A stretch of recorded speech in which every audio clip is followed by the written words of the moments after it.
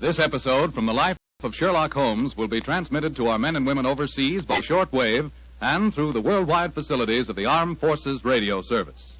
Petri Wine brings you Basil Rathbone and Nigel Bruce in the new adventures of Sherlock Holmes.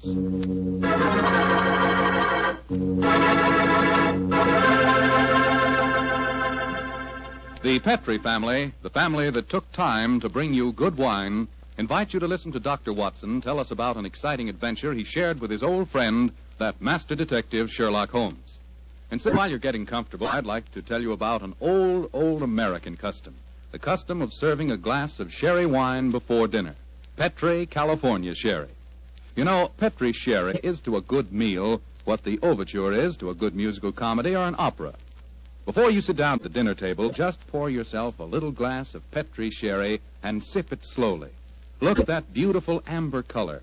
Smell the fragrance of those sun-ripened grapes. And taste that fine sherry flavor. You'll agree with me, I'm sure, that Petri Sherry is the best beginning a good meal ever had.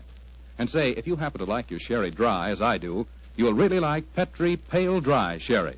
Believe me, you can't go wrong with any wine that bears the name Petri, the proudest name in the history of American wines.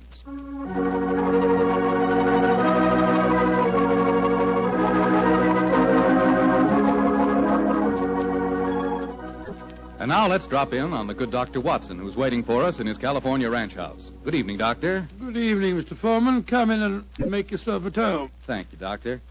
Sitting here with the lights off, I see. Have you been getting yourself in the mood for tonight's Sherlock Holmes story? No, my boy, I was watching the sunset. It's quite a beautiful tonight. Aye, Doctor, the sun set over an hour ago. Yes, I know that, young fellow, my lad. I know that. But at my age, a fellow's entitled to take a little snooze after dinner, isn't he? Of course he is, Doctor. And now that we've settled that, how about tonight's story? Well, a very beautiful girl figured prominently in this adventure, Mr. Foreman. Her name was Jasmine Lafleur. Huh? You say that again, Doctor, please? I know, my boy, but that was her stage name. When she was a magician's assistant, unfortunately, I never had the opportunity of seeing Jasmine Lafleur in the theater. But I'm told that she was a fascinating figure in tights and spangles. When Holmes and I first met her, however, she was dressed a little more conventionally. And her name was then Diana Vennering. Lady Vennering. Lady Vennering? Say, those tights and spangles really paid off, didn't they? Well, how did you and Sherlock Holmes come to meet up with her, Doctor? In rather spectacular style, Mr. Foreman. Miss Lafleur became something of a femme fatale in the early 1900s. First of all, she married Signor Rossoni, the magician for whom she was working. On the wedding night, he was mysteriously stabbed to death. A few months later, Madame Rossoni, very fetching in her widow's weeds, I'm sure, met Sir Wilfrid Vennering. And, after a whirlwind courtship, she married him. Don't tell me he got murdered, too. He did, Mr. Foreman. Also on the night of the wedding. But this time the police found a suspect. It was a certain Major Beckworth, cousin of the dead man, and an ardent suitor of the fair Diana. The trial at the Old Bailey was one of the most sensational I ever remember. Sherlock Holmes and I, in court on the closing day as a jury, were still considering their verdict. Holmes, the jury's been out over 8 hours. I bet you they can't agree on a verdict and there'll be a new trial. I think not, old chap. Look, here they come now. You know, there's a strong moral probability of guilt, but I'm sure they'll agree that there's insufficient evidence to convict. Oh, perhaps you're right. Just look at Lady Vennering down there ahead of us. What a stunning woman. Yes, and a woman of great poise and courage. Here it comes.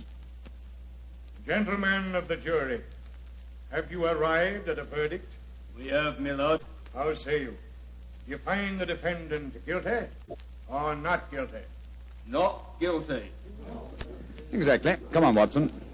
Let's get a breath of fresh air. Well, I was wondering perhaps if we shouldn't go over and congratulate Lady Vennering. On what? The fact that our husband's murderer has not been found? Oh, I suppose you're right. You ever read the Book of Tobit, Watson? Tobit? I don't think so. When was it published? Oh, a little before our time, old chap. It's an Old Testament story. Whatever made you think of it at this moment? Well, it's so remarkably apposite with the case of Lady Vennering. It deals with a highly peculiar series of murders, 7 of them, if I remember correctly. Who was the murderer? A jealous demon by the name of Asmodeus, who strangled husbands on their wedding nights. Well, judging by the verdict just now, Major Beckworth isn't the Asmodeus, or whatever you call him in this case. Here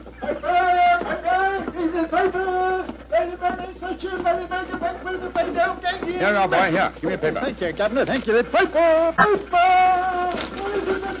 Well, Holmes, what does it say? Oh, wait a minute. Here we are. Listen to this. Oh. Lady Veneering, widow of the murdered man, says that she will marry the suspect. Lady Veneering told newspaper reporters this afternoon that if Major Beckworth is acquitted, she will marry him before the year is out. Oh, from my soul, Holmes, there's a positive sparkle in your eyes. You read about her. I must admit the lady fascinates me, old chap. I hope before she becomes involved in any further tragedies that we may have the opportunity of meeting her. And something tells me that we will.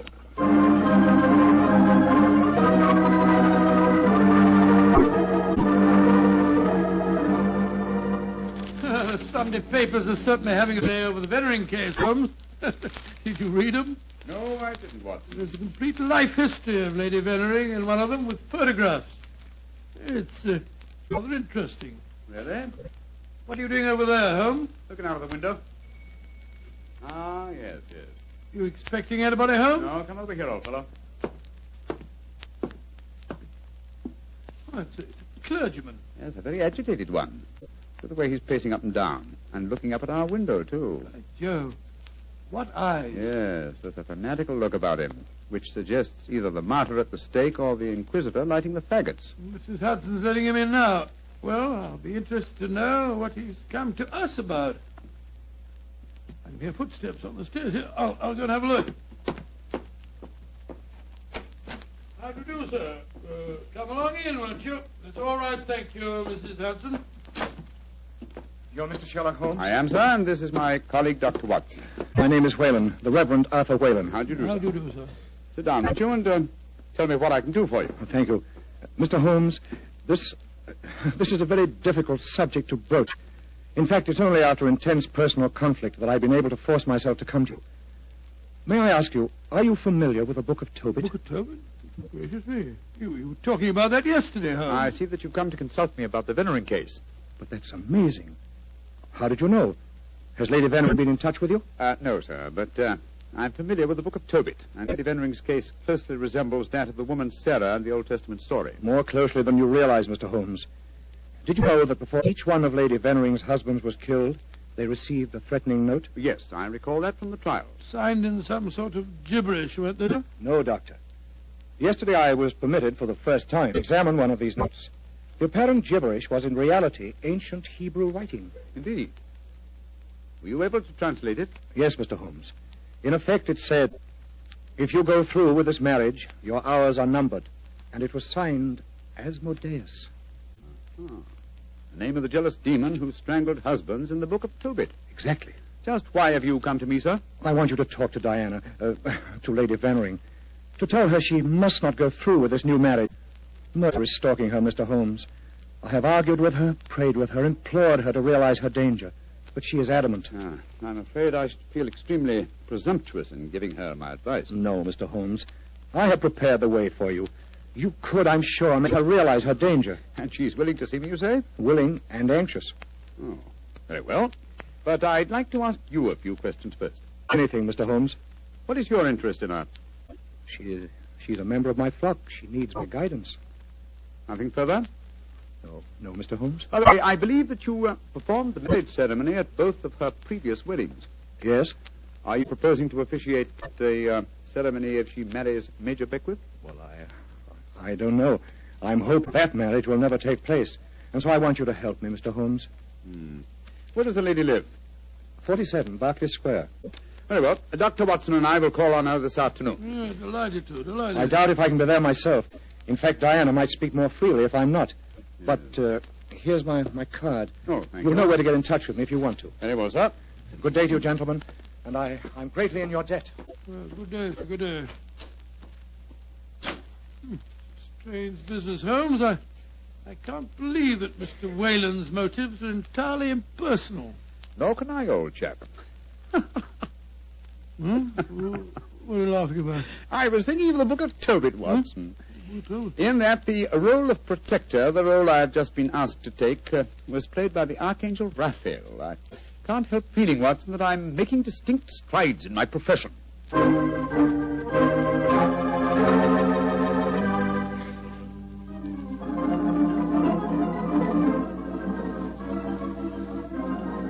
Mr. Sherlock Holmes. I'm so glad to meet you. How do you do, Lady Vennering? May I introduce my old friend, Dr. Watson? How are you, Dr. Watson? I'm awfully glad to meet you, Lady Vennering. Let's sit down, shall we? You're just in time for tea. Thank you. You know why we're here, of course. Oh, naturally. Mr. Whalen came round here as soon as he'd left you. You're to persuade me to look after my mortal affairs, while he takes care of my immortal ones. Isn't that it? Well, that's charmingly put, Lady Vennering. Charming. May I say, Mr. Holmes, that I'm flattered that a man of your eminence should be sufficiently interested to bother about me. You underestimate your own importance, Lady Vennering. Though I may mention that if your problem had been as simple as Mr. Whalen made it out to be, I might have been otherwise engaged. You're being very frank and a little mysterious. Are you suggesting that Mr. Whalen didn't tell you everything? I am. And I hope you will be more candid with me. Sherlock Holmes, I like you. You're most refreshing. Milk and sugar in your tea? Just milk, thank you. Here you are. How about you, Dr. Watson? Oh, just the same way, please. Hey, thank you, my dear. And now, Mr. Holmes, perhaps you'll tell me why you think that you haven't been told everything. Before I answer that, Lady Vennering, I wonder if I might ask you some questions. But of course. Anything. When your first husband, Signor Rossoni, was killed, did the police find any suspects? Yes, one. Ferdinand Gautier, a young man who had been an assistant in our Magician's Act. A stupid, good-looking boy who thought he was in love with me.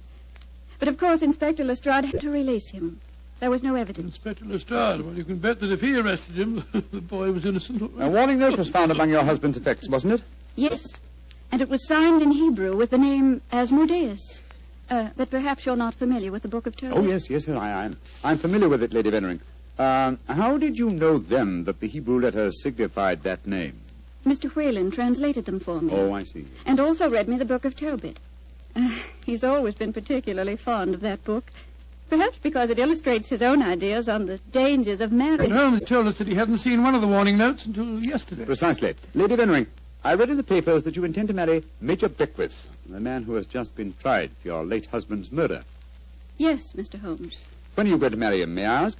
When it pleases me. Doesn't it occur to you that a great deal of comment will be caused? Also that Major Beckwith's life is in obvious danger? Of course it occurs to me, my dear man. But because of two tragic marriages, am I to spend the rest of my life alone? As Mr. Whalen would have me do? I'm young, alive. Peter, what are you doing here? I just arrived back in England today, Diana. What's this I read about you marrying Beckwith? Peter, I have guests. Mr. Sherlock Holmes and Dr. Watson.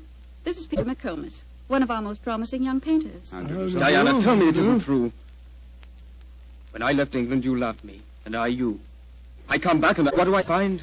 You're planning to marry Beckwith. Well, I won't stand for it. If you think you can throw me over like some silly boy, you're very much mistaken. I can tell things, you know. I can tell lots of things. Get out of here, Peter. Get out. Diana. And don't come back until you've learned manners and discretion. But Diana... Get out.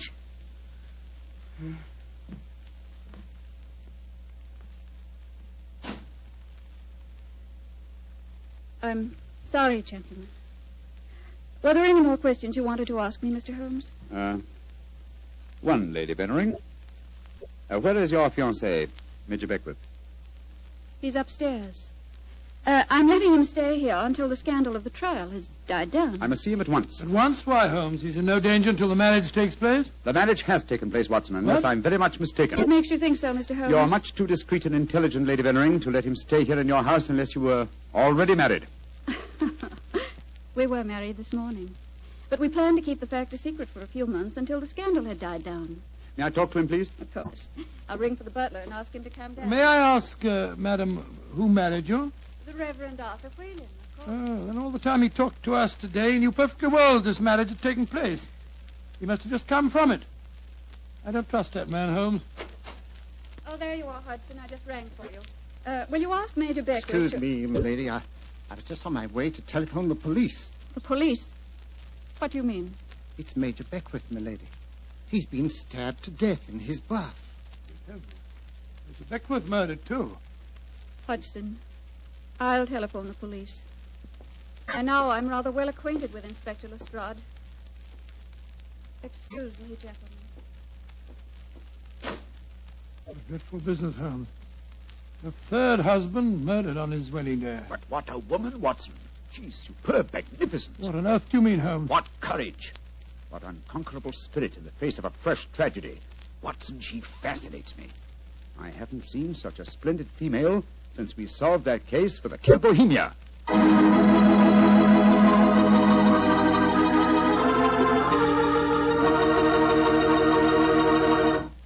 Dr. Watson's story will continue in just a few seconds. Time enough to remind you that the easiest way to make good food taste better is to serve that good food with a swell Petri wine.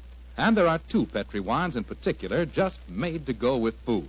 Petri California Sauterne, a delicate white wine with a subtle flavor that's perfect with chicken and fish. And Petri California Burgundy, a hearty, rich red wine that's out of this world with any meat or meat dish. So if you want to know just how good a cook you are, serve your good food with Petri wine made to go with it. A Petri Burgundy or a Petri Sauterne. Two swell Petri mealtime wines.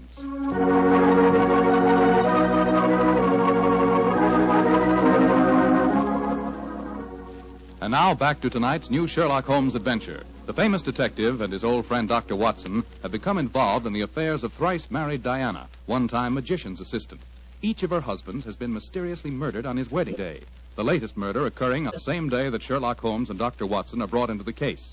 As we rejoin our story, it's a month later, and for some obscure reason, Sherlock Holmes seems to have lost interest in the case, though not in the beautiful Diana. Mr. Holmes. Yes, Lestrade? It's over a month now since Major Beckwith was murdered, and we haven't found a single clue to it. You expect me to supply the deficiencies of Scotland Yard? Well, it's unlike you not to help us, Mr. Holmes. And after all, you and Dr. Watson were in the house when it happened. If you ask me, the murderer's either McComas, that Irish painter, or the clergyman Whalen. What do you think, sir? As far as I'm concerned, the case is closed, Lestrade, and I wish you'd stop bothering me. What do you think I am? Nothing but a detecting machine? Mr. Holmes, whatever's come over you? Holmes, you're not going out again this evening, are you? I'm afraid so, old chap. Well, this will be the fourth night in a row. I was hoping that we might have a nice, quiet evening in front of the fire. Oh, I'm sorry, Watson, but I promised to take Diana to the horse show at Olympia. I should be home by midnight.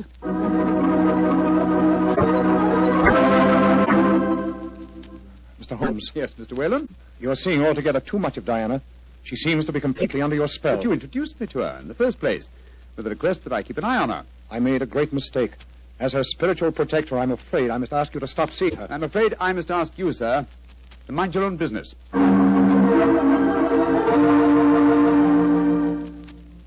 I say, Holmes, have you seen in the paper that violinist, Isaiah, is playing at the Albert Hall tonight? No, I haven't looked at the paper today. Oh, I thought perhaps that we might go along and see I'm him afraid together. I can't hold you up. No, I'm taking Diana to the French Maid at Dahlia's Theatre. I hear it's a charming musical comedy.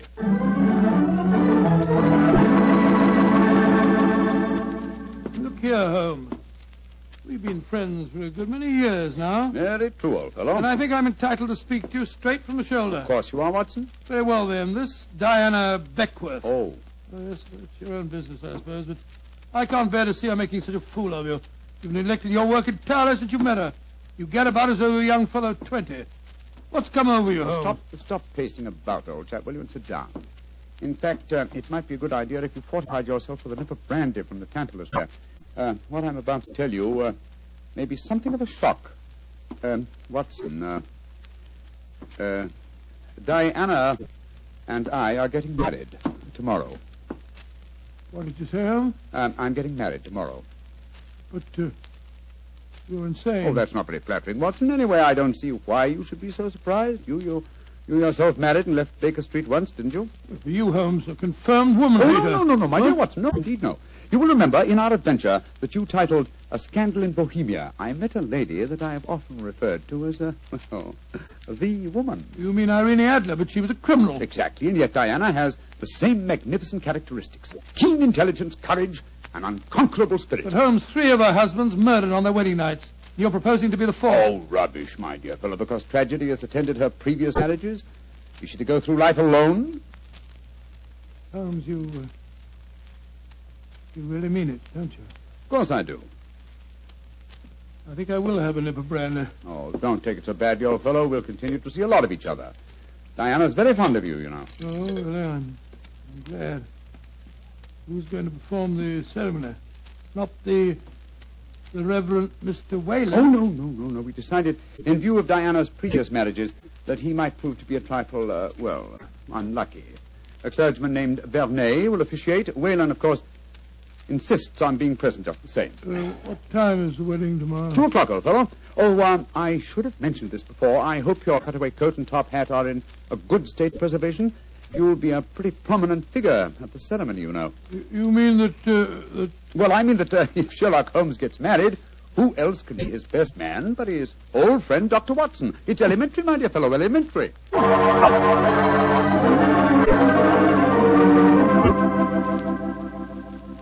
I now pronounce man and wife, and those whom God hath joined together, let no man put asunder.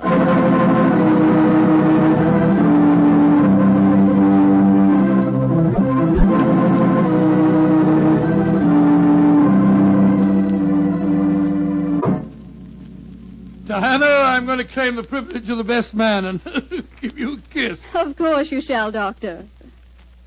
It's you, Holmes. You're this lucky fellow. Of course I am, old chap. Sherlock, I'm going upstairs to change my dress now. Very well, Diana. I'll be up shortly. I'll see you later, Dr. Watson. Very well, Mrs. Holmes. Holmes, I never thought I'd live to say that.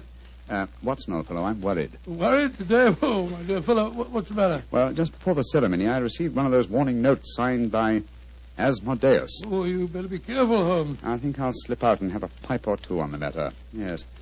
Look after my guests for me, will you? And keep your eyes open. And your ears. Yes, I will indeed. There you are, Mr. Whalen. Would you care for a glass of champagne or punch or something or other? Thank you, no, Doctor. I'm in no mood for celebration. I'm certain that Diana has made a shocking mistake. Well, really, sir, I don't think... I only came here in a last-minute attempt to dissuade her. Now that I've failed, I shall leave. Good day, sir. Bless your soul. Dr. Watson? Oh, hello, McComas. Where's Mr. Holmes? We'll be back in a few minutes. Would you care for a glass of champagne, sir? Well, thank you. I should like to drink a toast to the pair.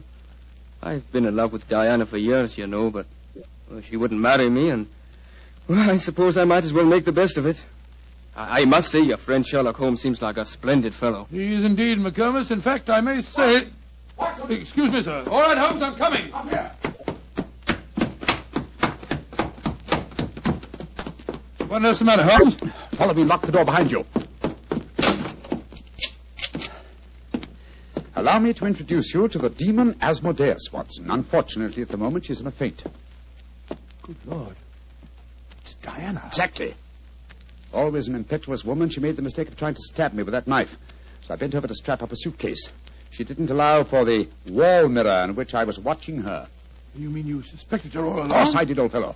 The problem was to find the proof. I first suspected her when I knew that she had been a magician's assistant. The key to the profession of magic is misdirection, and these murders have been a perfect example of misdirection motive. How do you mean, Holmes? Well, by creating a... Thanks to the well-meaning stories of the Reverend Mr. Whalen, whose theological libraries she must have copied the Hebrew signature, she focused the murders on jealousy, concealing the fact that the one person with a perfect motive was herself, the widow who was to inherit. Oh, why hasn't she been caught before? Because she was devilishly clever. She left no clues except an indirect one that I had once spotted, that the likeliest person to be able to approach a bridegroom unsuspected and stab him is his bride. And now I wish you'd see if you can revive her, old fellow. When the police get here, I should like Mrs. Holmes to be in full possession of all her faculties.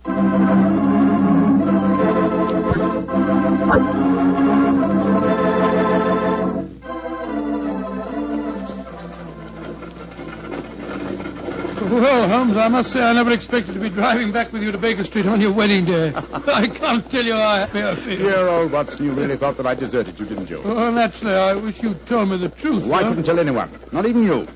If the faintest shadow of suspicion had entered her mind, I'd never have caught her. Well, it seems to me you paid a pretty high price, Holmes. You told me you made a will in her favor. Supposing something happens to you before her trial. She'd get the money, you know. Oh, the will? Oh, no, that was worthless. I told Diana that it was a holographic will and perfectly valid. Well, what on earth is a holographic will? A will drawn up in one's own handwriting on a piece of perfectly plain paper. Such a document is quite legal, but I drew mine up on a paper with a letterhead. That made it invalid. Oh, I see, but the fact remains that you are married, Holmes. I really fooled you completely, didn't I, Watson?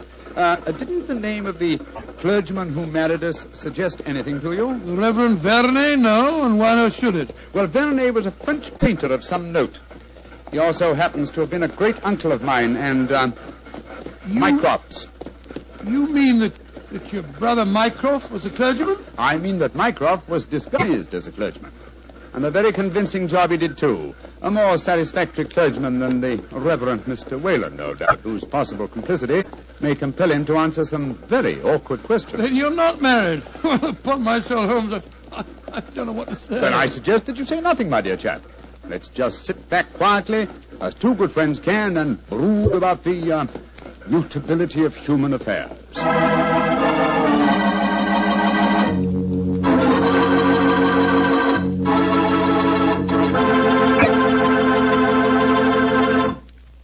Well, Doctor, tonight's adventure was really a little extraordinary, to say the least. Holmes sure had a narrow escape. Doubly narrow, Mr. Foreman, doubly narrow. He not only escaped the jaws of death, but he also escaped the clutches of matrimony.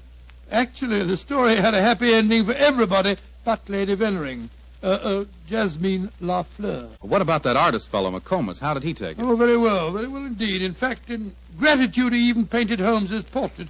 Not exactly a good likeness, though. One of those modern artists who paints as impressions of a person, but rather than a portrait. What do you mean? Well, now, let me see. If he were to paint his impression of you, you'd probably end up by looking like a bottle of Petri wine in a sports jacket. Go ahead, Doctor. You can tease me all you want. I'll still rave about Petri wine. And why not?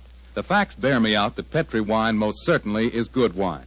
After all, the Petri family knows all there is to know about the art of turning plump, sun-ripened grapes into fragrant, delicious wine. That's because they've been making wine for generations, ever since they started the Petri business way back in the 1800s.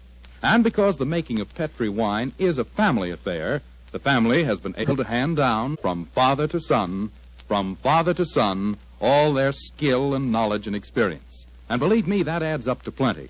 So no matter what type of wine you prefer, one to serve with meals or a wine for any special occasion, choose one of the fine Petri wines. You can't miss, because Petri took time to bring you good wine. And now, Dr. Watson, what story do you have lined up for us next week? Well, now, let me see, Mr. Foreman. I'm going to tell you about a strange adventure that began by my taking a wild cab ride through the moonlit streets of London, and ended with Holmes and me being trapped in a luxuriously furnished cellar below a furniture warehouse down by the waterfront.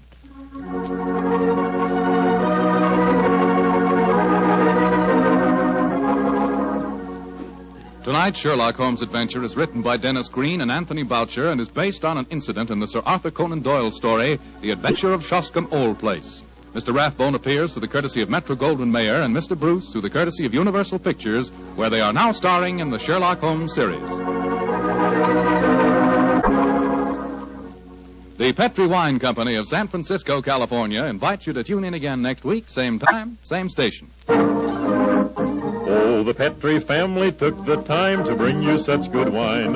So when you eat and when you cook, remember Petri wine. To make good food taste better, remember... Petri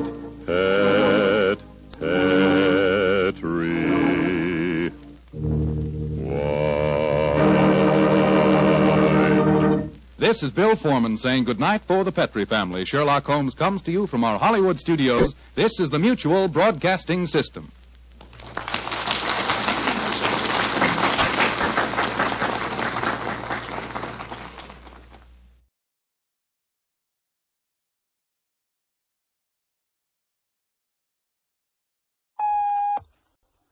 And now, the Mole Mystery Theater, presented by M-O-L-L-E. Mole, the heavier brushless shaving cream for tender skins.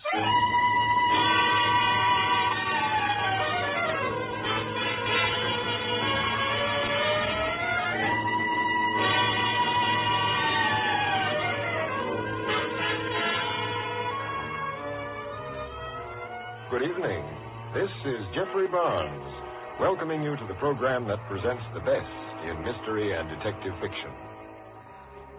Tonight's story is a modern, hard-boiled adventure written by Ray Bradbury and entitled Killer, Come Back to Me. Richard Widmark, star of the recent Broadway hit Kiss Them For Me, will play the leading role. Alice Reinhardt, well-known radio star, plays Julie. Killer, Come Back to Me is the story of Johnny Brugman, a killer who suffered delusions of grandeur, who thought he was beyond the law. It is a story that demonstrates, once again, that a career in crime is bitter and short. Say, Mr. Barnes, before we begin, I have some letters here I'd like to read. Oh, letters from some of our listeners, Dan? No, these are letters for some of our listeners, men who have tough whiskers or tender skin. And the letters I want to read to them are M-O-L-L-E. You bet, men. Shaving torture ends when you start shaving with Mole, the heavier brushless shaving cream. Yes, sir, with Mole, it's smooth. So smooth. It's slick. So slick. It's a smooth, slick shave you get with M-O-L-L-E. Mole, the heavier brushless shaving cream for tender skins. Yes, Mole is the cream that's heavier, the cream for a hard-to-cut beard or a tender skin. Because Mole is heavier, it not only softens your whiskers, it stands them up straight and lets your razor sail right through them. So you shave faster, closer, easier, and you shave painlessly with Mole, the heavier brushless shaving cream for tender skin. And now for tonight's Mole mystery, Killer, Come Back to Me.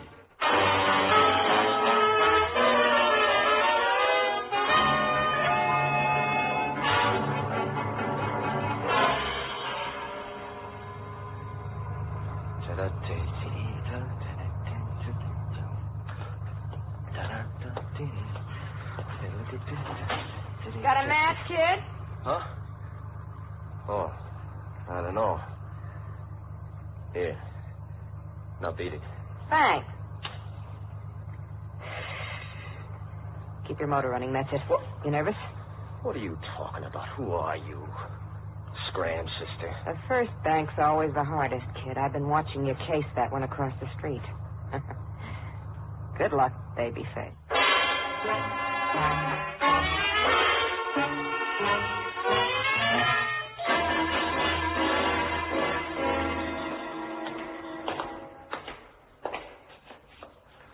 Yes, sir? Get him up. Hey, what's Hand over that money. This is stick-up. All right. Don't Quick, Oliver, I'll blow your brains out.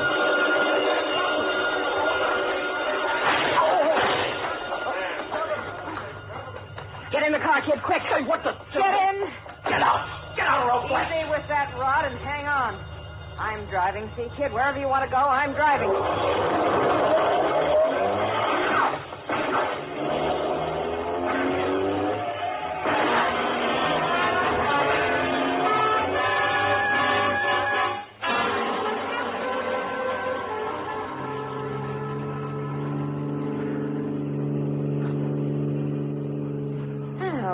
Them at 80.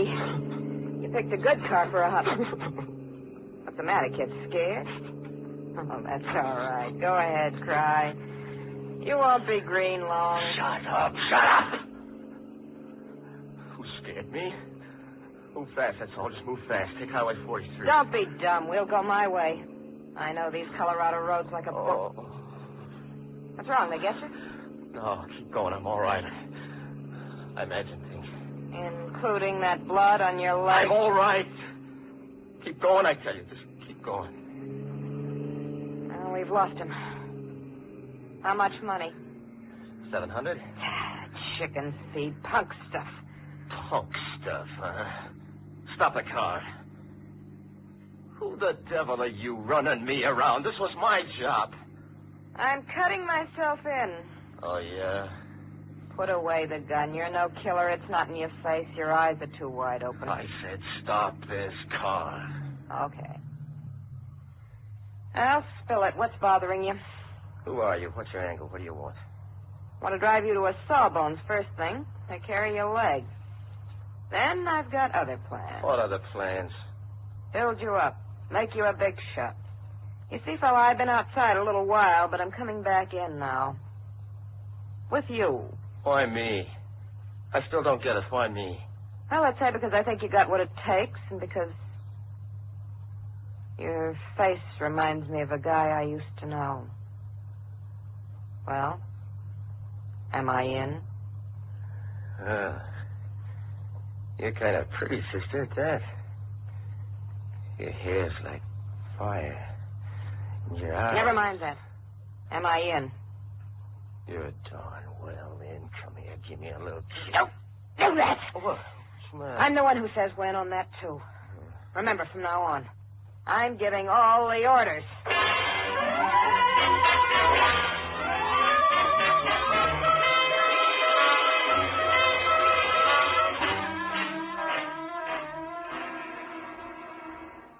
Get going, Doc. Operate on his leg. Yes, I will, but please stop waving that gun at me. It gets me nervous. Get started.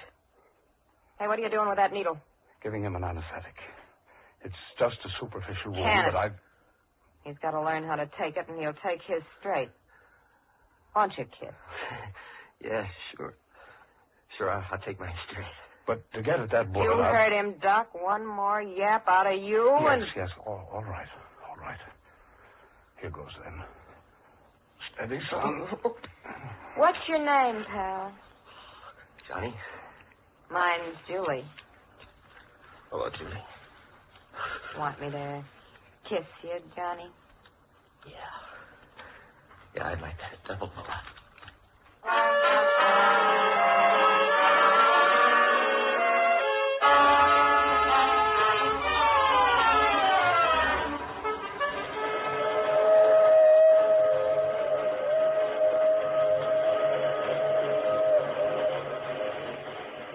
How's the leg, Johnny? Swell. It's getting dark out. Where'd you say we was traveling to? California. First to San Francisco. Frisco. Why there? Hey, who are you? Just what's your angle? Why'd you climb in my car this morning at the bank? Because you were headed for the morgue, and I put you on a detour. You need training. The way you walk, talk, hold a gun. Why, you look like a kid waiting for a ticket in front of a dime movie. Yeah, but you promised to tell me something else, too, about another guy that I reminded you of. Who? Okay. Do you remember Ricky Wolf? Ricky Wolf? The big-time Central City mobster? Mm-hmm. Oh, my gosh, yes. I was with him for 5 years. Well, yeah. Well, you're Julie Parks. I used to read plenty about you and Ricky Wolf. How is he? He's dead. Dead? What are you talking about? Ricky, why, the papers would have been full of it. The papers didn't know anything about it. Nobody did. Not even his own mob in Central City. I'm the only one that knows. Happened 6 weeks ago in Iowa. What do you mean? Somebody killed him and threw his body in the river. They never had a print of his fingers. I was the only one who could identify him, so I hit for Denver and covered up. Then I came along, huh? Yeah. And I always wanted to see what I could do with a beginner. Kid, you're only as good as your woman is good. If she's a whiner and a baby and a cat, she'll be on a dead slab in no time. She won't let you think clear. But me, my fingernails are clipped pretty short. That means I'll never rip your back, get it? It's up to you. Well, what'll it be? You want to die tomorrow or 4 years from now? Is that the way? That's the way it is. Well? Julie, I'm glad you came. I wouldn't want to be alone tonight. I need somebody like you. Oh, Julie. I told you never to do that. I told you I'd say when. If you stick with me, don't you ever forget that you're not a kid anymore. You're not even Johnny Broadman anymore. Not even... Then who am I? After we hide out in Frisco for a while, where I can teach you everything you gotta know, I'm bringing you back with me to your old gang. You're gonna take over again, get it? You're Ricky Wolf.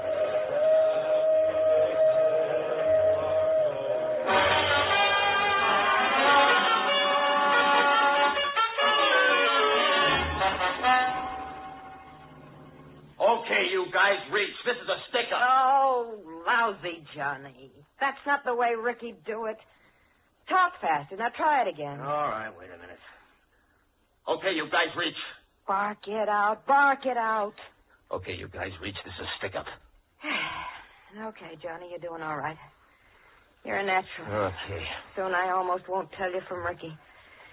But you gotta learn how to walk tall and stiff with your guts tucked in. Oh, have a heart, Julie. What do you expect? Miracles? One thing more, and you better listen. When you're on top, don't let it go to your head. Lay off the other women, you understand? Yes. That's one thing that got Ricky, and that's one thing I'm not kidding about and won't stand for. You get it? Yeah, sure, Julie. All right. Now it's time I showed you something. Lamp these pictures, Johnny. Take a good look. Oh, my gosh. You recognize yourself? That's me. Well, only it's not. It can't be. It's enough like you to make it worth 100,000 if we work fast. Worth $1 million if we stick it a couple of years. These pictures were snapped when you were boss man of Central City. Well, Ricky Wolf ain't dead anymore. He's back from the grave in this room now, sitting right there, and he's going back. Back to Central City to be boss man again. How does it feel being Ricky Wolf? Being Rick... Julie, you really meant that all along? I mean, my going back is him? Yeah. But nobody'd believe it. Stuff like that happens in dreams and books, but we never get away with it. It just don't happen. It happens to us, Ricky Wolf. It happens to us. No, Julie, I don't even look like him when you come right down to it for a minute. Yeah, if you look quick, if the light's bad, if you're half blind. But to try to pull a gag like that on his old mob, the guys who really knew him, was crazy, Julie. You want to get us both killed? Shut up or I'll do the killing now. It's going to work for us and work good because it happens to us. You get it? You get it, Ricky Wolf?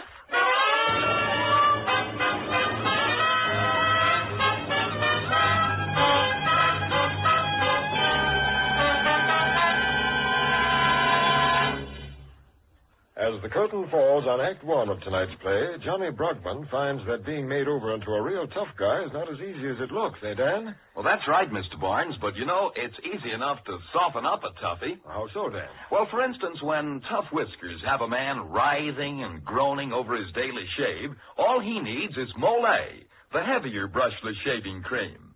Yes, sir, men, because Mole is heavier, it not only makes softies out of the toughest whiskers, it stands them up straight while your razor mows them down 1, 2, 3. So remember, if you have wiry, hard-to-cut whiskers or a tender skin, shaving needn't be painful. With Mole, you get a smooth, slick shave every time. With Mole, you shave faster, closer, easier, and you shave painlessly. Try it. See if you don't say, it's smooth, so smooth. It's slick, so slick. It's a smooth, slick shave you get with M-O-L-L-E. Mole, the heavier brushless shaving cream for tender skins.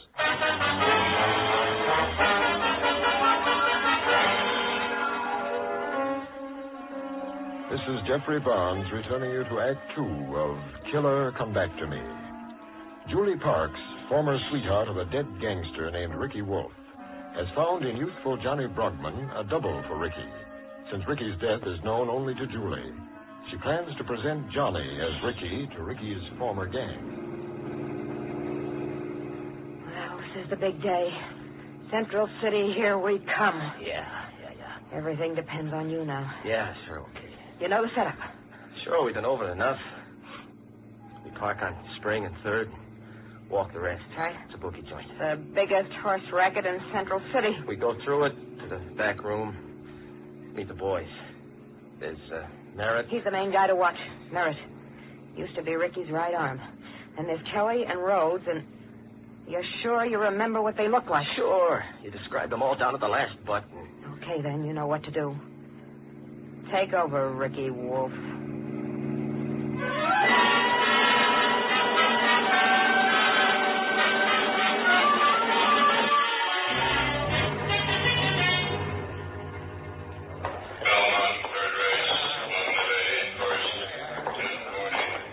Keep going.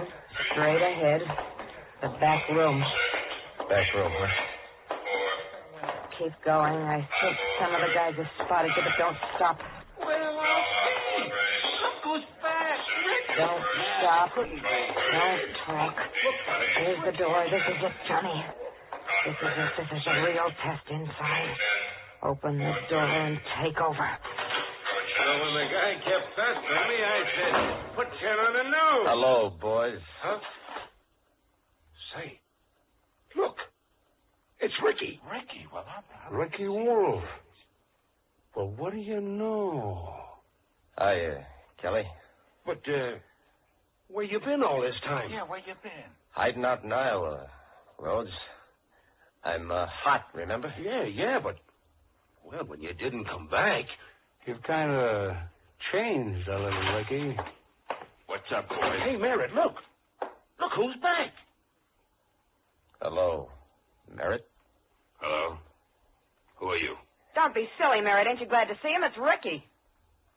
Yeah? Since when?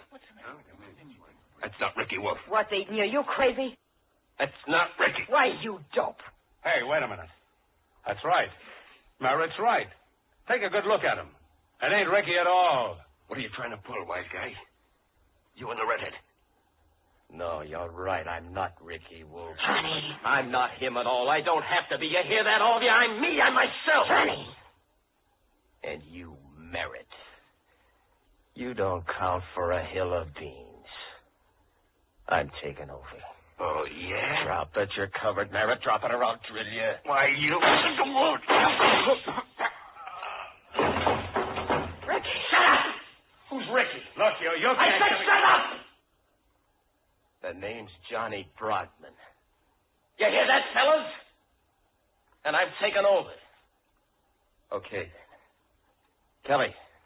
Yeah? You know what to do. Get moving with this body. Sure, boss. And you, Rhodes. Yeah? Help him. Get your car around the alley on a double.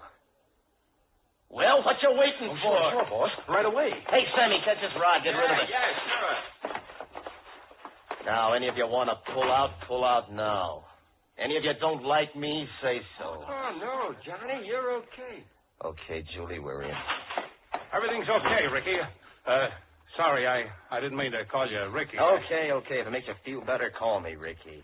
Well, sure, boss. Sure. You know, I like that. What? What you just said, those last few words.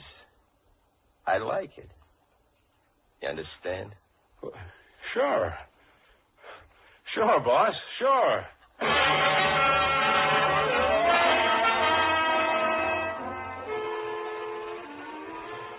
Central City.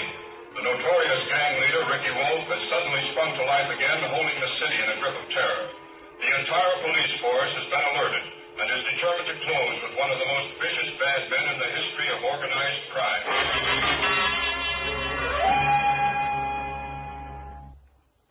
Well, Dave, how do you like us now, huh? We're sitting right on top of the world. What's the matter, Julie? What's wrong? Look at this millionaire dump we've moved in on. We hit the jackpot, ain't we? Maybe. What do you mean, maybe? From now on, you don't get me to go along on any more of your jobs, boss man. What? No Julie at the wheel. Why not? You got to. You're still my good luck piece. You remember what I once warned you when you were still a punk? About chasing other women? Well, who is?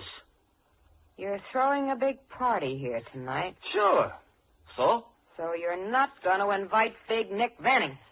Are you kidding? I gotta meet him. He's the biggest, the boys tell me. Why, I hear he's my... he used to be Ricky's sponsor, sort of. And a double-crosser with crazy ideas. I know what's up his sleeve. Lay off him. He's poison, do you hear? Ah. You won't listen to me anymore, you swelled it. I warned you. Julie, what's gotten into you lately? Why'd you throw out those flowers I gave you this morning? Because I don't want flowers. And I don't want Big Nick around here. Ah, go lay a fried egg, sister. Who's taking orders from who?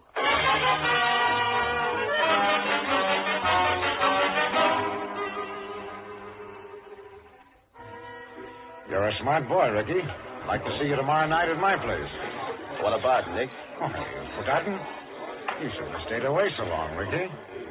We've been planning this thing for 2 months. The biggest job ever pulled. And you were in on it. Remember, Ricky? Keep talking. A job too big for any one mob. So I got some smart boys in on it from Chicago, New York. 25 of them. For the fanciest day's haul anyone ever heard of. You're heading it, kid. You and your boys. It's a fortune for all of us. $10 million. Remember, Ricky? 10 million. Yeah, sure. I remember. Keep talking. Gold bullion coming in on a freighter from Japan. Government stuff. Hey, wait a minute. Government stuff. We gonna tangle with them? Come over tomorrow night.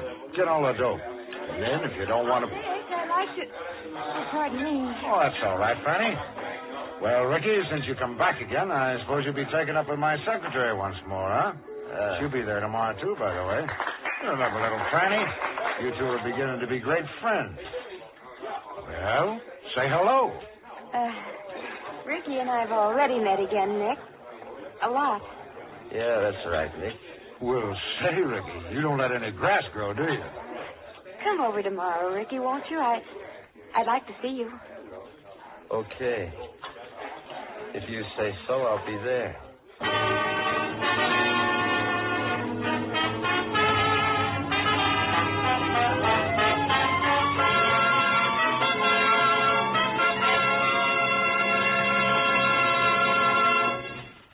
This is Jeffrey Barnes again. In just a moment, we'll bring you Act 3 of Killer Come Back to Me. Here's something for dandruff sufferers to keep in mind.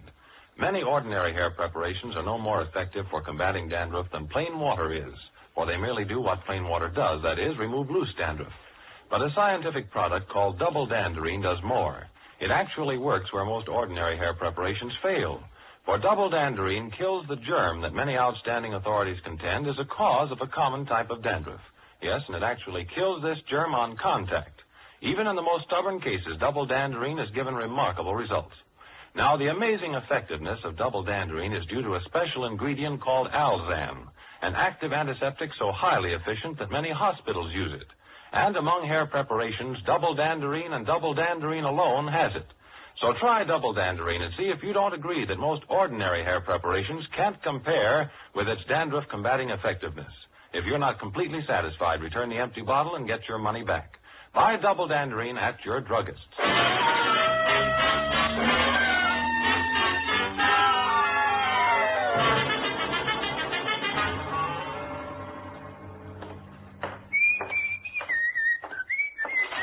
Johnny! Huh? Johnny, where are you going? Out. Got a date. With Nick? Is he trying to sell you that crazy scheme, too, like he did Ricky? Are you going to see Nick? Yeah. And his Franny? You're not going down to Nick's tonight. Get away from that door, Julie. He's staying here. This is one job you're not handling, see? Do you realize what you're up against? It's the FBI you're tangling with this time, and that's a sure ticket to a slab.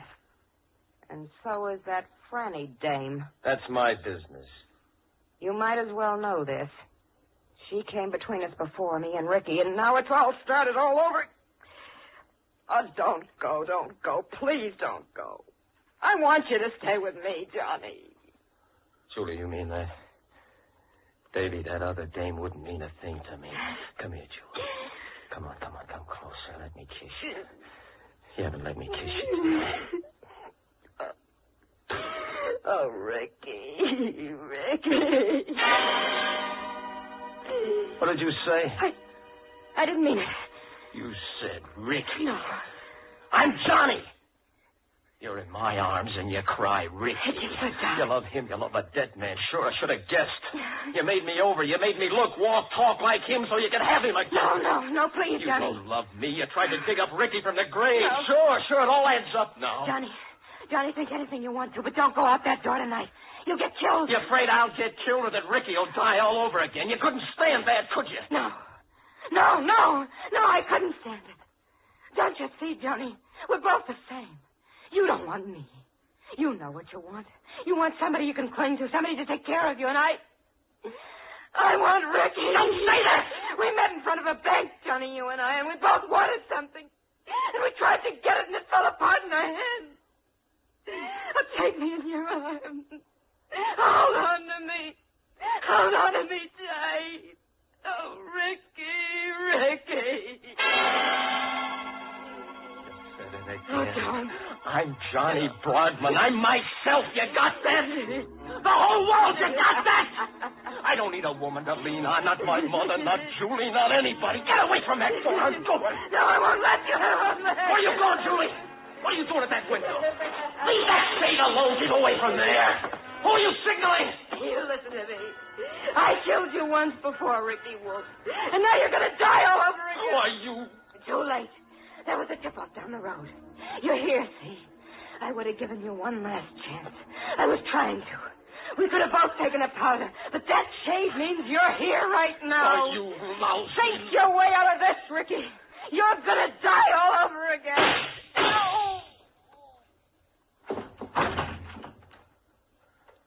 Oh, yeah. Wrong number, sister. This ain't Ricky. This is Johnny Brogman. Ricky. All right, there. Go on out, Ricky Wolf. The house is surrounded. Julie, what's this light? What's this searchlight they've thrown in here? Who is that? This is the FBI, Ricky. Get that light out of my eyes! What do you want with me? Julie, honey, tell me what to do. I don't know what to do, Julie. Throw out your gun and come out with your hands up. We'll give you 30 seconds, Ricky Wolf. Who's Ricky? I'm not Ricky. I'm Johnny. I'm Johnny Brogman. Come on, Julie. Tell him who I am. That's a tear bomb, Ricky. Just to show you we mean business. Julie, what'll I do? Julie, honey, don't die. Please help me. Help me like you used to, Julie. 10 seconds left, Ricky. No, don't shoot. Julie, please give me the word. 5 seconds, Ricky. Honey, I'll get the chair. I know I'll get the chair, and I don't want to die, Julie, baby. I don't want to die.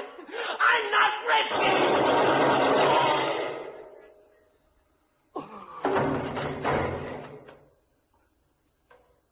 Julie, what do I do now?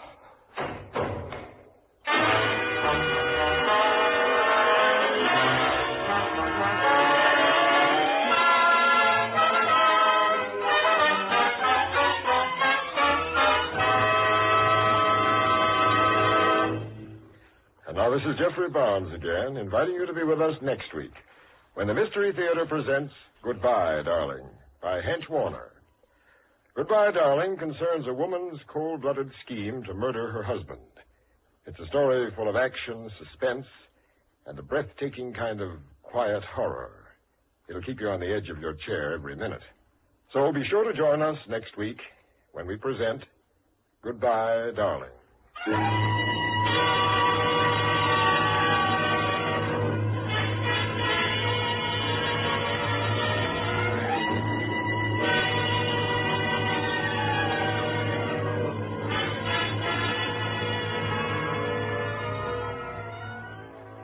The original music for the Mystery Theater is composed and conducted by Alexander Sandler. Killer Come Back to Me was written by Ray Bradbury and adapted for radio by Joseph Ruskol. Richard Widmark and Alice Reinhardt were featured in tonight's program. This is Dan Seymour saying goodnight until next Friday at this same time when the Mystery Theater presents Goodbye, Darling.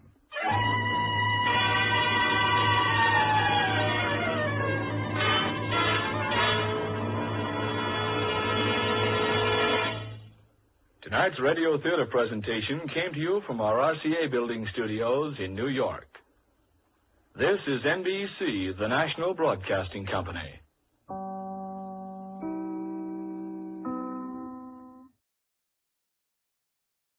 J-E-L-L-O. The Jell-O program brought to you by Jell-O and Jell-O Pudding, starring Jack Benny, with Mary Livingston, Phil Harris, Dennis Day, Rochester, and yours truly, Don Wilson.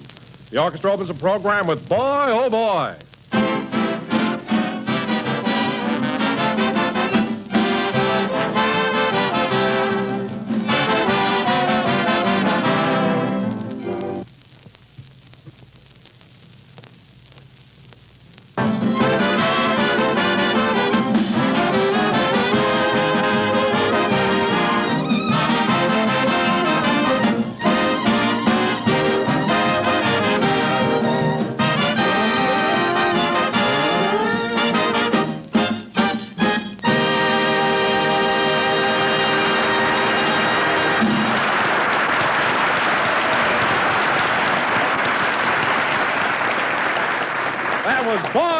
Boy, played by the orchestra. Now, ladies and gentlemen, once again, I bring you our master of ceremonies, a man who... Hold it down. Jack isn't here yet. Well, where is he? I just lent Mr. Benny a nickel to make a telephone call.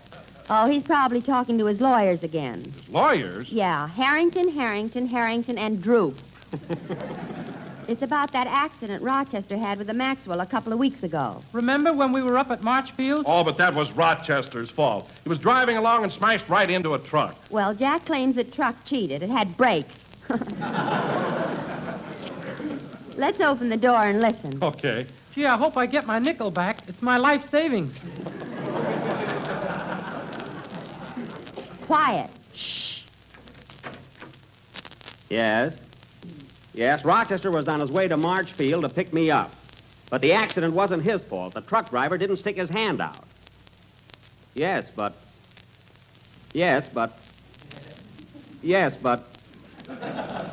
Look, who am I talking to? Harrington, or Droop? It's gotta be Droop. Well, look, Mr. Droop, make a note of this right away. The damages to the Maxwell amount to $158.64. What? How can I lend you my pencil? We're talking on the telephone.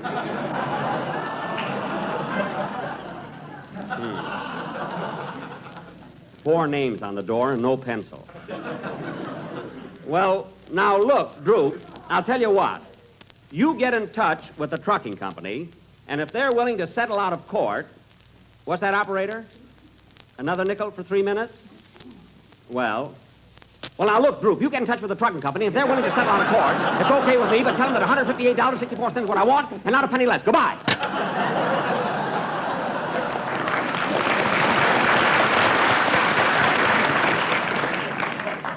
Phew. What a workout that nickel got. I'll bet the buffalo lost 6 pounds. Duck, fellas, here he comes. Oh, sorry I'm late, kids. Go ahead, Don. Introduce me. Okay. Who are you talking to, Jack? Oh,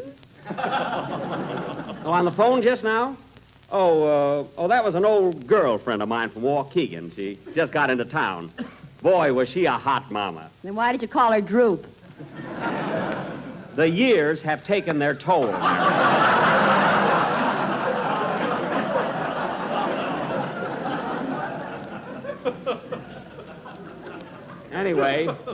Anyway, she's in town, and we're stepping out tonight. Oh, stop, will you? We heard you talking to your lawyer about that little accident with the Maxwell. Oh, so you were all snooping around, eh? Well, if you want to know something, it wasn't a little accident.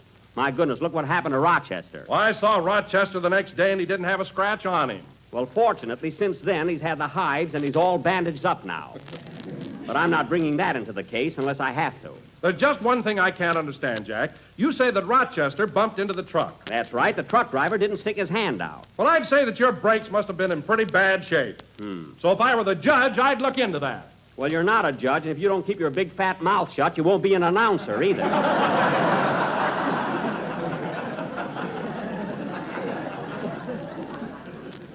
Now, let's settle down and get on with the program.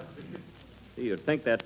Oh, hello, Phil. Hiya, Jackson. Well, kids, I did it. Harris done it. Congratulate me. Congratulate you. What'd you done do, Phil? What happened? Well, I passed the midterm examination at night school. Oh, so you're out of the beginners class, eh? You're not a freshman anymore. Nope, from now on I'm a semaphore.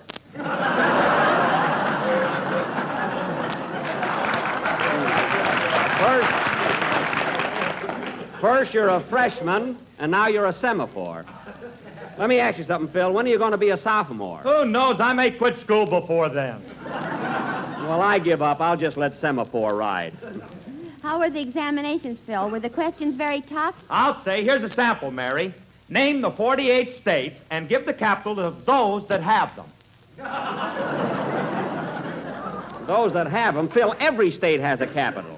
And I doubt very much that you answered that question correctly. Oh, yeah? Well, try me out. Ask me one. Okay, what's the capital of Idaho? Boys Town. That's Boise.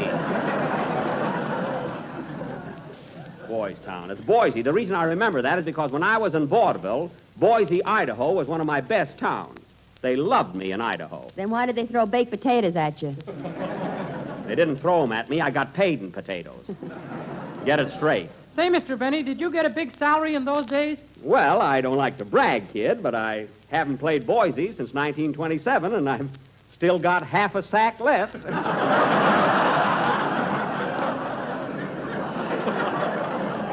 And I love my starches, if you know what I mean.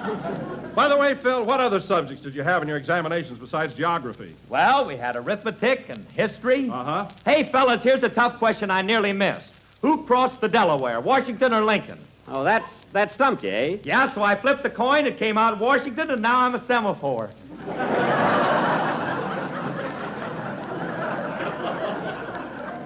Phil, that word is... No, I won't tell him. No, now, Phil,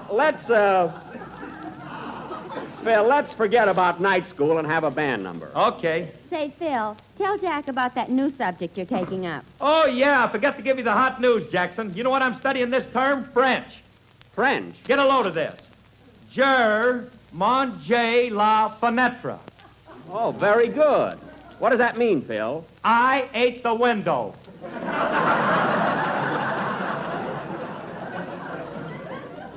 You ate the window? Yeah. Well, what the heck do you want to eat a window for? You eat bread, you eat rolls, you eat cake. Wait till I learn them. Till then, I eat the window. Well, here's a tip for you, Phil. Stay out of French restaurants. You better stay out of them, too, till you learn the language. Oh, I can read French. Come on, Phil, let's have your band number. Tell him what happened to you at Gaston's the other night. Oh, that could happen to anybody. Come on, Phil, play. Well, wait a minute. What was it, Mary? Well, you know how Jack likes to show off. Oh. Well, we sat down at the table, and naturally, the menu was all in French. All in French. Forget it. And what happened? Jack ordered a nice, thick, juicy watch-your hat and coat with mushroom sauce.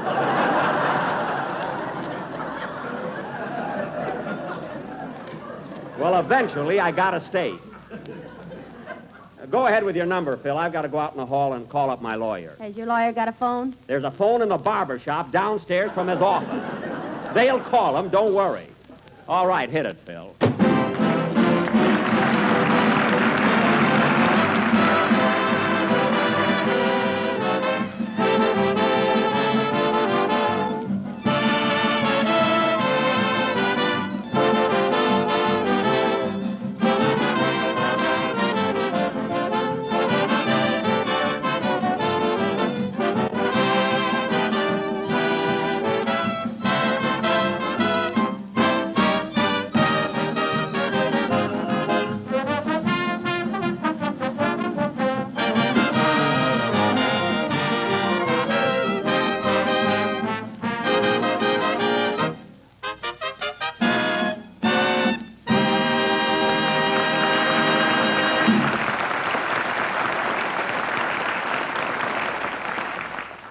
Yes?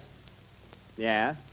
Now, look, Mr. Drew, you tell the trucking company that if they don't settle right now, I'll take them to court first thing in the morning. Postpone it till Wednesday. What do you want to postpone it for? Oh, Harrington is wearing your suspenders. Well, you can try the case with your pants at half-mast. Be there tomorrow morning.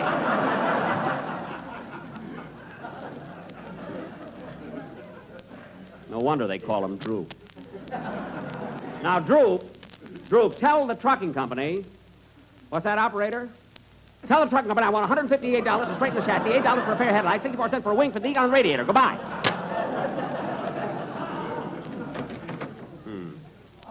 People don't stick their hands out. They've got to pay. What are you mumbling about? Oh, this darn case has got me all upset. Anyway, that was High Neighbor, played by Phil Harris and his orchestra. Very good, Phil, although it was a little loud. Phil? What? I say it was a little loud. Well, how do you know it was loud? You were out in the hall and couldn't even hear it. I couldn't hear your band? Phil, you play in the Biltmore Bowl of the Biltmore Hotel here in Los Angeles, don't you? Yeah. Well, I know some people who live at the Biltmore that haven't been able to sleep since you opened, and the Biltmore I mean is in Phoenix, Arizona.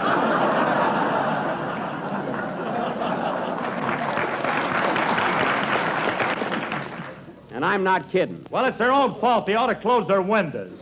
Oh, fine. You know, like I said, they ought to manger la fenêtre. That's eat the window, you semaphore. We're 2 words ahead of that semaphore there. Now, let's get on with the show. Let's get on with the show here. Come on. Now, let's see. Where are we? Boise, Idaho. We are not. Well, someone just hit me with a potato. I don't care. We're in Hollywood. Now, let me announce our play. Ladies and gentlemen, for our dramatic offering this evening, the Benny Retreaded Thespians are going to present an original mystery melodrama entitled The Frightwig Murder Case, or He Died with His Tooth On. Now, I will play the part of Detective Captain O'Benny, as fearless a bloodhound as ever sniffed a clue. Phil Harris will be Sergeant O'Reilly, my assistant sniffer. Mary, you're going to be the wife of the murdered man. And Dennis, you're going to be the victim. Gee, there's no future in that. I'm going to be your wife. What have I got? Quiet. Now, let's see. I want a bigger part, Mr. Benny. Why don't you lay on the floor and be the murdered man? I wish I could. My feet are killing me. Now, who else? Oh, yes, Don, you're going to be the butler. Oh, every time we do a mystery, I'm the butler. Why can't I be a detective? Because any man that can't look over his stomach is apt to overlook a clue. Say, say, that's all right. That line was pretty clever, eh, Mary? What do you care? You saved your money. Well, I liked it. Now, before presenting our mystery, folks, let me give you a brief synopsis of what happened up to now. On the night of January 24th, A.D., after dinner, Mr. Homer J. Frightwig, a social lion, was found murdered in his den.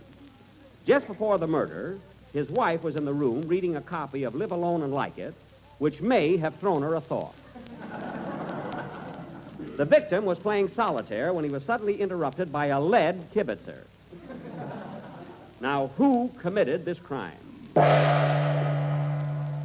Was it the chauffeur? No, I didn't do it. I'm innocent, I tell you, innocent. Was it the butler? I didn't do it, I tell you. I didn't do it.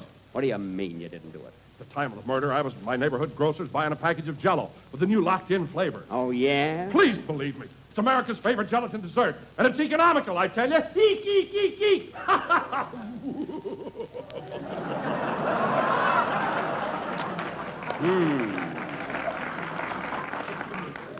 Now, pull yourself together. Was it suicide? No, I didn't kill me. I didn't kill me, I tell you. What? Me is my best friend. I love me and me loves I. You gotta believe me.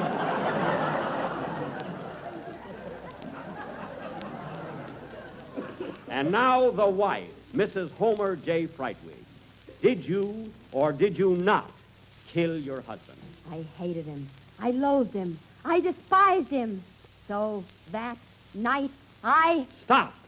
We can't give it away, folks, but this mystery will go on immediately after a song by Dennis Day. Sing, Dennis. I'm going out and call Harrington, Harrington, Harrington, and Drew.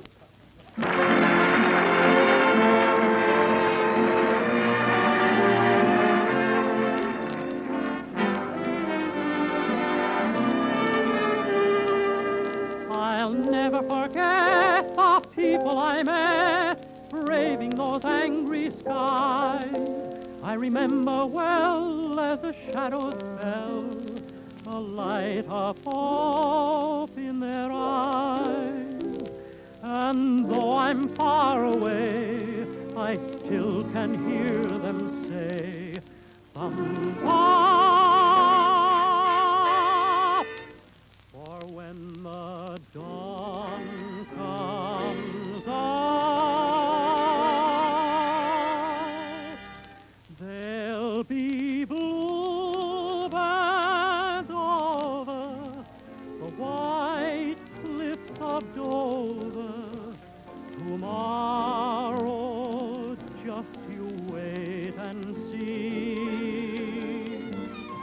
There'll be love and laughter and peace ever after. Tomorrow, when the world is free, the shepherd will tend his sheep, our valley will bloom again, and Jimmy will go to sleep in his own little room again. There'll be bluebirds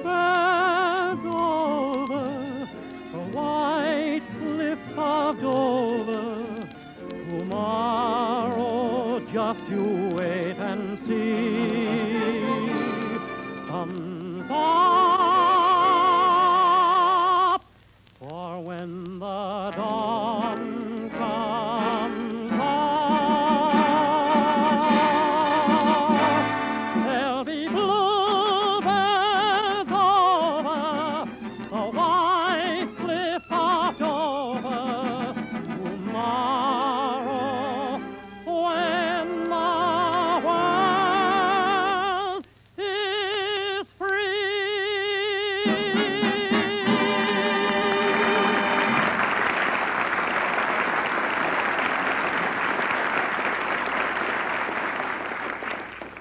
That was The White Cliffs of Dover, sung by Dennis Day. And now, ladies and gentlemen, for our mystery melodrama, The Frightwig Murder Case, or... Now, as the scene opens... lay down on the floor, Dennis. You're the murdered man. Lay right there on your back. If I lay on my back, I'll snore. You're getting paid, and you'll stay awake till the program is over. Now, as the scene opens, we find Detective Captain O'Benny and Sergeant Phil O'Reilly in their office at police headquarters. Curtain. Music.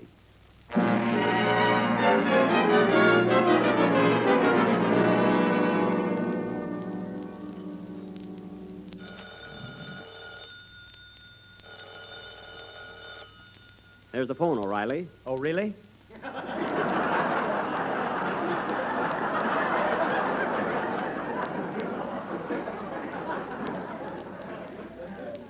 Never mind, I'll take it. Hello, police headquarters. Hello, I want to talk to Detective O'Benny. That's me. What is it? My name is Mrs. Homer J. Frightwig. I want you to come over to my house right away. My husband has been shot. Oh, really? Is that for me, Cap? I said, oh, really, O'Reilly. Shut up.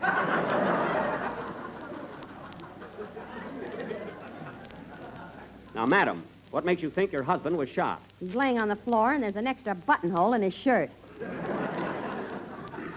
There is, eh? Well, I'll be right over. And don't make any more buttonholes till I get there. See you in a few minutes. Okay, Cap. Bring some White Rock. I ought to bring some aspirin for that cold of yours. Goodbye. What happened, Cap? Homer J. Frightwig has just been murdered. It's up to me to find out who did it. I think there's a woman in the case. A woman, eh? Well, you know the old saying, manger la fenêtre. That's cherchez la femme. Now, you stay here, Sarge. I've got work to do. I'll take the patrol wagon. You can't. The boys are delivering beer in it. Oh, then I'll take the squad car. And I'll solve this case, or my name ain't...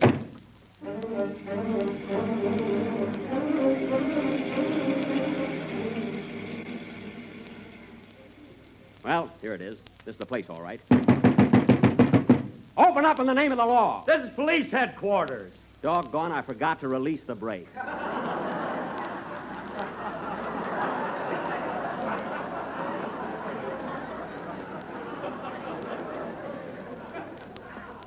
Well, I'll try it again. Better come with me this time, Sarge. Let's go.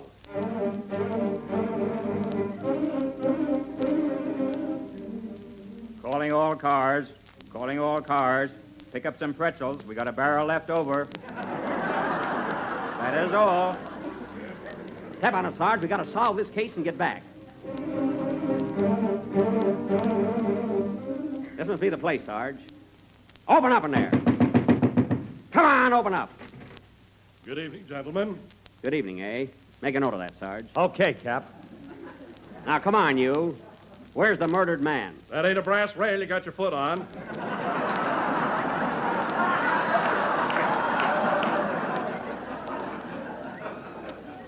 Oh, yes. Pardon me. That's okay, Mr. Benny. Shut up.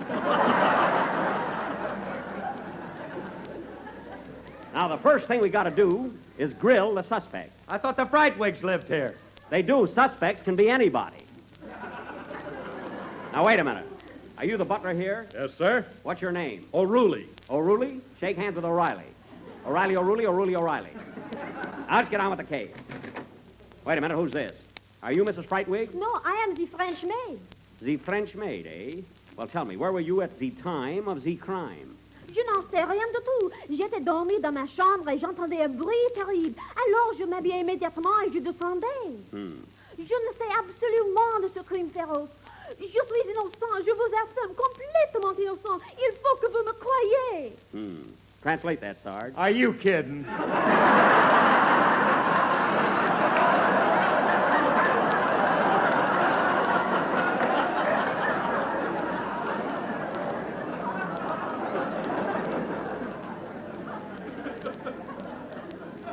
Well, you're studying French, aren't you? What was the maid doing tonight? She didn't eat the window, that I know. A fine help you are. Now, let's get to work here. Where is Mrs. Frightwig? Here she comes now!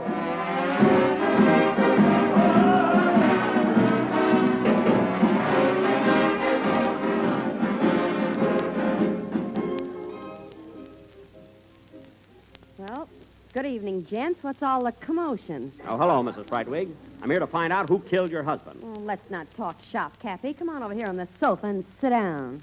None of that, Mrs. Frightwig. I represent the long arm of the law. Well, wrap it around me. I'm lonesome.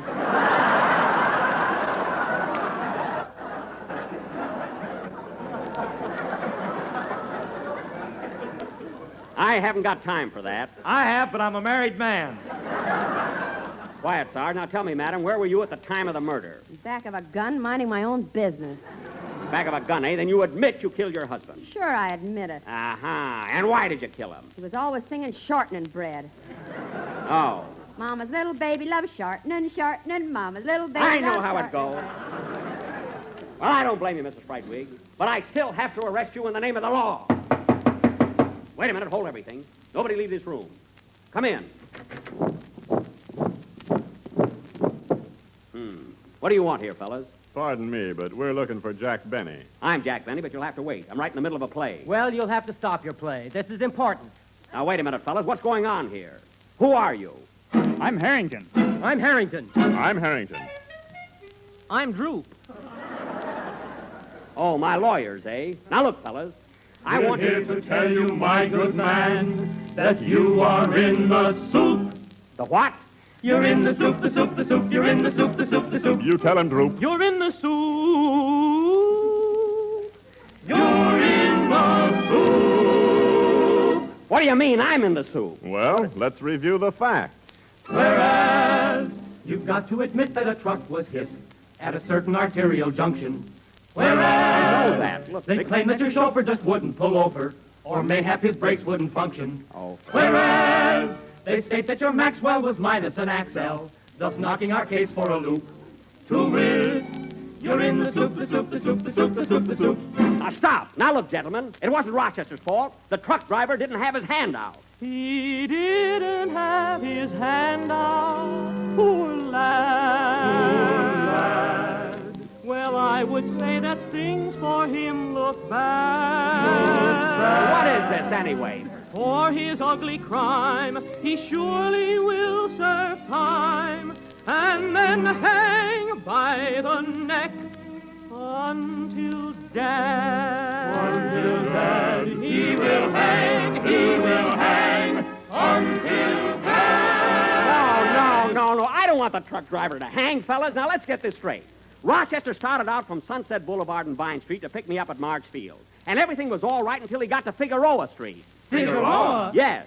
Figueroa, Figueroa, Figueroa, Figueroa, Figueroa, Figueroa, Figueroa, Figueroa, Figueroa, Figueroa, Figueroa, Figueroa. What's that got to do with Figueroa Street, fellas? Figaro, Figaro, Figaro, Figueroa! Now, wait a minute, fellas. Will you wait a minute? I can't talk to you now. Go away. I'll see you later. Goodbye. Goodbye, Mr. Benny, and don't worry. The most the judge will give you is 30 days. What do you mean I'll get 30 days? 30 days, 30 days. You get Billigadooshie, Shinnamarooshie, Balleralla, all 30 days, 30 days. For heaven's sake, 30 days. You get Billigadooshie, Shinnamarooshie, Balleralla, all 30 days. Now, that's about the silliest.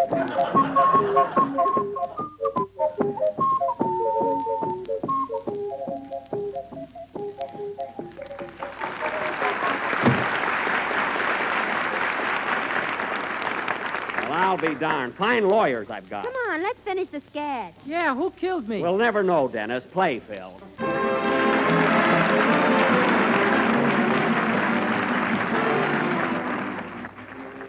Here's a grand Jell-O treat, friends, that your family will add to their list of favorite desserts the very first time they taste it. And it's one of Mary Livingston's own favorites, too. A beautiful, tempting dessert called Cherry Flake Jell-O. All you need to make it is a can of grapefruit sections and 1 package of cherry Jell-O. Just dissolve a package of Jell-O imitation cherry flavor in 1 pint of hot water and grapefruit juice. Turn into a shallow pan and chill until firm. Next, break the glistening Jell-O into tiny flakes with a fork.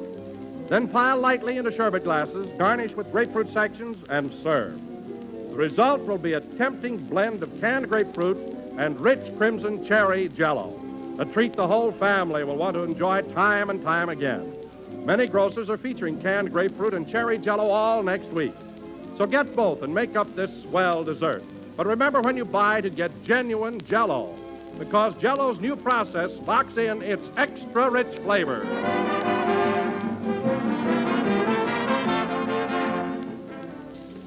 This is the last number of the 17th program in the current Jell-O series, and we will be with you again next Sunday at the same time. Say, Mary, do you want to come to my house for dinner tonight? Yeah, what are we going to have? Oh, Rochester picks up some baked potatoes and a nice Virginia ham. Oh, you played Richmond, too. Yeah, I went over big there. Good night, folks.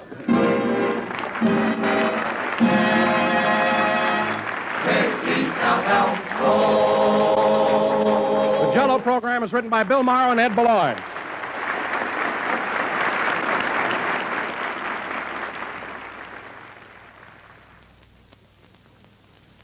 Have you plenty of Jell-O puddings in the pantry?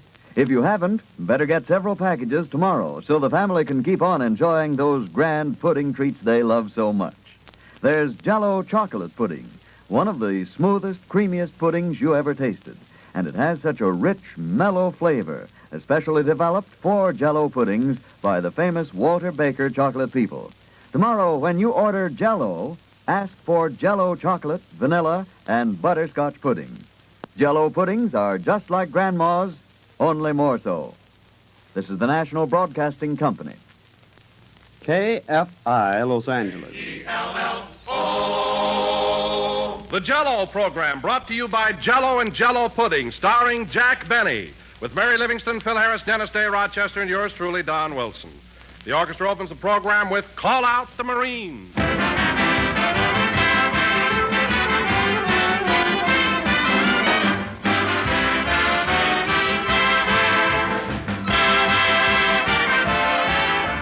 Back in Grandma's day, when Grandma wanted to serve the folks a particularly fine dessert, the dessert she chose was pretty apt to be rich, shimmering Jell-O. And today, housewives still reach for that familiar red-lettered package, still depend on Jell-O for their most tempting treats. Yes, Jell-O is now more than ever America's favorite gelatin dessert, because Jell-O today is better than ever. That famous Jell-O flavor has a new vividness, a new thrill to it. It's now locked in, protected for your pleasure by a new and exclusive Jell-O process. A process that locks Jell-O's intriguing goodness right into the tiny Jell-O particles and gives you an exciting new richness and extra delicious flavor that will have you shouting hurrah for the first time you taste it. But why not prove all this for yourself? Open a package of Jell-O. Notice that there's no sweet, fruity aroma, no sign of escaping flavor. Then dissolve the Jell-O just as you would in making a Jell-O dessert. And notice how the captive flavor rushes out marvelously rich. Ask your grocer for several packages of Jell-O tomorrow and discover for yourself how Jell-O's new process makes Jell-O better than ever.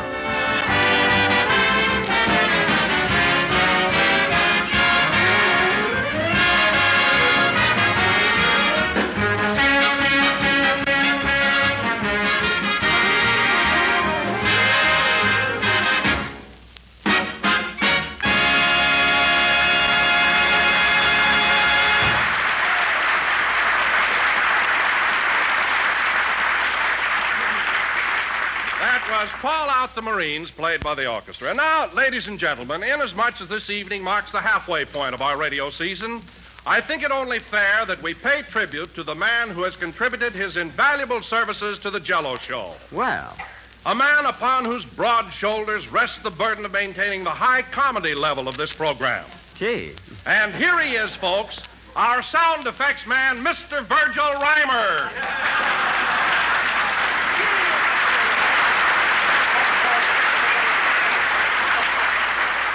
Hey, what is this? Hello again. This is Virgil Reimer talking. And, folks, I want to tell you this is the happiest Wait day a minute. Wait a minute. What's going on here, Don? Well, Jack, I thought the public might be sort of tired of hearing me introduce you week after week.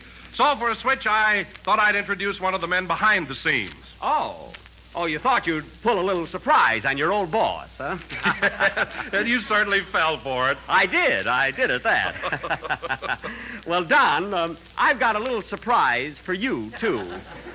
Remember one day in New York when I was having lunch with Harry Von Zell? Uh-huh. And you got all upset about it, and I told you not to worry? Yes? Well, knit your eyebrows, brother. The heat's on again.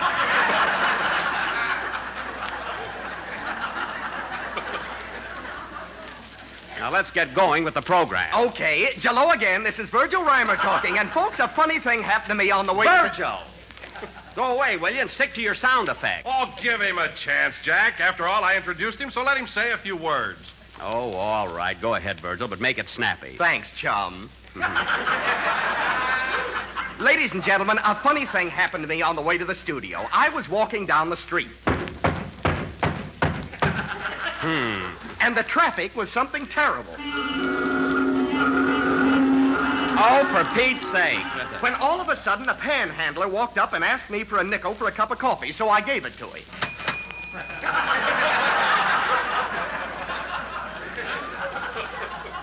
Oh, fine. Now, listen, Virgil. Just then, it started to rain. Rain? It's a wonder it didn't thunder. Now, cut that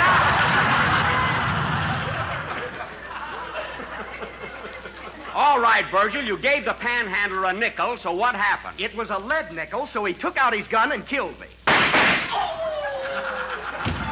I thank you.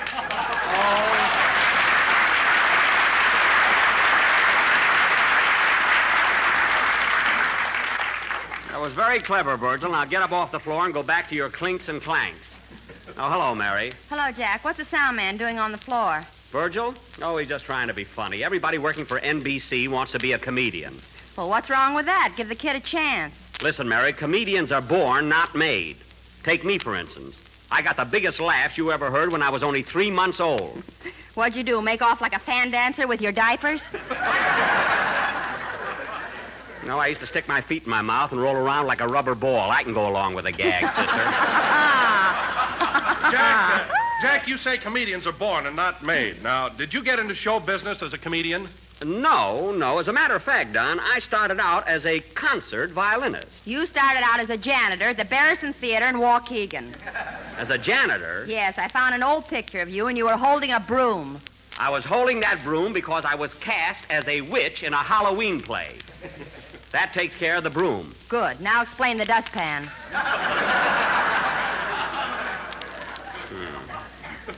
Well, you got me in a corner again. You know, someday I'd like to broadcast from a roundhouse. You know? Oh, hello, Phil. Hiya, Jackson. How's the old gent with the gray hair? He's fine. I just got a letter from my dad this morning.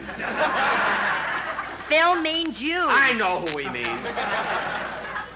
Anyway, thanks for asking, Phil. Say, Phil, how are you coming along with your French lessons? Have you learned anything new? Oh, yes. How's our French scholar progressing? Swell. Remember last week how I learned to say je mange la fenêtre? Yes, you ate the window, yes. Yes, I remember. Well, get a load of this one. Je dormais dans la encrière. Very good, Phil. What does that mean? I sleep in the inkwell.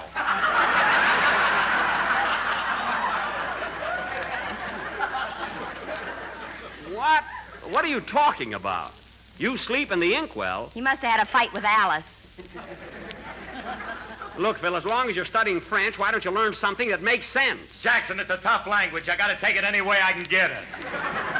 All right, sleep in the inkwell. Eat the window. It's your life.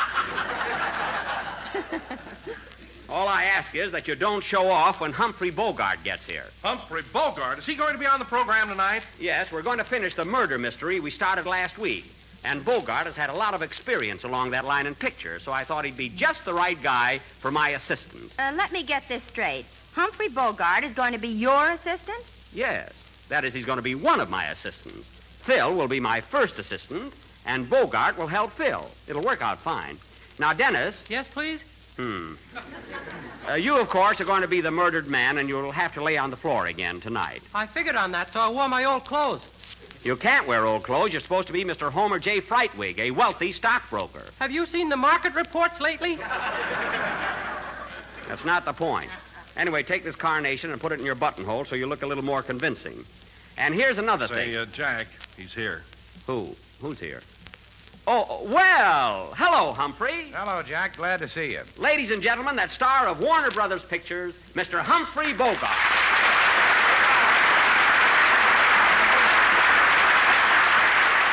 Thank you. Thank you. Well, Humphrey, it's darn nice of you to come over here tonight and help us solve our little murder mystery. I'm glad to do it, Jack. I heard you play last week, and I figured somebody should do something about it. Good, good. Say, Humphrey, we'll start casting in a minute, but first I want you to meet the members of my gang. This great big fellow here is Don Wilson. It's a pleasure, Don. Put her there, Humphrey. Out! Watch out, Don. He's as strong as a 3-cent cigar. You ought to know. Quiet. And, Humphrey, this is Mary Livingston, our little comedienne. Say something funny for Mr. Bogart, Mary. Oh, shut up. Well, shake hands with him anyway. Okay. Glad to know you, Miss Livingston. Put her there. Ouch! Mary.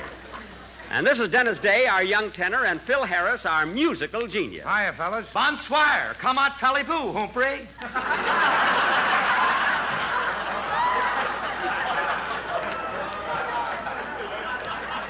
Humphrey? Is that French, Humphrey?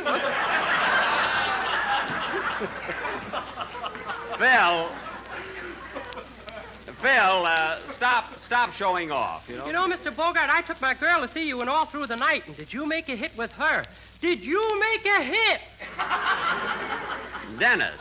Oh, she kind of liked me, eh, kid? Well, she talks out of the side of her mouth now, if that means anything. Well, that's real hero worship. I guess we can get started with the casting, Humphrey. Say, where's Rochester? I'd like to see him. Oh, he won't be with us tonight, Humphrey. He has a cold. He'll be all right next week, though. He's got the strongest cough medicine. Well, let's get started. You've met everybody. What about me? Am I an old shoe or something?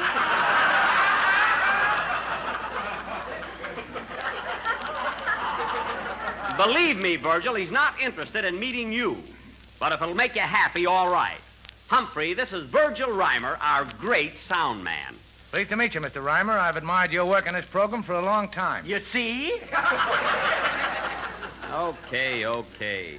Now let's get on with our sketch. This evening, ladies and gentlemen, we are going to present the second episode of our mystery melodrama, The Frightwig Murder Case, or That Rug Will Have to Go to the Cleaners. Now, Dennis Day will be Mr. Frightwig, the victim. Howdy, folks. Lay down. Mary will be his wife, who misses him now but didn't when she shot him. And Don... Yes, Jack? You're going to be Jurgen, the butler. Only this week, I wish you'd be a little more highbrow. Can you talk with an English accent? Well, I'll try. Good. Ladies and gentlemen, the next time you toddle down to your neighborhood grocer, why don't you ask the clerk for a package of Jell-O? Package? You will find that it comes in 6 terribly divine flavors: strawberry, raspberry, cherry, orange, lemon, and pip-pip.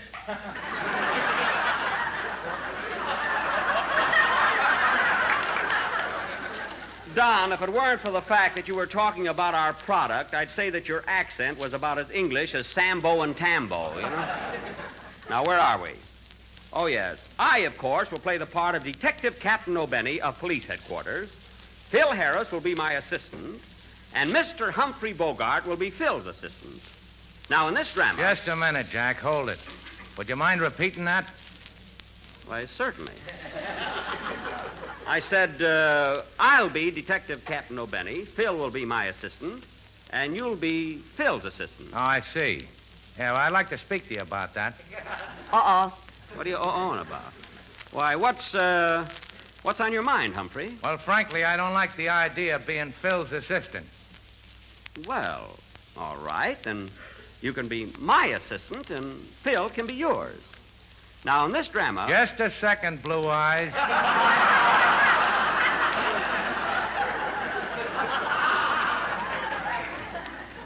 Well, thank you.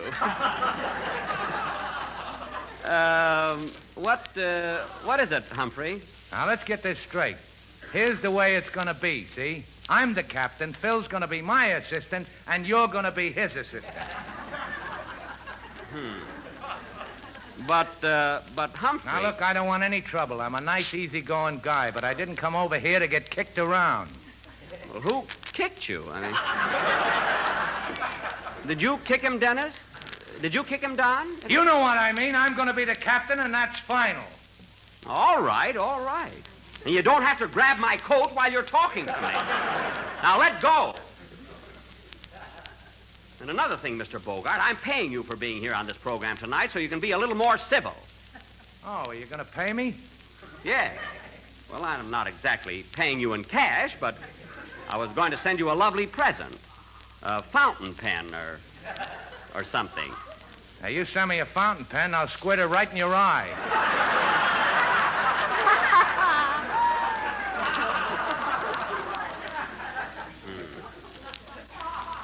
Is that so? Oh, Jack, let him be the captain. What else can I do?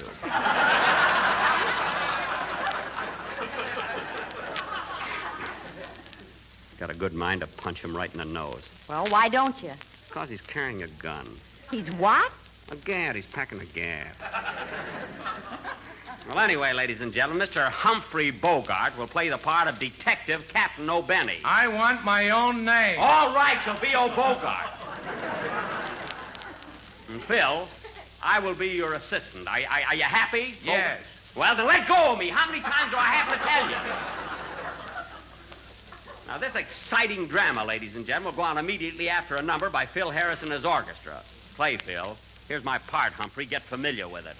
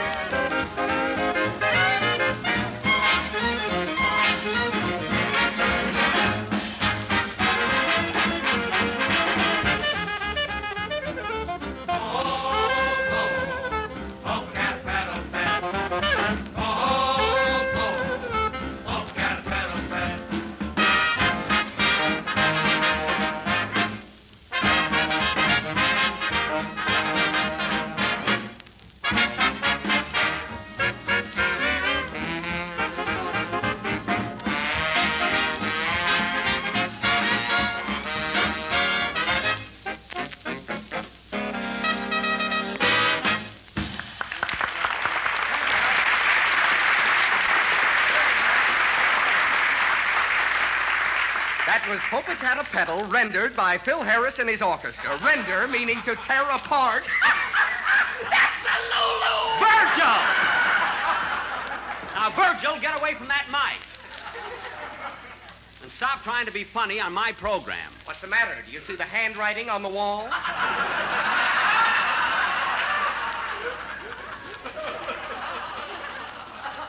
Now, listen, Virgil. Virgil, if I have any more trouble with you, you're getting out of here. And I'd also like to get rid of Bogart. What was that? What did you say? I said when I was a kid, I had a go-kart. Do you mind if I had a little fun?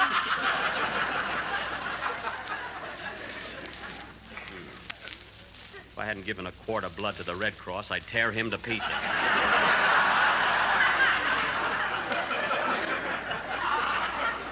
A quart of blood? Yes. You've been down there 10 times and they haven't even found a vein yet. They'll find one, don't worry. Now, settle down, everybody. Let me announce our play. Pardon me, Jack. I'm announcing it. All right, announce it. Boy, I never saw such a ham. Ought to have my head examined for inviting him over here. And will you cut out that mumbling? Listen, I've been talking to myself for 20 years. I'm not going to stop now. Go ahead, announce the play. And now, ladies and gentlemen, we are going to offer the second episode of our mystery melodrama entitled The Frightwig Murder Case, or All Through the Night. Had to give his new picture a plug. I like the picture, though, but what I could have done with his part, boy. Jack, pipe down. Oh, poof. Now, as you may remember, last week, Mr. Homer J. Frightwig was found murdered in his den. He was shot several times. In fact, his chest looked like a well-patronized punchboard. Boy, I'd have gotten a yell with that line. A yell. They'd have screamed at me. Virgil!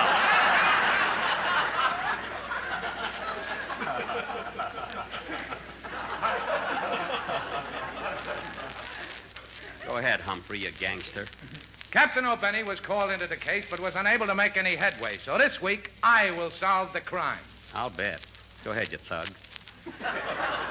As the scene opens, we find Detective Captain O'Bogart and his two assistants. Had to make a mistake.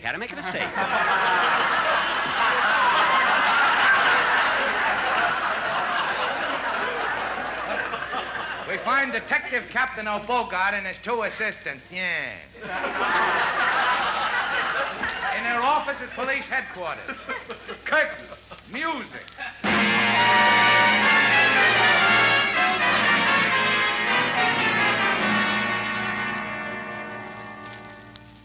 Oh, Sergeant O'Harris. Yes, Captain. What's new on the Fenchel robbery? Did you find out if the chauffeur had anything to do with it? Well, it couldn't have been the chauffeur, Cap. He had an airtight alibi. Alibis. This is the third month of the investigation, and we're no further than we were when we started. Something has got to be done, I tell you. I want action. Do you understand? Action. Yes, sir. Not scaring me, I can tell you that. Now, listen, O'Harris.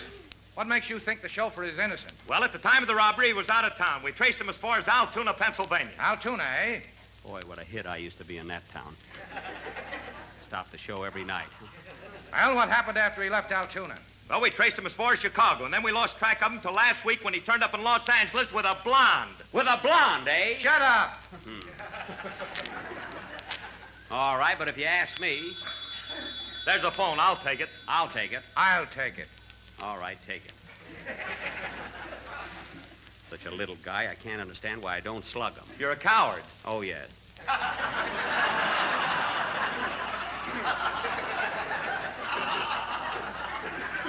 Oh, well. Hello, police headquarters, Captain O'Bogart speaking.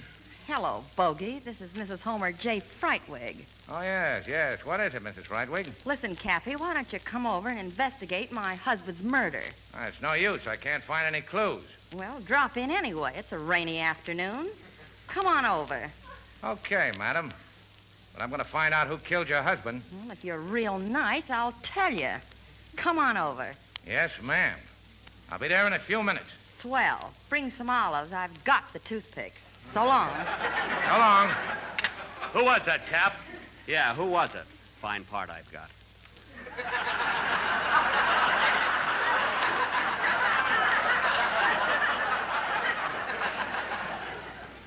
Wish I had my violin with me.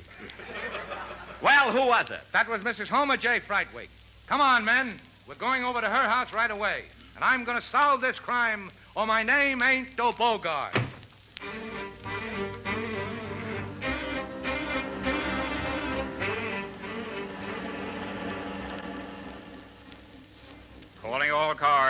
Calling all cars. Enjoy your ride. You'll soon be walking. That is all.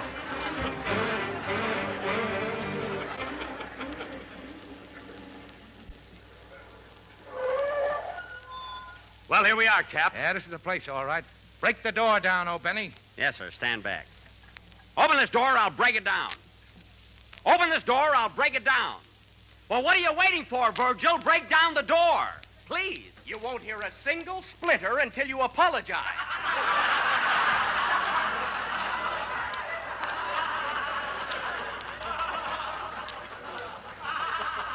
All All right, I'm sorry I bawled you out. Now go ahead with the door.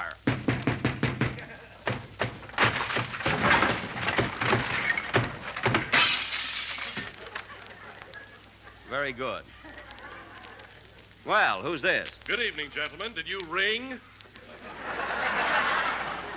Ring? This guy's the butler, Cap. I know who he is. Now listen, you, where's the body? That ain't a bearskin rug grinning at you. That's Mr. Frightwig, all right. And he's laying there just the way he was shot. Oh, for goodness sake.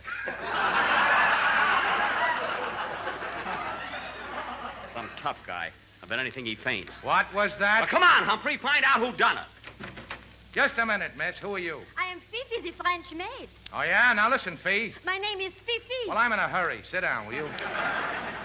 Say, let me talk to her, Cap. I speak the language very fluent. Fluent? Now listen, Fifi. What do you know about this murder? Je ne sais rien du tout de ce meurtre. Je suis seulement la bonne ici. Et naturellement, je ne l'ai pas commis. Oui, oui. Je ne suis en ce pays que fort peu de temps et je ne connais pas beaucoup de monde. Je mène une vie solitaire. Oui, oui. J'aimerais bien un rendez-vous avec un Américain. Voulez-vous me rencontrer at the corner of Sunset and Western at 8 o'clock? What'd she say, Harris? I don't know, but I'll be there. So will I. She must have a friend. Fine policeman. Why don't you get on with the case and grill Mrs. Frightwig? Where is she? Here she comes now!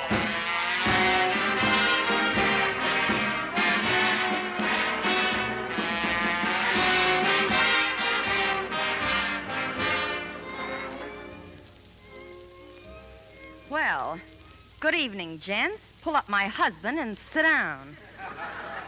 Now, listen, Mrs. Frightwig. You keep out of this. All right, all right. I'm going to take a look around this house, see if I can find some clues. Now, tell me, Mrs. Frightwig, what do you know about this murder? Grill me, Cap, grill me.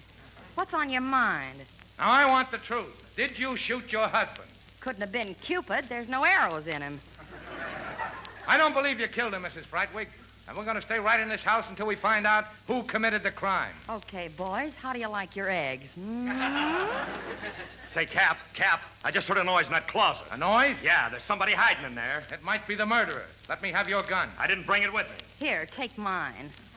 Now, thanks. Now, listen, you. We know you're in that closet, so come out. And come out with your hands up.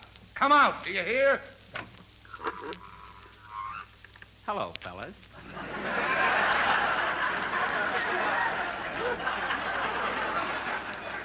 Surprised? Oh, it's you. What were you doing in that closet, oh, Benny? I'll tell you what I was doing there. I can't keep it a secret any longer. I committed that crime. I murdered Mr. Homer J. Frightwig. What are you talking about? I killed him, I tell you. Killed him. He was a dirty rat, and he had it coming to him. And I'm glad I did it, I tell you. glad. You did nothing of the kind. You're just trying to build up your part. I am now.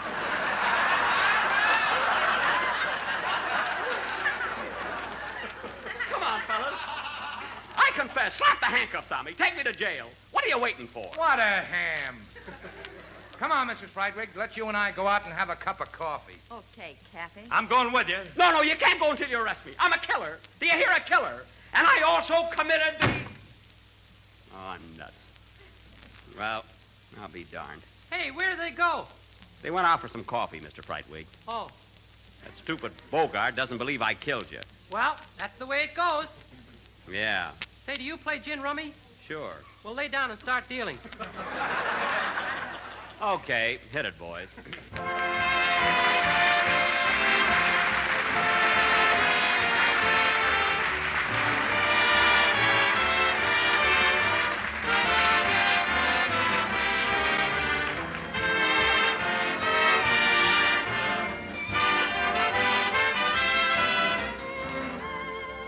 Say, won't you be proud? Won't the family be pleased when you serve this grand dessert?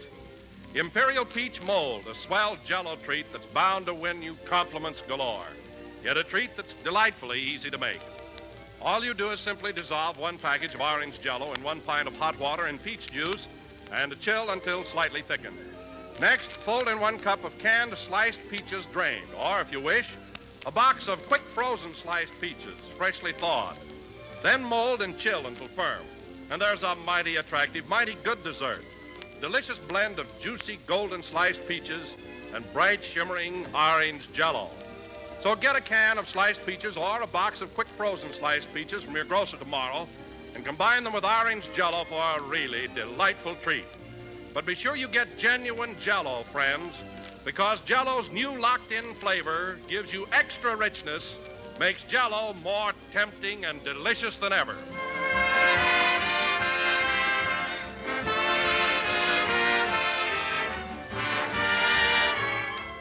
This is the last number of the 18th program in the Courage Jell-O series, and we will be with you again next Sunday at the same time. Well, Humphrey, thanks very much for coming up here tonight. You kind of took over the program, didn't you? I did at that. No hard feelings, Jack. No. You were very amusing. Take him out in the alley and give him a couple of pokes. What was that? I said good night, folks. I always say that. Good night, folks.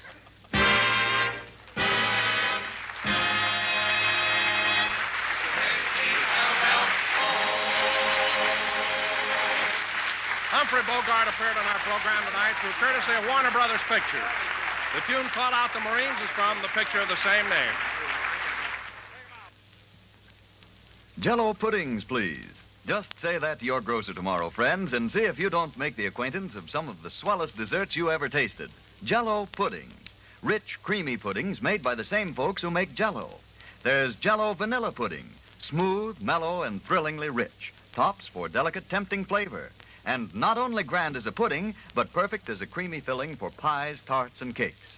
So tomorrow, when you order Jell-O, get Jell-O puddings, too. They're just like Grandma's, only more so. The Jell-O program came to you from Hollywood. This is the National Broadcasting Company. KFI, Los Angeles.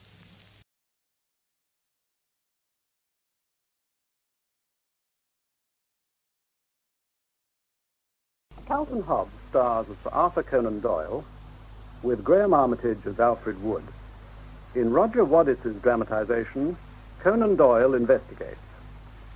A macabre, unbelievable story, this, but it all happened. My name is Wood, Alfred Wood. In 1906, shortly before Christmas, some papers arrived on my desk at Hindhead in Surrey. They were addressed to my employer, for whom I worked as secretary. His name was Sir Arthur Conan Doyle. At that time, Sir Arthur was still grieving over the death of his wife, Louise, who had died several months previously after a long illness. He was sick with despair, unable to work. But the routine of life went on. I took the papers and the morning mail into him. Good morning, Sir Arthur. Good morning, Alfred. Hi, I think we're in for snow. It started. Snowflakes. She loves to watch them. Quite a correspondence this morning, sir. Close on 70 letters. Oh, yes? There's one from Rudyard Kipling. He says he read Sir Nigel in one gulp. Did he? Here we are. From cover to cover I read it, and I put it down, still hungry for more. That's more than the critics said. Oh, a good many of the reviews have been very laudatory, sir. I think it'll find its way into the bestseller list. I doubt it, Alfred. The public seem to think I shouldn't be writing historical novels. They see me as the creator of Sherlock Holmes and nothing more. Well, it's true a lot of these letters are about Holmes. They want more stories. They've had the return of Sherlock Holmes. That should content them. Evidently not, sir. I don't think Holmes can ever die again. He can only retire. Yes, he's been condemned to life. Oh, well, I suppose I'd better deal with these. Is there anything of a special interest here? Yes, sir. There's a man who asked for your help. He sent some press cuttings. They're near the top of the pile. The Umpire? I've never heard of it. Idalge protests his innocence. Who is this man, Idalge? George Idalge, sir. He's just come out of prison. He served 3 years for killing a horse, but claims he was wrongly convicted. Does he indeed? Leave these papers with me, Alfred. I'd like to study them. That was how it started. Sir Arthur Conan Doyle, the world's most famous writer of detective stories, suddenly found himself face to face with a real-life mystery, more bizarre than anything even he had penned. He read every word of the 6 lengthy articles George Idalge had written in the weekly paper, The Umpire. Alfred! Alfred! Sir? Have you read these cuttings? No, sir. Only glanced at them. They're incredible. If this man is telling the truth, and I believe he is, it's an appalling story. 3 years in prison for a crime he didn't commit and then released without a pardon. You mean he's still considered guilty? As far as society is concerned, yes. That's pretty hard, sir. Look, I want you to get hold of all the available documents in the case, press reports and so on, especially of the trial. I shall write to anyone who can testify, but first of all to Hidalgo. Either he's guilty or he's not. If he is, he deserves every day of his 7 years, his original sentence. If he is not, then we must have apology, pardon, and restitution. It could almost be a Holmes story, sir. No, Alfred. This goes far beyond the invention of any writer of detective fiction. And there's a real human being on the rack here. Now, we're in the presence of an appalling tragedy, and I feel called upon to do what I can to set it right. And so, in 1906, Conan Doyle took up the case of George Hidalgo, a case that had brought misery and despair to a harmless family living in Great Wireley, an agricultural and mining village 6 miles from Walsall in Staffordshire. The head of the family was the Reverend Shapperji Hidalgo, an Indian who had become a Church of England clergyman. He was married to an Englishwoman, Charlotte. They had a daughter, Maud, and their son, George, was a solicitor with a practice in Birmingham. But their suffering goes back many years before. In 1892, the persecution began, and it went on for 3 years. A flood of anonymous letters arrived at various homes in the district, but above all, at the vicarage. This one's about me. I swear by God that I will murder George Hidalgo soon. The only thing I care about in this world is revenge, revenge, revenge. Sweet revenge I long for. Then I shall be happy in hell. No, oh no. There's more, Mother. Every day, every hour, my hatred is growing against George Hidalgo. May the Lord strike me dead if I don't murder him. Dear God. Listen to this one. Do you think, you Pharisee, that because you are a parson, God will absolve you from your iniquities? To hell with your damned wife and your horrid little girl. Mother! I will descend into the infernal region shouting curses upon you all. Now, there, Why? darling. Why? Don't, Maud. It's all right. It is worse than 4 years ago. I thought we had seen the end of it. Worse than 4 years ago. In 1888, threatening anonymous letters had been received at the vicarage. Abusive writings about the Hidalgos were found scrawled on buildings and outhouses. But the later letters were different. The earlier ones had been ribald. These were malignant, filled with diabolical hatred for the Hidalgos and a passionate, not to say religious, admiration for the local police. The following in this district we love truly. The police of Cannock in general, and Sergeant Upton in particular. Hurrah for Upton, good old Upton, dear old Upton, blessed Upton. Stand up for Upton. Ye soldiers of the cross, lift high your royal banner. It must not suffer loss. Then came the hoaxes. Senseless, practical jokes which went on for 3 years. One said that the vicarage was to be let for the most dubious purposes. Another described the Reverend Hidalgo as a matrimonial agent with a number of ladies on his books whose charms were catalogued in realistic detail. But it was the curious incident of the key stolen from Walsall Grammar School which brought matters to a head. On December the 12th, 1892, Sergeant Upton interviewed the Reverend Hidalgo. You say you found this key on your doorstep? Yes, Sergeant. And you've no idea how it came there? None at all. Why do you think anyone should steal a key from Walsall Grammar School and leave it at the vicarage? I cannot imagine. You cannot imagine. Your son George now, he doesn't go to Walsall? No, Sergeant, he is at Rugeley School, but that is 6 or 7 miles from I Walsall. know how far it is. I cannot believe you are suggesting that my... I didn't say that. Why should George do that? Why should he steal this key from Walsall and bring it all the way back and put it on his own It's doorstep? my job to ask the questions, sir. And find the right answers, and we'll find them, never fear. Sergeant Upton made a report, which duly came before Captain the Honourable George Alexander Anson, Chief Constable of Staffordshire. About this key business, Sergeant, sir, you make it pretty clear in this report who you think the culprit is. Yes, sir. What sort of fellow is he, young George Hidalgo? Well, he's, funny looking, sir. Funny? In what way? It's his eyes, sir. Now, they sort of bulge. And when he looks at you, he doesn't seem to see you. Stares right through you as if you weren't there. Anything else? He's very dark. Huh? He's Indian, sir. Well, half, anyway. So I believe. His father's vicar of Great Wiley? That's right, sir. Now, he's full Indian. And married to an English woman? Yes, sir. There's no hard evidence against young Adalji, I suppose? Nothing that'll carry much weight in court, sir. A pity. Mind you, sir, he could have done it. There don't seem to be any other likely suspects. It's just a feeling you have about him? You could put it like that, sir. Well, that's all policemen have to go on most of the time. Their instinct. Yes, sir. Right. Well, that's all, Sergeant. Thank you. Sir. January the 23rd, 1893. To the Reverend S. Adalji, the Vicarage, Great Wiley Staffs. Will you please ask your son George from whom the key was obtained, which was found on your doorstep on December the 12th? The key was stolen. But if it can be shown that the whole thing was due to some idle freak or practical joke, I should not be inclined to allow any police proceedings to be taken in regard to it. What does he mean, Father? We shall see, George. Captain Anson goes on. If, however, the persons concerned in the removal of the key refuse to make any explanation of the subject, I must necessarily treat the matter in all seriousness as theft. What is he getting at? I may say at once that I shall not pretend to believe any protestations of ignorance which your son may make about this key. Father, I'm not a thief. I didn't steal that key. Why does he make these accusations? I wish I knew, my son. The anonymous letters and the hoaxes continued for another 2 years. Just because you pretend to be learning about law, you think you can play your dirty tricks and everybody keep quiet. But you'll get caught. Because the police is watching you. Don't you know that, you black swine?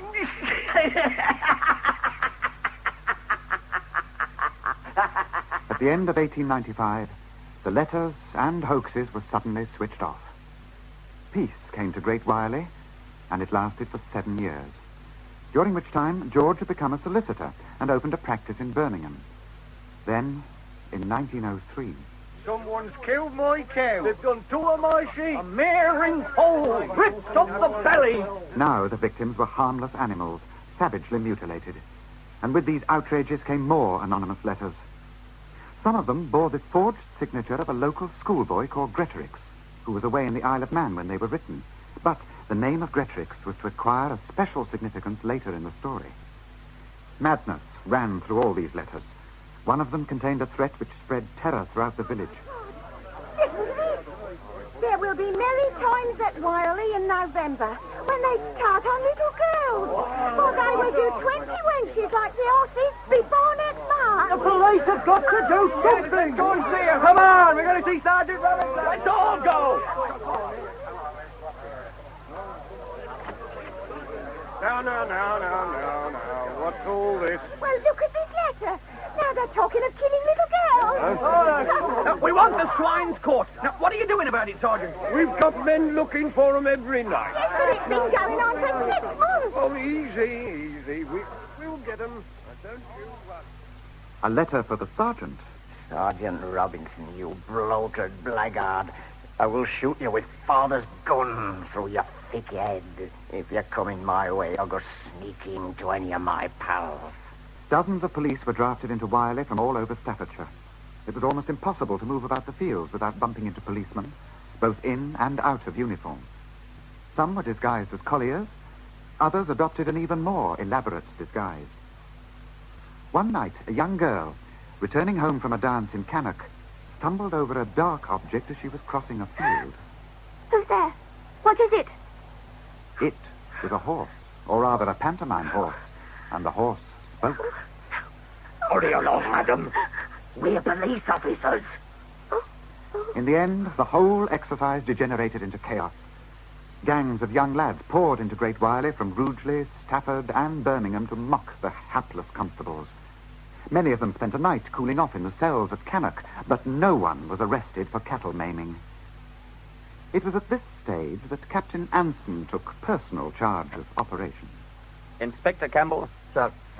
We don't seem to be getting anywhere on this business at Great Wiley. We're doing all we can, sir. It's not good enough, Inspector. Nowhere good enough. I want action. So does the public. I know. Feeling's running pretty high, sir. Pretty high? How many men do you have at Wiley, Inspector? 12, sir, including specials. We had to get a couple from Bridgetown. We're pretty stretched. Make it 20. Even if it means taking men off their other duties. Yes, sir. You're watching the vicarage? Yes, sir, every night. That's where we'll get our man. I'm convinced of it. You mean that darky, sir? Yes. I'm damn sure he's behind the killings and those anonymous letters. Oh, they can become lawyers and parsons and doctors, but underneath it all, they're still primitive savages. It makes you wonder, sir. Well, you know what to do, Inspector. Get after George Adalji. I want an arrest. A round-the-clock vigil was kept on the vicarage from the nearby cemetery. Police, hiding behind tombstones, watched every coming and going. At night, cotton was trailed right round the house and examined in the morning to see if it had been broken. It never was. Then, on the morning of August the 18th, 1903, Henry Garrett, a young miner, was crossing a field on his way to work at the Great Wiley Colliery.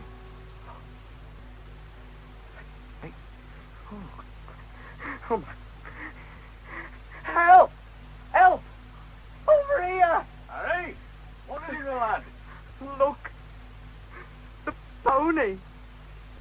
They've done the pony.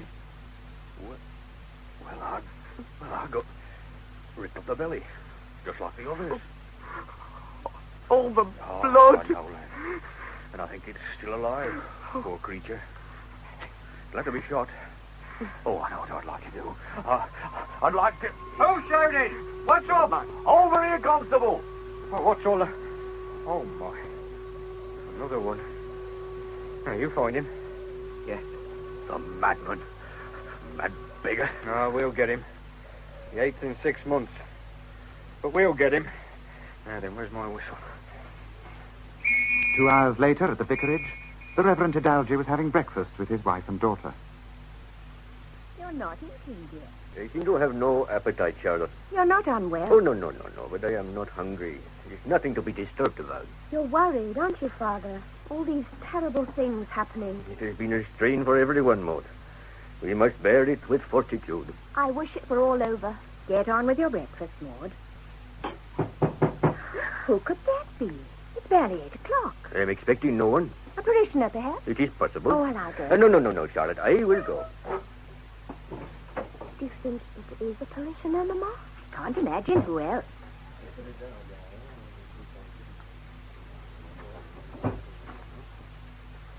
This way, please. It is the police team. Inspectors Campbell, Staffordshire County Constabulary, Sergeant Robinson, Constable Harris. My wife, Charlotte, and How do this you do? is my daughter, Maud. Where is your son, George? He has left for business. He practices as a solicitor in Birmingham. He always catches the 7:30 train. But what's wrong, Inspector? Why do you want to see him? Another animal was cut up last night, a colliery pony, not half a mile from here. Oh, no. What has this to do with George? Perhaps you could tell me something of your son's movements last evening. He came home from his office in Birmingham at the usual time, about 6:30. He brought some papers home with him to work on. He often does. And he stayed in all night? No. Ah, he went out again, did he? Yes, but... What time would that be? Well, I'm not sure, Inspector. I was working in my study. Charlotte, It was shortly after 8 o'clock. He said he was going to the bootmaker's at Bridgetown. He said he was going there. Well, I'm sure he did go there. That can be confirmed if we could have the bootmaker's name. Oh, excuse me, sir. It's John Hand. I know, because I take my boots there for repair. Right, Constable. Perhaps you'd ask him to corroborate. Yes, sir. Not now, man. No, sir. Sorry, sir. Now, sir. What time did your son return home from his trip to the bootmaker's? I am not sure. I remember, Father. It was about 9:25. How can you be sure of the exact time, miss? I was in the hall when he came in. He asked me whether we had started supper yet, and I said no, we'd be having it in a few minutes. We usually eat at 9:30. And did you last night? Yes. And after supper, did your son go out again? No. We talked for a little while, and then we went to bed. Inspector, why are you asking all these questions? My son has done nothing wrong. He is a man of respect, a member of the legal profession. Reverend Adalji, a serious crime has been committed. It's my duty to make inquiries, and you will all be helping me in the performance of that duty by answering some of my questions. Now, madam, I understand you to say that your son, George Adalji, retired to bed sometime after supper. It's possible, is it not, that he left the house again sometime later without you knowing? No, Inspector. Quite impossible. Why do you say that? Because he sleeps in the same room as I do. Is that your normal practice? Yes. It has been so for about 17 years. My daughter Maud here has been in delicate health since she was a child. I sleep with her in case she should need me during the night. I see. I am a light sleeper. I suffer from lumbago. If my son had left the house at any time, I would have known it. I would have heard him unlocking the door. You keep your door locked. Why? I have always done so, as many people do. To keep unwanted visitors out. Or to keep your son in. What are you suggesting? I'm suggesting nothing. I'm merely asking. Is your son in the habit of roaming about at night? No, he is not. I'd be obliged, madam, if you would show me any outer clothing belonging to your son and his outdoor boots. Oh, really? It's all right, Chaplain. Let us do as the inspector asks. Constable, go with Mrs. Aldalji. Yes, sir. Sergeant, see how the men are getting on in the garden. Very good, sir. The garden? What are they doing in the garden? Looking for buried weapons. Oh, Sergeant, if they've drawn a blank, have a look around the house. Yes, sir. You won't find anything, Inspector. Why, is it hidden? No, I didn't mean There that. is nothing to find. Nothing. We shall see. If I have to take this house apart brick by brick... This is intolerable. We are not criminals. Father, don't upset yourself. I am a man of God. Then you should have nothing to fear, sir. These are George's things, Inspector. Good. Put them on the table, will you, Constable? What have we got here? These boots. Are they the one your son was wearing when he went out last night? Yes, I believe so. Yeah, still wet, I see, and muddy. And these trousers are in the same condition? Well, yes, he was wearing those. Let's see his coat. There are stains on the sleeve. Look. But they're food stains. Are they? These white stains could be animal saliva from the pony. And these dark spots could be blood. Anyway, we shall see. We shall have this coat tested. But George never wore that coat to go out. It is an old house coat. Then why is it still damp? Well, it cannot be. Let me feel it. No, it is not damp. You are mistaken, Inspector. It is perfectly dry. And I say it is damp. Yes, Sergeant. Nothing in the garden so far, sir, but I found these things upstairs. Let's have a look at them. The case first. Now we'll have it open. Razors. Cutthroat razors. They are mine. This one's got blood on it. But that is not blood, can't you see? That is rust. We'll test it, too. What have we got here? Looks like a dagger. I believe it belongs to the young lady, sir. Haven't I seen you out with it? Yes, but it's not a dagger. Oh, and what is it? A trowel. A botany trowel. I use it for collecting specimens. What kind of specimens? Wild flowers and other things. Huh? What about this box? It's a vasculum. A what? A vasculum. And what's a vasculum? I keep the specimens in it. It's a dangerous kind of thing to me. Now, this coat. There's a hair there. It looks like a horse hair. No, it's just a piece of thread. You're right, Mother. I'm sure it's a roving. How about this, then? That's a horse hair, all right. I don't see anything. Let me take it to the window. No, I don't see anything. And I say there is, Mr. Rinaldi. I am taking this coat with me. You may take it, Inspector. I am sure you will find nothing on it. I came here to find evidence, and evidence I shall find. Evidence of what? Your son's guilt, Mrs. Rinaldi. Later that day, Inspector Campbell and another policeman traveled to Birmingham for the purpose of calling on George at his office in Newhall Street. Come in. Mr. George Rinaldi. Yes? We are police officers. I'm Inspector Campbell. This is my sergeant. What's the trouble, Inspector? We're making some inquiries about a horse that was maimed at Great Wireley last night. Oh, yes, I heard something about it when I was coming to business this morning. Mr. Rinaldi, I visited your home this morning, and your mother showed me certain clothes belonging to you with marks and stains upon them. Well, it was probably an old coat I wear about the house, and you might find some grease on it. These were white stains, sir. It might be milk or oatmeal. We also found hairs on the coat. Now, how do you explain these things? They must have come through the material. I think not, sir. These were horse hairs. Then I must have got them from leaning on gates and fences where horses have been. I'm not satisfied with your explanations, Mr. Rinaldi. I'm taking you into custody. Taking me into custody? What for? What are you charging me with, Inspector? Willfully mutilating a pony belonging to the Great Wireley Colliery sometime during the evening of August the 17th. You're not obliged to say anything now, but we must caution you that anything you do say will be written down and may be given in evidence. But where's your evidence? You have no evidence. What time was this done? I can't hold a conversation with you now. We don't want to search you here, but I must ask you to let us have your pistol. Pistol? I have no pistol. Then what's that on the desk, sir? That's a pistol, isn't it? That's a railway carriage door key. We were only joking. Now, I want you to go with me to the Birmingham police office. I'm not surprised at this. I've been expecting it for some time. Have you got that, Sergeant? Yes, sir. I have. It's all down. The next day, George appeared before the magistrates at Cannock. A prima facie case was made out, and the prisoner committed for trial at the Staffordshire Quarter Sessions on October the 20th, 1903. George Adelgy, you are charged with having, on or about August the 17th, 1903, at Great Wiley in the county of Staffordshire, maliciously wounded a horse, the property of the Great Wiley Colliery Company Limited, and with having, on or about July the 11th, 1903, at Hensford in the county of Staffordshire, sent a letter to Police Sergeant Robinson threatening to murder him. How do you plead to these charges? Guilty or not guilty? Not guilty. Sir Reginald Hardy, presiding, was a county justice who had had no legal training. Your Honor. Yes, Clark, what is it? The prosecution is waiting, sir. Oh, yes. Mr. Distano, you may proceed. Thank you, Your Honor. Your Honor, members of the jury, this is no ordinary case. Yet the facts I submit speak for themselves. Briefly stated, they are as follows. A pony was found maliciously wounded early on the morning of August 18th in a field near Great Wiley Colliery. The prisoner was seen out of his house between 9 and approximately 9:30 on the night of the 17th. Police testimony will be given to this effect. Another feature of the case, to which the prosecution attaches considerable importance, is that a number of anonymous letters have come into the possession of the police. For testimony in this matter, I should like to call Mr. Thomas Gurrin. Mr. Gurrin, what is your profession? I am a chirographist. In layman's language, a handwriting expert. That is correct. And a very eminent one, I think it would be true to say. I believe I enjoy the esteem of my fellow professionals. Quite. You have examined the anonymous letters sent to the police and to other people accusing George Adelgy of maiming cattle, horses, and sheep. I have. Were some of these letters addressed to Adelgy? They were. Were you able to form an opinion as to the authorship of these letters? I was.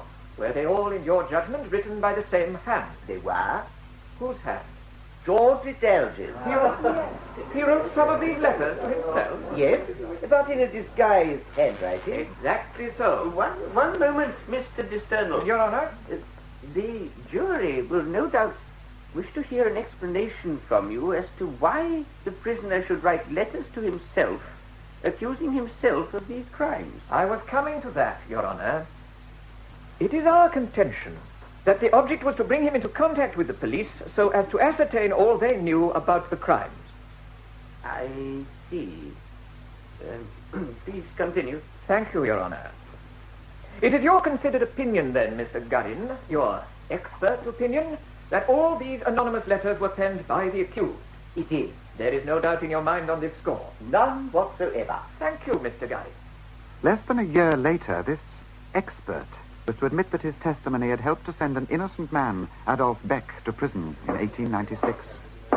We now come to another outrage. The killing of a horse on September the 21st. The defense will no doubt say, and fairly say, that that crime could not have been committed by the prisoner because he was lying in Stafford jail at the time. I will, however, ask the jury to suspend their judgment in reference to this matter until they have heard the whole of the case. The letters which will be read will show that the writer of them was not acting alone, but in conjunction with some other person. And I put it to the jury, if there were a gang operating in the way suggested, what was more likely than that one of its members should commit a similar outrage in order to create evidence for the defense?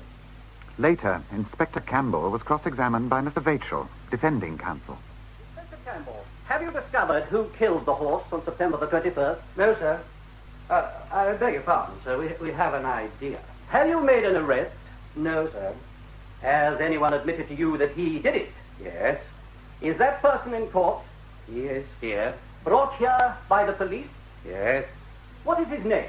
John Harry Green. He lives at Green Farm. Yes.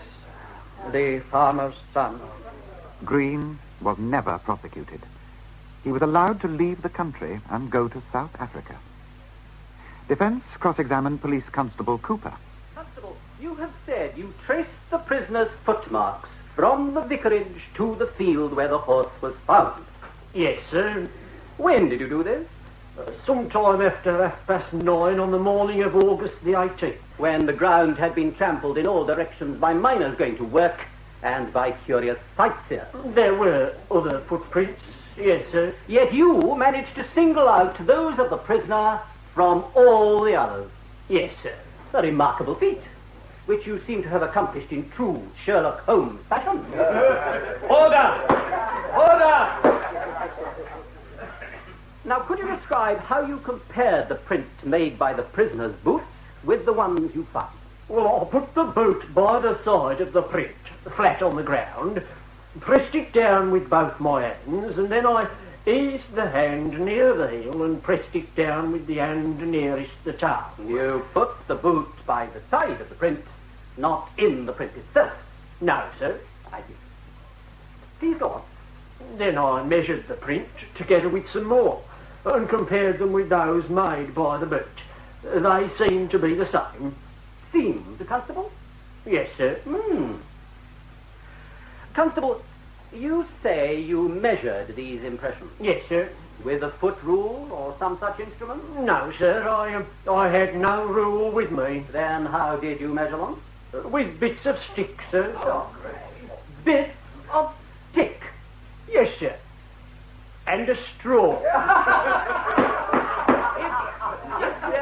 If there are any more interruptions, I shall have the court cleared. Carry on, counsel. Bits of stick and a straw. I see. And with the aid of these accurate measuring tools, you judged those prints to be identical with those made by the boot belonging to the accused. Yes, sir. That is all. It is now 7:30. Do you have any more witnesses, Mr. Vagshaw? No, Your Honor. Then the court is adjourned until 9:30 tomorrow morning.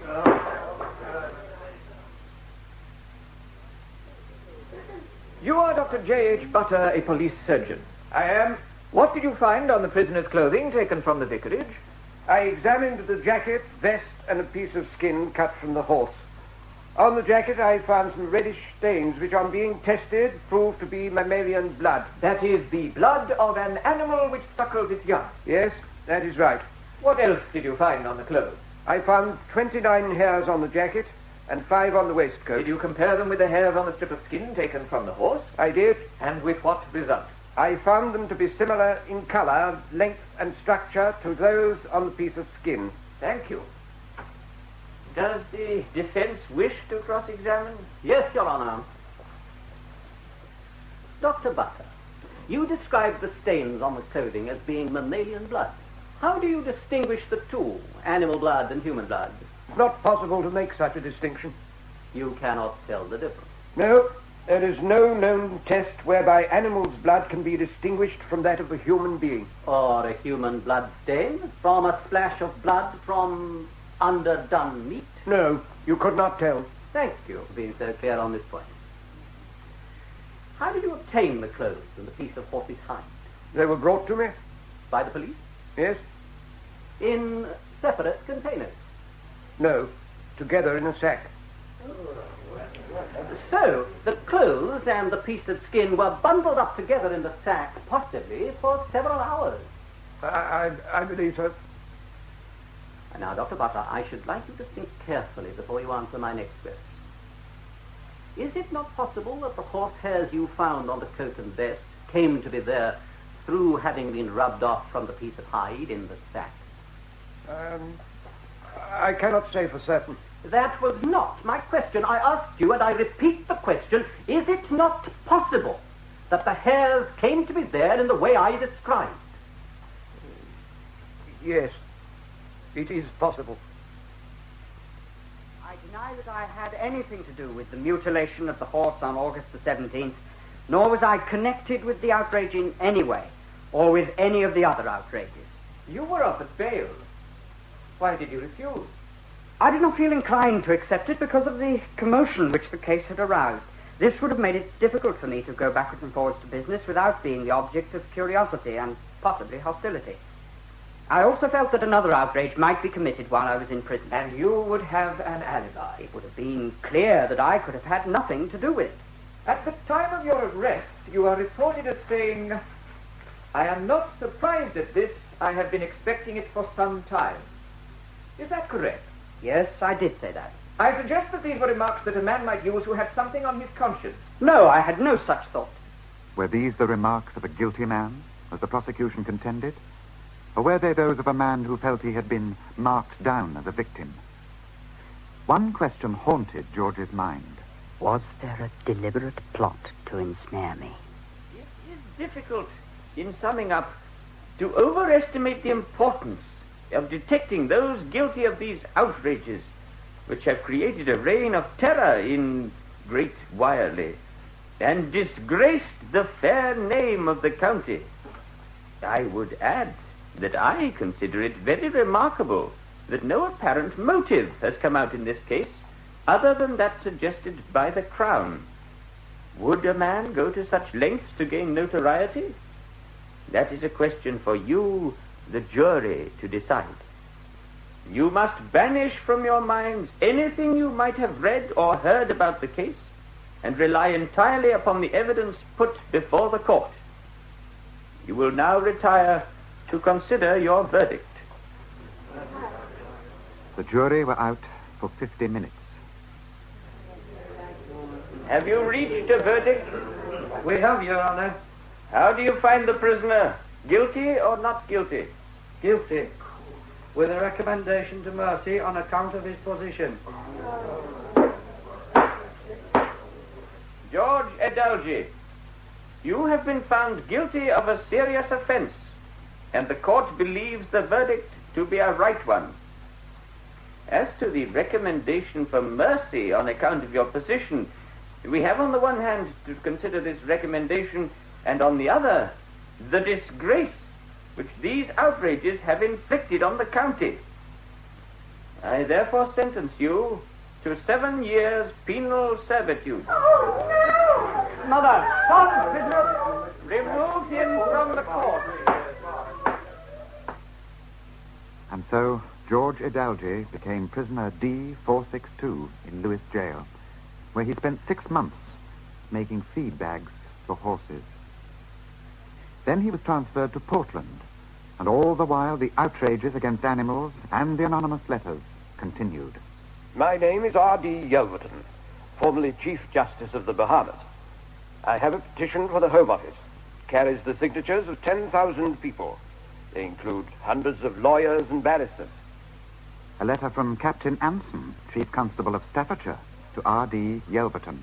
It is right to tell you that you will find it a simple waste of time to attempt to prove that George Edalji could not, owing to his position and alleged good character, have been guilty of writing offensive and abominable letters. His father is as well aware as I am of his proclivities in the direction of anonymous writing, and several other people have personal knowledge on the same subject. Could you please give me the names of these several other people? There was no reply. George's name was struck from the roll of practicing solicitors. Then, on October the 16th, 1906, with 4 years of his sentence still to run, events took a new and mysterious turn. D462. I have a name, Mr. Marriott. Now, lift your lip. Come on, lad, up. The governor wants to see you. See me? Why? Probably wants to ask you if you need an extra pillow. Now, go on. Don't keep him waiting. Oh, very well.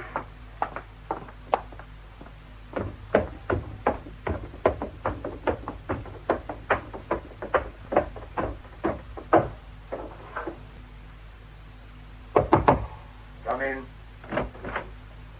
Prisoner D462, sir. Edalji. Right. Bring him in, Mr. Marriott. Yes, sir. Inside. Edalji, I have some news for you. I am to tell you that you are shortly to leave Portland. You will be transferred to Pentonville Prison in London, from where you will be released. Released? Yes. Within a week, you will be a free man.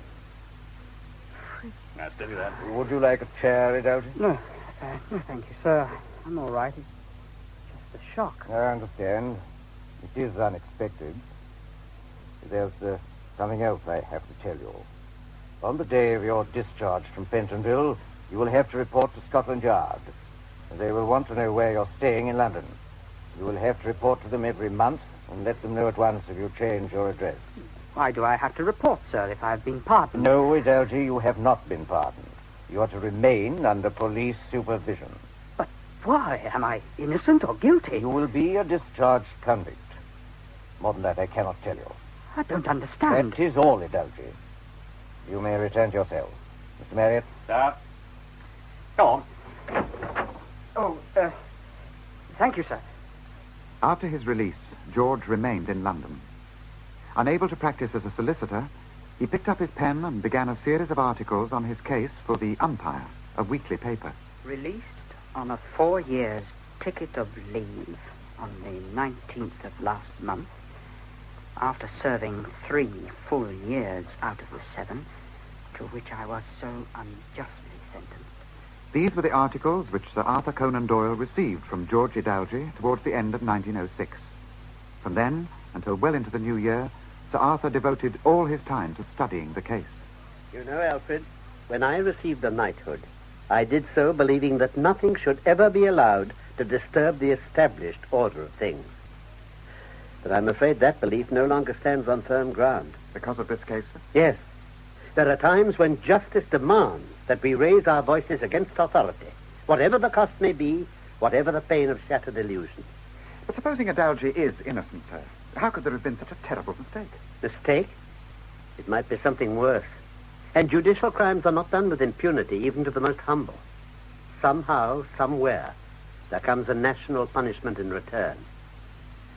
Well, I'm familiar with the published facts of the case. Now we must meet the young man himself. Yes, sir. Where shall we fix the rendezvous? I think the Grand Hotel Charing Cross. Book us some rooms and arrange for George Idalgi to meet us there. Excuse me, sir. Could I help you? Yes, we're meeting someone here in the foyer, Mr. Idalgi. Oh, yes, sir. I think you'll find him over there, Where? sitting by the window. Oh, yes. Yes, I see him. Thank you. Good heavens. What is it, sir? Do you notice the way he's reading that newspaper? Yes, sir. How very odd. He's holding it close to his eyes. His head is sort of twisted on one side. Yes, most significant. Well, let's go over and introduce ourselves. Yes? Sir Arthur Conan Doyle? Yes, and this is my secretary, Mr. Alfred Wood. How do you do? Very pleased to meet you, sir. Sir Arthur, I can't tell you how grateful I am. I'm only too glad to help you in any way I can, and I'm honored that you should ask me. I turn to you because I know you have helped other people. I don't know anyone in London. And London is a terrible city to be friendless in. Well, you're not without friends now. I know, Sir Arthur. If you hadn't responded... we won't talk of that. I'm here now. Let's go to my room. There are many questions to be answered. Alfred? Sir? Please make a note. I want you to purchase a 6-inch ordnance survey map of the Great Whalley district. 6-inch ordnance survey. Right, sir, I've got that. And get on to Mr. Kenneth Scott of Manchester Square. He's an eye specialist. Ask him whether he'd be kind enough to make an evening appointment for Mr. Idalgi as soon as possible. This report from Mr. Scott confirms my own diagnosis, Alfred. Here we are. Right eye minus 8.75 diopter sphere, minus 1.75 diopter cylinder axis 90 degrees.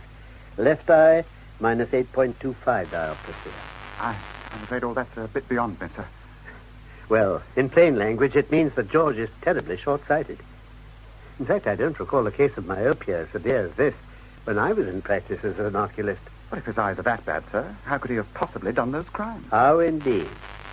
Alfred, will you please look up a good train to Great Whalley this afternoon? Are you going there, sir? Yes. I want to meet the family. And there are a number of inquiries I have to make. Very good, sir. I'll see to the ticket. Not ticket, Alfred. Tickets. I'll need you with me. Yes, sir. But if they still think George is guilty, why did they let him out of prison? If we knew that, Reverend, we would understand many other things. One can only surmise. But I'm of the opinion that the authorities have compromised with their consciences. I believe they were shaken by all the agitation, especially by such journals as Truth. I'm afraid there has been very little of that in the case against my son, Sir Arthur. How was George looking when you saw him? Not too badly, Mrs. Idalgi, considering his ordeal. He's been under a great strain. But then you all have. Yes, indeed. It must have been a difficult time for you. It's been a nightmare. What made them pick on George? He could never have done those horrible crimes. When I sat in court and heard them accusing him, I felt I was going mad. We've never harmed anyone. Why did they say those terrible things? Why? I think I can tell you in a word. Prejudice. Racial prejudice of the most vicious kind. You and your family are the victims of a malignant disease. And it is not yet over. You mean the attitude of the villagers? Yes, Mr. Wood. Oh, most of them have been very kind. But there are always those who will pass by on the other side. Yes, that's the nature of the world, I'm afraid. Your position here as vicar can't have been easy. Perhaps we are being tested in some way. It has been a heavy cross. And one that you've borne with honor. I was convinced of your son's innocence before I came here. But now, having met you all, I'm doubly certain that a great wrong has been done, and I shall do all I can to get those in authority to admit it. May God guide you. Sir Arthur, do you think we shall ever know who did those horrible things? Perhaps we shall, Miss Adelgid. We must pursue the trail and see where it leads us. But now, we must go. Yes, we must. Won't you and Mr. Wood stay for supper? No, thank you. You're most kind, but we have work to do.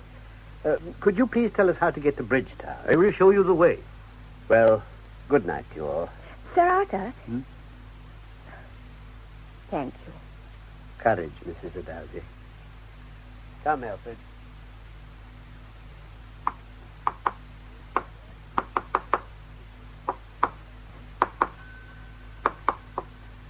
Oh, evening, gentlemen. Good evening. Mr. Hand? That's right, sir. Mr. John Hand? That's right. What can I do for you? Oh, it's a matter of some importance. This is Mr. Wood. How do you do? Sir? And my name is Arthur Conan Doyle. Conan Doyle? Not thee, Sir Arthur. Here, wait a bit. Let me find you someone to sit. Oh, no, please don't trouble yourself, Mr. Hand. We're here because we think you can help us with some inquiries we're making. On behalf of Mr. George Adelgid. Oh, yes? I believe you were a witness at the trial. I was, sir. But they tell me he's out now. Yes, he is. But in very strange circumstances. His present position is far from satisfactory. Now, I'd like you to take your mind back 3 years and more. Yes, sir. You testified that Mr. Adelgid brought some boots to you for repair on the evening of August the 17th, 1903, the night of the crime. That's right, sir. About 8:30 it was. You have a good memory, Mr. Hand. Oh, I could never forget that, sir. He left the vicarage at about 8, so it took him half an hour, which is approximately the same time it's taken us. How long was he here for, do you remember? Oh, 5 or 10 minutes. We chatted for a while, then he left. Said he was expected back for supper. It's probably asking too much, but do you happen to recall what kind of coat he was wearing? Yes, I can tell you that too, sir. It was dark blue serge. Good heavens, fancy remembering a detail like that. Oh, not at all, sir. It was the outdoor coat he always wore. Oh, then Mr. Adelgid was a regular customer of yours. Oh, yes, sir. He'd been coming here for years. What sort of man would you say he was? Well, very pleasant gentleman, sir. A bit shy, but very friendly. Oh, and very civil. Always called me Mr. And. Well, you know what I mean. I do indeed. Politeness costs nothing. Yeah. If anybody hereabouts wanted any help with legal matters, well, he'd always give it. And what did you think of the verdict at the trial? Well, if you want my opinion, sir, it was all wrong. He wasn't guilty, not Mr. Adelgid. Why do you say that? Well, I knew him. I remember one day he came in when I cut my hand. Funny how these small things stick in your mind. Well, I had a bandage on and the blood was showing through. Oh, he seemed terribly upset. No, he could never have done the things they say he did. He couldn't hurt anybody. Thank you, Mr. Hand. You're a good judge of character, as well as an excellent craftsman, judging from these boots here. Thank you, sir. Very kind of you to say so. You've been most helpful. Good night to you. Good night, Mr. Hand. Oh, and to you too, gentlemen. Salt of the earth, sir. Yes, that was the whole problem. Problem, sir? I don't understand. For whom? For the police, my dear Wood. Can't you picture him giving evidence in court as strong and reliable as the materials of his trade? If he said 8:30, 8:30 it was. If he said George was wearing a blue serge coat, it couldn't possibly have been his grey house jacket. No jury on earth could have failed to believe him. Is it any wonder that the police had to fall back on the even more ridiculous proposition that George crept unnoticed from a locked bedroom and committed the crime at 2 o'clock in the morning? Remarkable. Self-evident, my dear Alfred. All that remains now is to demolish their theory by practical experiment. Are you feeling energetic? Oh, I'm game for anything, sir. What do you have in mind? A walk. Over there, about 3/4 of a mile away, judging from our map reading, is the field where that poor beast was mutilated. What we shall do is to follow the route George is supposed to have taken that night. Oh, very well, sir. Right. Off we go. This bank's a bit steep. You need a hand up, Alfred? No, thank you, sir. Oh, careful now. There's a ditch here. Oh, and another fence out here. Mind the barbed wire. All right? Yes, fine, sir. Oh, quite an obstacle, of course. I think we're approaching the field now. Oh, yes, there's the colliery. Now, somewhere here must be the spot where the pony was done to death. I'm quite puffed. And we're both active men, Alfred. Imagine this course being run at night by someone who's nearly blind and with a score of police scouring the neighborhood. Pretty far-fetched notion, isn't it? It's grotesque. And to think this all-important point was not even raised at the trial. Do you know what this reminds me of, sir? Huh? Who would associate crime with these quiet fields? Ah, yes.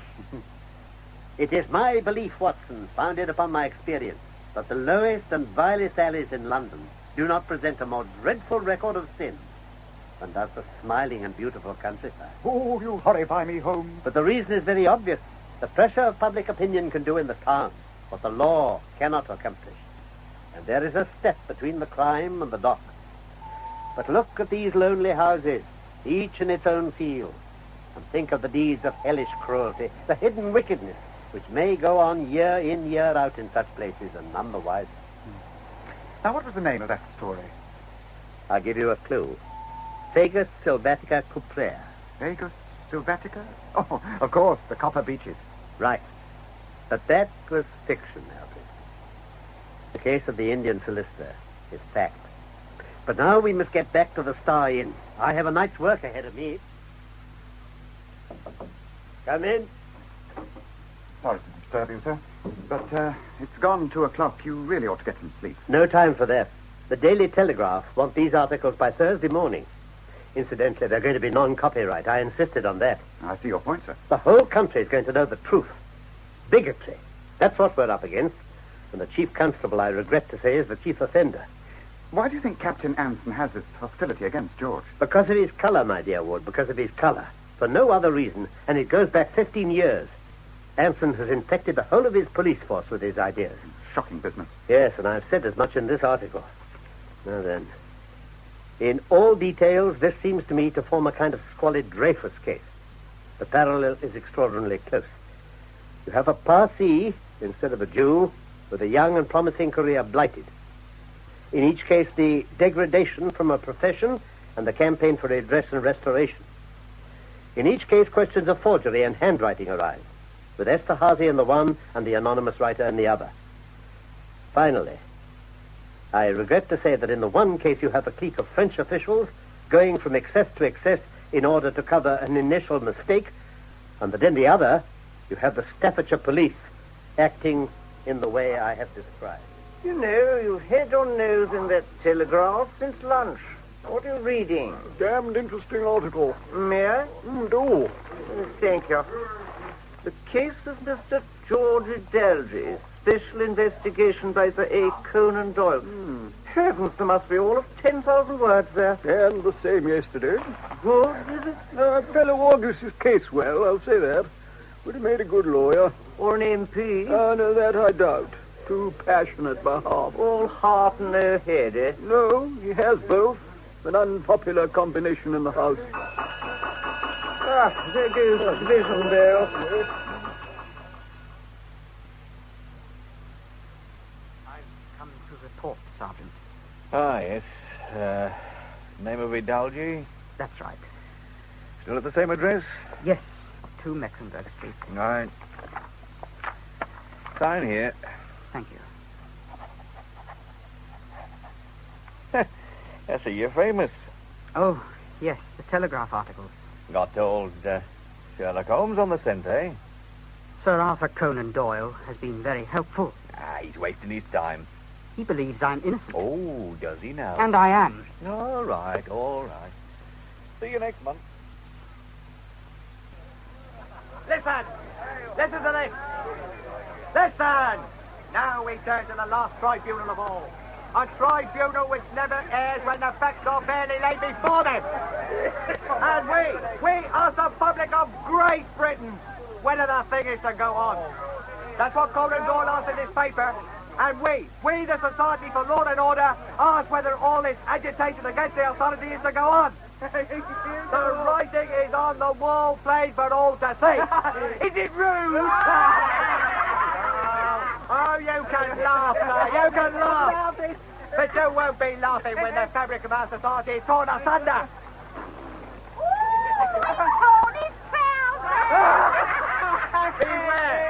Beware those who would undermine the forces of law and order for their own ends. The creation of anarchy. Rubbish! It is far from rubbish. I tell you, Conan Doyle is playing a dangerous game, defending a convicted criminal. Oh, George Adelgy is no ordinary criminal, I grant you. He's a very clever man. He's won gold medals, and he's written a book on railway law. But, whose side is he on? Liverpool! We live in perilous times. We are surrounded by enemies who seek to destroy us. And what better way than by spreading unrest and disaffection? We have the finest police force in the world. What right does Conan Doyle to cast a slur on their integrity? Mind you, Wood, I deprecate a public outcry, but we have no alternative. The door's been shut in our faces, and we must force it open. I rather think the Home Secretary has his shoulder to it on the other side, sir. Then we shall see whose is the stronger. I fancy it'll be mine. If it were his father now, the grand old man, I'd be taking on a mountain. But Herbert Gladstone? He's a foothill. My dear Sir Arthur. Mr. Gladstone, I'm obliged to you, sir, for this interview. Not at all. My pleasure. Please be seated. I need hardly tell you that my concern over the case of Mr. George Adelgy is shared by many of our fellow citizens. Yes, I gather the correspondence columns of our newspapers are somewhat fuller than usual. It is not merely a question of letters to the press, Mr. Secretary, sir. Expressions of disquiet have come from many distinguished quarters. And all without cause or foundation, I assure you. You will have difficulty in assuring me, sir. There are questions to be answered. Then ask them, my dear fellow. Who was responsible for deciding that Adelgy should go free, but remain guilty? That is a question that I'm afraid I cannot answer. Pray, sir, why? Is it a state secret? It is a matter of political prudence. You outrun me, sir. Surely not, Sir Arthur. There are always political considerations in these matters. I'm sure you understand that. You stood for Parliament twice, did you not? Yes, and was defeated twice. Regrettably. Perhaps it was just as well. I could never really imagine myself as second to a party, or as thinking that all virtues lay with one set of men. You raise a philosophical question. Now let me raise another, and it's a very simple one. Do you intend to re-examine the case of Mr. Adelgy? There is no simple answer to that. Why not, sir? There are practical difficulties. We have as yet no provision for appeals against criminal convictions, although, of course, such a reform has been under consideration since the unfortunate case of Adolf Beck. Another innocent man who was sent to prison. As you say. Do you mean that Adelgy's sentence must stand because there is no legal machinery for dealing with it? As regards a retrial, yes. It's monstrous. It is unfortunate, but that is the law. Then the law must be changed. That is a matter for Parliament. You are the Home Secretary. And my hands are tied. Then we shall have to untie them, sir, even if it means calling a protest meeting in Trafalgar Square. I would never have imagined you in the role of a public agitator, Sir Arthur. There are times, Mr. Home Secretary, when it is criminal not to agitate. I am saddened to think that you should regard me as an enemy. I sympathize with your predicament. Not mine. Adelgy's and his families. They are the ones who are suffering. Your concern for them is admirable, though I cannot share your certainty that there has been a miscarriage of justice in this case. But you will admit, sir, that these are exceptional circumstances. They are, I agree, not normal. Yet you will do nothing. No. Something can be done. I am prepared to appoint a special committee of unbiased men to examine and report on this case.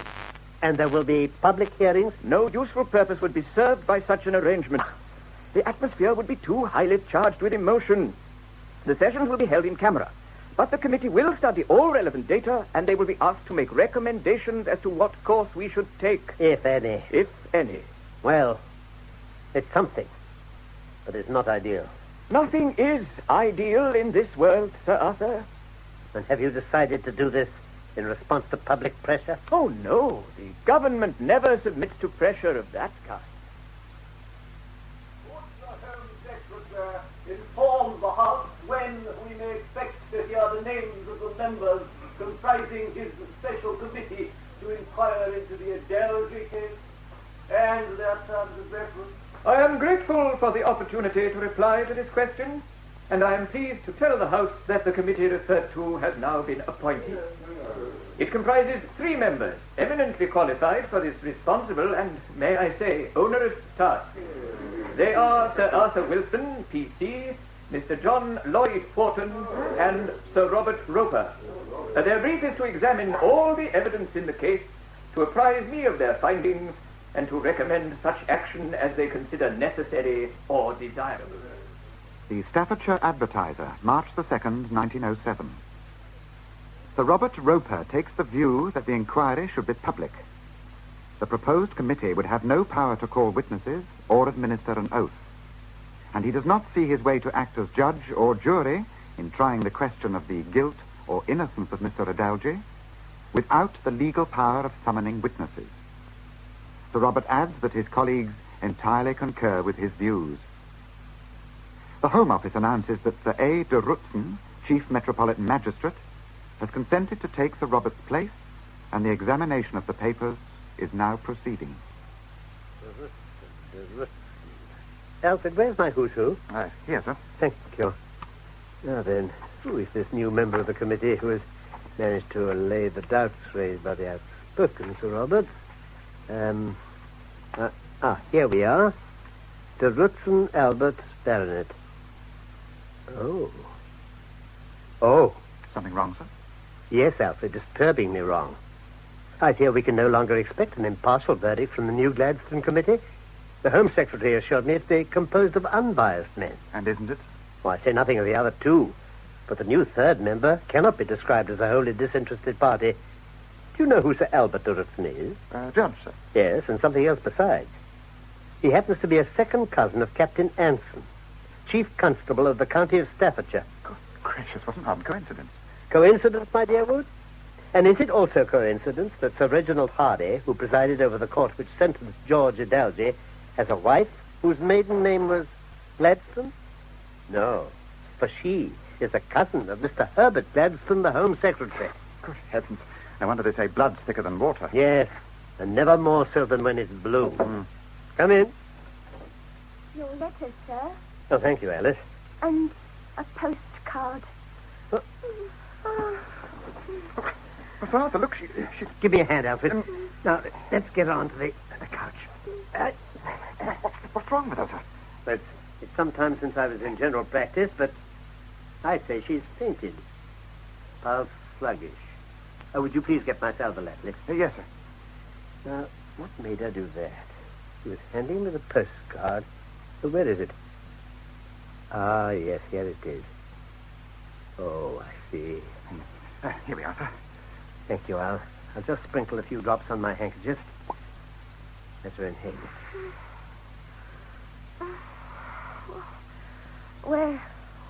Where am I? What? It's all right, Alice. Don't try to get up. What happened? There's nothing to be alarmed about. You fainted. Oh. She isn't ill, is she, sir? I don't believe so. I'd say she was suffering from delayed shock. Am I right, Alice? Oh, no, sir. Really, I'm not. Are you sure? Yes, sir. Please, sir. Can I get back to work? In a moment. Now, why did you faint? I don't know, sir. I think you do. No, honest, sir. I think you read this postcard before you came in. and the contents upset you. Oh, sir. There now. There's no need to cry. It's all over. Oh, Sir Ralph. Oh, I don't know what you must think of me. I think your curiosity is stronger than your constitution. Oh, I feel so ashamed. Then we'll say no more about it. How are you feeling now? Oh, all right, sir. Thank you. You think you can stand? Yes, sir. Now, steady. Steady. Oh, I really am sorry, sir. Please forgive me. I do, Alice. I don't understand, sir. Why should a postcard make a feint? Read it.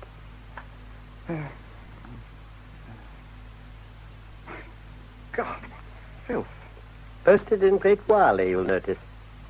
And if we look through these letters, I shouldn't be surprised that, as I thought, another communication from the same source and in the same hand.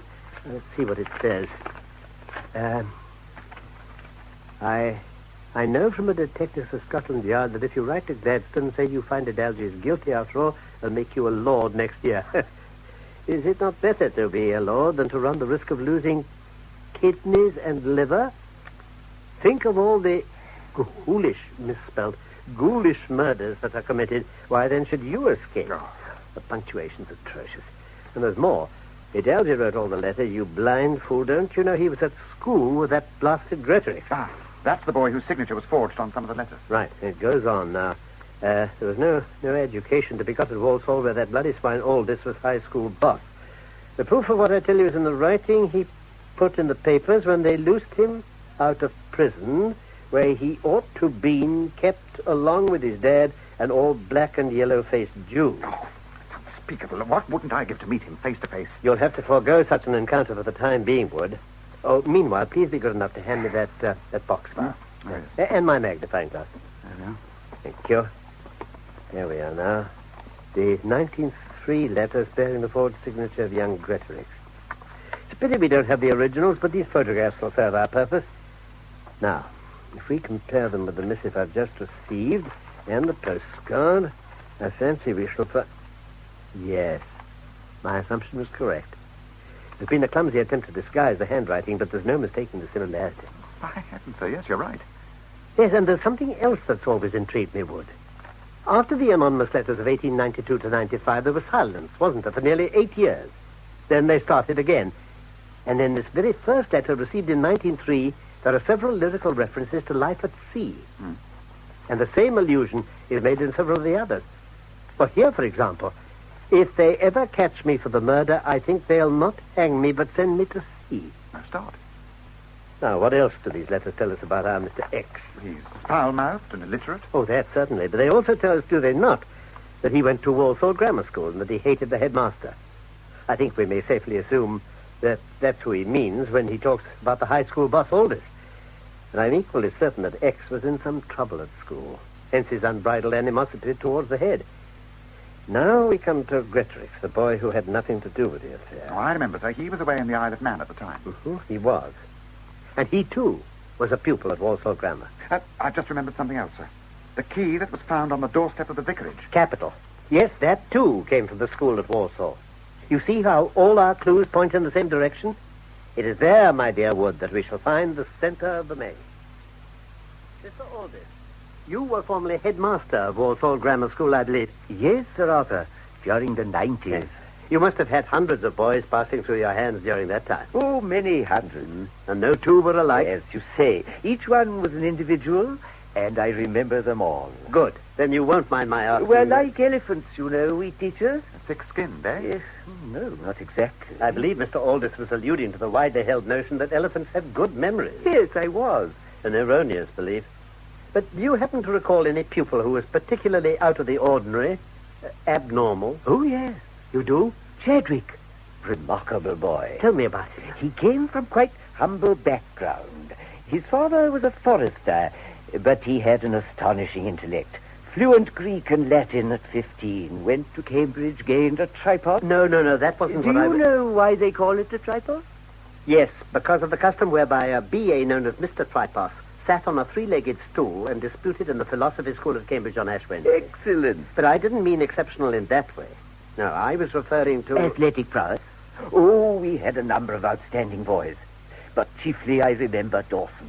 He ran for Britain in the second Olympic Games in Paris in 1900. No, Mr. Aldous, I'm afraid we're talking at cross purposes.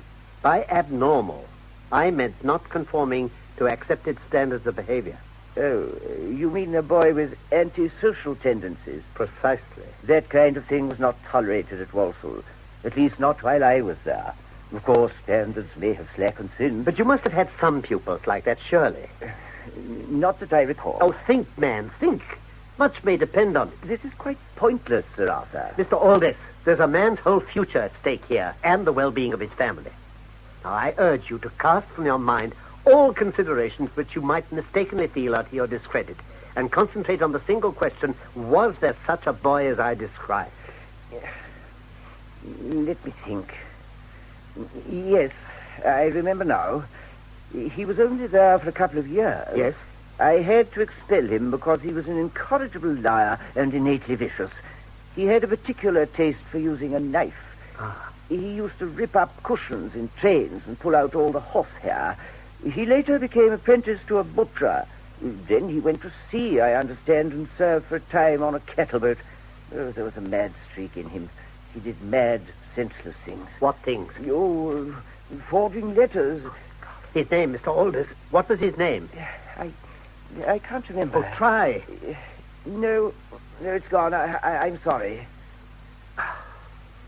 Well, it's a lot to expect. It was 15 years ago. You did your best. Come, Alfred. Good day to you, sir. Wait. What? Sharp. Yes, that was it. Sharp. Royden Sharp. Why should anyone want to implicate your son, Mrs. Grettrick? Spoilt, if you ask me. But it doesn't make any sense, whichever way you look at it. Bobby wouldn't do a thing like that, writing those horrible letters. Besides, he wasn't ever here at the time. No, we know. Proper mystery it is. Yes, indeed. Your son was at school in Walsall with George Adalji, I believe. Yes, he was. Do you think Adalji was behind it all? Well, I know they said he was. And they sent him to prison for it, but I don't know. It never seemed right to me. George Adalji and my Bobby were chums. Bobby often brought him home for tea. Very polite lad he was. Oh, it's a real old jigsaw puzzle, the whole thing. I've never been able to work it out. Nor can we hope to until we have all the pieces. Tell me, do you happen to remember a young man by the name of Royden Sharp? Remember Royden Sharp? I'm not likely to forget him, especially that time when all the cattle maiming was going on. What happened then, Mrs. Grettrick? Summer it was.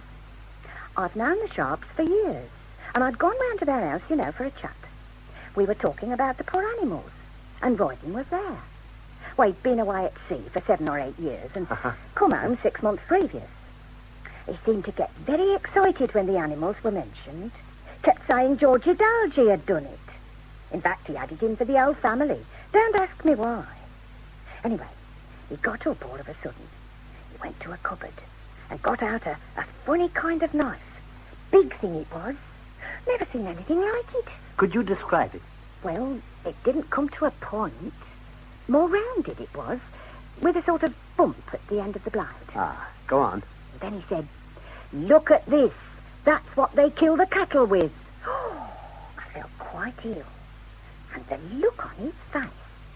Oh, I couldn't describe it. As though he enjoyed telling you about it. That's right, sir. That's it exactly. How did you know that? It was obvious, Wood. We're dealing with a man of sadistic propensity. The knife was a horse lancet. Conan Doyle managed to get possession of it. How, we need not inquire. He had his methods. He made a sketch of it and included it with a report he sent to the Home Secretary. The case against Royden Sharp. The wounds in all the outrages up to August the 18th were of a very peculiar character. In every case, there was a shallow incision. It had cut through skin and muscles, but had not penetrated the gut. Had an ordinary cutting weapon been used, it must certainly, in some instance, have penetrated far enough to pierce the gut with its point or edge. Note that the blade of the horse lancet is very sharp, yet it could never penetrate more than superficially. I submit this very large horse lancet obtained by Royden Sharp from the cattle ship as being the only kind of instrument which could have committed all the crimes. This seems to me in itself a complete case, and if I, a stranger in the district, have been able to collect it, I cannot doubt that fresh evidence would come out after his arrest. He appears to have taken very little pains to hide his proceedings, and how there could at any time have been any difficulty in pointing him out as the criminal is to me an extraordinary thing. Conan Doyle submitted his detailed and carefully reasoned report to the Home Office and awaited their reply. In May 1907, the findings and recommendations of the Gladstone Committee were made public. Mr. Ernley Blackwell of the Home Office. The committee reports, in our opinion, the conviction was unsatisfactory, and we cannot agree with the verdict of the jury. On the other hand, we agree that Idalgi was the writer of the letters of 1903, and that he has, therefore, to some extent, brought his troubles upon himself. I demand to see the Home Secretary. The Home Secretary is not available, Sir Arthur. I am acting for him. And who might you be, sir? My name is Ernley Blackwell. I take it you've come about Idalgi. I've come to protest about this outrageous verdict. I say to you, sir, and I say to Mr. Gladstone, that these miserable findings are an affront to the civilized conscience. Idalgi has therefore to some extent brought his troubles upon himself. What meaningless rubbish is this? I must ask And why you, has the Home Secretary decided that no compensation can be granted? It's intolerable, and I'm not alone in thinking so. Countless members of Parliament have shown their concern by their questions in the House. One pressed the Home Secretary to confirm that Idalgi was innocent. And the answer? It is a matter of opinion. It was not a matter of opinion when the Gladstone Committee declared Idalgi guilty of writing the anonymous letters. And on what evidence? On that of a single so-called expert. Really, Sir Why Arthur... has no action been taken against Royden Sharp? Why has nothing been done about my report? If you've taken the trouble to read it. I have. Then you'll know there's a prima facie case. I know nothing of the kind. Our law officers advise us that there is no case against Sharp. You have maligned an innocent man. Innocent? Royden Sharp is no more guilty than I am. You are guilty, sir, of willful blindness. Sharp wrote the letters and Sharp did the killings. No other verdict is possible. I would advise you, Sir Arthur, not to persist in these allegations. Mr. Blackwell, do you maintain that George Idalgi is raving mad? There is no indication to that effect. Has there ever been any suggestion that he's mad? Not to my knowledge. Then do you seriously suggest that he sent me 7 violent letters threatening my life? I can do no more than refer you to the Gladstone Committee's report. Here we are, page 6. These letters can have only a very remote bearing on whether Idalgi was rightly convicted in 1903. Mr. Blackwell, it was always apparent to me that the criminal in this case was insane. I am now beginning to wonder whether insanity has spread to the Home Office. You have heard my final words, Sir Arthur. The case of George Idalgi is closed. It is not closed. I will not leave the job half finished. Once more, Conan Doyle charged into battle. During June to August, he wrote further articles in the Daily Telegraph, asking, Who wrote the letters? I have just received a most careful and weighty report upon the Idalgi documents from Dr. Lindsay Johnson, the well-known expert who assisted Maitre Labori to unravel the mysteries of the Dreyfus bordereau. Could the forged Greatorex letters of 1903 have possibly been written by Mr. George Idalgi? The letters signed Idalgi and Greatorex have nothing in common. The former are those of an educated man. They exhibit no errors in spelling or style. The handwriting is that of a man who has written precisely in the same way, which shows a writer of regular and orderly habits, and every full stop is inserted. The forged Greatorex letter is in a cramped and apparently disguised hand. It is unquestionably the style of an uneducated man, irregular in his habits. It is practically unpunctuated throughout. Dr. Lindsay Johnson also had specimens of Royden Sharp's handwriting obtained by Conan Doyle. Everything pointed to Sharp as the author of the anonymous letters, and it was an independent verdict. I have purposely avoided reading your articles in the paper, lest they should bias my mind. The conclusions to which you have come are exactly the same as my own, though founded upon a far closer scrutiny and upon more elaborate methods. The case of George Idalgi is closed.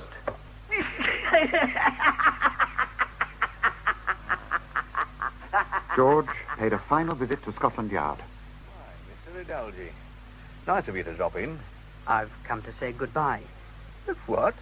I've been pardoned, Sergeant, didn't you know? Me? How can I be expected to know anything? So I won't be seeing you again.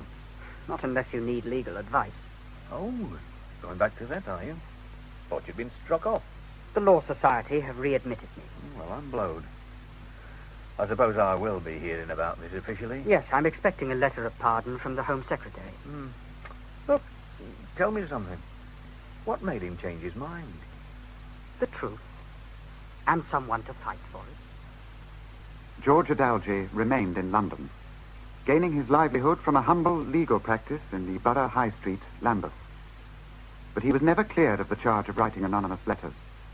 He never received a penny damages, nor to this day has the Home Office acknowledged that there was a miscarriage of justice. No one could give George back the 3 years he had spent in prison, or take away the anguish of his persecuted family. But George's sufferings, brought home to the country at large through the efforts of Conan Doyle, were not wholly in vain. They led directly to the creation in 1907 of the Court of Criminal Appeal, after 32 previous attempts to set up such a court had failed. On November the 2nd, 1911, Sir Arthur wrote to his mother, "I have written to the new Home Secretary about Adalji. I'll win that fight yet." I was wrong. I had underestimated the strength of the enemy. The sad fact is that officialdom in England stands solid together, and that when you are forced to attack it, you need not expect justice, but rather that you're up against an unavowed trade union, the members of which are not going to act the blackleg to each other, and which subordinates the public interest to a false idea of loyalty. What confronts you is a determination to admit nothing which inculpates another official, and as to the idea of punishing another official for offenses which have caused misery to helpless victims, it never comes within their horizon. Oh, Elsie, sir, could you get me a list of all the chemists in the Great Wireley area? I shall need to write to them. Very good, sir. The fight goes on. Indeed, sir. And go on it did. Proof of this can be found in a letter written to a chemist in Cannock and presented by his son-in-law in 1971 to the Victoria Theatre, Stoke-on-Trent, where this play was being staged. Undershore, Hindhead, Hazelmere, August the 31st, 1907. Dear Sir, could you tell me if anyone has purchased aniseed, either as balsam or in any other form of late? It is, as you know, used to attract horses, and may have been so in this case. Of course, such a purchase may have been quite innocent, but I should be obliged if in this crisis you would submit to me for my own information the name of any male customer who has recently bought such preparations. The public good must be my excuse for troubling you. I am, dear sir, yours truly, Arthur Conan Doyle. In Conan Doyle Investigates by Roger Waddis, Carlton Hobbs played Sir Arthur Conan Doyle, with Graham Armitage as Alfred Wood, Brian Hewlett as George Adalji, Edward Kelsey as the Reverend Shapoji Adalji, Penelope Shaw as Charlotte, and Susan Tracy as Maud. Captain the Honourable George Anson, Sir Reginald Hardy, and others were played by Paul Chapman, Inspector Campbell by John Malcolm, Thomas Gurrin, Mr. Aldis, and others by George Woolley, and Sergeant Upton by Ralph Lawton. Dr. Butter and others by Arthur Pentelow, Mr. Disternal and Mr. Herbert Gladstone by Peter Yapp, and Mr. Vachel, Dr. Lindsay Johnson and others by Basil Jones. Also taking part were Gerald Turner, Daniel Bryan, and James Duckett. Production in Birmingham by Anthony Cornish.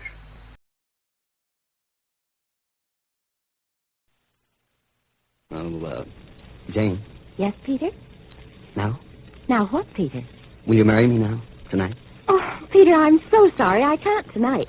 Tonight I have to solve the case of Wilmer and the widow. Oh.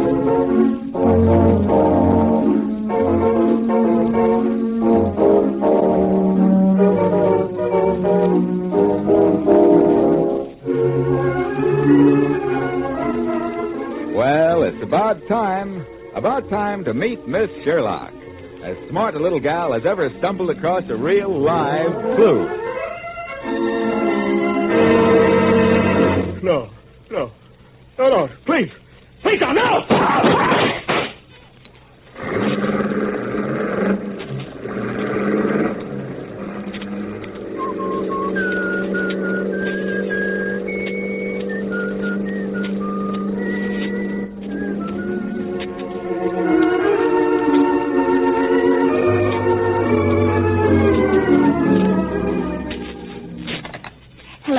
Hello, that you, Peter? Yes? This is Jane, Peter. Oh, hello, darling.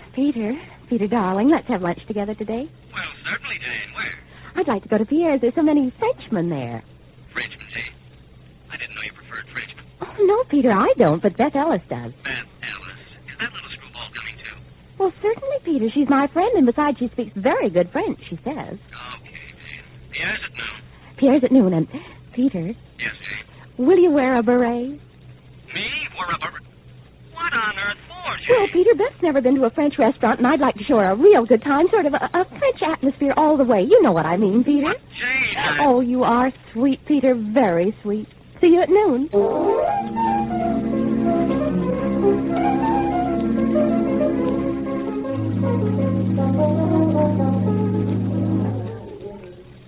Does Monsieur wear the beret often? No, Monsieur does not wear the beret often. Monsieur would like a table where no one can see him. I understand, Monsieur, if you will follow me. Mademoiselle Sherlock is going to join you? Yes. Here, I think you will find it comfortable. Perhaps an aperitif before lunch? A tall, cold, impetuous drink of something, Pierre. Double bourbon and soda. That should be cold and impetuous enough. Right away. Your drink? And telephone, Monsieur. Telephone? I didn't order any telephone. A young lady is calling. You're Mademoiselle Sherlock, eh? Hey, yourself. And bring me another double. Oui, monsieur. Un moment. Hello? Peter, this is Jane. I'm terribly sorry, darling, but you'll just have to wait a little while for me. Well, what's keeping you? I'm tied up for the moment, Peter. You see, I'm shopping for blossoms on Broadway, only I'm not really. That makes sense. Go on. Well, you see, I'm really shopping for Wilmer. He came in yesterday. He wants to buy an engagement ring. Wilmer? Yes, Wilmer. Of course. It's really for the widow, Wilmer's widow. Oh, Wilmer's widow. You see, I'm doing it for you, Peter. For me? Oh, why, Jane? Why, you're a client, silly, don't you see? Wilmer's widow. No, I don't see. And who the heck is Wilmer? Wilmer's your client, and that's why I'm late. Look, Jane, I don't know any Wilmers. And if I did, I'd kill him for having a name like that. How could you know him, Peter? Wilmer's widow is really going to be your client. And you just wait at Pierre's. I'll be there right away, and then you can meet Wilmer, and I'll explain then. Peter. I think I'm still here. Did you wear it? Hmm? Did you wear the beret? Yes. Oh, you're so sweet, Peter. I'll be there soon. Goodbye. Oh, nuts.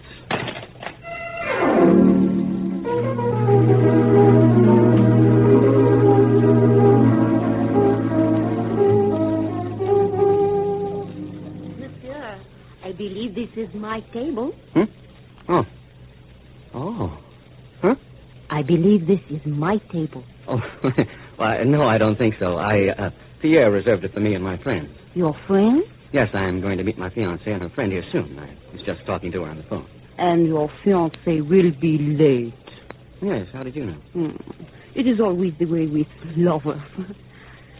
I too am waiting for a friend. Oh, won't you sit down?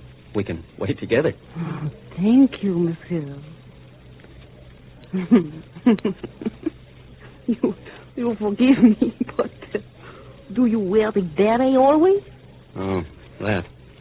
No, not always. You see, Jane asked me to wear it today to make this girlfriend of hers feel at home. Oh? Kind of give her a little atmosphere. Monsieur, you haven't yet told me your name. Well, my name's Peter Blossom. I'm an attorney. What's yours? I am Yvonne. Yvonne. Mm-hmm. Well, that's a pretty name.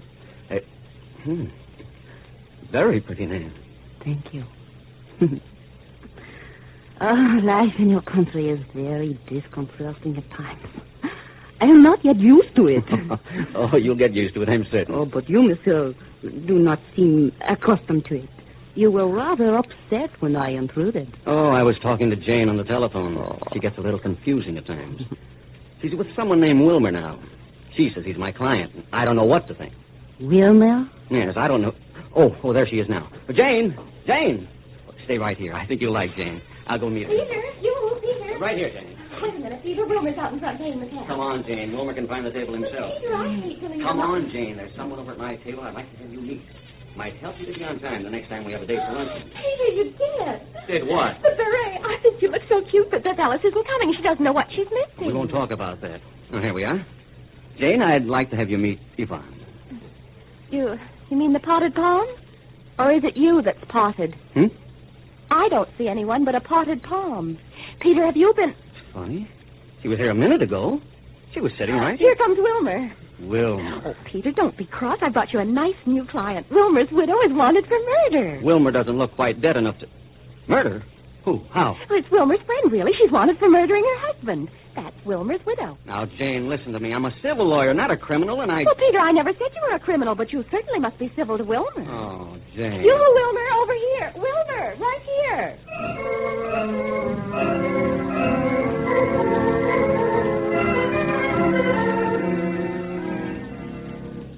Well, it's this way, Peter. I met Wilmer this morning right after I telephoned you. Perhaps I'd better explain, Miss Sherlock. I don't think Mr. Blossom quite understands what our connection is. Please do, Wilmer. Well, you see, Mr. Blossom, I was... pardon me, but do you wear it all the time? No! Peter, Wilmer's only trying to tell you about his widow. Go on, Wilmer. Yes. The widow of T.P. Randolph is a special friend of mine, and I'm afraid she's wanted for murder. Murder? Yes. Whose murder? Mr. Randolph's murder. You see, Peter, they found Mr. Randolph in a car this morning, parked in front of a bar called the Manhole. Someone had shot him, and now they can't find Mrs. Randolph anywhere. Well, now, isn't that nice? Oh, no, it's not nice at all. They've been looking everywhere for Mrs. Randolph, and I'm frightened. Where is she? Well, I don't really know. You see, the police found her fingerprints all over the steering wheel of the car. Whose? Wilmer's widow, Mrs. Randolph. You see, Peter, Mr. Randolph was a very rich man, and Mrs. Randolph would get all his money if he were dead. Oh, yes, but she really couldn't have anything to do with it. Not for money. Money, Wilmer, is a very good motive for murder. Then you think Wilmer's widow is guilty? Mm-hmm. Very guilty. But oh, dear, she couldn't be. She's not that kind of a girl. Not Yvonne. Who? Why, Yvonne. Yvonne Randolph. Will you take the case, Peter? Yvonne. Just a minute, Jane. Wilmer, what does Yvonne look like? Oh, she's beautiful. I remember the first time I saw her in a flame-red dress that seemed to set the sparkles in her hair. French accent? Why, yes. How did you know? Never mind. Wilmer, I'll take the case. That's wonderful of you, Peter. Oh, thank you, Mr. Blossom. And when can I meet your widow, Mrs. Randolph? Oh, I know she'll get in touch with me pretty soon. I handled all of Mr. Randolph's money. Yvonne loves money. I'm sure she does. Peter, do you think you can help Wilmer's widow? Maybe. But, Wilmer, I'll have to surrender her to the district attorney's office as a matter of form after I've talked to her. Oh, I understand perfectly. I'll let you know as soon as she shows up. You can trust Peter, Wilmer. Oh, I hope so. Did you say Mr. Randolph was killed in front of the Manhole? It's a bar or something over on the Bowery, Peter. I must get back to my office now. You'll excuse me. Of course, Wilmer. Yes. By the way, Miss Sherlock, when you find that ring we were looking for, will you have this engraved on the inside? Here. Oh, yes, Wilmer. I'll take care of it. Goodbye. So long. Goodbye. Funny little guy. Yeah, I wonder. Peter, come on. We've got to get busy. But I can't do anything until Wilmer finds Mrs. Randolph, Jane. Oh, yes, we can. We can find a murderer.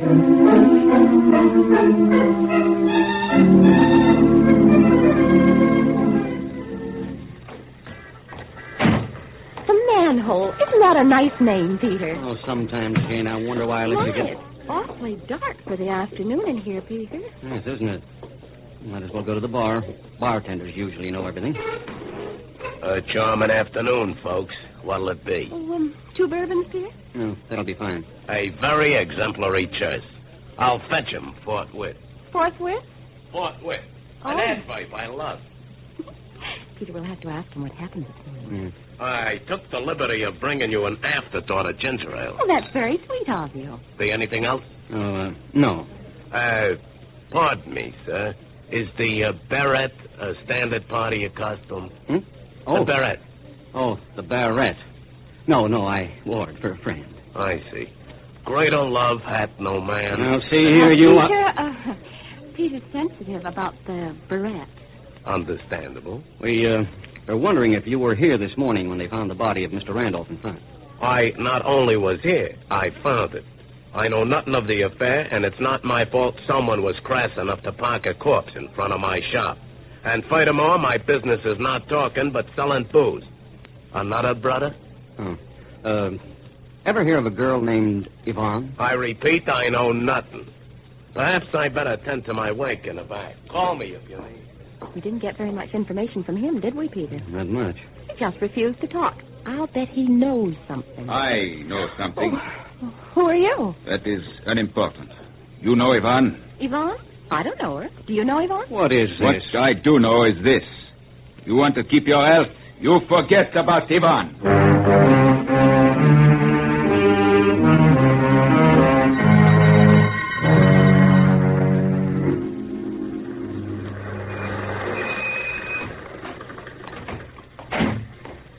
Why, Captain Dingle. Jane Sherlock, what are you doing Well, here? Peter and I just dropped in for a drink, didn't we, Peter? Yes, that's all. Hello, Miss Sherlock, Mr. Blossom. What's new? You solving any murders today? They haven't got any to solve. They're all solved. What do you mean, Captain Dingle? Just what I said. You mean you've already solved the Randolph killing? The one that happened this morning? All taken care of, Kitty. It's not a thing for you to do. But that can't be Dingy.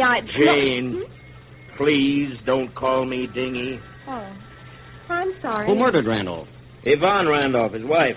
She killed him, drove him here, parked the car, and left him. But are you sure? Very certain. Her fingerprints were all over the steering wheel. You know, Jane, I had a feeling you and Peter be snooping around here. For once, you're too late to butt in. It's all sewed up. Yep, all sewed up. Not a stitch showing. Even Tolleson knows. Right, Chief. Well, where are you holding Mrs. Randolph? Oh, we haven't had time to find her yet. Oh, I see. Well, Captain Dingle, Peter and I were just dropping by. You see, we wanted to get a little information. Information? What kind of information? Peter's taken a new case. He's Mrs. Randolph's lawyer. He's what? I'm her lawyer. Oh, you are you? Jane, what's going to happen now? Well, you picked a swell case to switch to criminal law on. You'll never get her off. We got her dead to rights. The manhole's a very interesting place. Any place is interesting that has a dead body parked in front of it in the morning. You know, the most frightening man spoke to Peter and me while we were in there. Oh, if you mean the bartender, Miss Sherlock, he is a little screwy, isn't he? Strange is a better I word. don't mean the bartender. There was another man. He was wearing a beret, just like Peter's. Oh, yes. I meant to ask you about that, Peter. Is it comfortable? Dingle, I dislike It scenes, wasn't but... as cute as Peter's. This man was tall and kind of skinny with a scar on his face. Hey, Chief, that's... Shut up, Tolleson. Did you say he had a scar on his face? Yes, the poor fellow must have run into a plate glass window or something in his time. That was Andre Petitjean. Who's Andre Petitjean? Oh, just one of our prize suspects, that's all. Which way did he go? I don't know. He was in the bar a minute ago. Get in there, Tolleson. Right, Chief. What's he got to do with this? Nothing, only he was a great friend of Mrs. Randolph's and tried to swindle her husband with some phony invention. We think he was in on it. Well, what makes you think that? Mrs. Randolph was seen with him 3 or 4 times in the Markham Grill. We found that out. They used to meet there. She only married Randolph for his money. The Markham Grill? Yeah. You two might have let our prize suspect get away. We'll find Mrs. Randolph sooner or later, but Andre's clever enough to slip out of town. Why didn't you... Dingy, we didn't know he was important. He was important, and don't call me Dingy. No inside, Chief. Barkeep doesn't speak very good English. Chief, what's a forthwith? Well, he's got away. Come on, Tolleson, let's get back in there. I'll make this bartender talk if it's the last thing I do. Come on, Peter, we'll go too. No, Jane. Let Dingle take care of that. But, Peter, they're going to try to find out about Andre Petitjean. So are we, Jane. Well, then come on, Peter. Let's go in the manhole. No.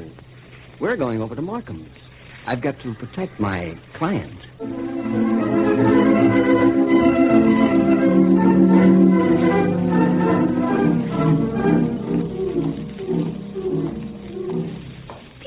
going about this case the wrong way. Why did we go to all the trouble of questioning the head waiter at the Markham Grill? We kept our health, didn't we? Well, yes. And we don't know where Andre would come. Wilmer's back. Yeah, we'll soon know.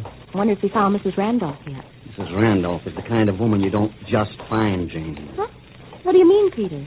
Blondes like Mrs. Randolph are a rare vintage. Oh. Wilmer Waldo, public accountant and business affairs. Wonder what that means, Peter. A high-priced business agent. People like Randolph often use him to handle their money. Oh? And this is probably what he did for him. And, Jane, if you need someone to help you handle your money, you have to have a lot of it. I suppose so, but... And Wilmer's the type. Yes, isn't he? The type for what, Peter? Oh. Do you think maybe Wilmer's hiding Yvonne under his desk? Wilmer's probably hiding plenty. Doesn't look like anyone's here, Peter.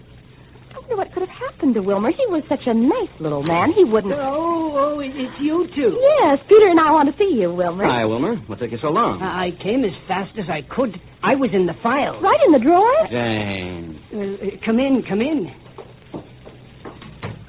You have a nice office, Wilmer. A little bit unlike you. Oh, do you think so? Oh, red plush leather chairs and chromium lace. I like nice things. Of course you do, Wilmer.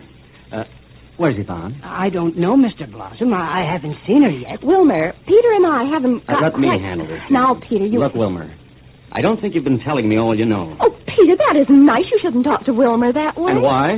Well, can't you see you've upset him? And besides, you're bigger than he is, Peter. But I have told you all I know. Yvonne Randolph is wanted for her husband's murder. Look, Wilmer, do you know Andre Petitjean? Andre Petitjean. No, I don't think so. He's a Frenchman from France. Oh. Yes. He talked to Peter and me today. He seemed to know Mrs. Randolph very well. He did. He did? Very well. In fact, so well that when Jane and I went to the manhole to try and get a little information from the bartender, he walked over and told us to forget all about Yvonne. Oh, dear, that's terrible. It's terrible. I wonder what connection he has with all this. We're wondering the same thing, Wilmer. Are you sure you don't know Andre Petitjean? No, I don't think I do. You said that once before. Peter. This has all been very trying. It's going to be more trying any minute now. What do you mean? Wilmer, Peter and I went over to the Markham Grill before we came here. The Markham, on West 45th Street? The same. Oh, I've been there. They serve awfully nice steak. Yes, Wilmer. You were eating dinner rather early, weren't you? We weren't eating dinner. Well, my goodness. We were talking to the head waiter, as a matter of fact. Alonzo, yes. Oh, he's an awfully nice fellow. I know his mother, too. She's very nice. Everybody's just fine. Do you know what Alonzo told us, Wilmer? No. What? That he saw you and Andre Petitjean having dinner together there the night before Mr. Randolph was murdered.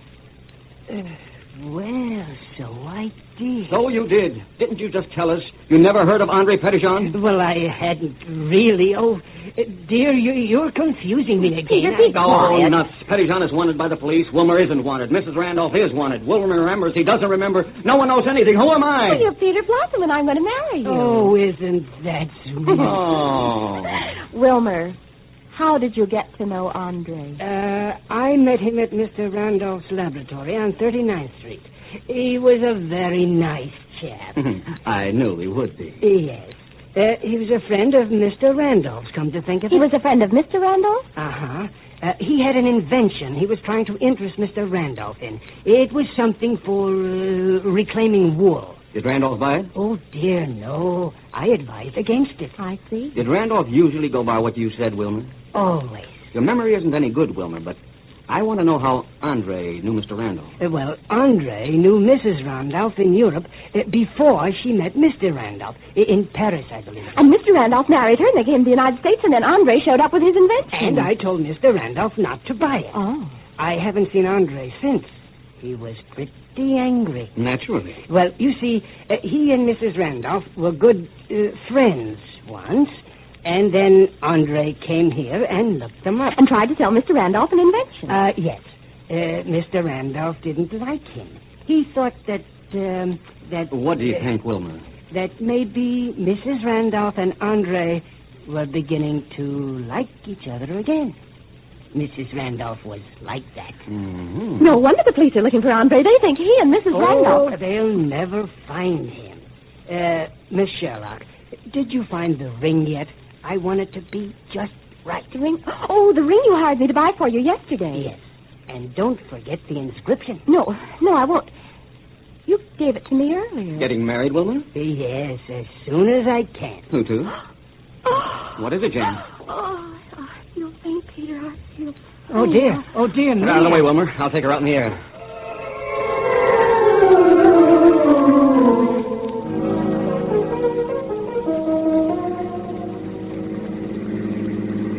All right, Jane. You weren't a very good actress. Why, Peter, we found out everything we wanted to know. There wasn't any more. Oh, Jane. I was just beginning to get some information. We found out the important thing. We did? I mean, did we? What? Where Yvonne is hiding. Huh? Oh, wait a minute, Jane. How... Right here, driver. Wait for us, driver. Hey, what is this? Where are we? Come on, Peter. Now, look, Jane, I don't mind wearing a beret for you. I don't even mind meeting Wilmer and getting a client I don't want. But why the alleyway? Don't What do you see, Peter? This is that laboratory of Mr. Randolph. That's just dandy. So what? Remember, Wilmer said he had the laboratory on 39th Street. This is it. And what has this to do with Yvonne? She's hiding here. Huh? Yvonne Randolph is hiding here. I just know it. Oh, Jane, for God's sakes. Good. The door's not locked. Jane, will you please tell me what makes you think Yvonne Randolph might be hiding here? Where else could she hide, Peter? Shh. Don't want to let anyone know we're here. Jane, where are you? Right here, Peter. Oh, I can't see a blasted thing. Can you find a light switch or something? No, I can't even find myself. For heaven's sake, Jane. We don't wind up in jail for housebreaking or something before this day is up. Did you hear something? No, not a thing. Have you a match? Yeah, just a minute. Oh, there. There's a light switch, Peter. Oh, good. I'll turn the lights on and... Jane, what is it? It's Andre Petitjean. Oh, and full of bullet holes. He's dead enough to pass coroner's inspection. Oh, Peter, it's so horrible. You had a good hunch, darling, but it looks like we found the wrong person. For Andre. Huh? Guess there's nothing to do but phone homicide and let them know about this. Maybe there's a telephone in the other room.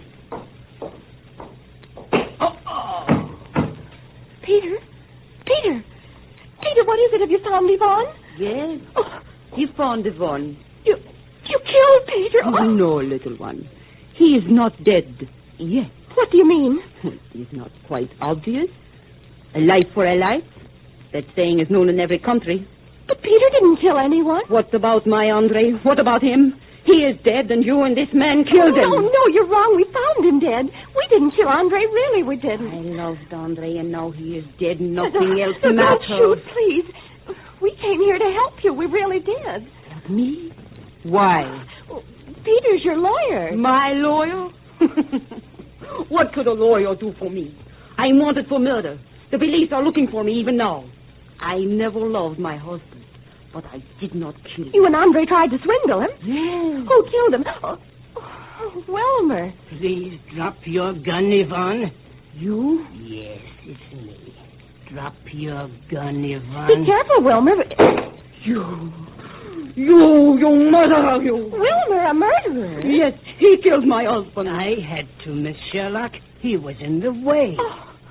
Oh, Wilmer. And now I'm going to have to kill you two. Oh, and Mr. Blossom. Too bad. He was so nice. But why? I went to all the trouble of killing Mr. Randolph, and then this Andre Petitjean came along. I might have known... Known what? I could never love anyone but Andre. I made the mistake of loving you, Yvonne. And now I'm going to You killed my Andre. But, Yvonne, I had to. You beast! Oh, Yvonne, don't cry. I'm awfully sorry. See, I'll kill you now, and then you won't feel badly anymore. Don't do that! They want more to fix the Not bad, Jane. I learned that in law school. Oh, Peter, I didn't know you were so muscular. You are wonderful, monsieur. Oh, you. Look what you did to my head. I am very sorry. I apologize. Oh, that's all right. It was nothing. It was... Oh, my goodness. Peter's fainted.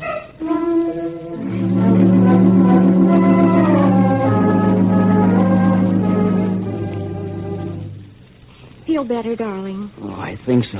Well, it's lucky you came, too. Wilmer was going to start shooting everyone. Well, all right, Peter. Jane, you've scooped me again. Mrs. Randolph's in the clear, and we're booking Wilmer for both murders. Chief, I don't quite know how all this happened. We were looking for Mrs. Randolph, and then... Tollison, will you please stick to nothing but holding them once we get them? Let me handle the catching. Okay, Chief, but I... Tollison. Right, Chief. We were pretty good, huh, Dingle? You were great. How did you get mixed up with those two, anyway? You see, Jane and I were going to have lunch together at Pierre's. It's a French restaurant. Oh, of course. Only I had to do some errands, and I was late because of Wilmer. I was buying him an engagement Because ring. of Wilmer. Mm-hmm. Jane, how did you meet Wilmer? It was him I was doing the errands for. And then I hired Peter to be Mrs. Randolph's lawyer. Chief, Tollison, please. Go on, Jane. And I phoned Beth Ellis, and she told me she couldn't make luncheon after all. Chief, tell me frankly, are you with Miss Sherlock? Always. Go on, Jane. So I telephoned Peter, and Captain Dingle, are you sure you're with me? Jane, I've gone through this so many times. It always comes out sooner or later. Well, Peter and I called on Wilmer at his office, and Wilmer told us about the laboratory. And then I remembered what Wilmer wanted inscribed on his engagement ring. Go on. I told Peter I had a headache. Go on, Jane. And then we found Yvonne. Oh, that does it. Please now, Jane, please, will you try to make some sense? Please, just this once. Yvonne thought we'd killed Andre, but we didn't. Wilmer killed him. Right after we saw Andre this morning at the manhole, and Jane, just a minute. How did we actually get tangled up in all this? A $64 question. Don't you see? See what? Yeah, Miss Sherlock, I don't think... You never did. Right, Chief. Well, Dingy, And don't call me Dingy. I thought I told you. The ring was going to be inscribed from W to Y. So what, Jane? Well, Wilmer wanted to marry Yvonne. He ordered an engagement ring for her yesterday before Mrs. Randolph was a widow.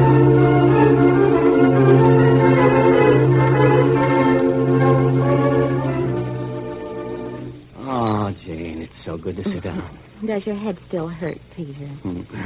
Not when you rub it that way, Jane. I feel kind of sorry for Wilmer. You have the oddest sense of sympathy, Jane. He killed everybody to marry Yvonne, and then... And it didn't work. Peter! Yes, darling? Come on, we've got to get started. Get started? For where, Jane? Pierre's. We're meeting Beth Ellis for a midnight dinner. Oh, no, Jane, not we that. are, Peter. She's expecting us. Oh. And, Peter... Yes, Jane. Wear your beret. Beth will love it, please. Oh, here we go again.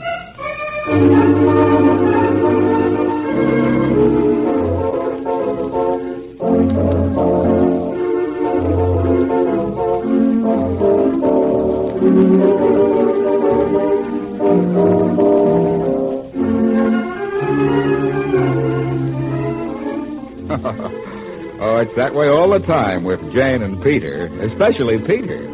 How would you like to wear a beret? Well, next week, Jane doesn't make Peter wear a beret, but they do get involved with a big game hunter who says he's being hunted in the case of the pink elephant. So be with us next week at this same time when you meet Miss Sherlock.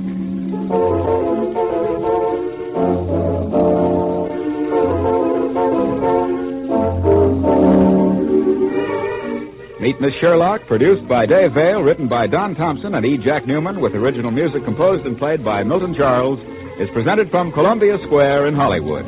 Murray Wagner speaking.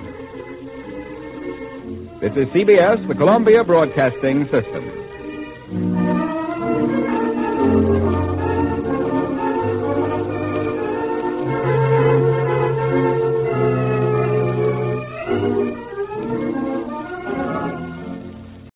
Good evening.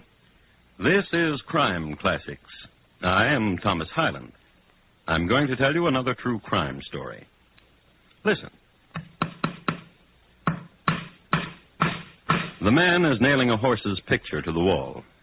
The horse is pawing the western skies in the classic attitude of pawing horses, and it is the top half of a calendar distributed by Isaac's Livery. It's a hot April day in St. Joseph, Missouri, in the year 1882. And the man is hanging the picture in his living room because he has a fondness for the noble beast. Horses have got him out of many a critical situation, such as 1, holding up railroads, 2, robbing banks, 3, murdering fellows. His name is Jesse James, and as soon as he finishes hanging that picture, a friend of his is going to shoot the back of his head off. So tonight, my transcribed report to you on the death of a picture hanger. Crime Classics, a new series of true crime stories taken from the records and newspapers of every land from every time. Your host each week, Mr. Thomas Hyland, connoisseur of crime, student of violence, and teller of murders. Now, once again, Thomas Hyland.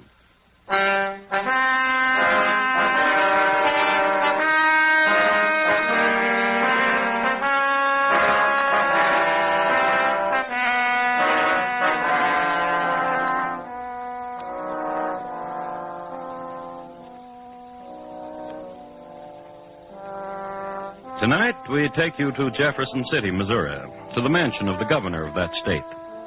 His name was Crittenden, but his cronies called him Critch. He liked living in the governor's mansion because he never had it so good.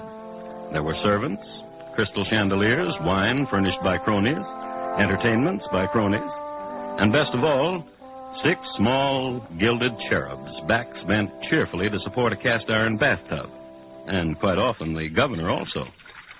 So, if you've never attended a governor taking a bath, here's your chance. Where's that soap? Where is it? Oh, there it is, Critch. Right behind you. Sheriff. Uh-huh. When's the last time you had a bath? Kansas City. Just after the hanging of Billy Bob Williams. Let's see, that was, March 12th last. What a memory you got, Governor. Yeah, hanging outlaws one of the nicest parts of this job, Timberlake. You ever get to be governor, hang a lot of outlaws and remember when. That way you can tell people, and people will be impressed and keep you governor. I'll remember. Hand me that rose water and glycerin, Sheriff. Oh, sure. Thanks.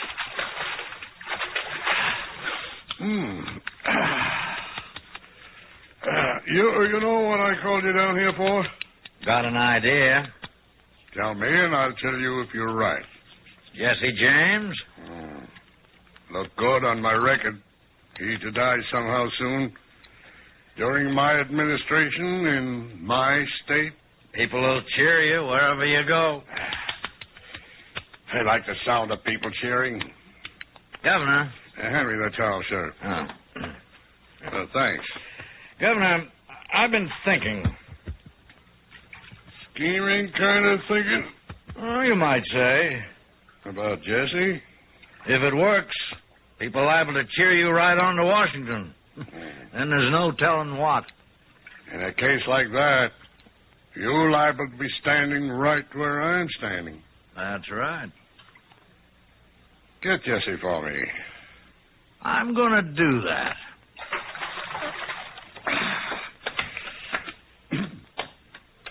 Not since Kansas City, huh, Sheriff? Not since then. Well, how'd you like to take a bath right now? I didn't want to say nothing. I was hoping you'd ask. She's all yours, Sheriff. Enjoy yourself.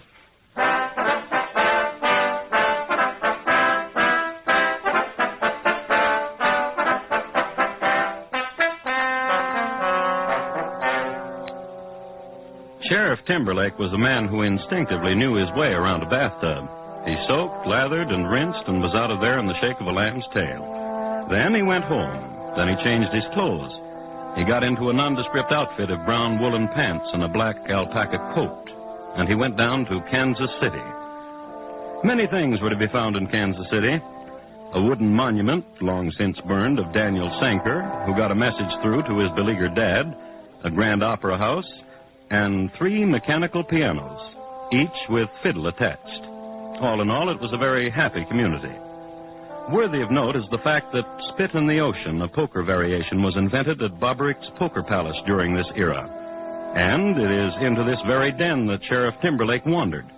He wandered here because he was looking for someone, a girl, a young lady whose job it was to stand in back of strangers at the gaming tables and make signals to the houseman on the opposite side. When Timberlake approached her, she had 3 fingers in the air and the tip of her tongue pointing to the left. Mattie. Oh, Up you, honey. Want to talk with you, Mattie. a second. Raise you. Carl. I got me a one-eyed jack in the hole. Gives me 3 of them. Where'd you say you're from? Roanoke? Nice place. Come on. Out here. What you want? How's Johnny? You said you weren't going to turn him in. For favors. What you want him to do? Nothing. What you want? Jesse James. Oh. Got to clean up Missouri, Matty.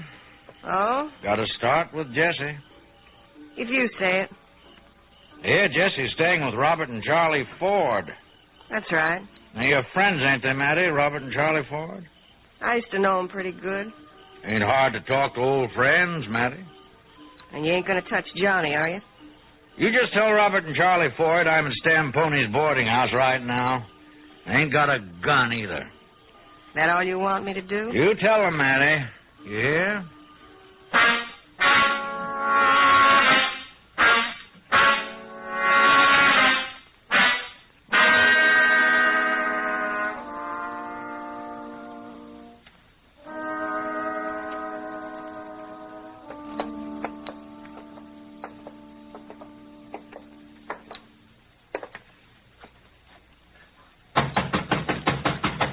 How is it?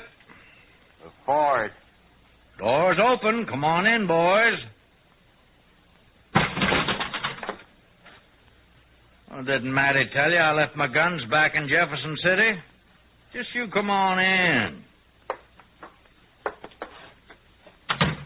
Bob, over there. All right. Glad to see you back in Missouri, Charlie. Heard you and Robert were over in Kansas for a while. Heard you're in jail. Heard you killed a man to get out. Glad to see you back in Missouri. Bob, get him. All right. I told you I weren't holding no iron, boys. Making sure. Take his shirt off him, Bob. Now, let him go, Bob. How come you ain't holding nothing, Sheriff? Well, now you know what I'm going to say, you believe. Go on back there, Bob, where you was before. All right. Sheriff, you crazy?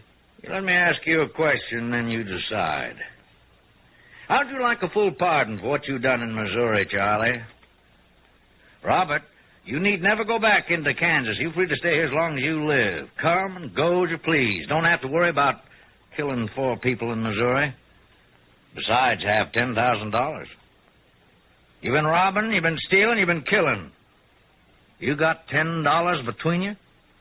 Both of you murderers, thieves, scum. I figured you'd do that. I'm glad you did. Because now you're hating yourself. Put your gun back, Bob. Let him run on a little bit more.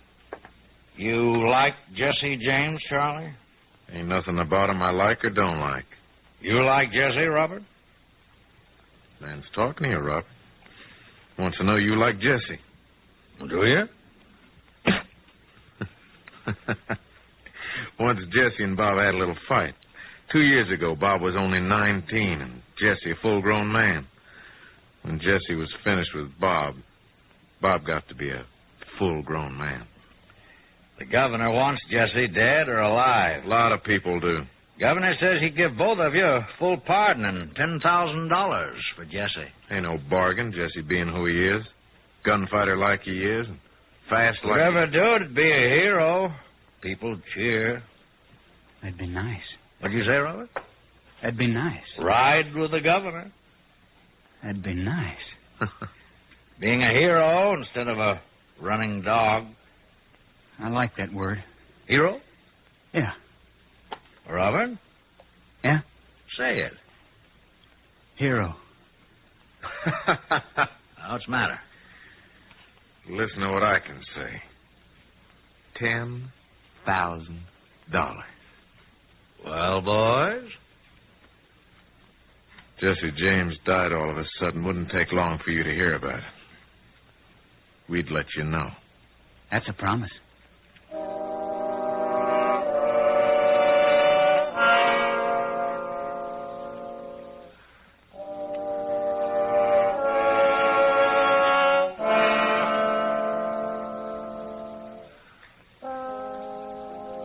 chain reaction.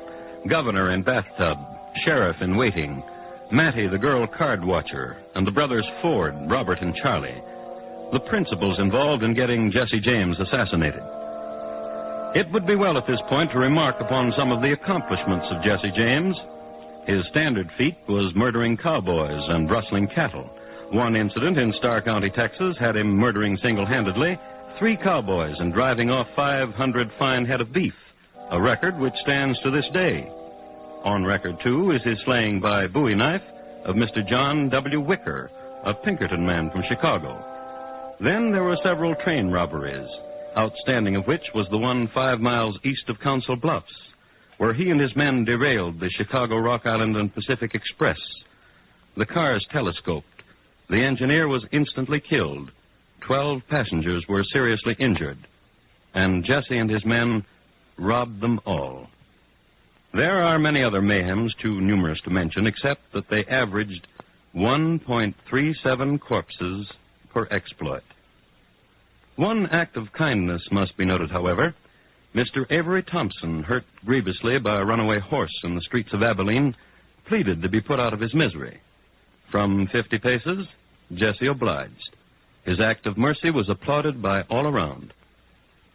It was then this half-kind, half-renegade person that the brothers Ford were going to kill. Charlie and Robert went home, lit the kerosene lamp, and waited. They didn't have to wait too long.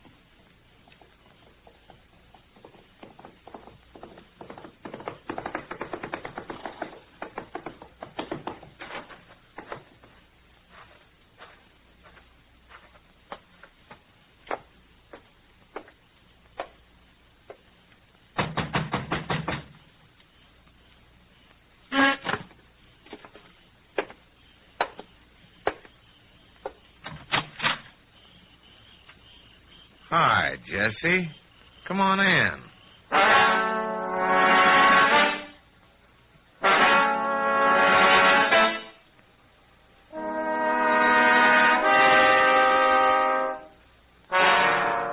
It was a Saturday night when Jesse walked through that doorway in Ray County, and Sunday was his favorite day because he could sleep late.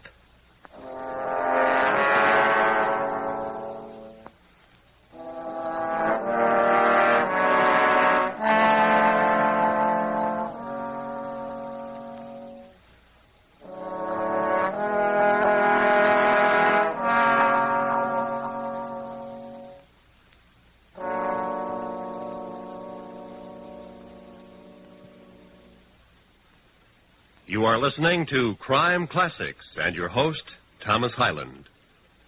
Tomorrow night, if you're in the mood for still more adventure listening, don't miss 21st Precinct, the program that probes the inner workings of the world's largest police force.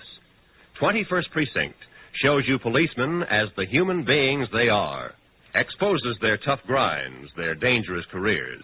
Remember, it's Tuesday nights on most of these same stations, presented by CBS Radio. And now, once again, Thomas Hyland and the second act of Crime Classics, and his report to you on the death of a picture hanger.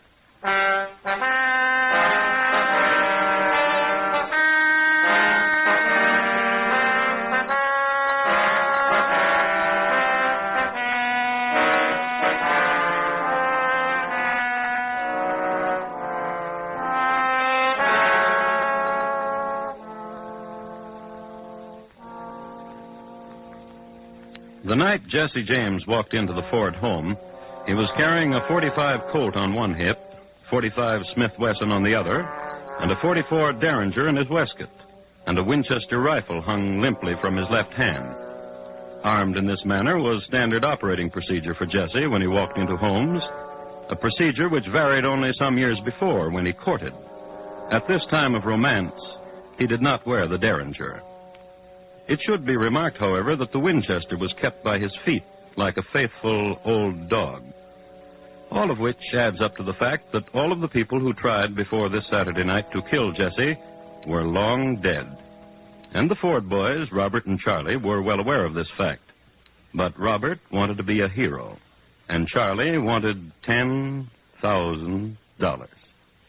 So They were very hospitable. Sit in the rocker, Jess.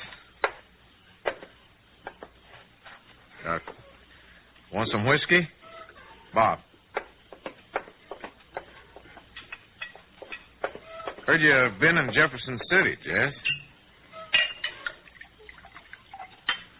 Here you are, Jess.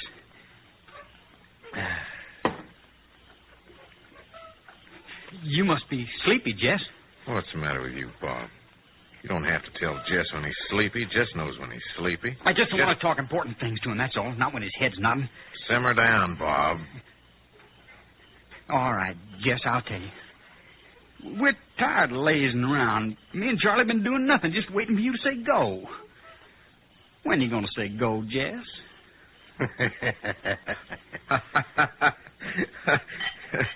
Kid's anxious, Jess.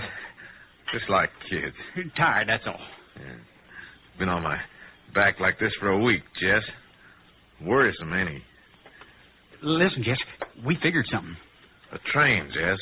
Trains are easy. You hear what it said? You hear what it said, Charlie? Trains are easy. Kid. The Chicago, Rock Island, and Pacific out of Kansas City. It makes a stop at Winston, Jess. At Cameron, too. Here's your drink, Jess. We going to do it to the train, Jess? Need some sleep. Bob, fix Jess that place in the barn. Sure will.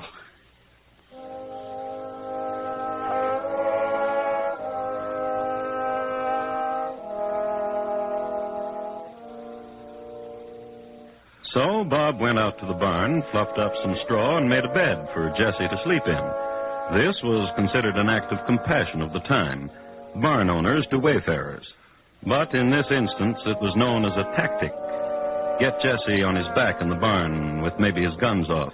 Get him while he's sleeping. So consider now what we have here. Jesse James bedded down for the night and his two would-be assassins as guardian angels. In the trade, this is known as a precarious position. So switch now from prone Jesse to outside the barn. Nearly midnight in Missouri, and a mist from the river threading between Charlie Ford and Bob. When are we going to kill Jess? Try killing him from now on. You think he's sleeping? Where'd you bet him down? Under that window. Well, let's go peek, see if he's sleeping. What you think? He's lying there, all right. Eyes closed? Can't tell. Sure tell this, though. What? Look at that pool of moon. Wait a minute, I'll get out of your way. See? He's holding a gun in each hand. He's a light sleeper. When he sleeps. We don't even know he's sleeping. Charlie. Shoot him. Kill him. You want to be the hero, younger brother. You do. Supposing I miss. I'll shoot you just where you're standing if you miss. Because if you miss, you wake Jess. I'll just explain to Jess that I killed you to save his life. That way saving mine.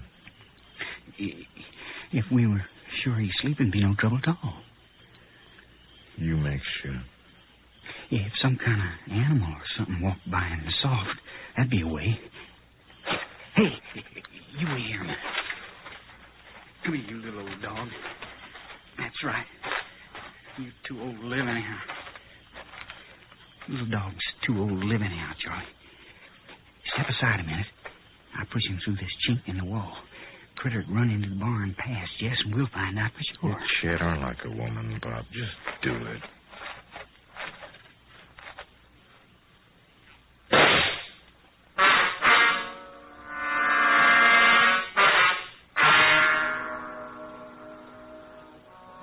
Bob and Charlie huddled together that night, and in the morning they flashed their nicest, sleepiest grins when they awoke to find Jesse James standing over them. I shot me this critter last night. Who's going to cook me my breakfast? The boys tumbled out of bed and vied who would be first at the skillet. Bob won, and Charlie put the kettle on. It was late, and it was Sunday, so they had brunch. Toward its end, as a gesture of carefree camaraderie, Jesse heaved the Ford's best china against the wall. Breaking them against the wall's easy, Jess. Why don't you throw them up in the air and shoot them? You crazy, Bob? What'd you tell him to do that for? He used up all his bullets, and then we... Watch it, Jess! Ain't gonna hit you, Bob. Just seeing how close I can come. In the name of heaven, Jess! Cut it out, Jesse. You got the kid almost crying. Stand still. See how you like it, Charlie. See if I can fan your ear without drawing blood.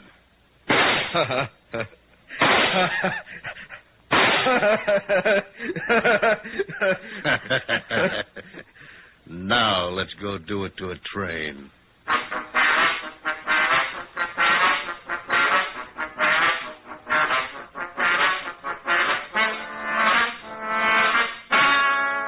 Which meant riding down to Winston, which meant for the Ford boys a constant vigilance for the moment when Jesse would turn his back, would ride ahead of them a few paces.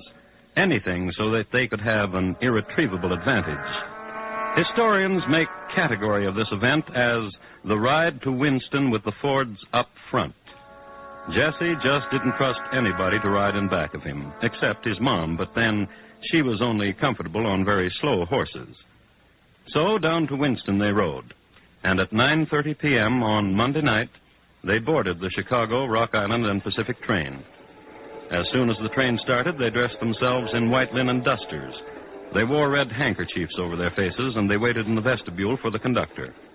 15 minutes later, Jesse James and the Fords left behind them 2 corpses, a wounded engineer, and an empty duck cage, the boys having released a dozen ducks from the express car.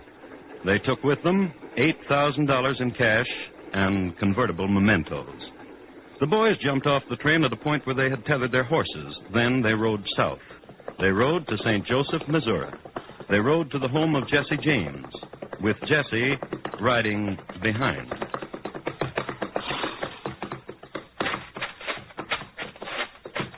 Wait out here, boys.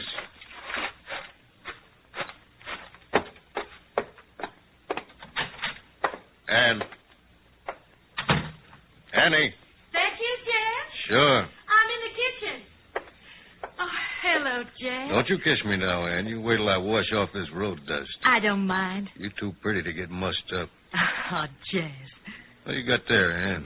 I was in Isaac's today to see about some harness. He gave me this calendar. He said, you put this up in a nice place, Mrs. Howard. Everybody in town calls you Mrs. Howard, don't they, Ann? They call us the Happy Howards. They ask what you do, I say a traveling man. You been traveling, Jess? I brought you a watch, Mrs. Howard. Here. Why, Mr. Howard, porcelain and gold, just what I wanted. Now you go away and wash so I can kiss you. What you doing to that calendar, Jess? Pretty picture of a horse, Ann. Tear off the calendar part, it'll look nice in the parlor. Nail it up in the parlor, Ann. Some tacks and a hammer in the cabinet. Brought the Ford boys with me, Ann. Oh, that's nice. I'll have the boys come in. You make us something to eat. I'll fetch you some water first for washing. Come on in, boys.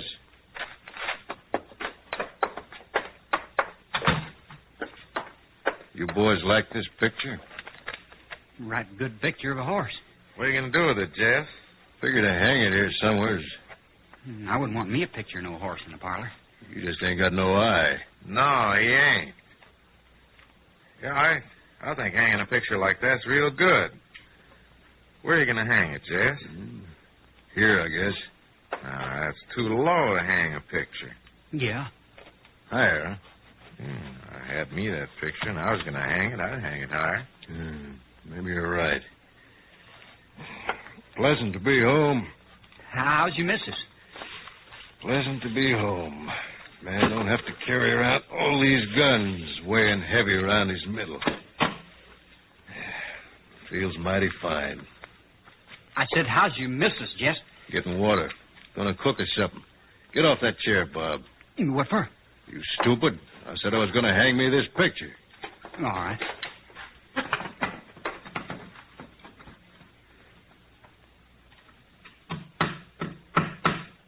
Pretty picture. All right. All right, Charlie.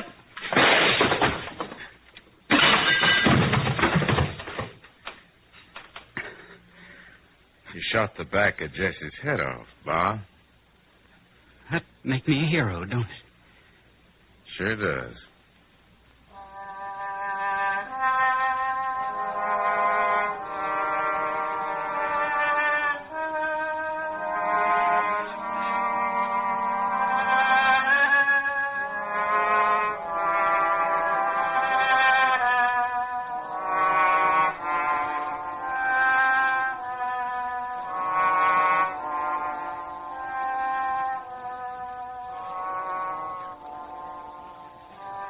Shooting Mr. Howard, alias Jesse James, in the back was a very heroic deed.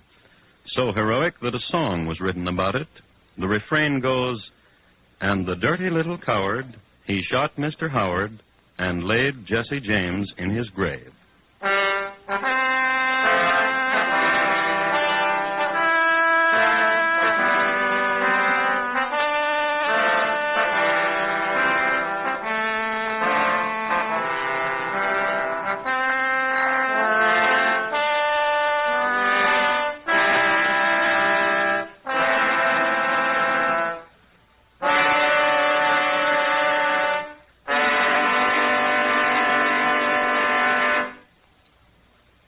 In just a moment, Thomas Hyland will tell you about next week's Crime Classic.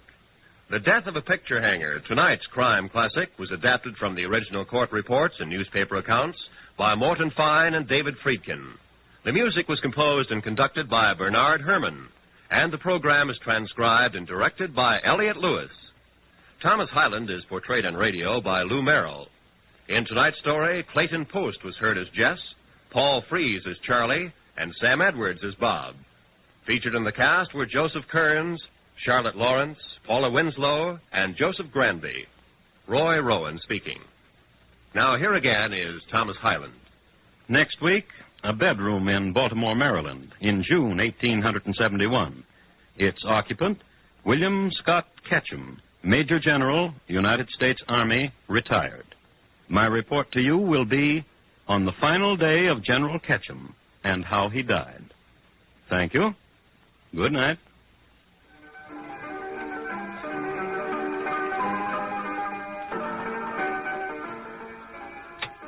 Later this evening, Herbert Marshall has the leading role in a story adapted from Daphne du Maurier's collection called Kiss Me Again, Stranger. It's the eerie story of the birds, describing strange happenings on an otherwise quiet English countryside. Hear it later this evening on most of these same stations when CBS Radio presents The Summer Theater. Yes, later this evening, starring Herbert Marshall. Stay tuned now for Gary Moore with Arthur Godfrey's Talent Scouts, which follows immediately over most of these same stations. And remember, for Mystery Mixed with Merriment, join Mr. and Mrs. North Tuesday nights on the CBS Radio Network.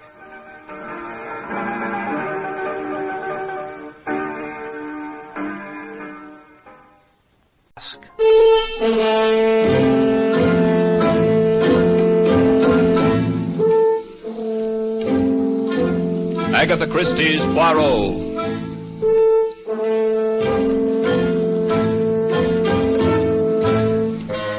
From the thrill-packed pages of Agatha Christie's unforgettable stories of corpses, clues, and crime, Mutual now brings you, complete with bowler hat and magnificent mustache, your favorite detective, Hercule Poirot, in Murder Wears a Mask.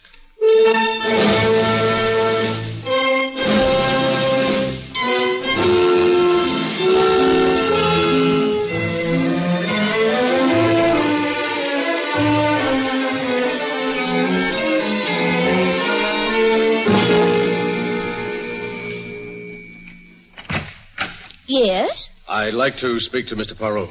Won't you come in? Your name, please? Richard Fields. Mr. Poirot's busy at the moment. Please sit down. I'll tell him you're here. Thank you. There's some magazines on the table at your left. Mr. Poirot, it's a Mr. Fields. Eh? Well, he can wait. He's a very patient man. He only rang the bell once. Here, Abigail, I want you to taste this sauce now. Oh, It's good. Good. Oh, ma foi, Abigail, it is superb. There are only 3 people in the world who know how to prepare this sauce. And you are about to become the 4th. Now, you take 2 tablespoons... Chief, there's someone waiting. Ah, oui, this Monsieur Fields, eh? Eh bien, I suppose we must see him. Come. Mr. Fields, this is Mr. Perrault. Oh, how do you do? Bonjour, monsieur. Well, it must be an important matter which calls you away from your business at the moment when it is most active. Well, as a matter of fact, I don't recall mentioning my business. But it was not necessary, monsieur. The Journal of Wall Street in your pocket tells me you are a stockbroker. Since it is only now 3 o'clock, it is obvious you left your office shortly before the closing of the exchange. Oh. Now, you would not do this for a minor matter. Oh, you're right. I've come to you on a matter that affects me very deeply. It concerns my daughter's welfare. Uh-huh. You see, Mr. Perrault, she's quite young, not quite 18. And at that, she's rather immature for her age. Yes, monsieur, but let us come to the point, please. I have a sauce cooking, important business waiting for me. Well... Now, what is the young lady's difficulty?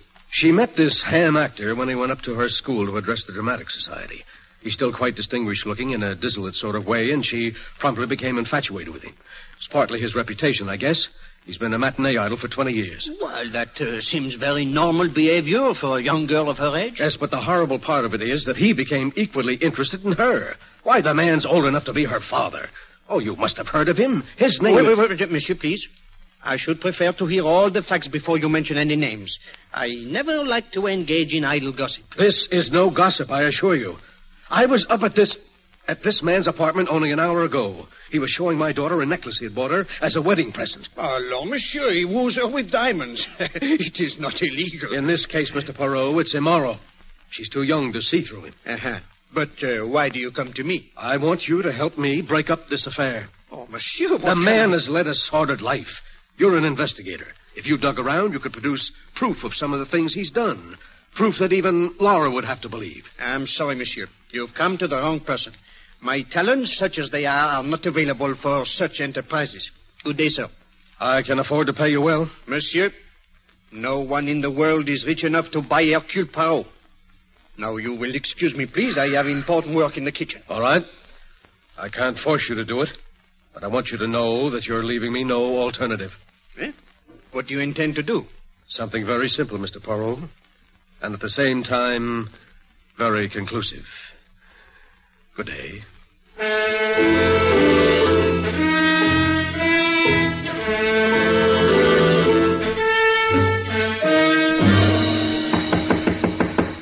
Come in. Oh, Hackett, you got here fast. I was worried, Mr. Tremaine. This is the first time you've ever called me back on my day off. I suppose that's a pretty reckless thing to do to a valet these days. No, sir, just startling. Is anything wrong? I'm afraid so. You ever seen this before? Why, yes, sir. It's the jewel case you had out this morning. I gathered it contained a pearl necklace which you bought for Miss Fields. Yes. $10,000 necklace.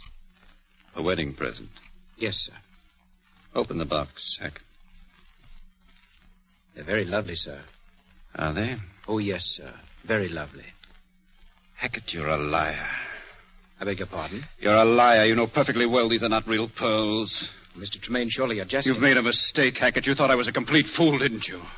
You waited till Laura and I left for the theater at 2 o'clock and then substituted these cheap, cultivated pearls for the real ones, hoping I'd never find out until it was too late. I couldn't do that, sir. The pair of pearls were in the safe, and I don't know the combination. Who put them in the safe? I did. You asked me to. But I didn't ask you to leave the safe open, did I?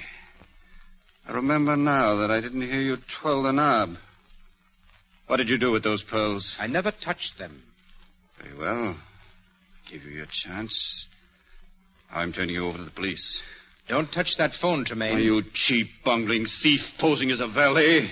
I should have realized what a bad performance it was. Well, I'm sure your experience will come in handy in prison. Drop that phone, Tremaine. Get your hands off me. All right, Tremaine, you asked for it. What are you... Put down that knife. Put down that... No!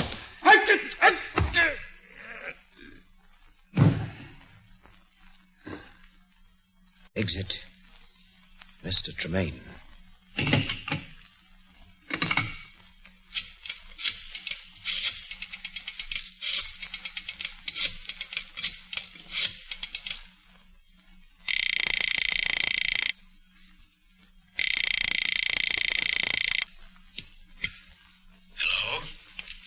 Hello, Mr. Fields. Yes. This is Archie Tremaine. Tremaine, where's Laura?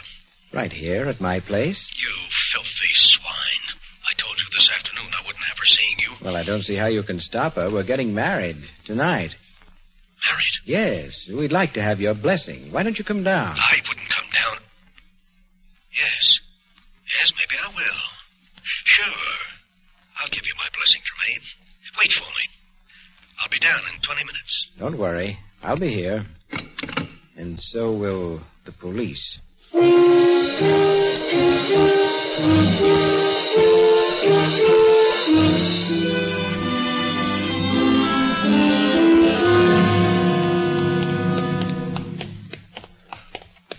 Inspector Stevens, I tell you, the next time we have dinner together, it will be in a place without a telephone.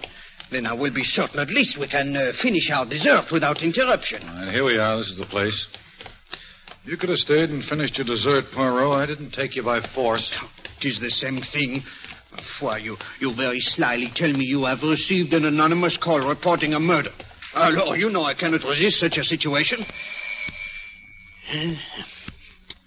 He has excellent taste, this Monsieur Archie Tremaine. Me, I like very much these brownstone houses. Nobody home. Place is dark. We're probably on a wild goose chase. But the door, it is open. Oh. And the light switch, I presume, is here. So, and now? Oh, we better start looking around just to make sure. Now, let's try the library first. It should be. There's no doubt down this hall here. All these brownstones, you know, they are very much the same. Yeah. Inspector, flash your light around, please, eh? All right. Aha, here's the switch. Tremaine. Yeah, he's dead, all right. Stabbed through the heart. Stabbed once, Inspector, with that letter opener. He must have dropped on the spot. There's no other blood around, just that one big pool he's lying in. And these bloody footprints all over the floor. They must be the murderers, Poirot. He stood over the body to make sure Tremaine was dead and didn't notice that the blood was oozing around his shoes. Then he went over to the desk here, maybe to make a call, then into the bathroom to wash his hands. He came out, headed for the door, And what, Inspector? Well, the footprints stopped suddenly. I don't get this. Inspector, have you observed this newspaper? Half the front page is torn off. You think the murderer dried his shoes with it? No, Inspector. I believe this is what happened. He did all the things you have described. Then, when he reached this point where the footsteps stopped, he realized that his shoes were bloody. Well, he could not go out wearing such shoes, and he could not carry them in his hands. Now, he looked down, and voila! He sees another pair of shoes. Fine, clean shoes, free of any blood. Where? On the feet of the dead man. You mean these shoes belong to the murderer? But obviously. They are covered with blood, and the laces are open because the shoes are a trifle too small. Mm-hmm. Now, the murderer put on the dead man's shoes. He finds they are too large. So, he tears up part of the newspaper and stuffs it into the shoes in order that he may walk with more comfort. By Jove, Poirot, I believe you're right. Now, all you have to do is to find the owner of these shoes. We'll try it through checking the manufacturer's code number. Wait, perhaps I can make the task easier, Inspector. I think you will find that the owner of these shoes is a stockbroker named George Fields. Now, look, Poirot, this is too much. You've been working your little gray cells overtime. How can you... No. I will explain, mon ami. I will explain. You will notice that the heel of the right shoe is worn down considerably more than the left. Earlier today, this Monsieur Fields, who limps rather badly, came to see me. He uttered dire threats against someone who fitted the description of poor Monsieur Tremaine here. So you see, Inspector, I employ the sharp eyes and the ears rather than the little gray cells. And they tell me that you had better question this Monsieur Fields at once.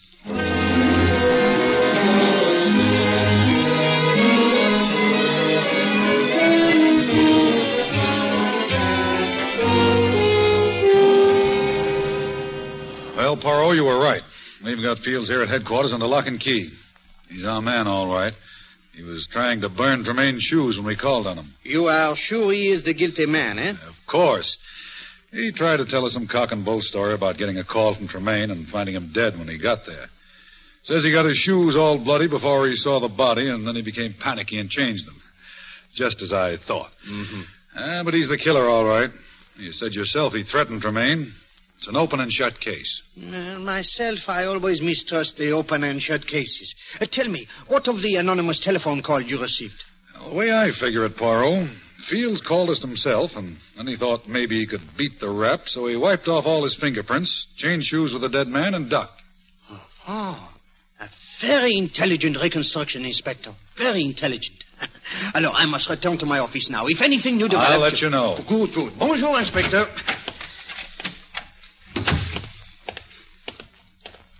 Mr. Poirot. Oh, Mademoiselle Fields. Mr. Poirot, may I please talk to you for just a moment? Oh, but of course. I know how distressed you must be. Here is a bench in the corridor. I don't think we will be disturbed here. Thank you. Mademoiselle, let me assure you of my great sympathy if there is anything I can do. There is, Mr. Poirot. You can prove my father is innocent. Oh, that would be extremely difficult, Mademoiselle. All the evidence seems to point to his guilt. Well, I don't care about the evidence. He didn't do it. He couldn't. He was in my office, Miss Fields, and he threatened to take desperate measures. He lost his head, but he didn't mean what he said. And he was there in Monsieur Tremaine's apartment about the time of the murder. He admits this. Well, of course he admits it. He has nothing to hide. But at first, Mademoiselle, he did deny it. And the exchange of shoes, the removal of the fingerprints. Oh, no, these do not seem to be the acts of an innocent man. Mr. Poirot, he was trapped. Someone lured him down there and planted the evidence to convict him. That is what he tells us, and I will not say it is impossible, you know, but there must be proof. Don't worry, I'll find it somehow. George will help me. George? Oh, that is Monsieur Hackett, eh? Yes, Archie's valet. He knew a lot about Archie. He's downstairs now talking to the detectives. I'll go and get... Oh, here he comes. George! George! I beg your... Oh, Miss Fields. How are you? George, this is Mr. Poirot, the great detective. Well, how do you do, sir? I've heard of you, of course. Enchanté, monsieur. I have heard fine things about you, too. Oh, thank you. George, you've got to help me find the murderer. Well, Miss Fields... Go on, say it. You think my father's guilty. No, I won't say that, but I don't see how I can help you. Well, did Mr. Tremaine have any enemies? Anyone who hated him? Enemies? I don't think so. Of course, there were many people who disliked him. Why, monsieur? Well, frankly, sir, he was rather an egomaniac. He couldn't stand being in the background for a minute. It was always top billing for Archie Tremaine. But as I told the police, I can't think of anyone who'd want to kill him. Well, maybe some woman who was jealous about the necklace. The necklace? Yes, the pearl necklace he was going to give me. You were there, George, when he showed it to me that afternoon. Oh, yes, miss. I heard some conversation about it. Of course, I didn't see it. Mr. Poirot, the police found the necklace, didn't they? Matched pearls with a small diamond clasp. No, mademoiselle, I do not believe so. I myself saw everything that was found in the house, but this is the first I have heard of a necklace. Oh. Monsieur, I hope you will not be offended if I ask about your movements on the day of the murder. That was the first thing the police asked me, Mr. Poirot. It was my day off. I left Mr. Tremaine's apartment shortly after he did and spent the rest of the day and the whole evening with my parents. Oh? I do that every week on my day off. I see. Your parents, they live here in this city, huh? Yes, of course. They share a flat with me. I was merely curious, you know. Mademoiselle, I do not know where this matter of the necklace may lead us, but it gives one furiously to think. What say you, Monsieur Hackett? I think Miss Fields has brought up something important. Something very, very important.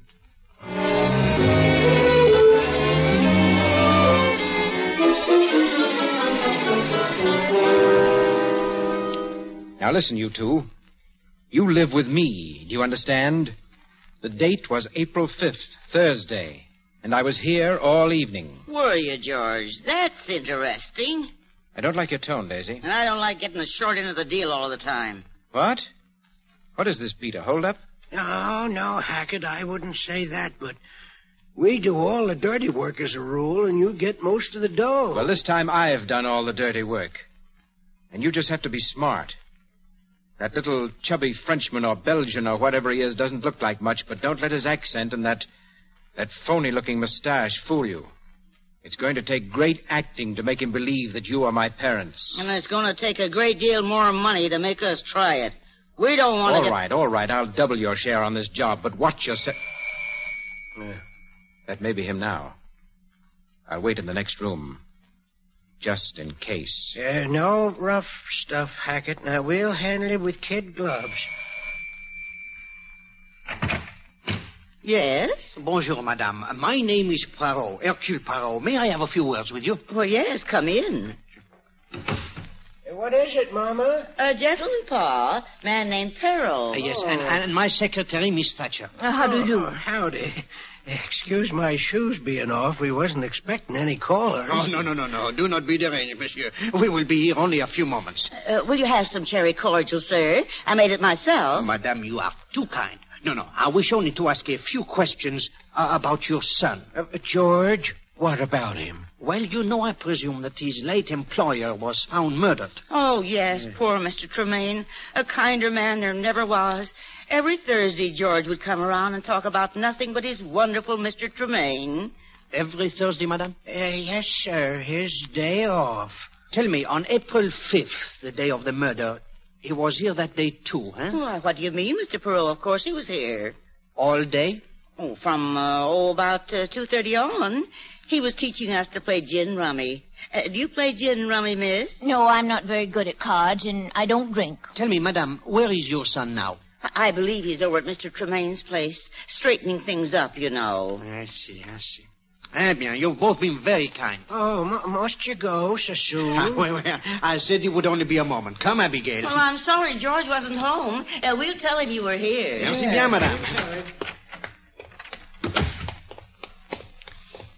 Lovely old couple, aren't they? I don't see how their son could do anything wrong.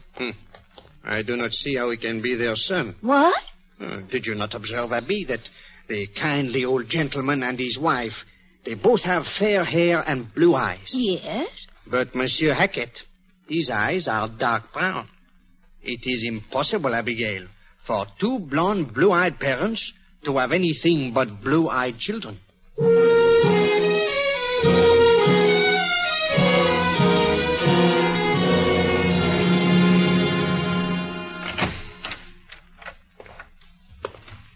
May I help you, sir? Oh, yes, if you don't mind.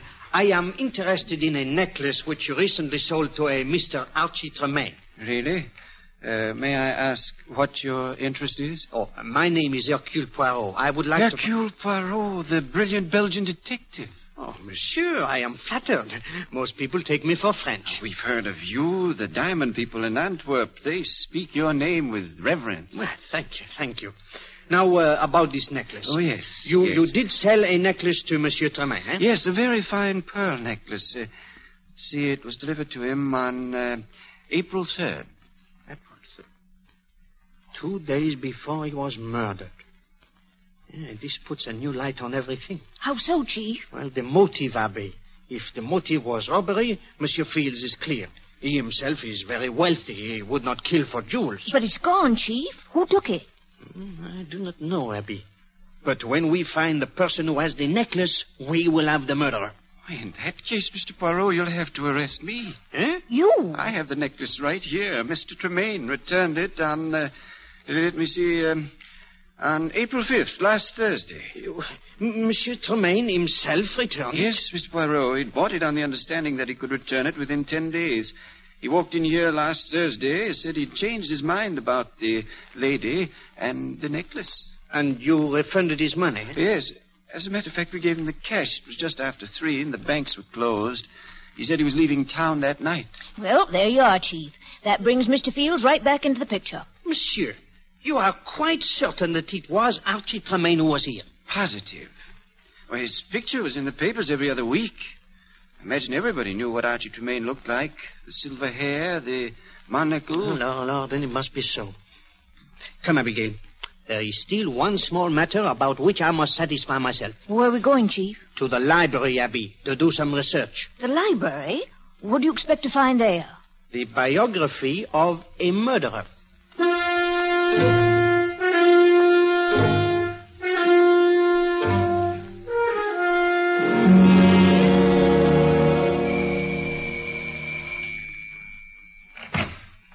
Why, Miss Fields, this is a surprise. Hackett, I had to come here to Mr. Tremaine's house. I had to come and see for myself. Is there anything... I'm terribly sorry, miss. I've gone through all of Mr. Tremaine's belongings, and there's not the slightest clue, not the slightest suggestion that anyone else could have killed him. Oh, it's horrible. Horrible. They've indicted him, Hackett. They're going to try my father for murder. Yes, I know. They were about to let him go because of that missing necklace. And then they found out that it had been returned. I can't understand it. I can't believe that Archie returned it. We were going to be married. It was all agreed. Well, miss, your father was so set against it that perhaps... Oh, no, that would have made Archie more stubborn. If I could... Wait. I've just thought of something. What time was that necklace returned? A little after 3, according to the jeweler. At least that's what the papers say. A little after 3? Yes, miss. But that's impossible. Oh, why didn't I think of it sooner?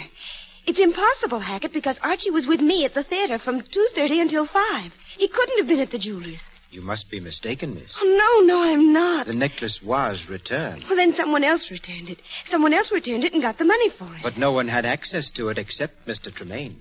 Oh, no one but Mr. Tremaine. And you. Me? You, Hackett. You had access to the necklace, and you knew my father had threatened Archie. You're the murderer. Sit very quietly, Miss Fields. I don't want to shoot you unless I have to. You killed him. You stole the pearls and you framed my father. I'm going to call the police. No, you don't. Tremaine tried that. Now he's dead. No, that won't do either. The door is locked. I locked it as you came in. Get away from me. Get away! I'm sorry, my dear. Now I'll just gag you so that you're not tempted to scream again. There we are. Now.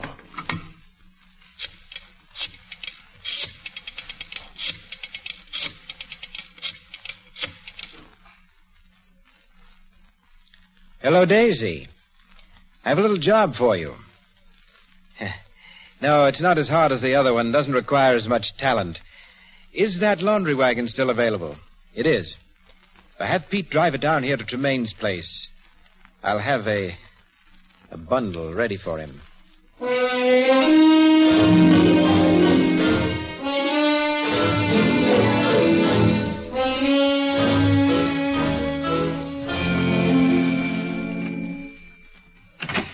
Pete. Oh. Bonjour, Monsieur Hackett. May we come in? Why, the place is topsy-turvy, Mr. Poirot. I'm in the middle of packing. Good. I may be of some help to you. You know, I have a very orderly mind. Come, Abigail. Hey. Oh, but, monsieur, this is not the middle of the packing. It is barely the beginning. Yes, the other rooms are all done. I've left this one for the last. And after this room is packed away... The curtain will ring down on Archie Tremaine. Oui. You phrase it so well. Of course, there is still the small matter of punishing the murderer. Yes, I know. You know, I feel sorry for him. For whom? For Mr. Fields. He's not really a murderer. I mean, say he's not the criminal type. He was driven to do what he did.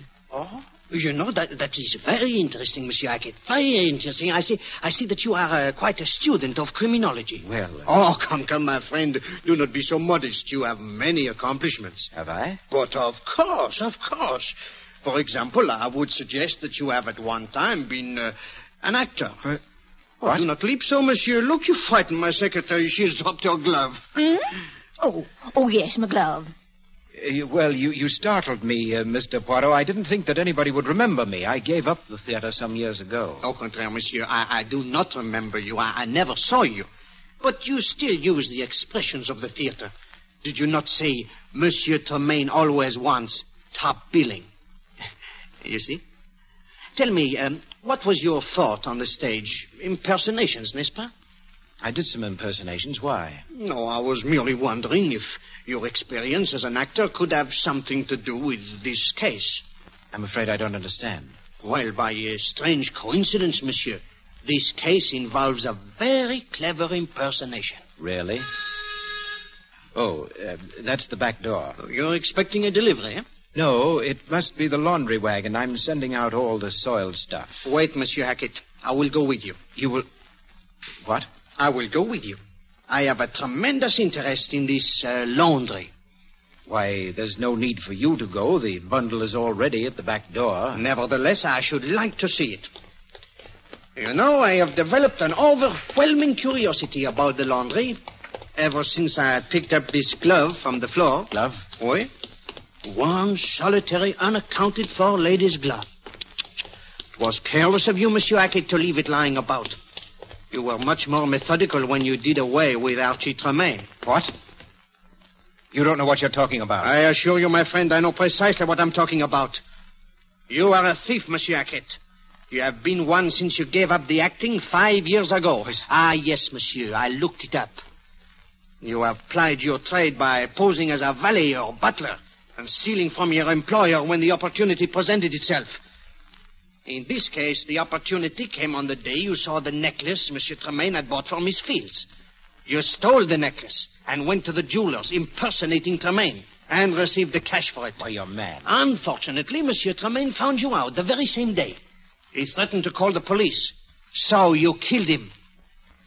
And then a delicious thought occurred to you, monsieur. The thought of implicating an innocent man. So you called the police to tell them of a murder. That was a mistake, monsieur. That was when I started to believe... All right, Poirot. You're clever, but you talk too much. I guess Pete will have 2 more bundles to take with him. Okay, Pete. Pick him up, Hackett. But I thought... Where's Pete? Don't worry. We've got him nice and safe in a patrol wagon.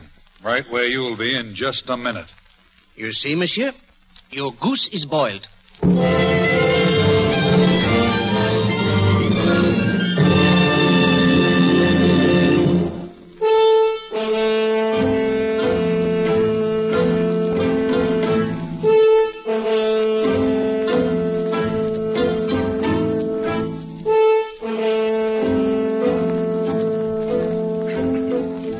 Be sure to listen next week when Agatha Christie, America's favorite mystery writer, brings you her favorite detective, Hercule Poirot, in the case of Death Points a Finger.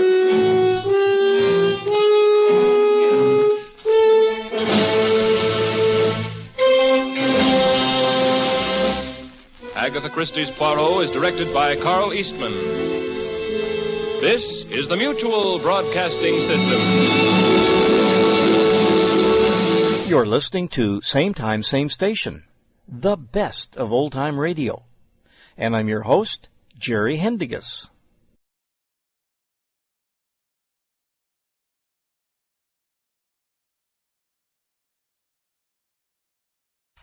Lux presents Hollywood.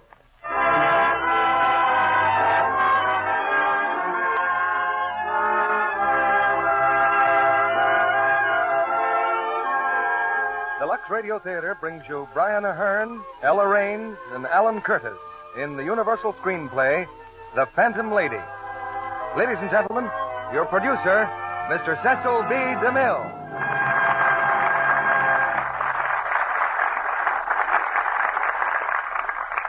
Greetings from Hollywood, ladies and gentlemen. We must thank Edgar Allan Poe for the modern mystery story. But I'm sure this genius of a century ago never dreamed that his brainchild would turn into big business, that authors, publishers, magazine editors, and producers of plays and motion pictures by the hundreds would labor into the wee small hours for the avowed purpose of scaring the daylights out of customers. Today, the mystery is the favorite form of American entertainment. So many are written that they can't all be good. But here we can afford to wait for the best. And we have a classic of the art tonight. It's a screen hit called The Phantom Lady. It's making the cash box jingle out Universal way. And starring in the play, we have Brian Ahern and 2 of Universal's most promising players, the brand new discovery, Ella Raines and Alan Curtis. An odd thing about The Phantom Lady is that we let you know who the murderer is rather early in the proceedings. But that very thing makes this manhunt, or rather lady hunt, even more exciting. The young lady in the play turns out to be a very competent detective, thereby filling a rather serious lack in world literature. Up to now, our hard-working writers have given us some immortal names like Sherlock Holmes, Philo Vance, and Bulldog Drummond, but very few feminine sleuths. Naturally, the makers of Lux Toilet Soap are only too happy to help supply this lack, because our sponsors have known right along that the ladies of America were sleuths of the first order. All of them, at one time or another, have tried to solve a very elusive mystery, the mystery of a lovely complexion. Millions and millions of these beauty detectives all arrived at the same answer, at the same solution. And if you haven't guessed the answer, it's Lux Toilet Soap. And now we can start guessing on the secret of the Phantom Lady, because here's the first act, starring Brian Ahern as Jack, Ella Raines as Carol, and Alan Curtis as Scott Henderson.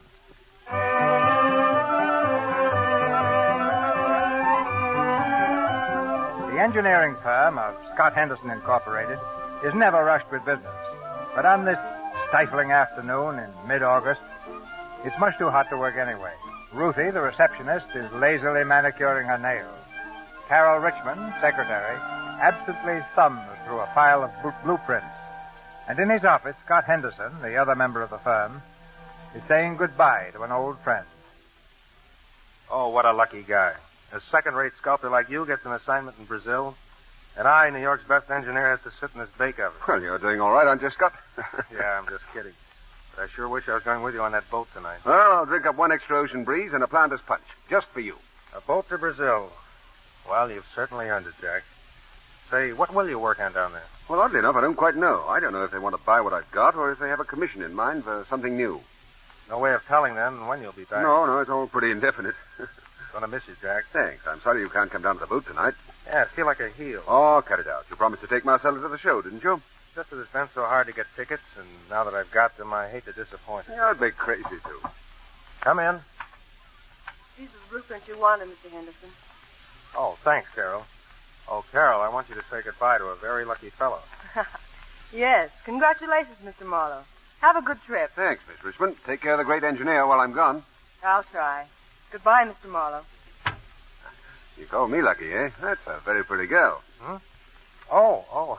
Yeah, not bad. Well, Scott, I've got to close up the apartment, so I guess I'd better get going. Goodbye, old man. Write to us now and then. And knock 'em cold down there. All right, I'll try to. Give my best to Marcella. So long, Scott.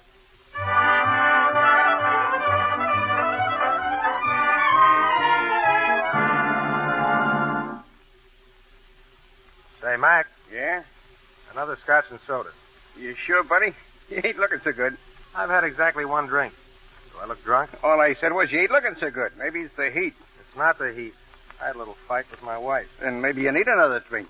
I slammed the door and walked out. I told her, well, whatever I told her, it's none of your business, is it? That's right. Here. Say, where's all the trade tonight? You got me. Too hot to think about it. Yeah. What time do you knock off? Huh?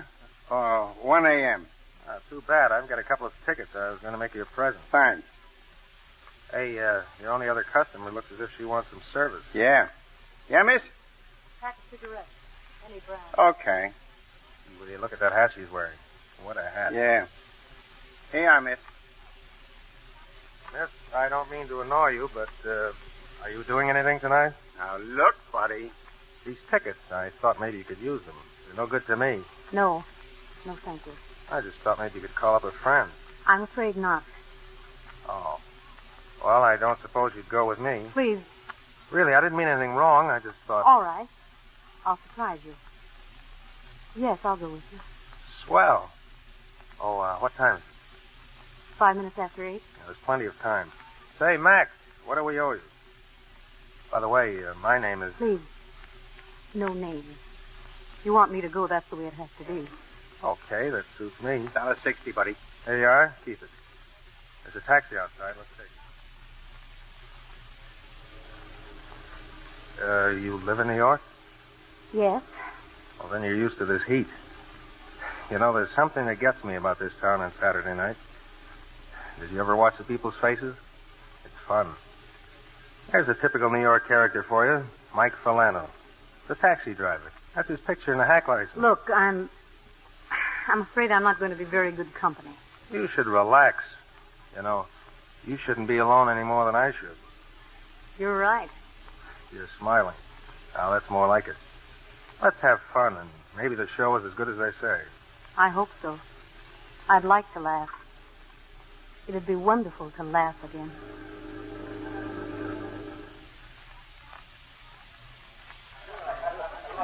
There's a 10-minute intermission. 10 minutes. No smoking in the theater. Please step out into the lobby. No smoking in the theater. Ice cold orange drink. Ice cold, folks. Plenty of time during intermission.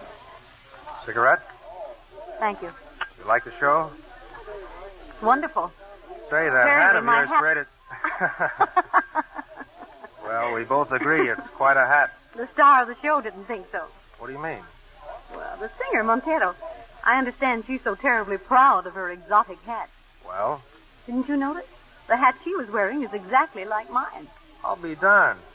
No, I was talking about the drummer. He was giving you the eye at every opportunity. Yes, he made me feel a little uncomfortable. But not as half as uncomfortable, I'll bet, as you've made the great Lady Montero. I'll bet she's burning up, and not from the temperature.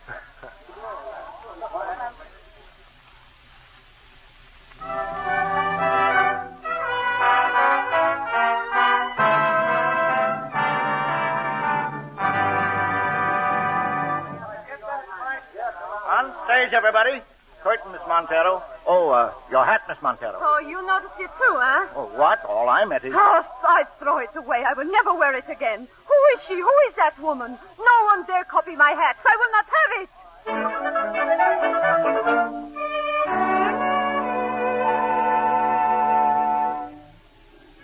Well, here we are. This is the bar, isn't it? Yes. I met you here, and here I'll say goodbye. Why can't I buy you a nightcap? Please. You've been very kind. Thank you. I must confess, I'd like to know who you are. No. It's better this way. Well, I guess I'll go on home then. Good night. Good night.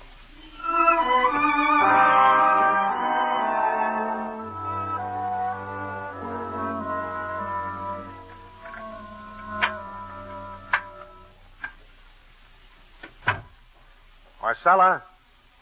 Listen, Marcella. I know you're awake. I saw your bedroom light from downstairs. Now, come on. I want to talk to you. You, Scott Henderson?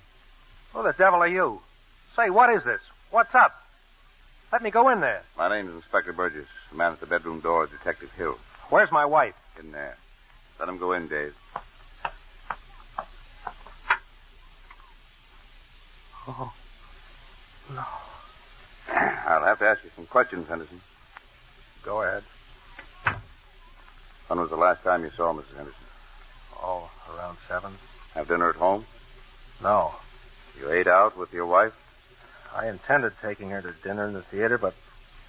Oh, she changed her mind. Little squabble, maybe? For a long time, things hadn't been right between us. I came home early from the office, got dressed. Then she told me she had no intention of going out with me. She kept laughing at me. We had an argument. I asked her for a divorce. Oh? She said I could do what I pleased, but she wouldn't even consider a divorce. Making a patsy of you, huh? Don't say that. It was just that she was too spoiled and too beautiful. Henderson, where were you tonight? Say about 8 o'clock. In a bar? Alone? No, I met a woman there. I asked her to go to the show with me. Who was she? I don't know. She didn't tell me her name. Well, she didn't. What's that got to do with it? You're a very neat dresser, Mr. Henderson. A nice tie you're wearing. Tie? Look, what are you trying to do to me? I never saw a man so nervous. Give me a break. Marcella's dead. What's the difference what my tie looks like? Your wife was strangled with one of your ties. Knotted so tight I had to cut it loose with a knife. Know what bar you were in? Well, I could find it. Well, it's kind of late. We'll have to lock you up, Mr. Henderson. In the morning, we'll let you find that bar for us. Let's go, Dave.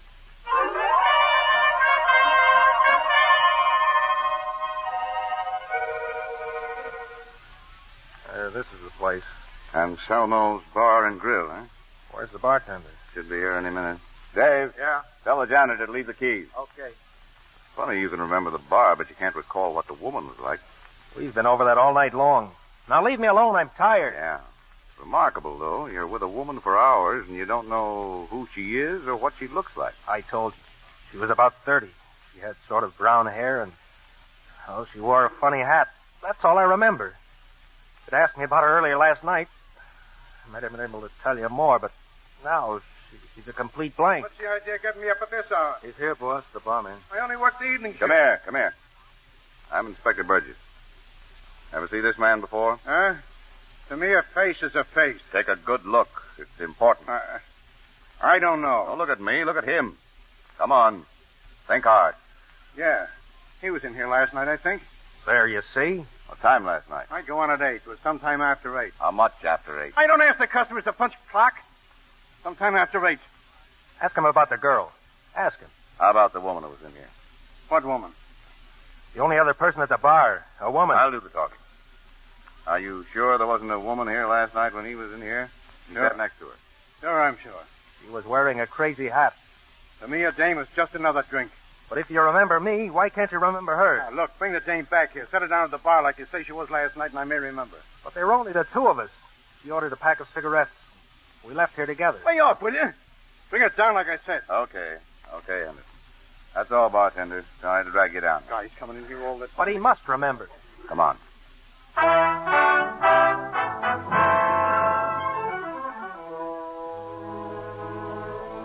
If you will go into that booth, Senor Malo, your call from New York is coming through. Already? Gee, that's really wonderful service. Here. Yeah, thanks very much. That's amazing. Thank you, Senor. Hello? Hello, Miss Richmond, is that you? Yes? This is Jack Marlowe. Yeah, I just heard about Scott. Is there anything I can do? Why, you're on shipboard, aren't you, Mr. Marlowe? Yes, of course. It was in the ship's newspaper this morning. Oh, it's awful, Mr. Marlowe. Unbelievable. It's true? He's charged with murder? Yes, but he didn't do it, Mr. Marlowe. It's just impossible. Oh, of course it is. Here I am, his best friend, and when he needs me most, I'm of no use to him. Miss Richmond, will you please see Scott today? Tell him I'll take the first boat back if there's anything I can do. Oh, thank you, Mr. Marlowe. I'll be in Rio in a few days. Now, be sure and write me there at the Continental. I don't think there's anything you can do, but just hearing from you will make Mr. Henderson feel so much better. I'll write you immediately. The Continental. Yes. Thank you, Miss Richmond. You've cheered me up already. Goodbye, Mr. Marlowe. Goodbye.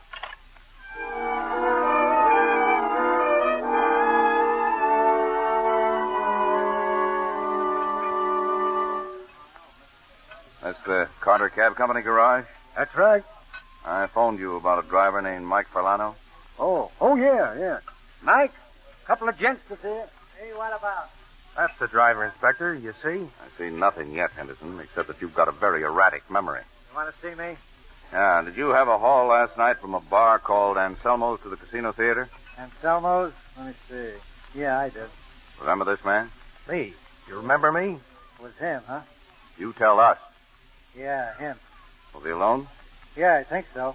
There was a woman with him. You must have seen her. Hacking for 8 years gives a guy a memory. If he was with a woman, I'd have noticed. You're sure now? Sure, there was no dame with this guy in my cab last night. Thanks.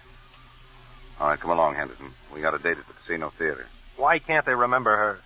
I tell you, she was with me both times, at the bar and in the cab. They recognized me. Why can't they remember her? Maybe because she wasn't there. That's a lie. She was. She was there. So we'll try the theater. That stuff you told me about her hat. Dames don't forget hats. Maybe that Montero dame can save your hide. Let's go. Disturbed now. Who are these men? This man is the police inspector, Miss Montero. He wants to talk to you. It's important, Miss Montero. I'll only take a minute. This man, Scott Henderson, he saw your show last night. Now, do you remember a woman sitting with him wearing a hat like yours? A hat like mine? Oh, really? This is too funny. No woman wears hats like mine. But she did. And you kept looking at her. No. You go away. This really is insulting. I am an artiste. I sing, I dance. I do not watch my audience. Think, Miss Montero. It's very important. There. All my hats are there in the closet. You look. I see anything, Henderson? A lot of hats. No, none like hers. Oh, what woman besides Montero could wear those hats and not look like, how you say, ridiculous? You're lying.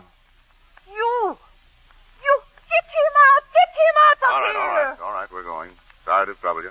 Any luck, boss? No. Where's to now? Maybe you can tell us, Henderson. She was real. And now you're trying to tell me she never existed. You need a drink, Henderson. We do, too. Yeah. Then we'll go back to headquarters. You better get some sleep and then get a good lawyer. You're going to need them both.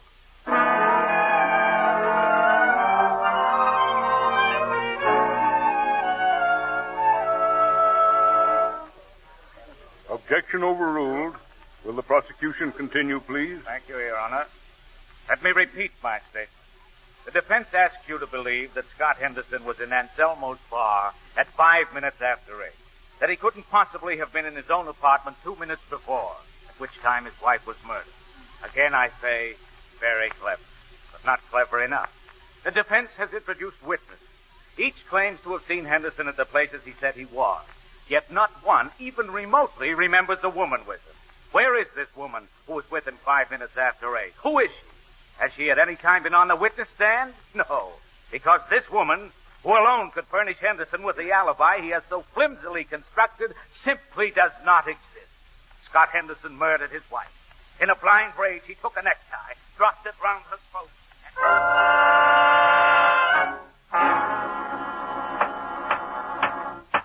Will the foreman of the jury please stand? Ladies and gentlemen of the jury, have you reached a verdict? We have, Your Honor. We find the defendant guilty of murder in the first degree.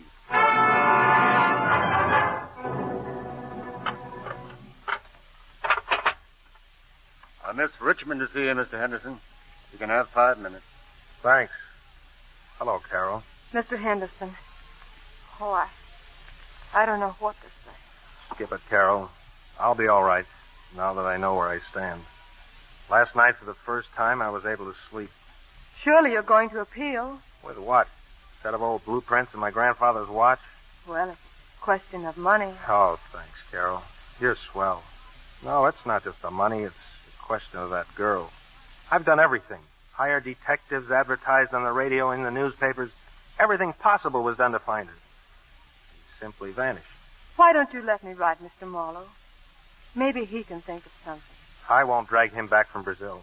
That's his big chance down there. And suppose I did. What good could he do? But you just can't let that verdict stand. You've got to fight. It's no use. If I'd been in that jury box, I'd have agreed with him. Somebody has to go on looking for her. Maybe there never was such a woman. Just my word against theirs. Maybe I just imagined it. Stop talking like that. You couldn't kill anybody. Thanks, Carol. That makes you a minority of one. Well, what about you? What are you going to do? I haven't decided yet. Well, whoever you work for will be a pretty lucky boss. If you keep your bobby pins off the floor and the seams in your stockings straight. If you don't, he'll fire you. Carol, if you feel like a train ride sometime, you might visit me again. I'll have a new address tomorrow. A big country estate up the Hudson River. I'll come. Of course I will. Thanks, Carol. Well, goodbye. Goodbye, Mr. Henderson.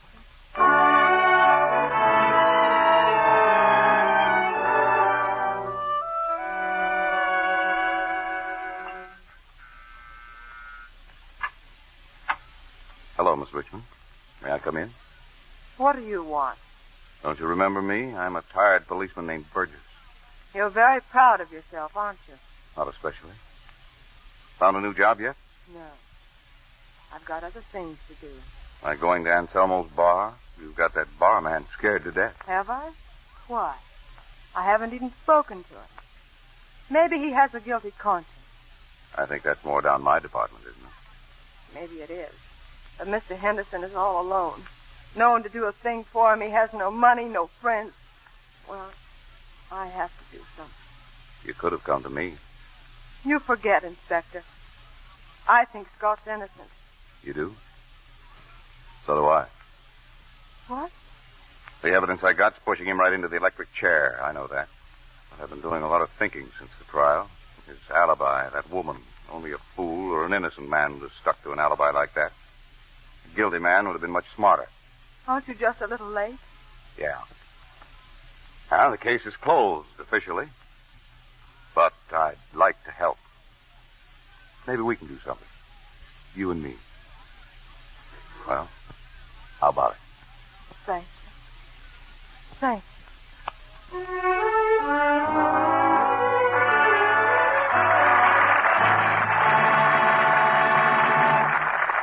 In a few moments, Mr. DeMille presents Brian Ahern, Ella Raines, and Alan Curtis in Act Two of Phantom Lady.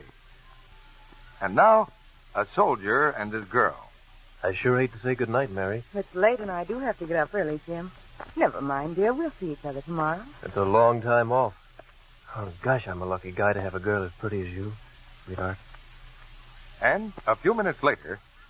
Oh, goodness, it is late. And am I sleepy?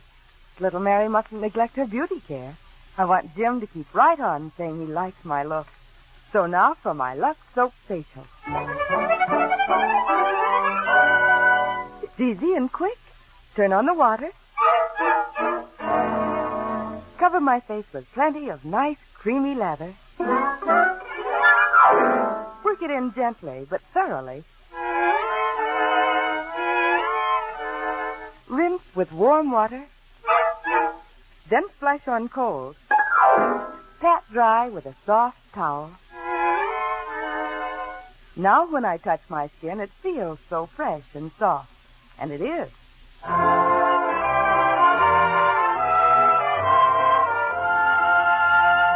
Well, the musical effects are extra. But there it is. The Lux Soap Beauty Facial clever girls everywhere depend on for gentle, protecting care. Care that really leaves skin softer, lovelier. In recent tests, actually 3 out of 4 complexions improved in a short time with daily Lux Soap facials. Famous Hollywood stars say these facials with Lux Soap's rich, active lather do wonders for the skin. Why don't you try them? Ask for Lux Toilet Soap tomorrow. And if you find your dealer is temporarily out of stock, he's sure to have more soon.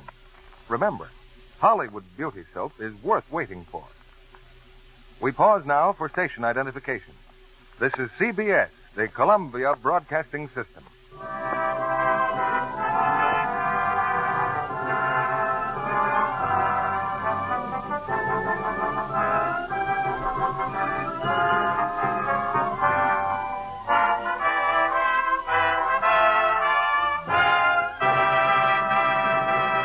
Act 2 of The Phantom Lady, starring Brian Ahern as Jack, Ella Raines as Carol, and Alan Curtis as Scott Henderson.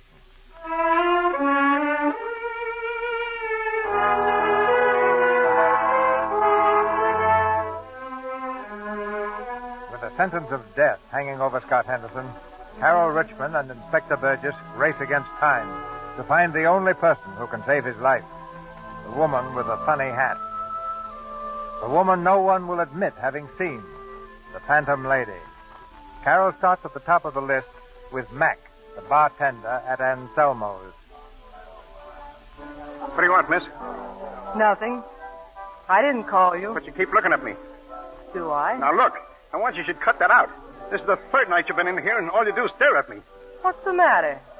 Does your conscience bother you? Cut it out, that's all. Now, cut it out.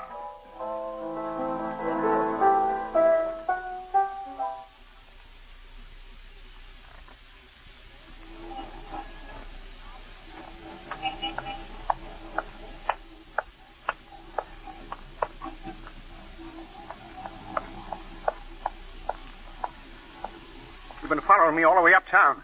Yes. What's your idea? You've got something to tell me. No, now go on, beat it. It's late. Hey, miss, is that guy bothering you? No, it's all right. Scott Henderson's going to die. You can stop it. Now, you ain't talking, see? You ain't got nothing on me. Now, get out of here. Hey, what's he trying to do, miss? Start an argument? Let him alone. Okay, lady.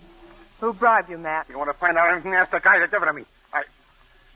I gotta go home. Who was it, Matt? Let go of me. Let go of my coat. Mister! Yeah? I want to call the police.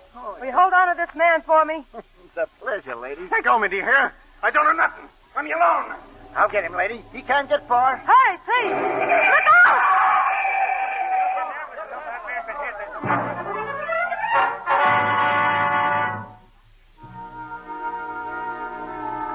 How is he, Inspector? Hospital just phoned. He never regained consciousness. Mac's dead, Miss Richmond. But he knew something. Sure he did. Well, forget it. Who's next? The drummer in the orchestra. Oh, yeah, Cliff Milburn. How can I get to him? Well, I'll get you a seat in the theater, right in front of him. He's not what you'd call a gentleman, so play up to him. Use another name, get some flashy clothes, splash on some perfume, and go to work. I see. I'll call you the minute I get anything. And don't take any chances, Carol. It may be pretty risky.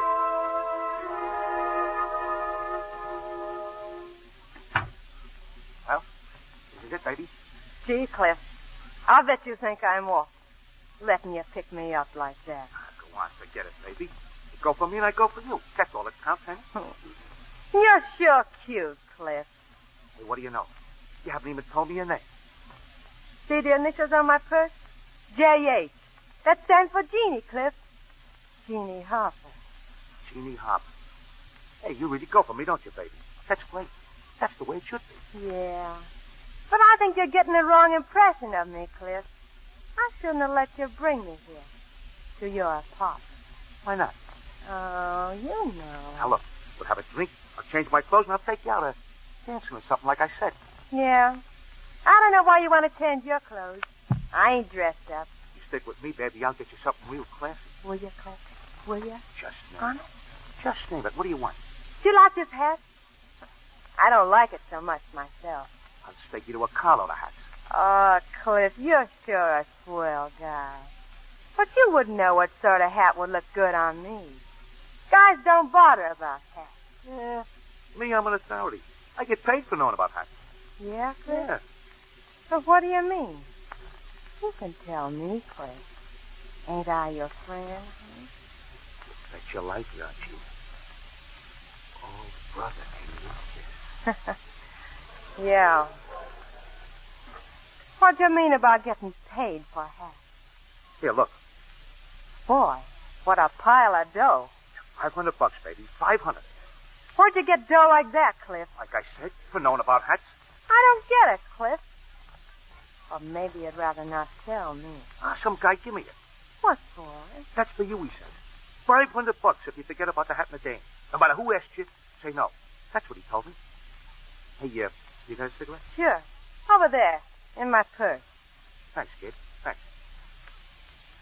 Hey, what's this? I'll get them for you, Cliff. No, you stay there. In your place, this piece of paper. Homicide Bureau test. Cliff Milburn, top drummer. Casino Theater, 826. Address 498 West. Everything about me.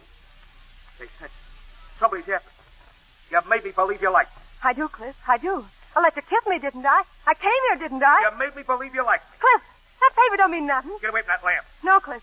No. I'll get you for this. You wish you never even... All right, turn the lights out, but you ain't getting out of here, you dirty little double-crosser.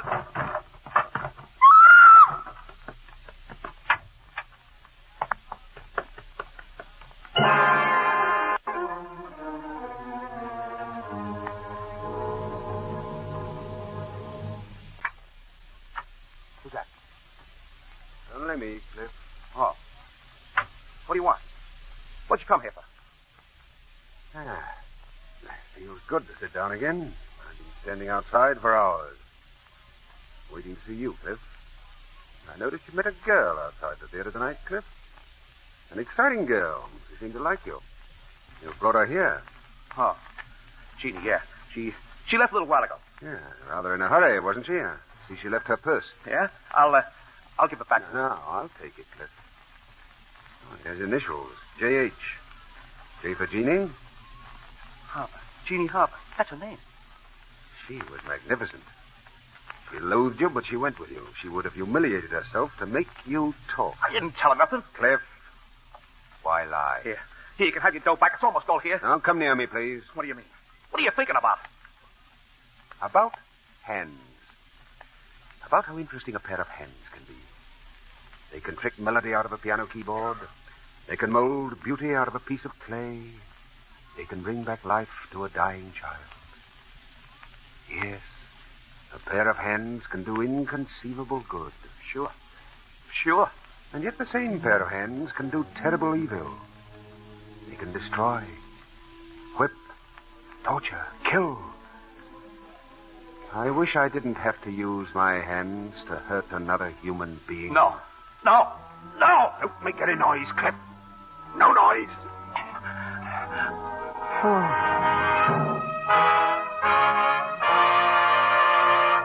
Hey, Scott. Just sit there behind the screen, lady. He's coming. Thank you. Hello, Mr. Henderson. Oh, Carol, thanks for coming. How are you? I'm gaining weight. I'll be in fine shape for my big date. Only 18 more days. Please don't talk like that. Sorry, but I don't feel very sociable these days. You happen to be the only one that comes up here to see me.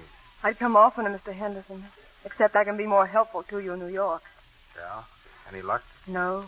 First it was Mac. Last night, Cliff Milburn. The drummer? Well? Milburn remembered the hat. He'd been bribed too, Mr. Henderson. But he caught on. There was a fight. I managed to get away. Phoned Inspector Burgess. We went back to Milburn's apartment. He was dead. Strangled. Carol. I tried, Mr. Henderson. No, Carol. You've got to promise to keep out of it. Let's not talk about it. You've got to promise me. I've got to do what I can. I won't let you. I'll write Burgess. And don't call me Mr. Henderson. Even the guards call me Scott. Look, I'm grateful. More grateful than you'll ever know, but you can't waste your time knocking your pretty head against the stone wall. You should be out having fun with some fellow. Don't tell me you're not in love, Carol. Well, look at you. I hit the nail right on the head. Now, come on. Who is he? My boss. Well, I didn't even know you had another job. Oh, gosh, that's fine. Yeah, that's swell. I think so. Now, tell me, who? Warden gave permission for another visitor, Scott. Who? Jack. Scotty. Jack Marlowe. Gosh, I'm glad to see you. When did you get in? This morning I flew in. Oh, hello, Miss Richmond. Mr. Marlowe. Scott, why didn't you send for me? There was nothing you could have done, Jack. Nothing. Well, I'm here now, and something's got to be done. Something will be done.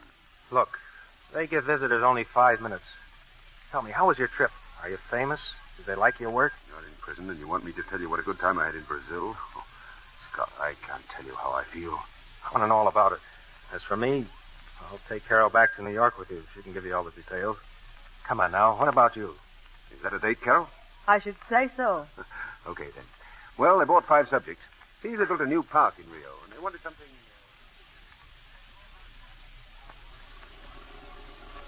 The cab drivers left town.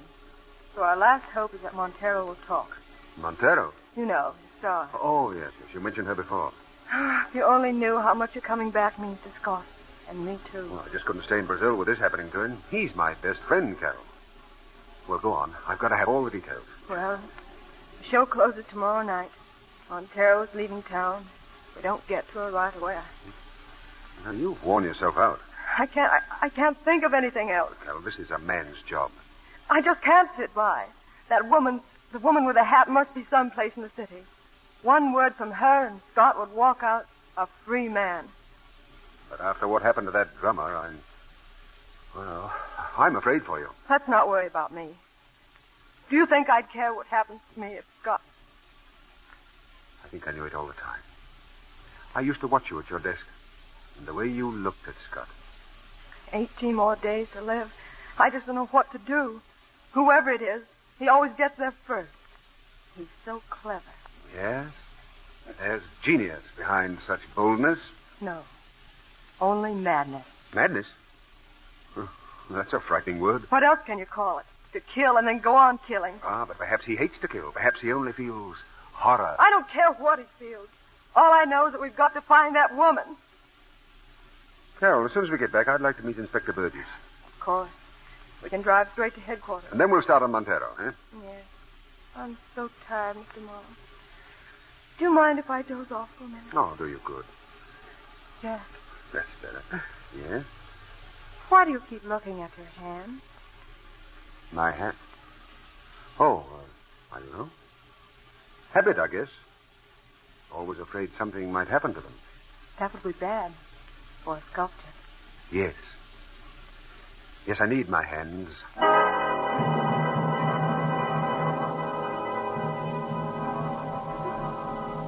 Sorry to keep you waiting, Mr. Marlowe. Oh, where's Miss Richmond? Well, the girl's exhausted. I took her home before I came here. Glad you did. Well, looks like we'll have to scratch Montero off the list. I've got absolutely nowhere with her. The show's closed now, and she's going to Mexico. If she'd only admit that our woman wore a hat like hers that night. She never will. She's too vain. Or if you had found out the name of her milliner. If I'm fed up with that word. I think I'll go out and get good and drunk. Could you delay it for a couple of minutes? I haven't had much of a chance to talk to you. I thought this case would be a cinch. Just get the lowdown on everyone, friends, relatives. Well, I did that. Even on you, Marlowe. Well, I was on the ocean when it happened. Yeah, the SS Vulcania sailed Thursday, August 16th at 8:33 p.m., stateroom C, middle deck. Arrived Rio, August 29th. What an incredible memory. A lot of good it does me. No. The fact remains that none of you could have committed these murders. Oh? Why not? You're all too normal. Oh, but the murderer must be normal enough. He's just clever, that's all. All paranoics are diabolically clever. I've met paranoics before. Their insanity gives them incredible egos, abnormal cunning, contempt for life. You make our man sound unbeatable. Maybe he's more astute than we are, but to call him insane... I'd stake my life on it. You might lose. No, I won't lose. And I'll get him, sooner or later. It's always simpler when they're insane. It's just that there's so little time left. Someday we'll have sense enough to train the mind as we train the body from birth.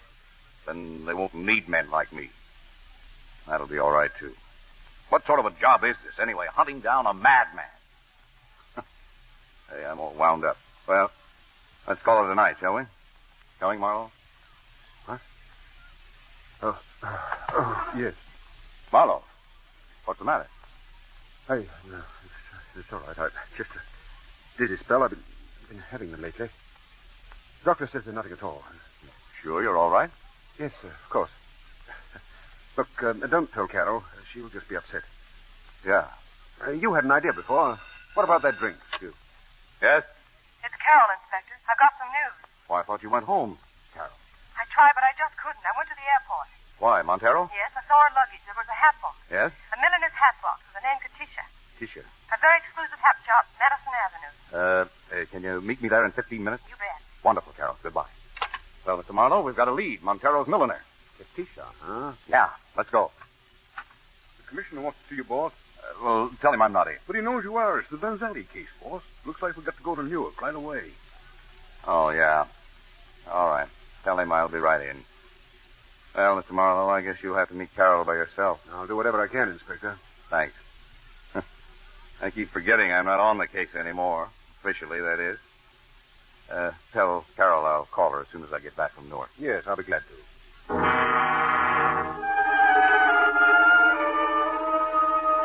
Our hats cost a lot of money, Mr. Marlowe. A good part of the price is to guarantee the client that her hat will be exclusive. Miss Richmond can understand that. And it will never be copied. At least not in this shop. Madame. Oh, come in, Peyton. You made a hat for Montero. Yes, Madame. Now I want the truth. Did you ever make a copy of this hat for anyone? Here's the original sketch. Oh, Madame, I'd never do a thing like that. I believe you, Peyton. There, Miss Richmond, you see? Please forgive me for asking, Miss Peyton. But if you can tell me anything at all about it. You see, a man is going to die, and... I'm sorry. I just can't tell you anything. Thanks, Peyton, that's all. I'm sorry, Miss Richmond. Why, you look all in. How about going home, Carol? Oh, I tried so hard not to build up my hopes. Miss, Well, Peyton? Did you say a man's life? I mean, what has that got to do with a hat? Peyton, what are you trying to say? I copied the hat. She gave me $50. Who, Miss Baker? Who gave you $50? Miss Ann Terry. She's one of our regular customers. She saw the sketch of Montero's hat, and she asked me... You and I will talk about that later, young lady. Now sit down and give these people her name and address. Miss Terry is quite wealthy, Mr. Marlowe. She lives somewhere out in Long Island.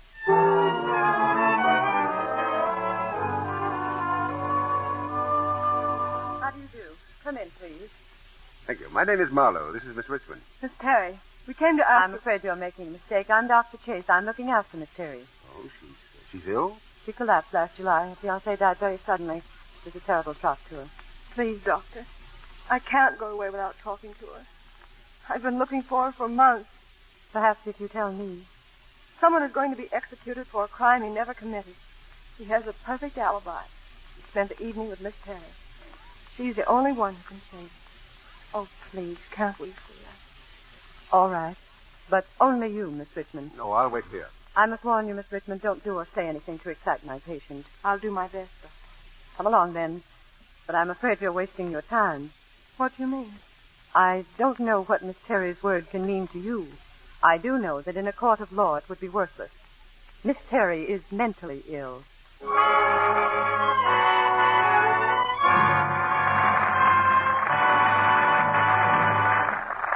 After a brief intermission, Mr. DeMille returns with Brian Ahern, Ella Raines, and Alan Curtis for Act 3 of The Phantom Lady.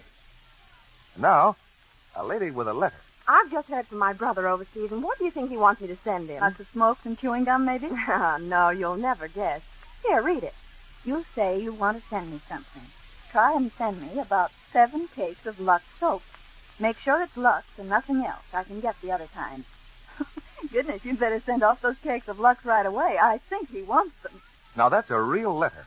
A letter actually received by the sister of a soldier in our combat engineers abroad. You may be sure those 7 cakes of Lux soap are on their way. We hope they reach him safely. One thing's certain. When they do, he's going to get real enjoyment out of using this fine white soap, like many another soldier and sailor. Did you know, Mr. Kennedy, that Lux soap is a bestseller in post exchanges here and in the ship service stores? Yes, Sally, and it's easy to tell why. Men certainly go for that rich, quick lather Lux soap gives. Even in hard water, it lathers in a jiffy. I'll bet when a man comes in dog-tired from a day in the field, a shower with Lux soap feels wonderful. Well, Sally, a refreshing bath with Lux toilet soap feels good no matter where you are. On the home front, too. It seems as though Lux soap is almost as popular with the men in a family as it is with the ladies. I've noticed that, Mr. Kennedy. So here's a tip to women everywhere who do the family shopping. Why not let everyone at your house enjoy the real luxury of a daily Lux soap bath? It's a thrifty luxury because Lux toilet soap is hard milled, can be used to the last thin sliver. And always put your soap in a dish that's dry. Remember, it's patriotic to avoid waste. Now, our producer, Mr. DeMille. There'll be a curtain chat with our stars after the play. But now Act 3 of The Phantom Lady, starring Brian Ahern, Ella Raines, and Alan Curtis.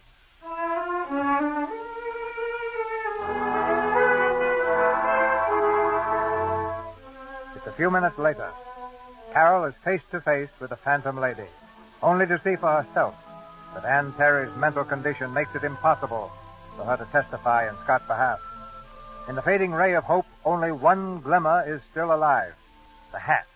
The Phantom Lady's funny hat. This is a lovely room, Miss Terry. It was my grandmother. She was very happy here. She married the man she loved. I'll never marry.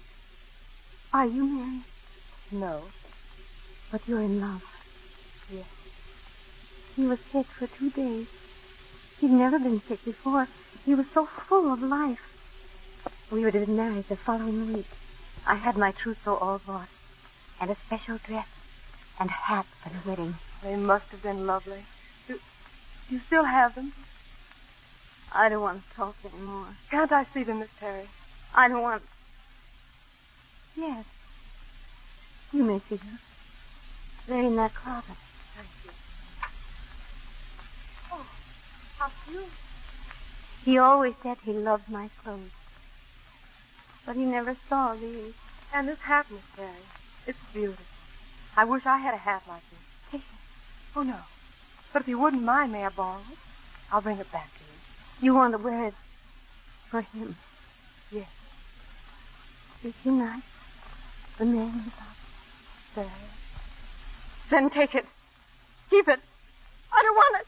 I don't want it either. Terry. Please don't cry.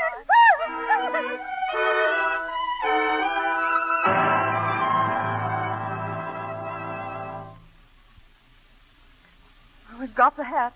Oh, I can hardly wait to tell Burgess. Last night, everything seemed so hopeless. Last night, you...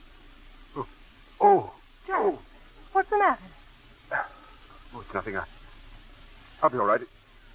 It's just a headache. Do you want me to drive? No, it'll go away. I get them so often lately. Oh, it's my fault. We haven't eaten for hours. Jack, you've been wonderful. I don't know what I'd done without you. Oh, forget it. Look, there's a service station up ahead. Could we stop there and phone the news to Burgess? Yeah, it's a good idea. Don't you bother. I'll get out. No. Do me good to stretch. Need some gas anyway.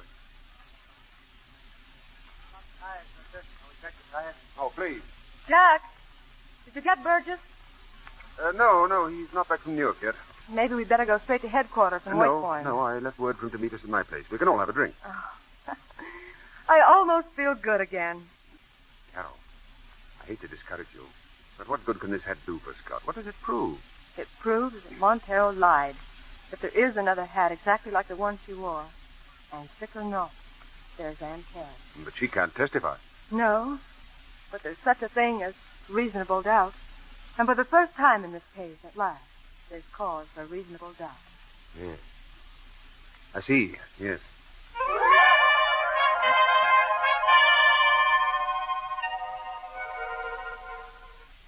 More coffee, Carol? Thanks. My, what a place you have here. You know, when I first came to New York, I lived for 2 weeks on nothing but coffee and sandwiches. My cooking brings back memories, huh? Yes. And then when I got my first job, I went out and bought the biggest dinner I could find. Oh, I was so happy. That's the way I feel tonight. Well, Burgess should be here by now. Yes. Look, how do you think this hat fits the statue of yours? Rather smart, don't you think? I've never heard you laugh before. Oh, Burgess will be so excited. I can hardly wait to tell him. Oh, Jack, isn't it wonderful? The silly hat. Save Scott. Burgess can reopen the case. He'll find the murderer this time. And I want to hear the court sentence him as they sentenced Scott. You hate him, don't you? I hate him. Oh. Your head again. You think? Oh, yes. Lie down on the couch, Jack. No, I'll be all right. No, I insist. Now do as I say. Come on. You can get some rest before Burgess comes. That's better. Oh, I'm a mess. Look at me. You stay there now, and I'll go inside and freshen up a bit. Do you mind? No. Go right ahead.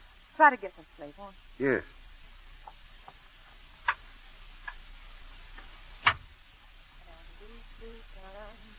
I don't see the first breath. Where's the breath? Probably in a drawer, Stupid. Jay, my purse. Homicide Bureau, Cliff Melvin. No.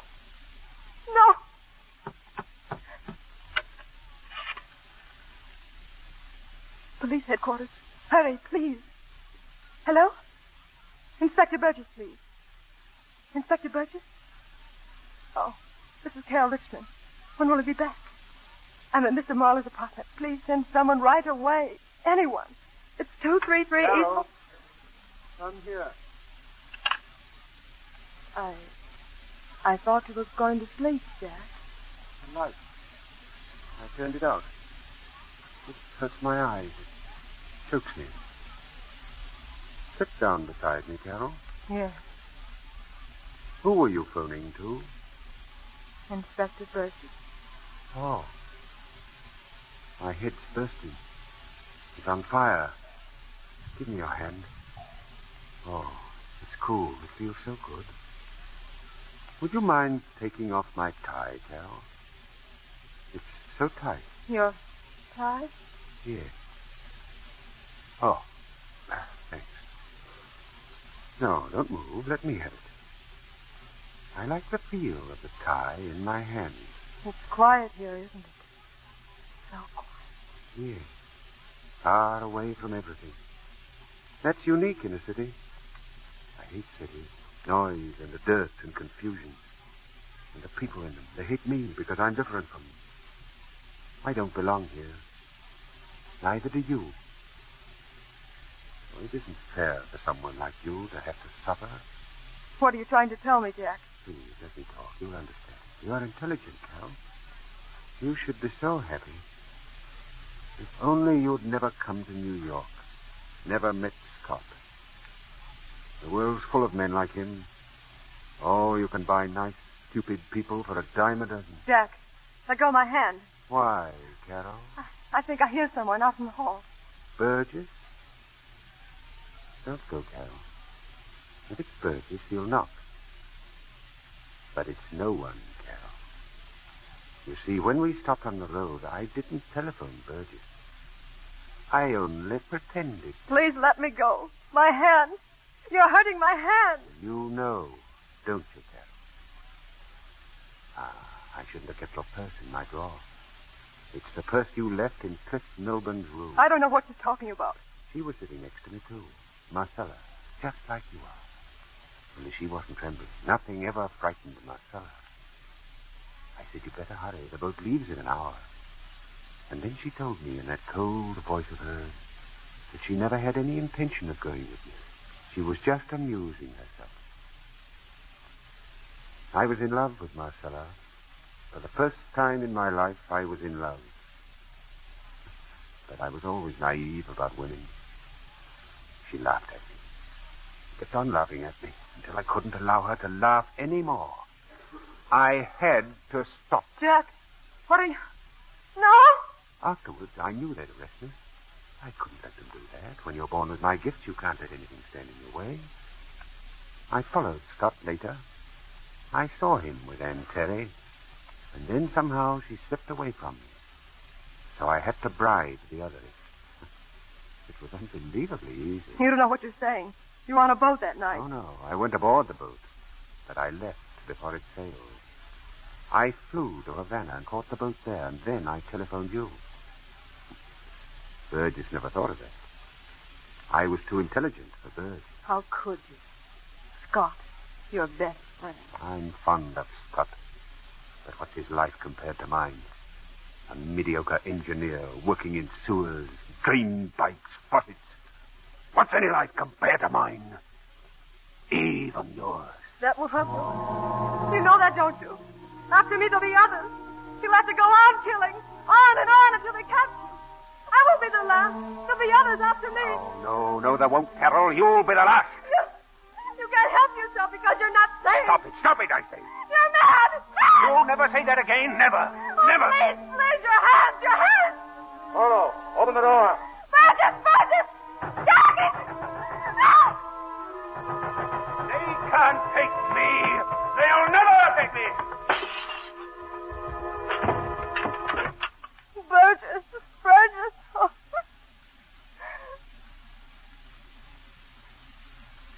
Feeling better?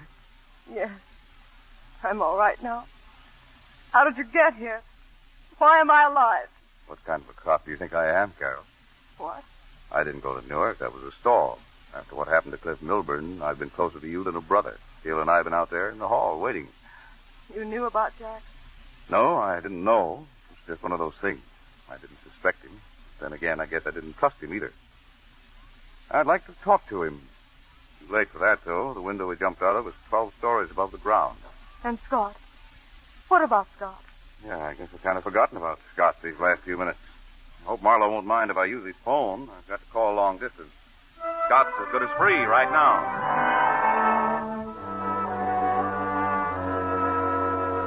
Good morning, Carol. Good morning, Scott. How do you like the new office? Oh, it's wonderful, but I can't stay. I'm seeing Kepler about the chemical plant. Can't stay? Uh-uh.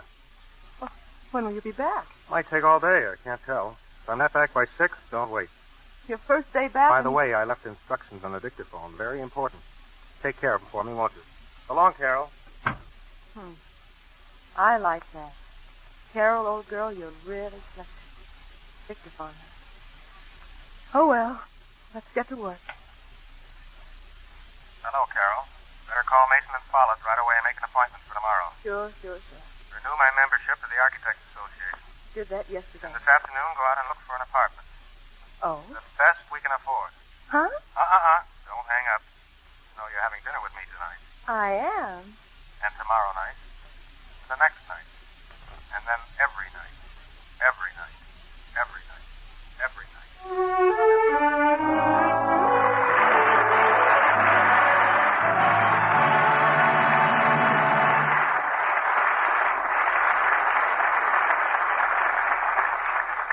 It's no mystery that we all like the Phantom Lady. And here are 3 good reasons why. Brian Ahern, Ella Raines, and Alan Curtis. I believe murder is a little out of your usual line, Brian. Well, I was getting a bit fed up playing hero, CB. Murder makes a nice holiday. Alan takes his the other way. Yes, I've played villain so long that kids run when they see me on the street. And now here I am, a nice guy for a change. Then I guess we've made everybody happy, including the audience. By the way, Brian, that's a substantial coat of tan you're wearing. Yeah, I came up from my ranch on the desert for rehearsal, CB. By the way, do you think it'd be all right for me to say that the large crop of vegetables I'm raising down there is of the very highest quality, or would you consider that free advertising? Just send CB a large basket of tomatoes, and it won't be free. That'll fix the whole thing. Since this is your first appearance in the Lux Radio Theater, Ella, we'll follow the usual custom and ask where you're from. I've just come from Florida. You whisper that in California, Ella. Well, it was my honeymoon, Alan. You see, I was married a year and a half ago, and my husband, Kenneth Trout, is a captain in the Army Air Forces. So we had to postpone the honeymoon until we got back from China and India, a few places like that. We used to go to high school together. No, where was that, in Florida? No, in Snoqualmie Falls, Washington. I don't believe I've ever been there. But I like the name. Did you do any acting in Snoqualmie Falls? Well, yes. But in our backyard theater, all salaries were paid in bubble gum.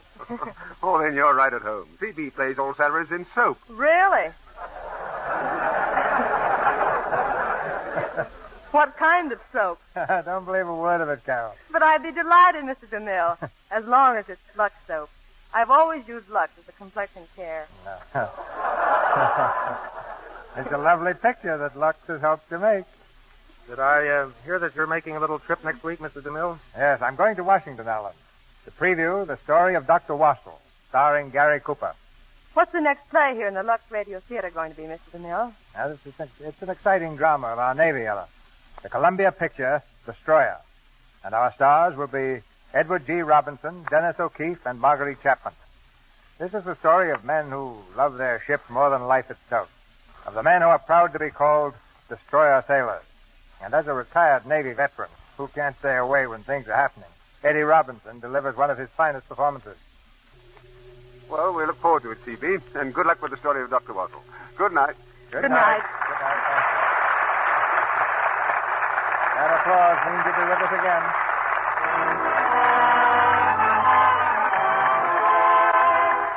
Our sponsors, the makers of Lux Toilet Soap, join me in inviting you to be with us again next Monday night when the Lux Radio Theater presents Edward G. Robinson, Dennis O'Keefe, and Marguerite Chapman in Destroyer.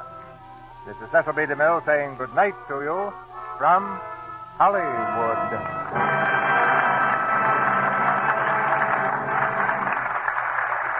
Here's a special message from the government to American housewives. Don't throw away a single drop of waste kitchen fats, no matter how black or burnt. They're needed to make life-saving medicines for our soldiers. Pour waste fats in a tin can. Take it to your meat dealer as soon as it's full, and he'll give you 4 cents and 2 extra red ration points for every pound you bring in. Don't put it off. The need is urgent. Brian Ahern appeared through the courtesy of Columbia Pictures, producers of CoverGirl. Ella Raines and Alan Curtis are currently starring with Francho Tone in the Universal picture Phantom Lady, which was directed by Robert Siedmack. Heard in tonight's play were John McIntyre as Burgess, and Jeanette Nolan, Stanley Farrar, Dwayne Thompson, Eddie Emerson, Steve Benederet, Charles Seal, Norman Field, Howard McNear, Dick Ryan, Fred Mounier, Eddie Marr, and Regina Wallace. This program is broadcast to our fighting forces overseas through cooperation with the Armed Forces Radio Service. And this is your announcer, John M. Kennedy, reminding you to tune in again next Monday night to hear Edward G. Robinson, Dennis O'Keefe, and Marguerite Chapman in Destroyer.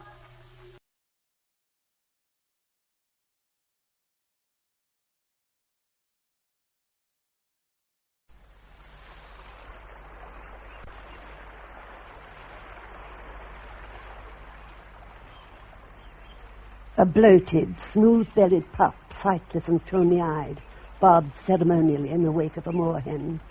A moorhen that, for all its air of constant lively alarm, had not seen the naked, heavy man on the ramp, nor the stranger watching, but struck on with its nervous, erratic course through the reeds. I say. A mist still clung to the lake from which it sprang, but with infinite reluctance it fell back among the snares of sedges. Only the willows stood out against the morning in demi-silhouette, club-headed and Babylonian, half in, half out of the water. I say, I don't know who you are, madam, but this is private property. I say, would you kindly leave the way you came? From the indistinct humps of swans in dry dock, sinewy arms waved once to the swimmer. But Dr. Warburton was not an imaginative man and did not wave back. They drew his eye. Perhaps they pointed to the solitary observer. He guessed the watcher to be a woman from something of her shape and called cheerfully. But the woman made no acknowledgement of a common humanity, nor stirred at all. Irritated, he consumed the mirrored surface, striking away from the boathouse in the mist. Exhilarated, confident, sensually absorbed, he turned on his back and struck on gloriously, drawing after him his goat's body, admiring the dark tufts of curly hair, straightened and streamlined in his progress. He swam very well. Well, switch it on or whatever you do. Oh, it won't start. Nonsense. Of course it'll start.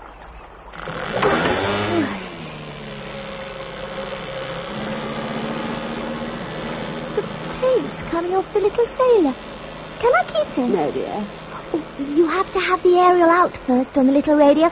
Then you move the switches, you see. Yes, dear. I know. You remember where it lives in the boathouse? Oh, yes. There's a good fellow. He recognized it for what it was instantly. It sought him out through the mist. I say! Do you see me? I say! Ah! Ah! Ah!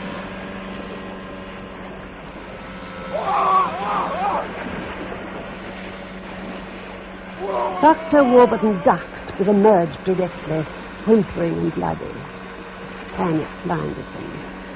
Before he could see, it was on him again, nodding like the beak of judgment. He swung about, and for a moment, as his brain fused, the water claimed him. He forgot how to swim. Swimming became a mystery.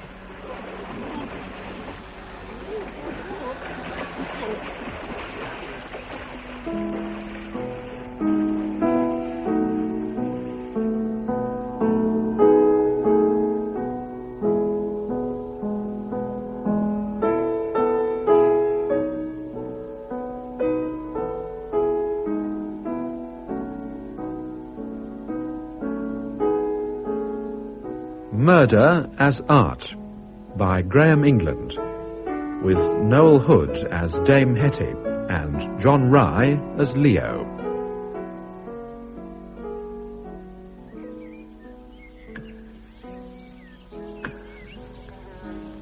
Summer.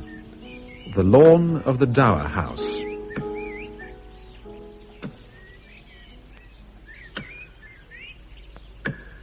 The small, naked clinician and the large Dr. Warburton stood off, watching and nodding gravely as a star burst in Dr. Warburton's chest with a force that quite separated pain from its threshold and allowed for dispassion. Dr. Warburton had a vision of his body as a thing apart, like some perspex model of itself, with every nerve end a coloured filament glowing brilliantly with pain of such vigour it did not hurt at all. He felt again the wonder and excitement of his student days, and eagerly raised an arm as if to speak a thought. Instead, he waved once, or seemed to wave, as the swans on the bank had seemed to wave to him before that arm, too, slid under the water after the rest of him. His wife, though an imaginative woman, did not wave back, nor did the swans hiss her, as they had always, for some dim reason of their own, hissed him, as he conducted the little boat back to her and the floating dog by the shore. Oh, I like it. It's very good. How inadequate that sounds. It really is very good. It's not finished. There has to be an inquest. I need one more from my very last collection of stories, but I do like that one. A model boat, you see, will be just the weapon an unhappy woman would use, particularly if her husband had built it himself, if it was his only real passion. What will the coroner say? What they always say, that he struck his head when diving, or that his struggle brought on a heart attack, that natural seepage from the lake drew his body to where it was found. They always say that. I've noticed in my very long life that society has a bias in favour of the least alarming explanation. What will you call it? I don't know, the water demon. I have terrible trouble with titles. Did you get the idea from the little model boat I saw in the hall? No, not really. We bought that yesterday at an auction. Jennifer wanted it. I once killed an admiral with Weil's disease. Do you know what that does? It paralyzes the kidney, if there's a malfunction to start with. Retired, of course. Used to play Gilbert and Sullivan records all day long. Oh, by the way, Dame Hetty, do you mind me using this thing? Not at all. What is it? It's a tape recorder. I find it most helpful. I've never used tape recorders. I bought a Swan fountain pen in 1947. Broad nib, never use anything else. It's the same nib, you know. Is it really? Could I see it? Whatever for, it's just a fountain pen. Oh, that's most interesting. Muriel Spark never lets anyone use her writing pens. If they do, she throws them away. Who's Muriel Spark? A novelist. I don't know any lady novelists. Well, I don't think you can call Miss Spark a lady novelist. Her private life is her own affair. Oh, quite. Nevertheless, I think it worth recording, if that is what you're doing, that scandalous behaviour and creativity do not mix, whatever the paying public may think. Quite. Wasn't it working? Wasn't switched on. What did she do, this Spark woman? Well, nothing that I know of. Perfectly respectable lady. How dull. Your own life, Dame Hetty, hasn't been entirely untouched by newspaper comment, has it? I see one of your reviewers accuses you of anticipating the novel of faction, of being unable to start a book without somebody else's body. I was glancing through the cuttings in your library. I hope you don't mind.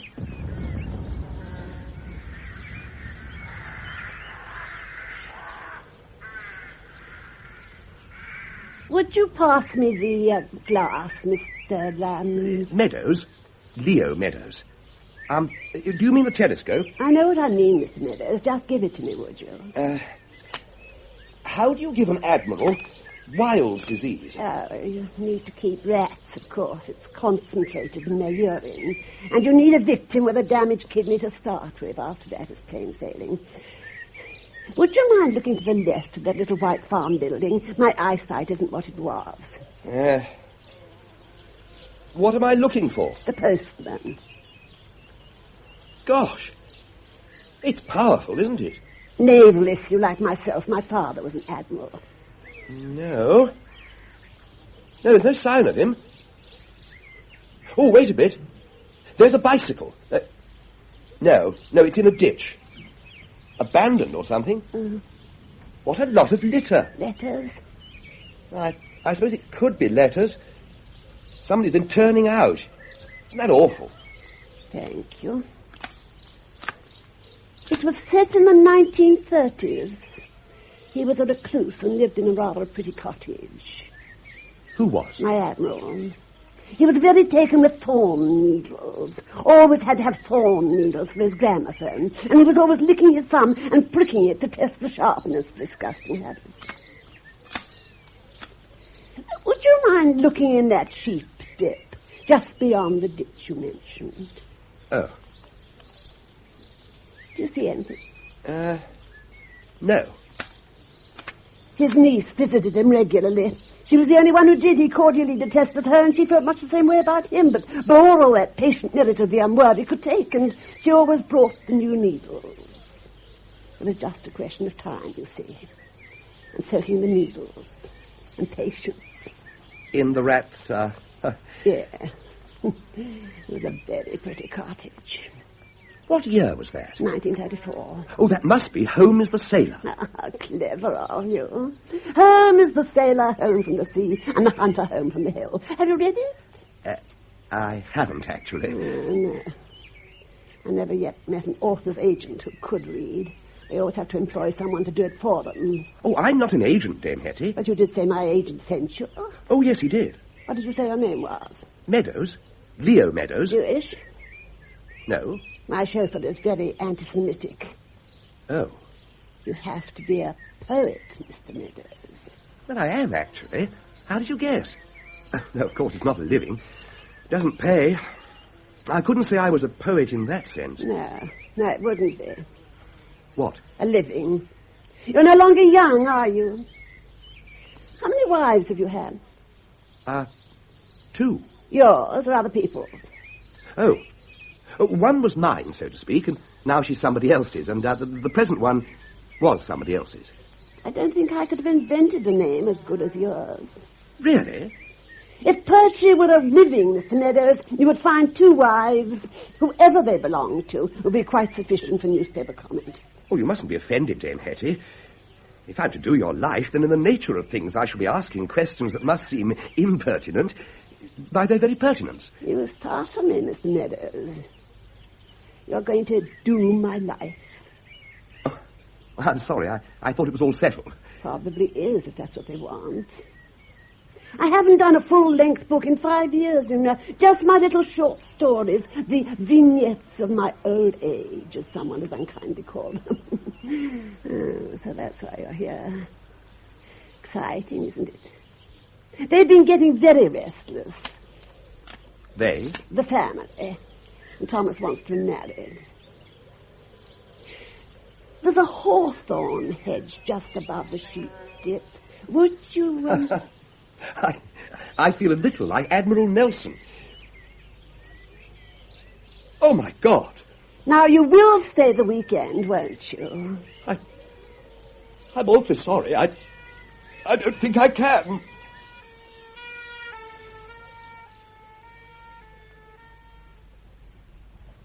Is that him? With the telescope? Thomas? Yes. Jennifer, come away from the windows, baby. Yes, well, what do you think? Looks good to me. I shall take them some lemonade shortly. No, don't do that, Hector. If she looks like dropping off, Thomas can entertain him. I'll give Hetty one of her pills. And a wee drop of scotch. Be quiet, child. Don't you want a new tennis court? Oh, yes, Aunt Sylvie. Still, the scotch mightn't hurt. I could do with one myself. Nervous? I always am before she starts a new book. I suppose you aren't. Well, I amuse her. You, on the other hand, do not amuse her. Still, perhaps she's fond of you. Well, I did marry her, after all. Oh, no, I shouldn't think so. What? It's much more likely that she married you. Well, same thing. Oh, no, it's not. You must have been very fetching in your day, Hector. Rather dashing, I shouldn't wonder. The galloping major, what? I had my moments. Rather a lot of them, by all accounts. Aunt Hetty says everyone should have a hobby. Go and play under the elm trees, Jennifer. Not likely. Before the bough breaks. 1957. Ooh. Did you see the film? Only on television. She paid off my mortgage with the film. Ah, so that's how she got you. No, that was after we married. Well, didn't you mind being married to a woman 20 years older than yourself? Well, of course I bloody well minded. She was as ugly as sin even then. Quick contest, was it? One more for the tally? Just keeping your hand in, as it were. Oh, chuck it, Thomas. That's the trouble with womanizing. Any old boot, so long as it's high-heeled. Can't understand it myself. Must be some sort of disease. I bet Hetty cured you. Why on earth didn't you cut and run? I came for the weekend. The summer of 56. And it rained. And afterwards she told me about her first book. Aunt Sylvie? That funny man's been sick in the rhododendrons.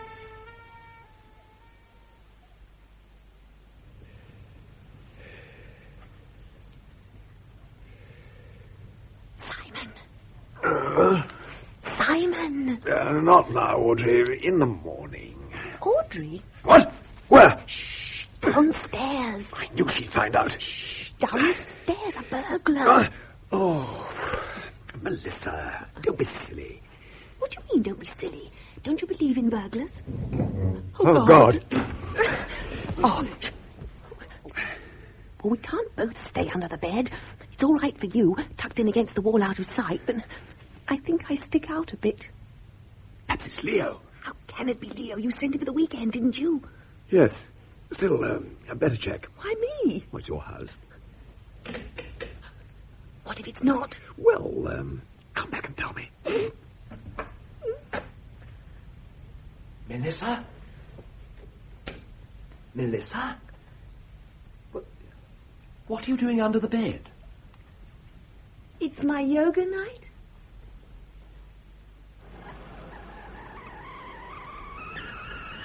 But why was she looking for the postman? She's always looking for the postman. What else is there for her to do?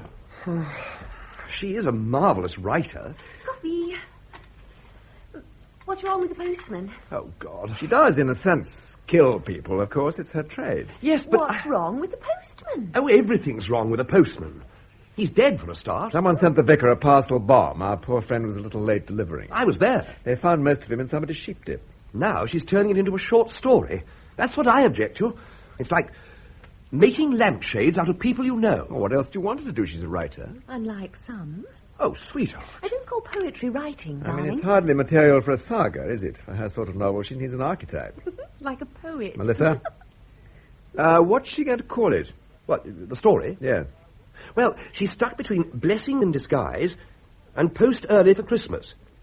In the story, you see, it won't be meant for the vicar at all. That's the red herring. The postman's young wife is in love with a new vicar, and they plan to get rid of Mr. Plod, so it's her, you see. He builds the thing, and, well, she sends it. I like it. I can sell that.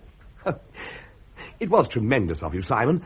No one ever commissioned me before. I do appreciate it, but, well, if it's all the same to you, I'd rather write a few poems and starve quietly. It is not all the same to me. I've got faith in you, Leo, and we'll make a killing, you know. Oh, please don't say that. Sorry. I'd go down with you like a shot, you know that, but, well, we're not on the best of terms at the moment.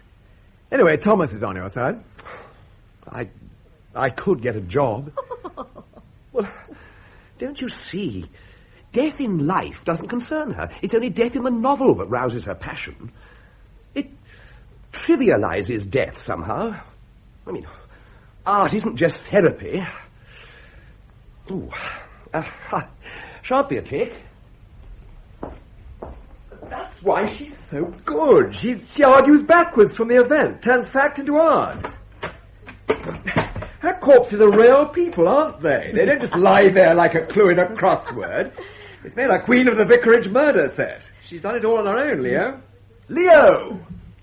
Can you hear me? Oh, yes. Not now. Oh. But is it fair? I don't know. Is it art? She is a marvellous writer. Should the novelist accept responsibility for the actions of his characters? I don't know. That's something you could ponder in your book. I'd have to take it up with her.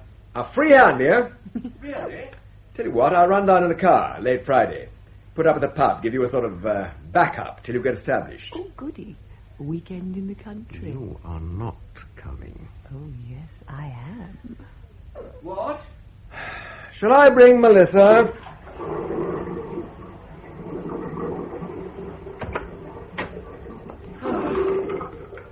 Oh, you are a comfort, Simon. It was good of you to come over so late. I don't know how you got here so quickly. Oh, well, what are friends for?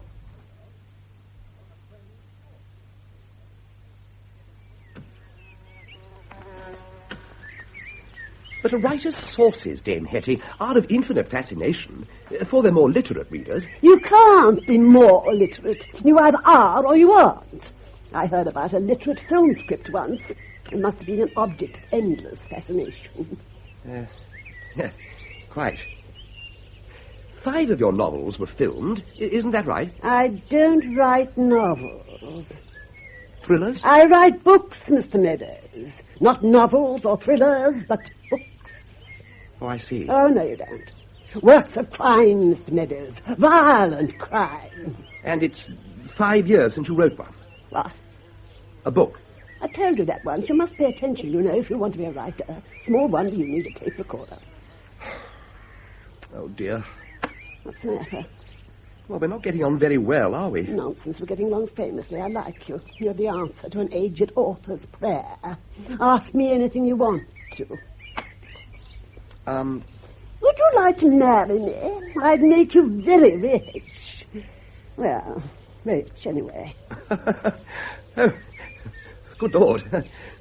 You're already married, Dame Hetty. Major Lowe is not indispensable, are you, Hector? Well, I think so, naturally, but then I'm partial. I bought you lemonade, dear. Would you like some, Mr. Meadows? Oh, thank you, I should. It's very hot, isn't it? Leo is a poet, Hector. Oh, how interesting. Well, not very. I wouldn't be at all surprised if he had a slim volume of his works about him, or perhaps they're on the tape recorder. Dame Hetty, you are wicked. Yes, she is. She really is. And I'm also right, aren't I? Yes, you are. I suppose you want me to read some now. Oh, certainly not. Just autograph it to me and leave it in the library. It'll probably have a macabre fascination in the years to come. Oh, I'm sorry. I never give books away. I had to pay to have it published as it was. And I'd be a fool to buy it, wouldn't I? Very well. But, don't read more than one. Well, this is called Hanging Mirrors. Little favourite of mine. I think I've got it somewhere. It's very short. Have you got my pills with you, Hector? Yes, dear. Do you feel you need one? No, but have it ready. Yeah, here it is. Hanging Mirrors. Oh, I should explain. The title refers to moving into an old family house. A cousin, in fact. Moving in, that is. The house was on the border, the Welsh Marches. Well, that's important. Oh, and I should explain... I shouldn't really. What? Explain, Leo. Just read the damn thing. Hanging Mirrors. Dead? Are they dead? What, all of them dead? Florence and Charlie and great-uncle Fred? Flossie and Fleur and Hyacinth, too? Gone? Are they gone? What, all of them? Due. Well, I said well. Are you fit? Are you well? Two? Just the two? Only two of us here? All. Not them all. Not all of them dead. Careful. Oh, careful. Damn it, do have a care. See, don't you see? Our images, there. Gone. Are they gone? Where is mine? Can it be? Are you dead? Can I be? Is it possible there? Where there are none of me? You left the tape recorder on.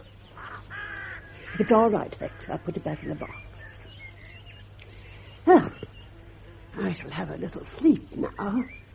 I'm 79, you know. There, nobody knows that outside the family. You see how well we're getting on. Now, you will stay this weekend, won't you? Well, I booked in the village. Never mind, get your bag. Hector will see to all that, won't you, Hector? Oh, yes, of course. Oh, you're very kind. Not at all.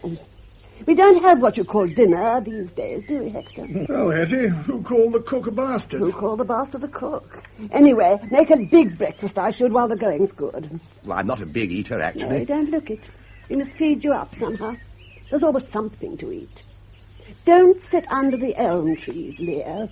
The elm hateth man and waiteth. Ah. Before the bough breaks? Yes, 1950-something. 7. Was it? A lovely book, whatever year it was. Well, be off with you. Thomas will amuse you if Hector can't. He wants to be married, after all. Well, I'll see you later on, then. Certainly you shall, but perhaps not today. No, I've got to work, dear. Shall I leave the pills? I wish you wouldn't ask me that. And no, I do not need the pills.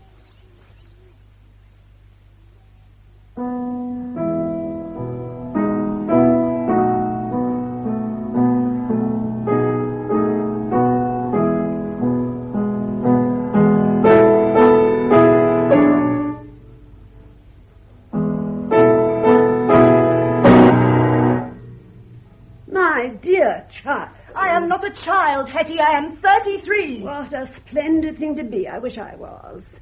Though I don't know. I wasn't happy when I was 33. I was much happier in my 40s. Though I was never sure what people meant by that.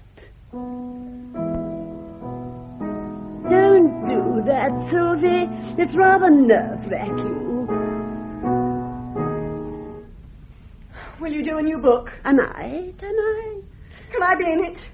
Oh, do let me be in it. Sylvie, whatever's come over you.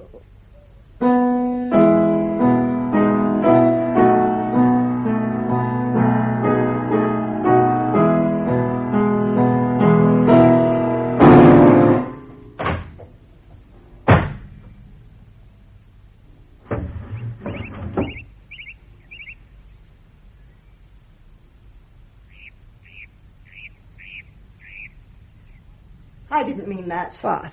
About being in the book. Oh, of course you didn't. Have you seen the new vicar? He isn't married, I understand. Oh, good. I'll go and leap on him. Well, he's not likely to leap on me, is he? I've been meaning to ask you, dear. If I do another book, and I don't say I shall, would you like a nose job? A sort of little present. Not that I mind your nose, understand. Goodness knows, mine used to bother me, you know, before I was 40. But I'm behind it most of the time, whereas I can see your problem, but to see one's own, one has to shut one eye and That gets you into all sorts of bother. Oh, chance would be a fine thing. I don't think it ever worried me, being plain. After I was 40, anyway. Strange that you should take after me. We're not related by blood, after all. What was my father like? He drank, rather. But what did he look like? You, dear. No wonder he drank. Was he drunk when he had his accident? Very drunk.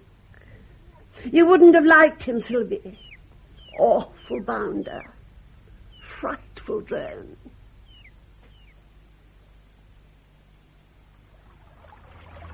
See the little fairy glen where the elves are dancing. Hello, little girl. Hello, little tennis court. Had a busy day? Yes. Yes. Instructive, certainly. I'm lost, I think. Comes of taking shortcuts. You're Jennifer, aren't you? Uh-huh. This is a dangerous place to play, Jennifer. Yes, it is. Awfully dangerous. Do you want to see it? What? Rich and Strange, 1966. Well, that's why you're here, isn't it? Oh, my favourite book. This was the weir, and that must be the mill. Hatton's Mill. Come on. Of course, it isn't called Hatton's Mill, only in the book. It hasn't got a name. Oh. Look. Gosh. Are you an orphan, Jennifer? Yes, I am. I'm an orphan. Don't stand so near the edge, child. It's horribly fascinating. Of course, it's only Hatton's Mill in the book. That would be artistic license, you see, wouldn't it? But she describes it perfectly. The broken steps, the isolation, the feeling of rottenness and unfathomable depths, and the vast, indifferent mill. Throw a stone in. A big one. Oh, all right. There. Gosh. Her only book without a body. Did you know that? Oh, yes. Strange the sense of anticlimax at the end of all her stories. When the murderer is caught. The sense of unreality.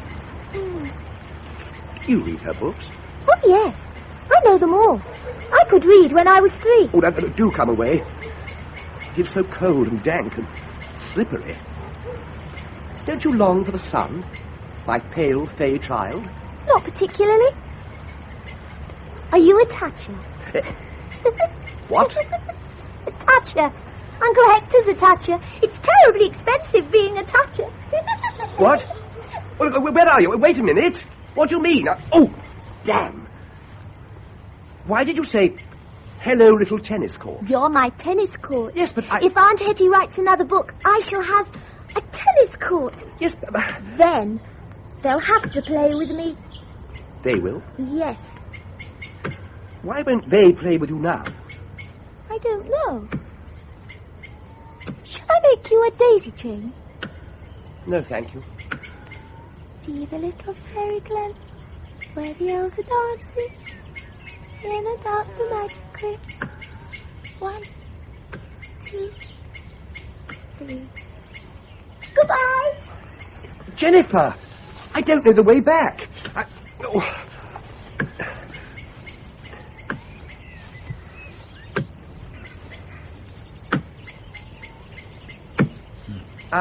Could you direct me to the village, please? Please. One moment, please.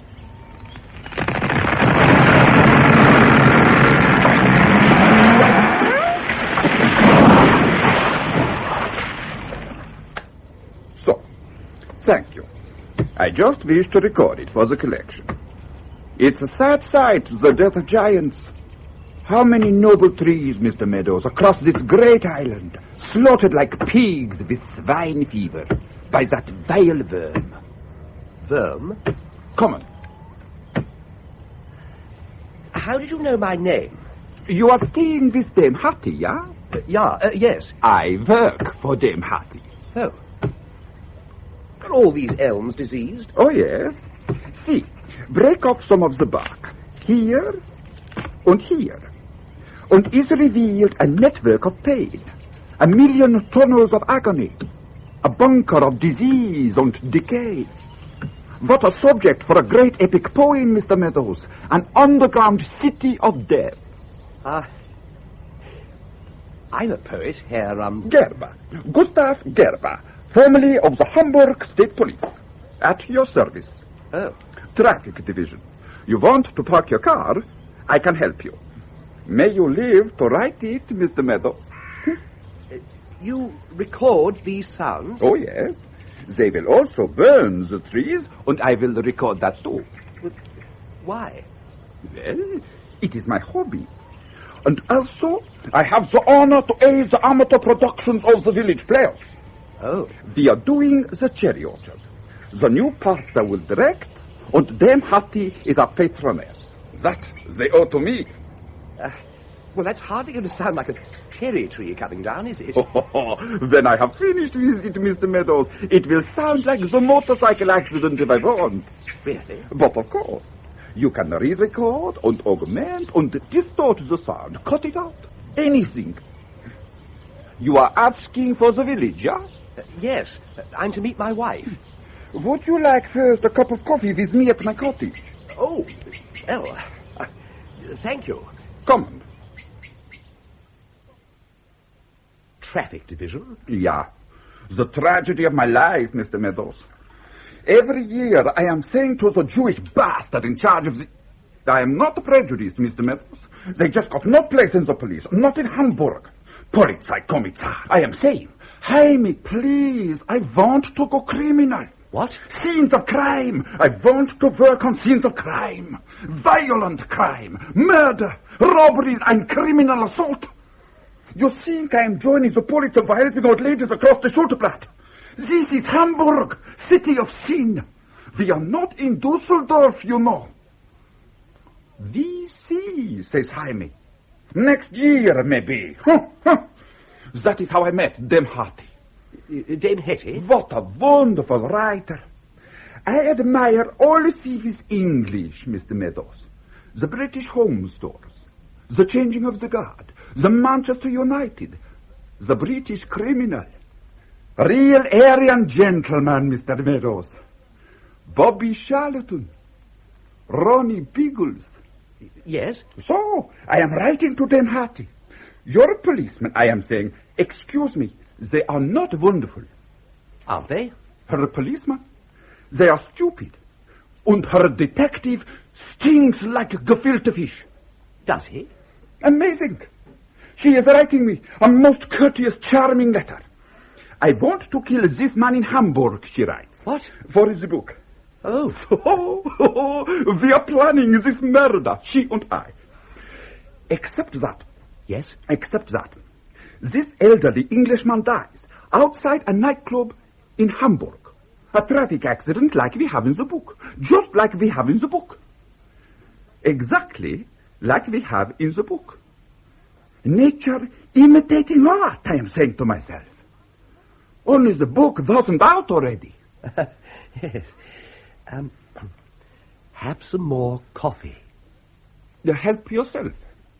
So, again I am writing to Dame Hattie. After all, I am a traffic policeman. And I am putting frankly my feelings in the matters. And? I am getting no reply. Well, Herr Secretary, somebody writes and thanks me. Dame Hattie is engaged, looking for another subject and so. And I am saying to myself, Gustav Gerber, we are in the most unusual situation. Because if Dame Hattie is writing another book, it's a paradox, Mr. Meadows. Instead of having a body and looking for a murderer, we a murderer have and must look for their body.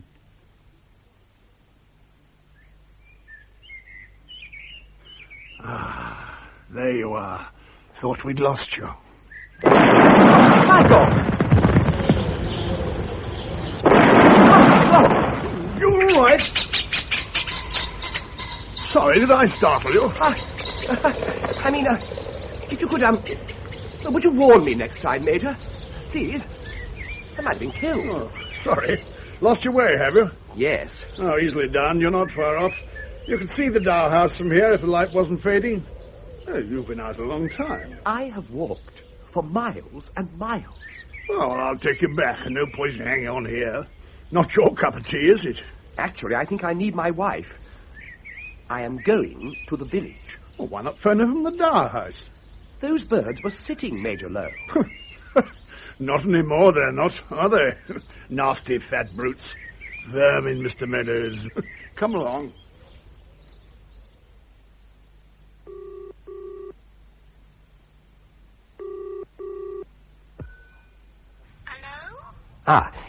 I want to speak to my wife, please.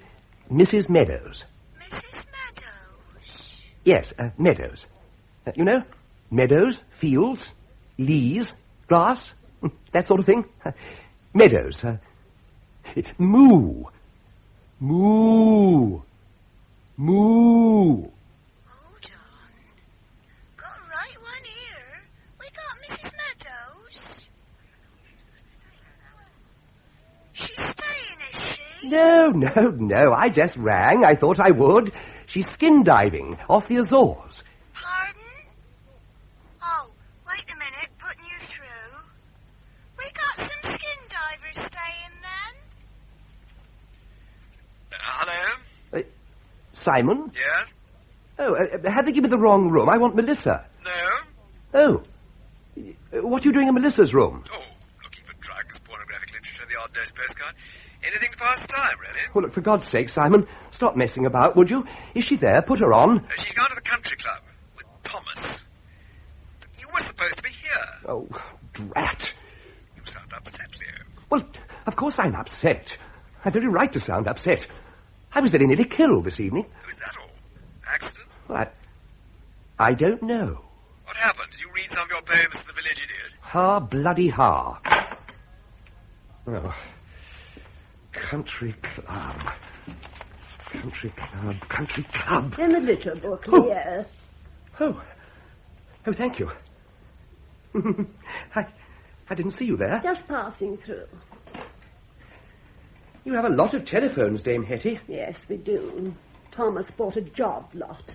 I can't stand telephones.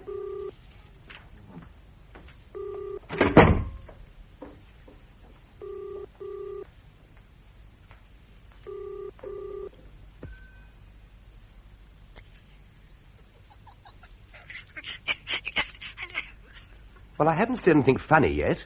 What? Oh, darling. Is that you again, Simon? What? Oh, Leo. Oh, don't do that. Darling? What do you want, darling? You, honey bun, desperately. Oh, poor baby. Why didn't you wait for me? Well, I waited and waited, sweetie. Honest injun. Oh, I'm sorry. It's all right, darling. I understand. Oh, by the way, Simon was in your room. Was he, cheeky devil? Yeah, he sounded awfully fed up. Why didn't you take him with you? Oh, two's company, Leo. Three's disgusting.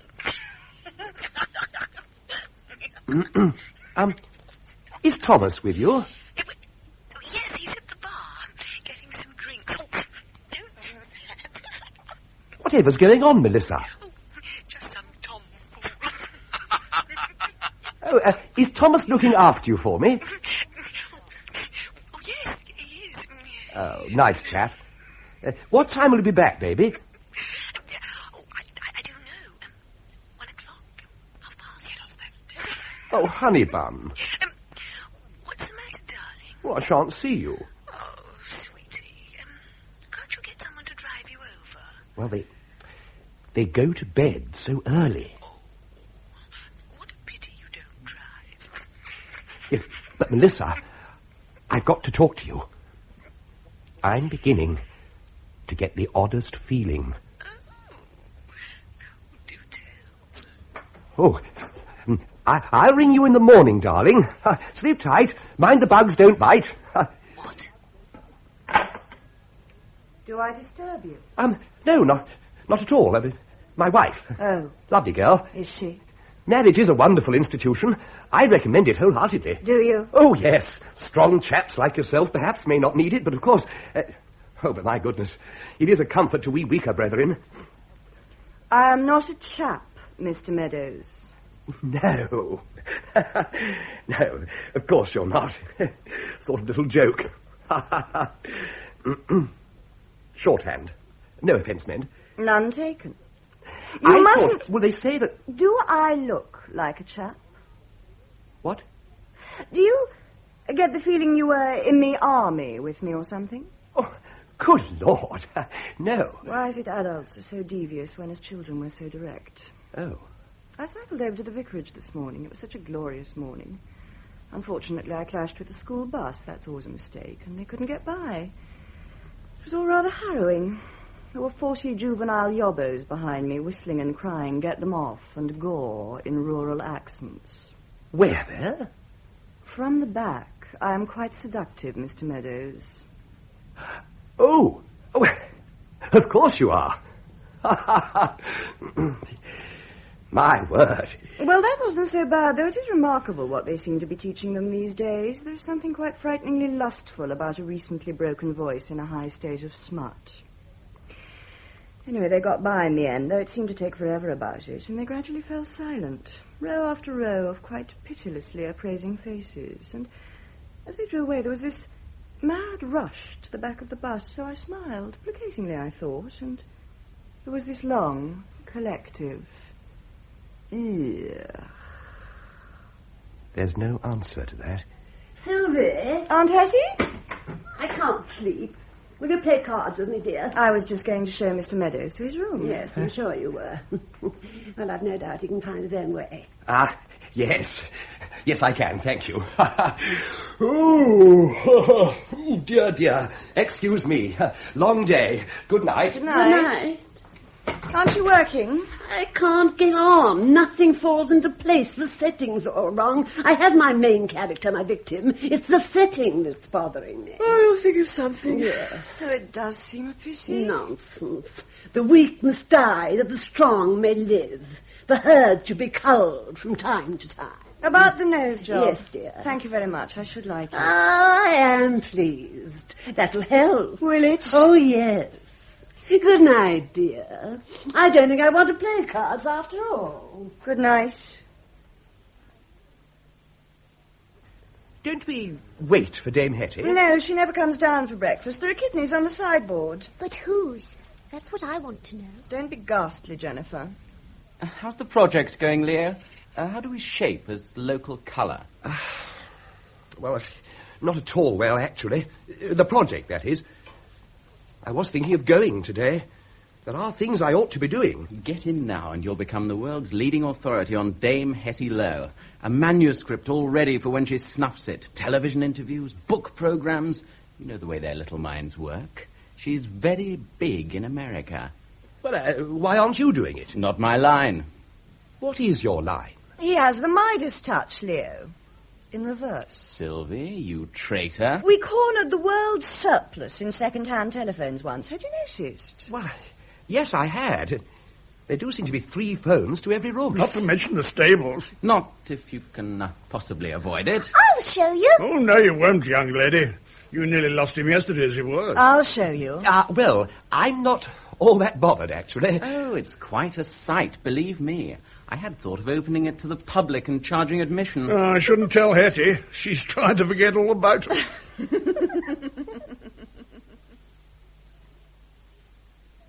This is the long gallery, Leo. He died in a hunting accident.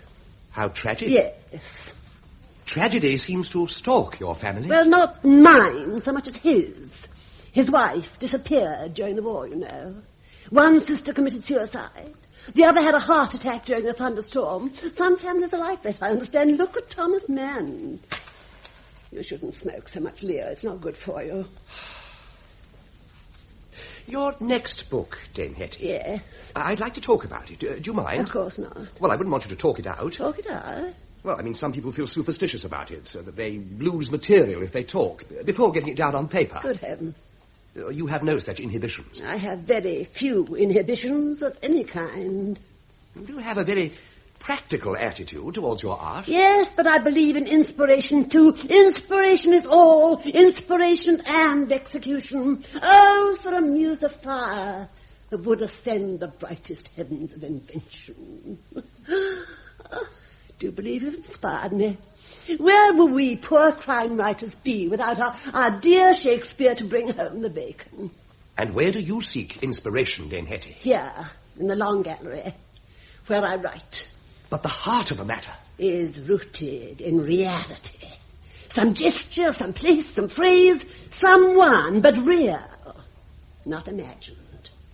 Perhaps because I started so late, I was 40, you know. I had no idea I could write. I had no idea what I could do.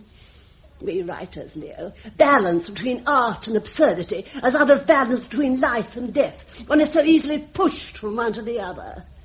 I was leading an absurd life, you know. I wasn't born a dame.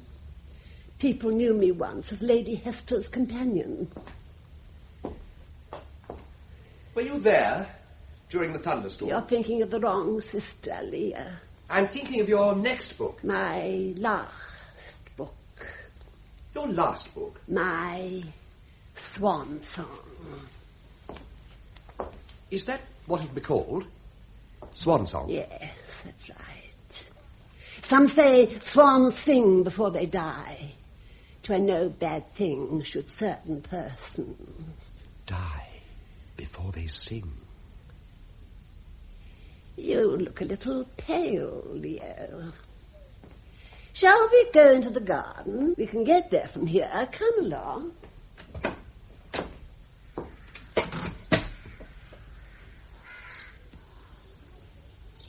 People have extraordinary ideas of my wealth. I am not a millionaire. It's true I've made a great deal of money from time to time, but it tends to evaporate. Not having had a family of my own, I've indulged the one I acquired. They're very expensive. They take advantage of my generosity. But it keeps us very close. Strange that someone as self-sufficient as myself should enjoy having dependents. And then the taxman seems to apportion me the entire national debt. Or has this Labour government repudiated that? I forget. I was poor once, you know. Almost as poor as I was plain. And I was very plain. Sylvie takes after me. Had you noticed that we're not related by blood? Extraordinary, really. Though she has vitality, has she not? Dying to be a tower of strength to someone, I shouldn't wonder. Girls with those fleshy noses tend to be very sensual, Leah. The sort that get excited about it and sound off like trains in tunnels. Hooters, I call them. I rather think George Eliot was a very passionate one. I ought to live abroad, really. But then, why should I?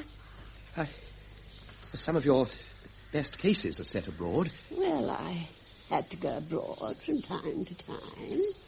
And several people who interested me went abroad, though I hated it, of course.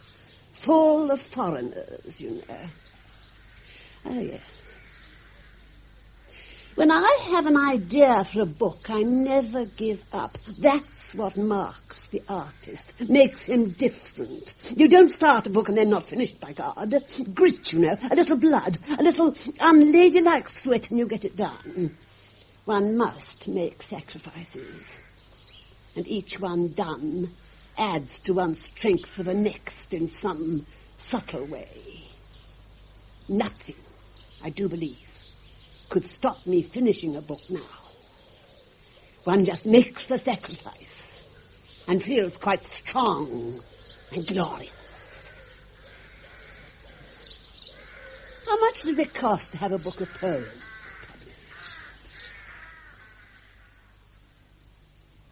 Dee-doo-dee-doo-dee, lovers at first sight. Dee-doo-dee-doo-dee, doo-dee-dee-dee-doo. Sylvie? Yes, Leo. I met a man in the park yesterday. You have better luck than I do. What? Gustav. Yes, that's right. He said he worked for Dame Hetty. Well, sort of. He helped her with a book once. Yeah. So he said. Yes, he says a lot of things. He said some remarkable things. We do attract more than our fair share of loons. Yes, we do. But Gustav does take the biscuit. Yes, he does. Why don't the local children play with Jennifer? I don't know. Won't they? We are a bit isolated, I suppose. Long way from their little teas, I expect. Precocious child. Tires very quickly of the grunting little morons we get round here. You do have this acute servant problem, don't you? It would be a treat to have a servant problem of any sort. There are a couple of dailies that come in during the week. I think it's a couple. They all look alike to me. There's the woman who does lunches. Oh, and there was a Spanish couple once. Whatever happened to them? And Hetty had a secretary once. Yes, she did. Charming girl. Gustav helps with the garden and odd jobs. He's a very good driver. Loves the rolls. He's a very interesting man, if you keep him off his obsession. Obsession? He has this remarkable theory about Hetty. He wrote her a fan letter ages ago. She wanted a continental setting for a book she was doing at the time, so she wrote back. Frightful mistake. Always is. I tell her not to. Naturally, he was tickled pink and terribly helpful. He's a policeman, you know. Or he was. Yes. So he said. Well, it so happens some poor old fruit we knew slightly got knocked over in remarkably similar circumstances to the book. Poor old Gustav got terribly excited. Wrote to Scotland Yard and Interpol. Well, what happened? Oh, they retired him early. We had a very nice letter from his chief. He gets a very good pension. He's quite happy. Hetty's awfully fond of him. The oddest people write. The theory? Oh, you can't write a sonnet without being in love. Therefore, to write best-selling murder mysteries, you have to be a murderer. Q-E-D. It does sound faintly silly, doesn't it? You don't have to be in love to write a good sonnet, do you? It helps. And the rest? There is something essentially poetic about the force of her prose, as if she was half in love with easeful death. Particularly other people's. Shut the door, Hector. Well. What an extraordinary book you will write about me, Leo, when I'm gone, provided always, of course, I oblige you by going first. What to sell? I'll give you that. Do sit down, Hetty. You're looking very frail. I wonder I don't look apoplectic. I rather think, Leo, that there's very little difference between what you are doing and what you appear to imagine I have been doing, except perhaps of instinct, literary breeding, the difference between shooting foxes and hunting them. Hetty, please sit down. Yes, it wouldn't do for me to fall, would it? I might fracture an old hip and die. Wouldn't do at all, would it? Now, don't fuss me, Hector. There. Are all you young people taking precautions? Hetty! Hasn't anyone offered you their version of the official biography, Leo? With exclusive access to the most alarming tidbits? For a percentage, of course. No, they haven't. And I must say how much I resent your remarks about my literary breeding. Oh, must you? Bravo for you. They are slow off the mark, aren't they? I expect Thomas has thought of it. I was thinking of getting round to it. One has to be practical, after all. Will you have a pill, Hetty, please? Hector, I am not about to die and leave you to the rigours of life on a mere 7,000 a year. Please don't fuss. Leo, do sit down and stop presenting things. You're making the place look untidy. If it makes you feel any better, I appoint you official biographer. On the spot, it's all yours. Provided you stay the weekend and don't alarm me by running off or annoy me by staying too long. Well, I don't know what to say, Dame Hetty. You'll have to think of a better opening than that. What will you call it? Oh. Well, I thought murder as art. Mm-hmm. You're thinking of De Quincey's essay. Yes, I quite like that. Murder considered as one of the fine arts. That'll do splendidly. We agree about something at any rate. Well, we ought to celebrate, surely. Everybody, have a drink. What's the matter with her? I don't know.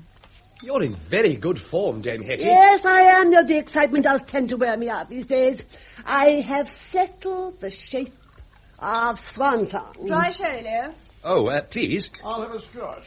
It's going to be set absolutely squarely in the best tradition of English crime writing. What? You mean a large country house? That sort of thing? Yes. In this case, an historic one, redolent of the long past, the many dead. To it will be gathered. Will be drawn, as if by force majeure. The last remnants of our glorious heritage, a trip down memory lane. The weekend in the country. We must get another cook, Hector. Croquet on the lawn. Was I silly to promise Jennifer a new tennis court? The idle, charming flirtations of cultivated, intelligent, essentially useless people in an endless, blissful English summer. With nothing more disturbing than Dutch elm disease on the estate. It does sound a bit old hat, Hetty. Oh, nonsense. I like it. Great artists work in established forms. Great art is not necessarily an innovation of form. But tried and true are nonetheless for being that. Yeah, you begin to grow on me. I can't have my characters getting out of hand. Well, have you all got a drink? I could use this scene, you know. Perhaps one of us should drop down dead, clutching his throat.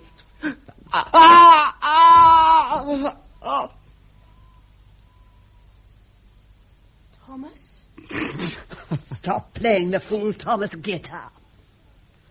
Well, are your glasses charged? What about me? Jennifer, do come in and stand beside me. I haven't forgotten you. No, leave the French windows open, dear. Now, what would you like to drink? A gin and tonic. No. Well, why not? A very tiny one, Sylvie, with a large piece of lemon. Thank you. Well, Leo, what do you think now? I'm very flattered. I don't know what to say, Thomas. I'm very grateful to you. Not at all, not at all. She's very big in America, you know. Thank you. Wait, baby. So, to my official biographer, in whom I am well pleased. Oh, thank you, all. Leo. Do you think you're God, Dame Hetty? Gustav. Leo, dear, do be careful. Put him down. He's mine. What? Put him down. I don't want him turning back into a frog, do I? Sylvie, this is my wife. How do you do? Are you surprised, Leo? Yes, I am. Hector told me your wife was in the village with my agent of all people, so I sent the car for them, you silly boy. Why didn't you say? Well, Where's Simon? He has fled. Simon? Well, gone, certainly. Oh, dear, such a delightful man. I did so want you all here. Gustav, you didn't? You weren't discouraging, were you? I never said a word.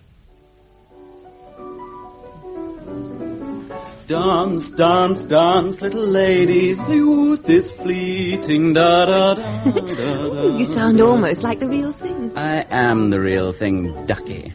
Stick with me, kid. Oh, Thomas, this is absurd. Yes, isn't it? But it does give me an excuse to hold you close. Does she always wear that incredible long black dress? The dame. Only on special occasions. Oh. Where's your girlfriend? In Paris, buying her trousseau. County set? Huh? Leo thinks you're a frightful snob. Yes, I am. Keeps one up to the mark. One should never settle for second best. Oh. And what about me? And your speciality, Melissa, dear, you're absolutely top flight.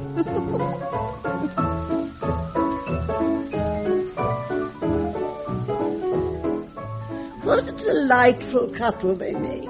Yes, don't they? She's a wonderful dancer. It's a pity I don't dance. Charming girl. I'm so glad you like her. I do. She's perfect.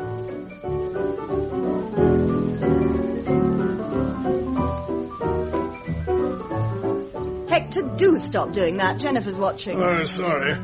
You're very stiff, Sylvia, and may I say it, glowering somewhat. Sorry. Oh, what do you think? Oh! Do you remember the last time I saw her in such good form? It really was an inspiration of Thomas's.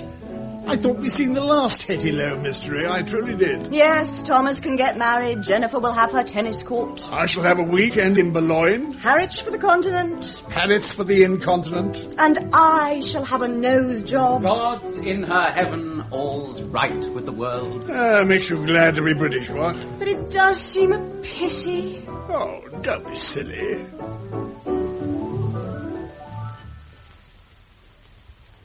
Dinner, it is served. Oh, well, I agree.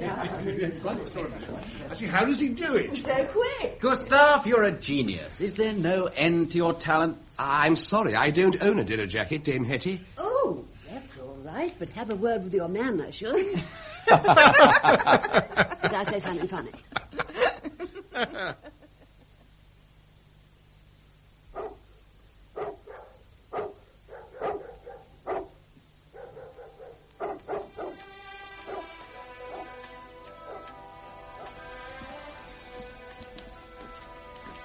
Oh, Melissa, what are you doing? Oh, I'm packing. Oh, but you can't go now. What's wrong with tomorrow, anyway? Simon's coming for me tonight. Simon? I thought... Why didn't he stay? Was it something I said? Oh, Melissa, what have I done? Nothing, darling. Ever since I met you. Nothing. Oh, but... I'm leaving you, sweetie. Yes, but Melissa... Simon's going to marry me. He doesn't know it yet, but he is. I'm coming with you. No. I'll stay. I will do the book. I'll get a contract. You'll be proud of me. Oh, don't go. Don't go. It could be different. That would be nice. Bye, Leo.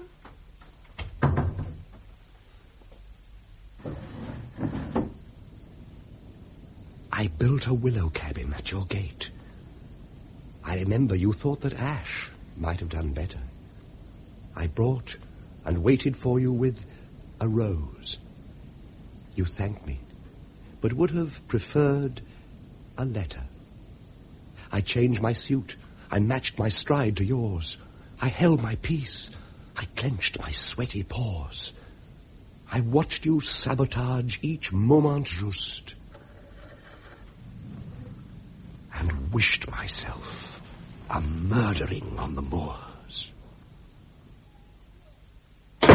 This is all your doing, Sylvie. It most certainly is not. Why didn't you stop her, Hector? What happened to the fatal charm? Why didn't you wake me? I didn't know she was going till she went. Thomas, you knew these creatures were staying in the village. Why didn't you say? I thought it would complicate things. Oh, did you? Have a good mind to disinherit the lot of you. I could, you know. I could leave it all to Jennifer and the Battersea Dogs home. Oh, Hetty. I like doggies. So do I. Shh, baby. But does it matter, Hetty? Natter. Of course it natters.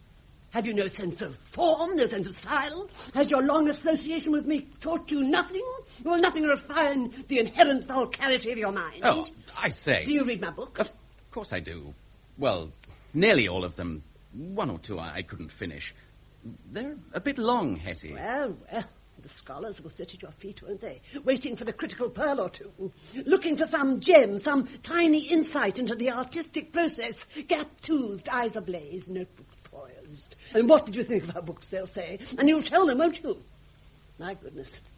Bit long, you'll say. And for these I have laboured. Very well. I shall have to rewrite my synopsis. I shall do so tonight. I trust I can rely on the full cooperation of you all. Of course you can, dear. My word, absolutely. Sylvie? Oh, yes, I suppose so. It's little enough to ask, you know. I'm not getting any younger. You'll have to fend for yourselves very shortly. This is my last book. My lovely Tempest. My swan song. A lifetime's experience thrown into one last tussle with the muse, one last mad embrace, a lifetime spent in the refinement of an art. Do you think it was worth it, Thomas? Oh, yes, of course it was. I'll try not to make it too long.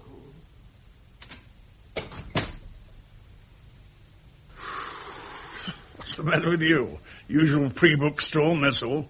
Is Aunt Hetty going to die? Well, yes, Jennifer, she is, but not for a little while yet, we hope. God forbid. I will get my tennis court, won't I? Oh, I expect so. If she leaves it all to me, you can come and live at the dog's home if you want. There you are, Hector. One kennel shuts, another opens. I wasn't looking to spend my old age with you exactly. Hello, Jennifer. Hello, little tennis court. Why does she keep saying that? Oh, come in, Leo. Your wife get off all right?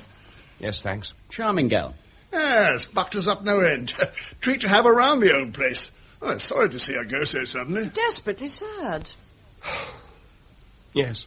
Gustav was wondering what you'd like for dinner. Was he? Sort of little treat. The honoured guest. That sort of thing. Rather fancies his cooking. Oh, so do I. Has he taken over as cook? He's going to do dinner from now on. Gets him into the house more often. Well, he was always in and out of the library with stuff for theatricals. I expect he feels he can keep an eye on us. Now he's got the kitchen.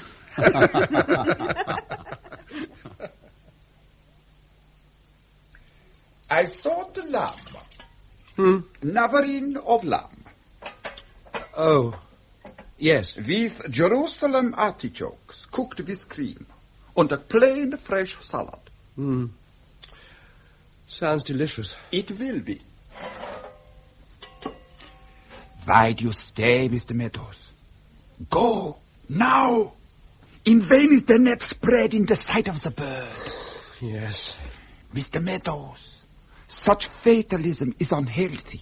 Fear eats the soul. I admire the stiff upper lip, Mr. Meadows, but moderation in all of those things.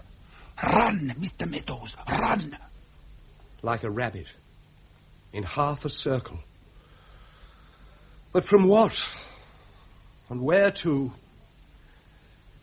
Do you think one's life can change in a weekend, Gustav? One's destiny become manifest? Minded. One's loved ones fall away. Gone? Are they gone? What, all of them? Gone. Oh, I feel so tired, Gustav. Exhausted. As if at the end of a long, hard struggle. Wrestling with an angel. It is the angel of death. Is it? Her embrace is so cool. But so deadly. Her skin doesn't part from you. With vile, sticky noises. Mr. Meadows, you are in love with the idea of death. Or out of love with life. Her smile is fascinating. Do you like junket? Junket. Oh, yes. How will you spend the day? Oh, I have a poem to finish. A little gift from the muse. It came to me last night. What will you call it? Swan song? Et tu, Gustav. Mr. Meadows.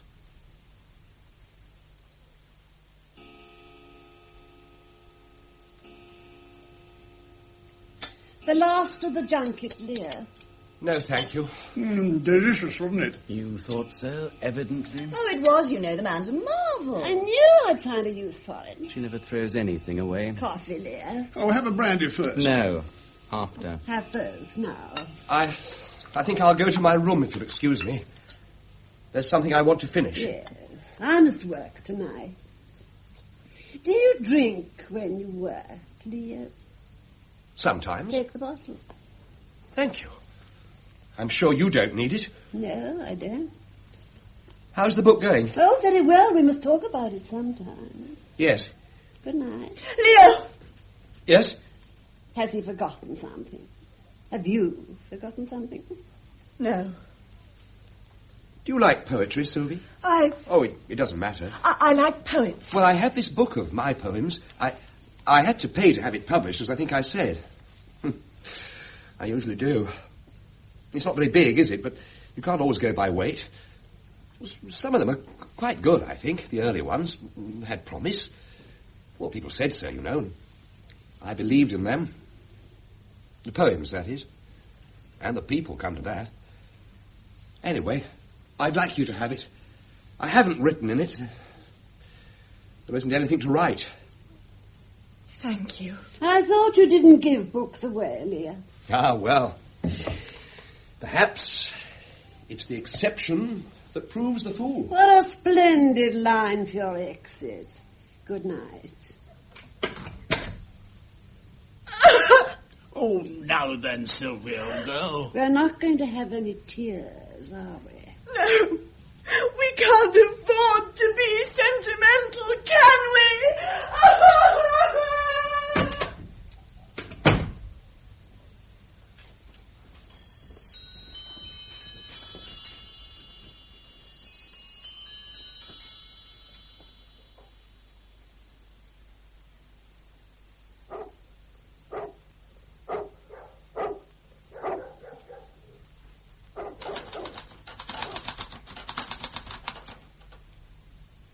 If I should die this night,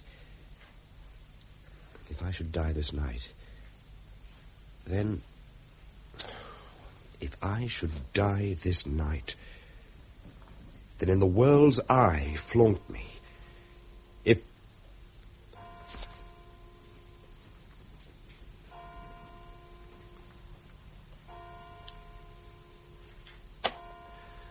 Midnight. I fear the worst. My door locked and bolted. Why do I stay? Is flight futile? Has she mesmerized me? Oh, Melissa, I am not. Nothing. I exist. I write, therefore I am. I write, therefore I am. I write, therefore I am. One small distinction was all I asked, all I ever wanted. Admit the muse cannot be wrong if so she choose. 29 volumes in all, and one to go. I shall be the book of the month anyway, in all the anthologies. Dead? Are they dead? What, all of them? Dead? Who is it? It's me, Sylvie. What do you want? I'm in bed. Well, I'm not. Open the door. Do you always go to bed fully dressed? Well, You're working too hard. But I do exist. Oh, I'm not nothing. We are non-fiction, aren't we? Pardon? Oh, listen. Set your face against women. Let it burn, shot full of love's knot, tail slime and dog dream. Love's knot times fool. Do fish love less than frogs porn? Tonight's queen. Endless burn, sleeping duty. Ice creamy dream. Angelic saluki, bordelic bream. Let it burn, let it cool. Love knot times fool. Set your face against women. Let it burn. There, you see? I do exist. Very nice. I saw your light was on. I brought you a cocoa. I shan't drink it. I won't. I won't. You can't make me. All right, don't drink it. See if I can. Hetty wants to borrow your tape recorder. Is that all right? She's working in the long gallery. Little Miss Muffet, the concrete prima donna. Uncle Tom's carbine. Nanny makes 3. Do you think I don't know? You sure you're all right? She can't. I won't. It doesn't work. Put it down. It was working just now. Or were you talking to yourself? Yes. Yes, I was. I do. Often, all the time. I'm doing it now. Well, I'll leave you to get on with it. She only wants to look at it, I think. Bring it back. Oh, yes. I'll bring it back. The visitor. Find the lady. The swelling scene. Emily and the detectives. A 4th at bridge. The lady is for burning.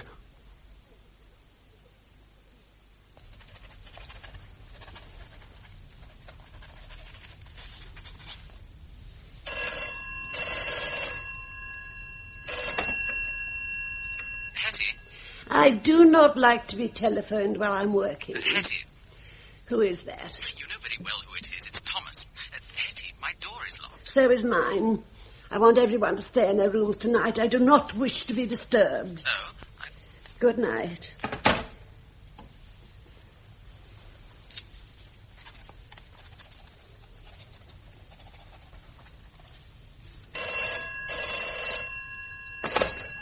Yes?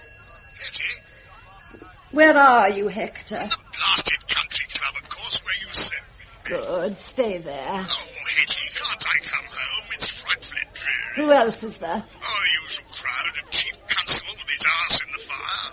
The boring old fart he is. Well, talk to him, Hector. Buy him a drink. Make sure he remembers you. Oh, he talks about television. Well, pour it over him, then. But don't come back before 2:30. There will be a body in the carriageway under the west wing. I shouldn't drive over it. You'll probably pick it up in your lights. Phone the police and tell them not to make a lot of noise. I shall be asleep. Hetty, that's another 2 hours. These are difficult times, Hector. We must all make sacrifices. What about Gustav? He's not on the phone, is he? You'll have to miss it, that's all. Can't please everybody. Good night. Where the elves are dancing in the dark, the magic ring. 1, 2, 3. Hello. Hello, dear. You all set? Yes, thank you. Not too tired? No, thank you. There's a good girl. You are up late, aren't you? You can stay in bed tomorrow if you wish and miss breakfast. Is the can on the landing? And the little source of the blue liquid? Yes, by the door. And a great big candle? Yes. And how long does it take to get hot? 10 minutes. Let me wind your watch. Oh, which is the on button? That one. 4 marks. I can't catch you, can I? Off you go, then. Don't drop it. It's not mine. I'll put the matches in your pocket. Can I take the plans of the tennis court to bed with me? What extraordinary ideas you have, certainly. I should never sleep. You can play with them tomorrow in the library. Say off with you.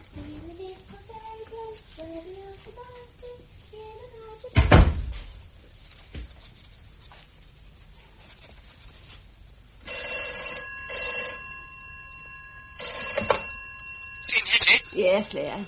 Look, I don't know how to put this, Dame Hetty, but this woman has locked herself in my room. Leo, do put the phone down. I'm sorry, you don't know where to put what? Her! You don't know where to put her?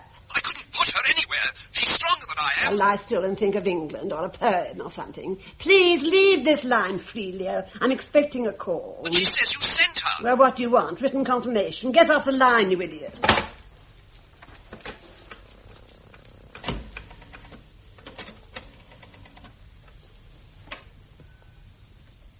Yes? Thomas. Oh, Hetty. I was going to ring. Well, you know I wouldn't disturb you, but Jennifer's outside in the passage, giggling away, splashing something about. Can't you smell it? No. What's she doing? She's soaking paraffin along the landing. Paraffin? Yes. Yes, I can smell it. You wouldn't, Hetty, would you? I mean, I know the house is insured and we are a bit pushed, but I like the old place and I thought another book would see us clear. Oh, there'll be another book as well. You would, wouldn't you? There's smoke coming under the door. Of course there is. Hetty, if I ever get out of here... But you won't, will you? The door's solid oak, isn't it? But the telephone. I shall call the fire brigade. But you can't since I'm the caller. I control the line. Ah! The doorknob! It's red hot. Good job you can't open the door. Actually, they say you shouldn't keep all windows and doors shut. The window. Don't, Thomas. Whatever you do. You know why it's safe. The balustrades, not safe. I hate your books. Did you know? I always have. I never finished one of them. Long and tedious. Not a laugh in them. Now, that is strange. Lord Derby thought Wuthering Heights was terribly funny. You're past it. Ingenuity is all. And now you're finished. Oh, you'd like this one. It's very ingenious. Why me, you old hag?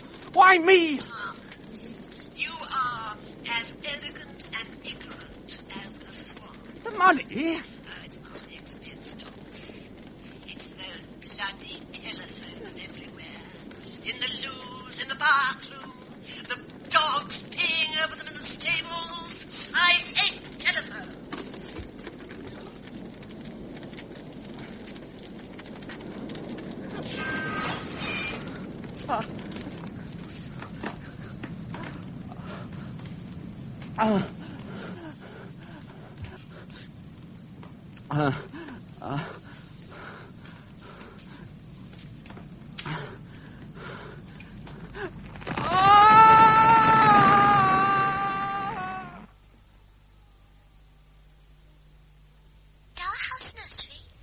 Jennifer.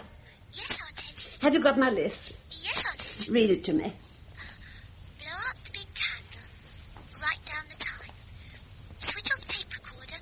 Unlock door. Fill empty saucer with water from can. For pussy. Bring the can and recorder and candle and key and list to long gallery. Wait 10 minutes.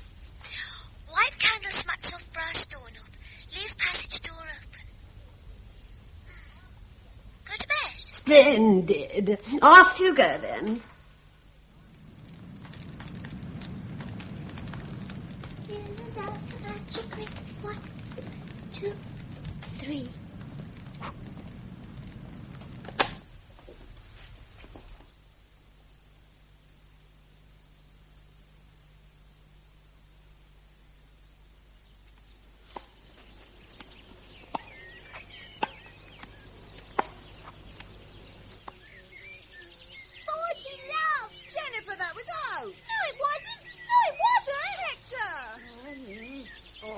naughty love.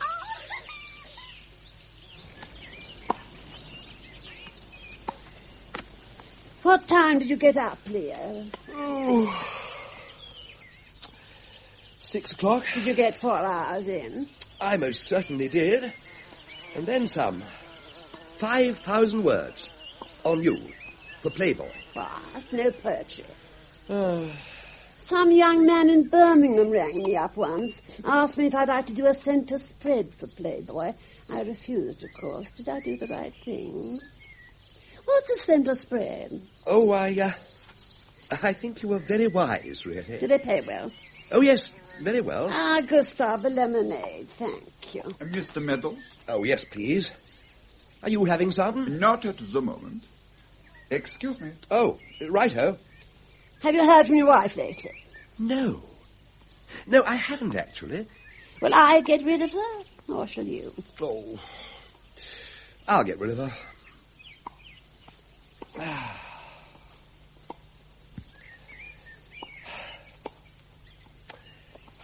About the nose job, Hetty. Yes? The sooner, the better. Oh, yes. I finished reading your manuscript of Swan Song last night. Oh, did you? What did you think? Marvellous. Absolutely marvellous. I always wanted to write a work of crime which finally baffled my detective. I do agree with the more perceptive of my critics who see in my work a final failure of nerve, an inability to settle for the inexplicable and motiveless. I have 1 or 2 reservations about the plot. Really? Do you feel it's implausible? Frankly, I do, yes. I mean, how do you smell paraffin if there's none about? Well, you know, suggestion is a very strange thing. If I told you you had a spider on the back of your neck. No, don't move. And on no account to touch it, since it was deadly. Do you think you might begin to feel him picking his ways with the hair?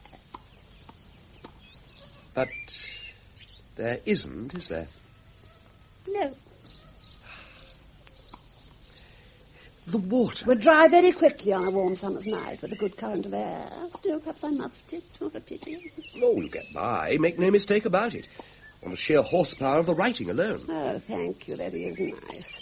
It is a treat to hear it from time to time. By the way, use the long gallery if you want to.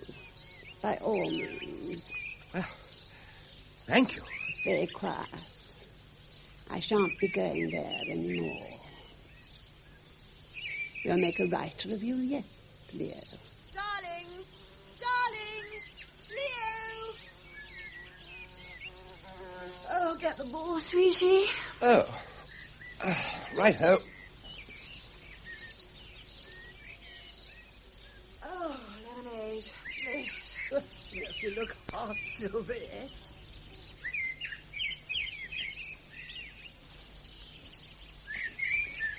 Mr. Meadows! Mr. Meadows! Gustav, you made me jump. What are you doing in the rhododendron? Mr. Meadows, I promise. My word as a gentleman. I don't do nothing. I don't tell nobody. Yes? How does she do it? Oh. Talent, Gustav. Talent. There's no substitute for it. But how did she kill him? Oh, well. It was an open verdict, you know. A perfect mystery, the coroner said. My own theory is that he killed himself. Huh? Well, that he desperately didn't want to be married, yet somehow couldn't resolve it. These things happen, Gustav. Has she really retired? Oh, yes. She won't write anymore. What are you planning for tonight? It's a little something I invented myself. You have to wait and see. Oh, you're an artist, Gustav. Oh, Mr. Meadows. Is there a tennis ball round here?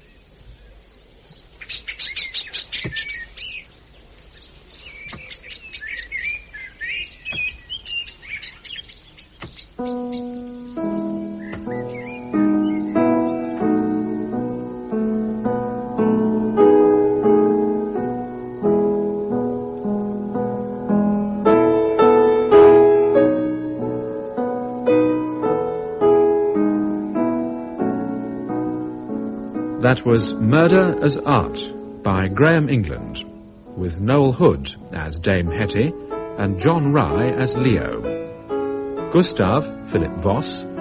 Hector, Alan Lawrence. Jennifer, Jean Rogers.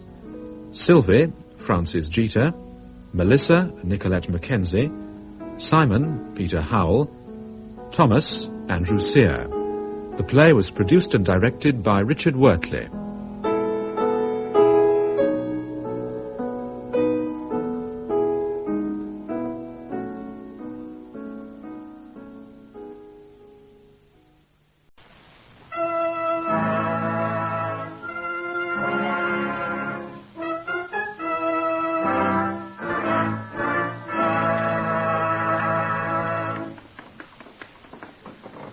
Whitehall, 1212.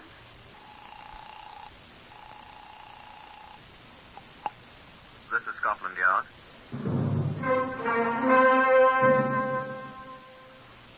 For the first time in its history, Scotland Yard opens its secret files to bring you the true stories of some of its most celebrated cases. These are the true stories. The plain, unvarnished facts, just as they occurred, brought to you by an all-British cast. Only the names have, for obvious reasons, been changed. The stories are presented with the full cooperation of Scotland Yard. Research for Whitehall 1212 is from Percy Hoskins, chief crime reporter of the London Daily Express. The stories for radio are written and directed by Willis Cooper. Now, this is the voice of the custodian of Scotland Yard's famous Black Museum, Chief Superintendent John Davidson. Good afternoon. This is a man's handkerchief. I doubt you've ever seen a handkerchief so stained with blood. I don't believe I have. I just like to touch it. They should really wash these things, shouldn't they? If the young man who owned it had washed it, he wouldn't be where he is now. No, I don't know exactly where he is, but I've been led to believe it's an unpleasant place. His body is buried, as Mr. Justice Coburn said, within the precincts of the prison in which he had been confined. That was Pentonville Prison, where a great many murderers are buried. Now, here is Chief Inspector Godfrey Allen Rouse, who had most to do with the case number H42426. Yes, I've been on duty all night. No, I'd had no adventures at all, except an interview with a sad, fat man who'd accidentally set his bed on fire, and whose landlady was annoyed with him. I don't believe the poor man has smoked cigarettes in bed since. I was shambling sleepily along a certain street in the West End, thinking how nice it is to go to bed at the height of the full, fresh, fragrant morning, when my arm was rudely seized. My thoughts of bed vanished with a minor popping sound as I recognized the features of Mr. Alistair Crumbine, proprietor and chief clerk of the nearby Forensia Hotel. I gathered from Mr. Crumbine's gobbling that someone was violently dead in his hotel. Sighed and followed him. There, a functionary conducted me by means of a frighteningly creaky lift to the top floor of the Forensic and preceded me into a room, the door to which was standing open. Across the neat bed lay the body of a dead woman, appallingly battered about the head and upraised arms. She was a thin, middle-aged woman, and there was no sign of blood on her. She had been carefully washed off, although the bed linen was spattered freely. There was no sign of a weapon, and the room, except for the carnage on the bed, was quite tidy. A door leading to what I assume was a private veranda was closed, locked, I afterwards found, from the inside. The functionary and I stood and looked silently, and then I heard the lift creak again, and Mr. Alistair Crumbine was there. Who is she, I asked Mr. Crumbine. She's dead, isn't she? There's no doubt she's dead, is there? I reassured him, and he burst into lamentation. Oh, my poor hotel. What's my poor hotel going to do with people getting murdered in it? What's to happen to me? What happens to your guests, Crumbine? She's a guest, isn't she? Who is she? Oh, the poor lady in my hotel. She's dead. Yes, she's dead. Who is she? Eh? Who is she? It's Lady Madge Johnston. She's dead. I knew of Lady Johnston. Lady Madge Johnston, a well-known philanthropist, widow of Sir Lawrence Johnston, a former member of the London County Council. reputed to keep a large box of crisp £1 notes for handing out to indigents at all times. What are you doing, Alistair? The box of money is here, all right. Mean there is a box of money? Look. You may believe it or not, but there was a great Schweppes ginger beer case still bound with iron straps under the bed, and it was absolutely running over with fresh, crisp Bank of England pound notes. Cool. Wonder if it's all there. Wonder if he took a fistful. Who? Chap that did her in. I wonder who did it. In my hotel. When did it happen? The maid found her when she brought up a cup of tea at 7 o'clock, like she always does. Darjeeling tea she always drank, the poor thing. Nasty strong stuff. At 7 in the morning. Yeah. And then the maid came and woke me up, and I hurried home at once. Had a seizure, she said. Elsie Weed from St. Louis, USA. Who? The maid had a seizure. She say anything? Only that she was going home. I know, a seizure. Anybody else been here? I don't think so. No. Who was that man who brought me up here? He's been here. Oh, the Fellows, the porter. He operates the lift. He here? Eh? Was he here? Oh, he must have been, mustn't he? Has he any ideas? What does he know? I'm afraid I didn't ask him. Get him. I want to talk to him. Oh, yes, of course. Get him. Yes, of course. Fellows! I say fellows! Isn't there a bell on that lift? Oh, yes. Well, use it then.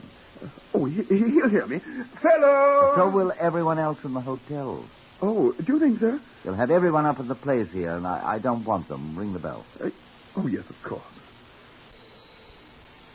He'll be here at once. Where does that door lead? What door? Oh, to the veranda. Wonder if he got in that way. Don't open the door. Oh, don't be careful. You'll fall. Be careful. What on earth happened here? Oh, I should have told you. Oh, I hope you didn't fall. Only you're still there. There's no floor on the veranda. What? We have the carpenters here, you know. They're making a few changes. Some new floors in the verandas. A man could break his neck here. It is quite a fall, isn't it? Where are these carpenters? Have they got ladders? Ladders? Yes, of course they've got ladders. How do you think they get up here? Do you suppose it was a carpenter that did it? Oh, but they all go home at night. They leave the tools and... I say, she might have been struck by a hammer, mightn't she? Let's see.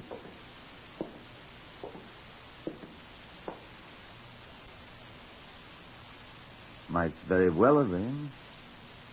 What about their tools? I was saying, they leave them in a storeroom, locked down on the ground floor. We shall go down there and look presently. Best send for these carpenter chaps. Do you suppose... I say, do you suppose one of them could have done this? Good heavens. They do use hammers, don't they? We shall see. I think we should have them here at any rate. Oh, by all means, old boy. Oh, here's the lift. I'll tell Fellows to ring up the carpenter foreman and have him... Oh, Fellows, would you... Oh, it isn't Fellows, is it? Oh, good morning, Sepperly. Where's Fellows? Good morning, sir. He went home. His time was up. I'm on duty now, sir. I'm here. Oh. Oh, dear. Who is it? Sipperley, sir. I'm the day man. Fellows went home. Get him back here at once. Yes, sir. But I don't know where he lives, sir. In Southend, I think, sir. Or Hammersmith. Or perhaps it's Shepherd Bush. I'm not sure, sir. Houston? Well, do you know where that carpenter foreman lives? Get him at once. Yes, sir. So I'm not sure... Here. Wait a sec. Yes, sir. Yes, sir? Sipperley isn't as bright as he might be. No, sir. Oh, there's Lady Johnston. Morning, Lady Johnston. She's sick. Oh, what's the matter with Lady Johnston? Please go, Sipperley. Run along, old boy, do. Yes, sir. Shall I, sir? Oh, is something wrong with Lady Johnston? She hurt? Is she? What shall I tell the boy? He'll find out sooner or later. She's dead, son. Oh. What's the matter with her? She's been killed. Who killed her? We don't know, Sipperley. Now, please go on. I know. It's one of them carpenters has killed her. That's why you want me to go find them. I know what you're talking about. I know. Be quiet, Sipperley. Huh? Well, who did then?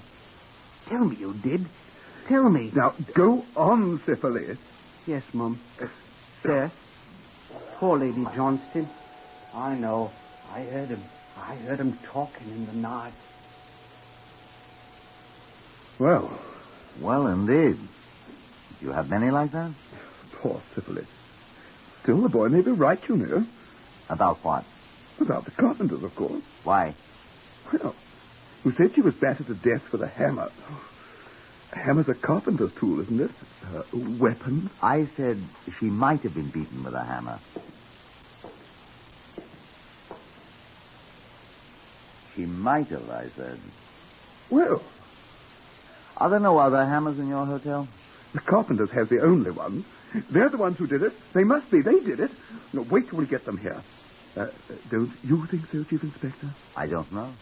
Well, then, who could have? I don't know that either. You wait till we get them here. You'll see. Look here, old chap. Eh? Just run along to a telephone, will you, and ring up Scotland Yard. It's Whitehall, 1212. Tell them there's been a killing here and ask them to send some people. Send who? Whom? They'll know whom to send. And tell them I'm here too, will you, and I want someone to relieve me. Yes, sir. What'll I do then, sir?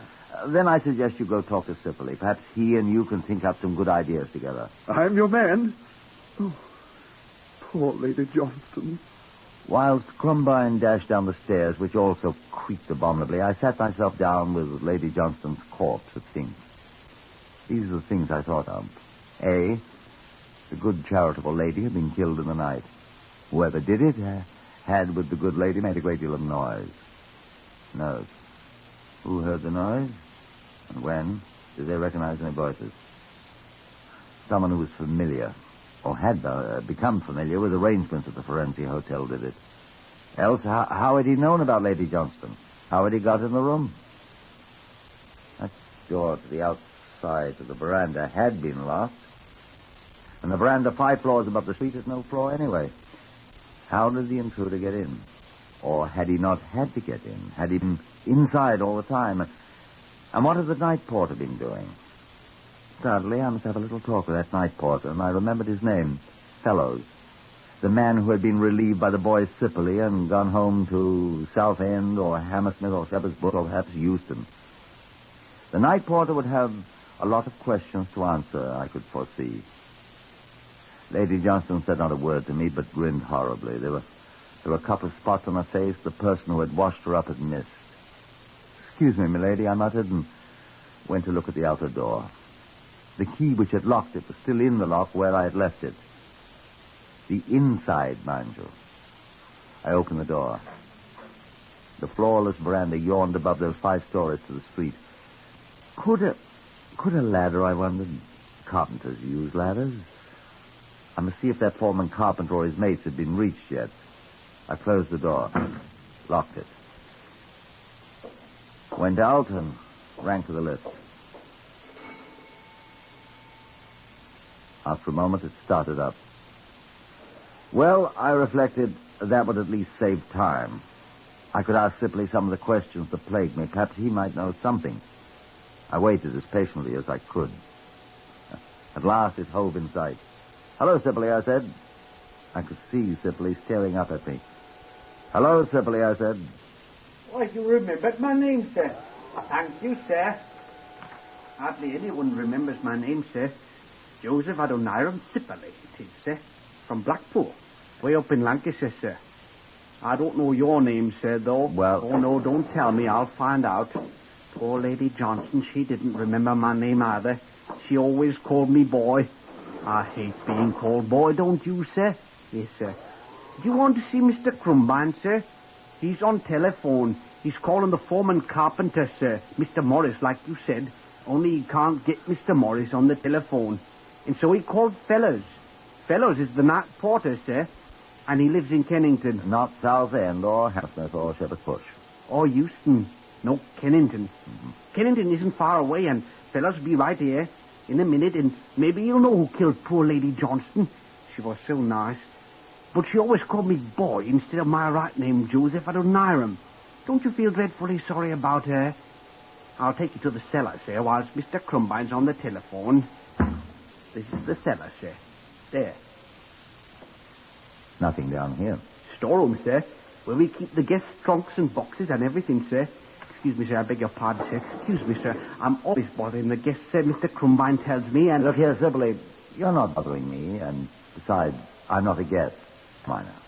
Well, sir, I want you to know that I'm really not such a simpleton that Mr. Crumbine thinks I am. Now, look here, civilly. He thinks I'm not quite bright, sir. But I'm bright, all right.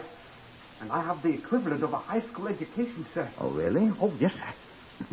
I know algebra, sir, up to binomial theorem, sir. And I'd wager Mr. Crumbine doesn't know that much about algebra. And I know Latin. Quousque tandem abutera Catilina patientia nostra. That means, how long, O Catiline, are you going to continue to try our patience? And I know Kipling quite well. My father was a great student of Kipling. Excuse me, sir.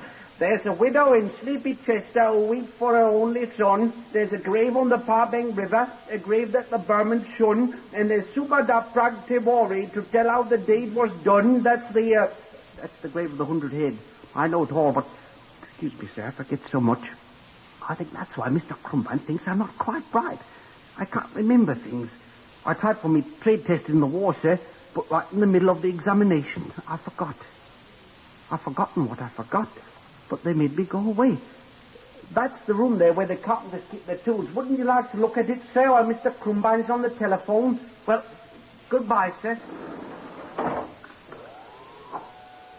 I wonder if he heard anything last night.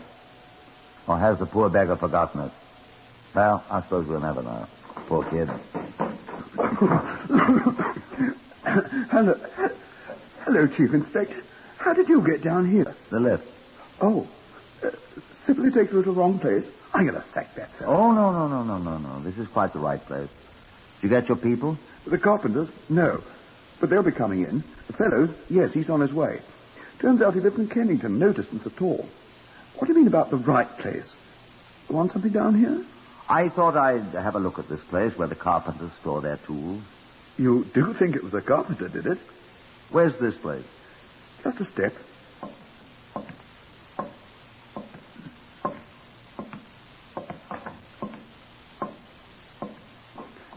Here. Not locked up? Well, they go in and out all day. Come on, I'll show you. Here they are.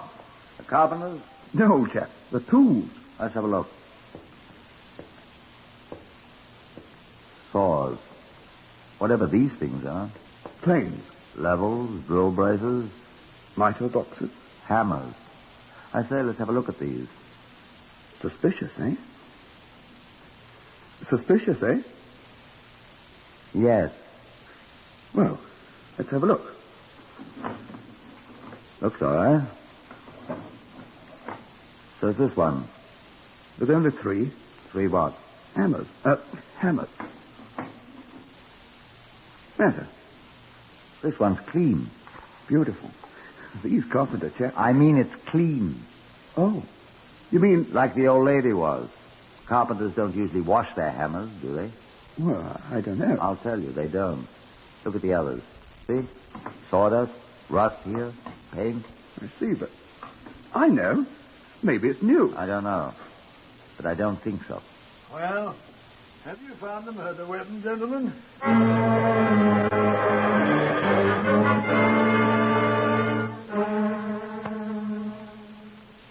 Whitehall 1212, to which you are listening, is compiled from records of authentic cases from Scotland Yard. The research is prepared by Percy Hoskins, chief crime reporter of the London Daily Express. The stories for radio are written and directed by Willis Cooper. In today's story, Chief Inspector Rouse has just discovered what may be the murder weapon in a cellar storeroom. Now, back to the story itself.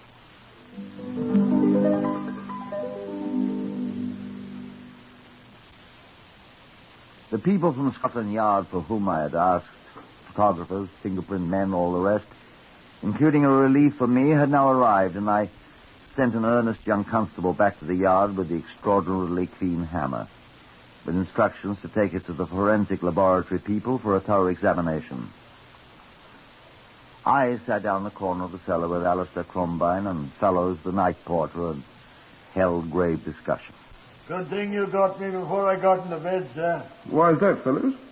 Once I got my eyes shut, sir, you'd never have woken me up till Monday, sir. Good heavens. Is today Sunday? As ever was, sir. We all ought to be in church singing hymns or praying or going on like they do, sir. As I say, sir, it's a good thing you found me sitting there eating the last of my liver and onions and my Sunday night shirt, or I should never have waked up until 8 o'clock Tuesday night and Monday being my night off, sir. At which time you'd have been sacked, because you're due on the job at 6:30, my dear fellows. Sorry, sir. That's why we weren't able to reach those carpenters. All at Nonconformist Chapel, sir. Well, you can arrest them Monday, Chief Inspector. Why should I arrest them? Well, it was their hammer that Lady Johnston was murdered with, wasn't it? We don't know that yet, you know. Wait till I hear from the I have to laboratory. be certain you know, sir. You know what Sybil has been saying, sir? Oh, that nonsense. What's Sippley been saying? If you listen to everything Sippley's been saying... What's Sippley been saying? He says he recognized them, sir. At least 3 or 4 times he told me, sir. What's Sippley been saying? Oh, a lot of nonsense. What, fellows? Well, sir, excuse me, Mr. Combine. He's been hearing voices. Voices? Voices? What kind of voices, fellows? Well, may I tell him, sir, what Sybil has been saying? If you want to make a fool of yourself. I believe him, sir. That lad wouldn't tell a lie. Hasn't brains enough to tell a lie. Well, what's he been saying about voices? He's been hearing him, sir, nearly every night for a week. What sort of voices, fellows? Sippley, let's have him in here and ask him. He's gone, sir. I met him when I came in. I sent him out for some coffee for all these Scotland Yard fellows. Oh, thank you, sir. We're all very grateful. Wonder where all my men are. All over the place. Well, sir, Sybil has been telling me he sleeps here at night, sir, at the other end of the cellar. That 3 times, I think it is, he's been waked up and by strange men and voices whispering. He's balmy. Now, wait, sir. I thought I heard them myself. And Sybil and me we've gone hunting for them all over the hotel. Find them? Well, no, sir, but I believe they're the ones who stole that hammer, if they did, and killed poor Lady Johnston with it. Sybil swears he's heard them. Unless it's an hallucination. Might be, you know. He's been waking me up every night, practically. You don't believe it. Well, clues sometimes come from the strangest places. Well, there might have been somebody planning to. Yeah. Still, we never found anybody. It'd be extraordinary if you did, fellows. Beg your pardon, sir? It isn't that simple. But, sir... But it's interesting enough to make me want to know more, I can assure you of You that. think, sir? Oh, nonsense. The man's daft. Well, we'll see. And at that moment, the earnest young constable I'd sent to the laboratory with the too-clean hammer arrived. Well, Constable, I said? Yes, sir. They've examined it. There's a preliminary report, sir. I was being a little too Sherlock Holmes. No, sir. Eh? No, sir. Why? Well, should I be for these gentlemen, sir? Eh? Oh, Crumbine. Well, it's your hotel, and fellows. Perhaps we may find your whisperer. Sybil, sir. Speak up, Constable. Well, sir, first the laboratory said the hammer looked too clean to be true. Huh. It was. It had been wiped clean. Exactly what I said. Yes, sir. Mm-hmm. Well, when they started to examine it under a low-power microscope, sir... What did they find? A drop of blood. A blood stain, sir. Well. Yes, sir. Under one of the claws, here, where the cleaning rag missed it. The type? AB, sir. Wonder what type Lady Johnston's is. We got a sample, sir. That's what took me so long. What type? They're identical, sir. This is the weapon she was killed with. Constable... There's something else, sir. What's that, Constable? Well, sir... Will you gentlemen excuse me for a moment, please? Oh, yes, of course. Well, Constable? I stopped by the CRO, sir. The Criminal Records Office, Well, that's quite right. There should be a check made of every person concerned and every crime investigated, of course. I have some checks, sir. Good. Here. Both these people? Yes, sir. Let's see. Better turn your back to them, sir. Yes. Combine and Alistair. No record. Well, I'm glad of that. Yes, sir. Read the other. Fellows George, no record. Well. The other one, sir. Sippley, Joseph Adoniram. Oh, no. Read it, sir. I needn't need to more than glance at the card. Sipperley Joseph Adoniram had been convicted twice. Once for robbery, once for causing grievous bodily harm, both felonies. He was not quite bright.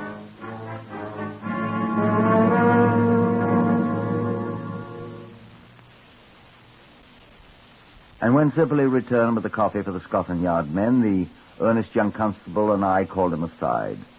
In Sipperley's own room, we showed him the card containing the notation from the Criminal Records Office. He looked at me with something of a sneer, and his voice wasn't the same. Well, copper, I suppose you want to search me. I turned away while the constable frisked him, as the Americans put it. Nobody said anything. When I turned back, Sipperley was grinning at me. The constable looked at me in horror. There on the little table before him lay a blood-stained handkerchief. It was in his pocket, sir. Don't let that give you any ideas, Chief Inspector. I was boxing the day before yesterday with good old fellows, and he blooded me nose. Ask him. Get him, Constable, please. Yes, sir. Mr. Fellows. Hello! Come in here, please, Mr. Fellows. Right! Come in!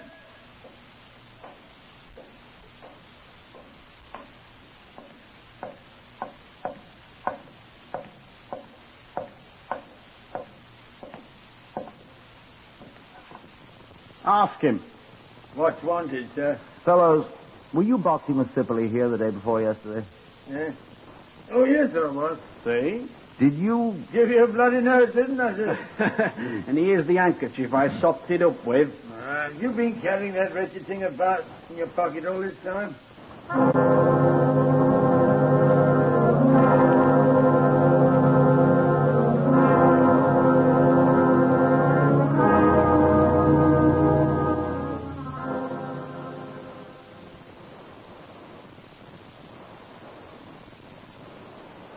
But when we sent the blood-stained handkerchief to the laboratory, they found the blood on it was not type A, Sipperley's own, but type AB, which was Lady Johnston's.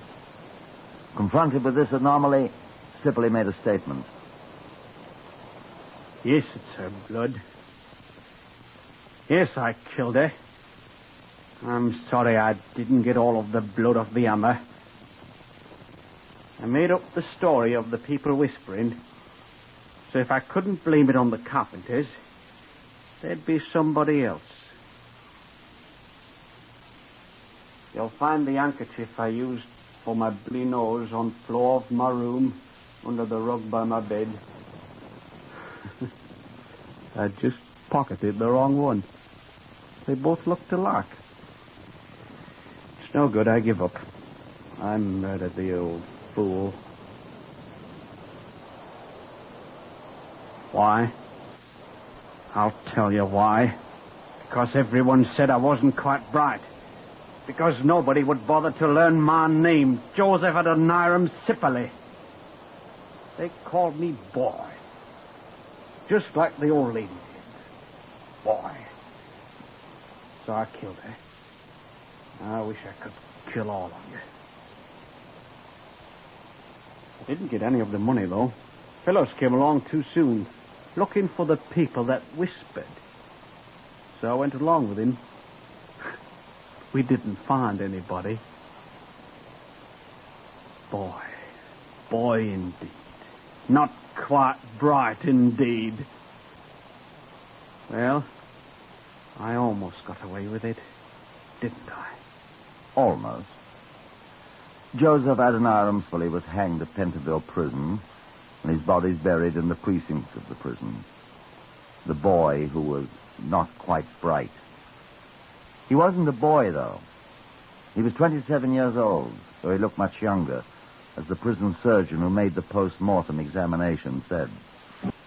Heard today on Whitehall 1212 was Horace Braham as Inspector Rouse. Others in the order of their appearance were Harvey Hayes, Morris Dollamore, Gordon Stern, Evan Thomas, and Lester Fletcher. This is Lionel Rico speaking. Whitehall 1212 is written and directed by Willis Cooper.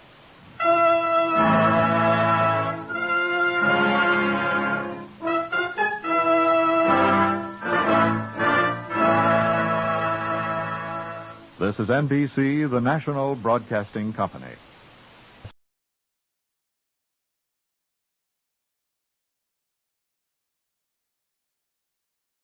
The Hound of the Baskervilles. My friend, Mr. Sherlock Holmes, was usually very late in the mornings, save on those not too infrequent occasions when he stayed up all night. One morning, it was in the autumn of 1889, he was seated at the breakfast table in his dressing gown. I was standing on the hearthrug, looking at a stick which a visitor had left at our Baker Street rooms the night before. It was a fine, thick piece of wood, bulbous-headed, of the sort that used to be known as a Penang lawyer. Holmes was sitting with his back to me, and I'd given him no sign of my occupation. Well, Watson, what do you make of it? Good heavens, Holmes. How do you know what I was doing? You must have eyes at the back of your head. Hardly that. But at least I have a well-polished, silver-plated coffee pot in front of me. Oh, I see. Tell me, Watson, what do you make of that stick? We missed its owner yesterday and have no idea of his errand, so this accidental souvenir assumes some importance. Let me hear you reconstruct the man by an examination of it. Just follow my method. Well, I think he's an elderly medical man. Why? Because the inscription on the silver band, to James Mortimer, MRCS, from his friends of the CCH 1884. Excellent. What else? I say he's a country practitioner who does a great deal of his visiting on foot. Oh, why that? Well, because the thick iron ferrule has been worn down and the whole stick has been terribly knocked about. I can't see a town doctor carrying it. Perfectly sound. And what about the friends of the CCH? I think that's the something hunt, whatever the local hunt's called. He's probably helped them professionally, and they gave him this stick in return. Really, Watson, you excel yourself. Most stimulating. Oh. And now that I've finished breakfast, I'd like to have a look at that stick myself. Just hand me over my convex lens, will you? Yes. Thank you. Now, let me see. Interesting, though elementary. Yes, it gives us the basis for several deductions. Have I missed anything? I'm afraid, my dear Watson, that most of your conclusions are erroneous. When I said you stimulated me, I meant, to be frank, that your fallacies sometimes guide me towards the truth. Not that you're entirely wrong. The man is certainly a country practitioner. Oh, then I was right. To that extent. Where did I go wrong, then? Well, for one thing, I would suggest that a presentation to a doctor is more likely to come from a hospital than from a hunt. And when the initials CC are placed before that hospital, the words Charing Cross naturally suggest themselves. You may be right.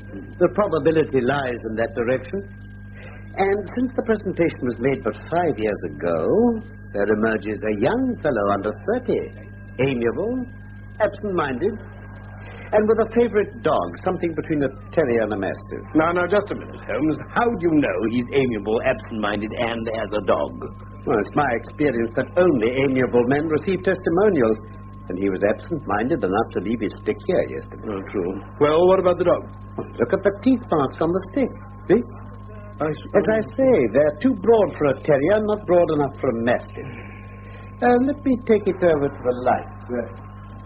Oh, yes, by Jove, it's a curly-haired spaniel. My dear fellow, how can you possibly be sure of that? Simply by looking out of the window. Dog and owner are on our very doorstep. He's a tall, thin man, a bit bent at the shoulders. Oh, yes, and his frock coat's a bit worn. That's all I could see. Well, I better leave you. No, don't move, I beg you, Watson. He's a professional brother of yours, and you may be able to help us. Now is the dramatic moment of fate, Watson. A man is walking into our lives, and we don't know whether for good or ill. What does this unknown man of science want of Sherlock Holmes? Come in. You have my stick. I'm so very glad. I wasn't sure whether I'd left it here or in the shipping office. I wouldn't lose that stick for the world. A presentation, I see. Yes, sir. From Charing Cross Hospital? Yes. Then we're not so far wrong. Dr. Mortimer. James Mortimer. Yes, sir. I'm now in practice in Devon at Grimpen on Dartmoor. I am pleased to meet you, Mr. Holmes. You interest me very much. Indeed? Yes. I had hardly expected so dolichocephalic a skull, or such well-marked supraorbital development. Would you object to my running my fingers along your parietal fissure? I would, sir. It's not my intention to be fulsome, but I must confess I covet your skull. Pray take a chair. Thank you. Now, sir, I presume it wasn't merely for the purpose of examining my skull that you've done me the honor to call here last night and again today. No, Mr. Holmes. I came to you because I am confronted with a most serious and extraordinary problem. And recognizing as I do that you are the second highest expert in Europe... Indeed, sir. May I inquire who has the honor to be the first? To the man of precisely scientific mind, the work of Monsieur Bertillon must always appeal strongly. Then had you not better consult him? I said, sir, to the precisely scientific mind. As a man of practical affairs, it's acknowledged that you stand alone. I trust I have not inadvertently... Just a little. Oh. I think, Dr. Mortimer, you do well to avoid further preamble and tell Dr. Watson and myself the exact nature of the problem in which you ask my assistance. Well, gentlemen, I have in my pocket an old manuscript. I observed it as you entered the room. Early 18th century, unless it's a forgery. How can you say that, sir? It's been showing from your pocket as you've been talking. Oh. To an expert, the writing gives its date to within a decade. I should put it at 1730. The exact date is 1742. Oh, well done, Holmes. It's a family document. It was committed to my care by Sir Charles Baskerville, who died some 3 months ago in Devon. Ah, yes, I remember reading about that. Mr. Holmes, until his sudden and tragic death, Sir Charles was a patient and also my personal friend. He was strong-minded, shrewd, practical, and as unimaginative as I am. But he took this document very seriously and was prepared for just such an end as eventually did overtake it. What's in the document? A certain legend that runs in the Baskerville family. With your permission, I will give you the gist of what it contains. If you think it necessary. Oh, it is, I assure you. It tells the story of the death of Hugo Baskerville, who held the manor at the time of the Great Rebellion. Hugo, Mr. Holmes, was a wild, profane, and godless man. His name was a byword in the West. It happened that he fell in love with the daughter of a yeoman who held lands near the Baskerville estate. This girl avoided him, and one Michaelmas he stole down upon the farm with 5 or 6 wicked companions and carried her off to the hall. They put her in an upper room and sat down to a long carousal. The girl, in the stress of her fear, climbed down the ivy that still covers the south wall and set off homeward across the moor. Go on. Some time later, Hugo went upstairs to see his captive and found her gone. And here I think I must quote the manuscript itself. Then it would seem he became as one that hath a devil, for rushing downstairs into the dining hall, he sprang upon the table, flagons and trenchers flying before him, and he cried aloud before all the company that he would that very night render his body and soul to the powers of evil, if he might but overtake the wench. And at that, Mr. Holmes, this wicked man ran from the house and had his groom saddle his horse and unkennel the pack. You mean he put the hounds on her? He did. He gave them the girl's handkerchief and set off full cry in the moonlight over the moor. But good heavens, didn't the others try and stop him? Well, they just seemed to have stood there, stupefied. But then some sense came back into their minds, and they rode off after him. They found Hugo Baskerville's black mare dabbled with froth and riderless. They found the hounds whimpering in a cluster at the head of a dip. 3 of the boldest riders, or maybe the most drunken, rode down into the dip. And there they found the unhappy girl lying dead with fear and fatigue. Poor girl. But it wasn't that raised the hair on their heads. Let me quote the actual words again. It was that standing over Hugo and plucking at his throat, there stood a great foul thing, a black beast, shaped like a hound, yet larger than any hound that mortal eye had rested upon. And even as they looked, the thing tore out the throat of Hugo Baskerville. Then, as it turned its blazing eyes and dripping jaws upon them, the 3 shrieked with fear and rode for dear life, still screaming, across the moor.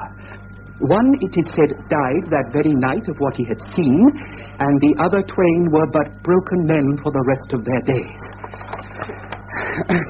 The writer ends by counselling his descendants never to cross the moor in those dark hours, as he puts it, when the powers of evil are exalted. Great. Well, Mr. Holmes, do you find it interesting? To a collector of fairy tales? Aha, but wait. Now we come to something a little more recent. The death of Sir Charles Baskerville in June of this year. Ah, yes. Yes, I was busy undertaking a small service for the Pope at the time. Otherwise, I should have been able to give the affair more attention. Well, let me say at once that Sir Charles was a man of very different mould from his infamous ancestor. Many people had good reason to bewail his untimely end. It was sudden, you say? Indeed, yes. Not that his health had been good for some time. There was an affection of the heart showing itself in breathlessness and nervous depression. Was he a married man, Dr. Mortimer? He was a widower and childless. He lived very simply. His indoor servants at Baskerville Hall consisted of a couple named Barrymore, who acted as butler and housekeeper. They corroborated my own evidence at the inquest about his health. What happened? Well, the facts are quite simple.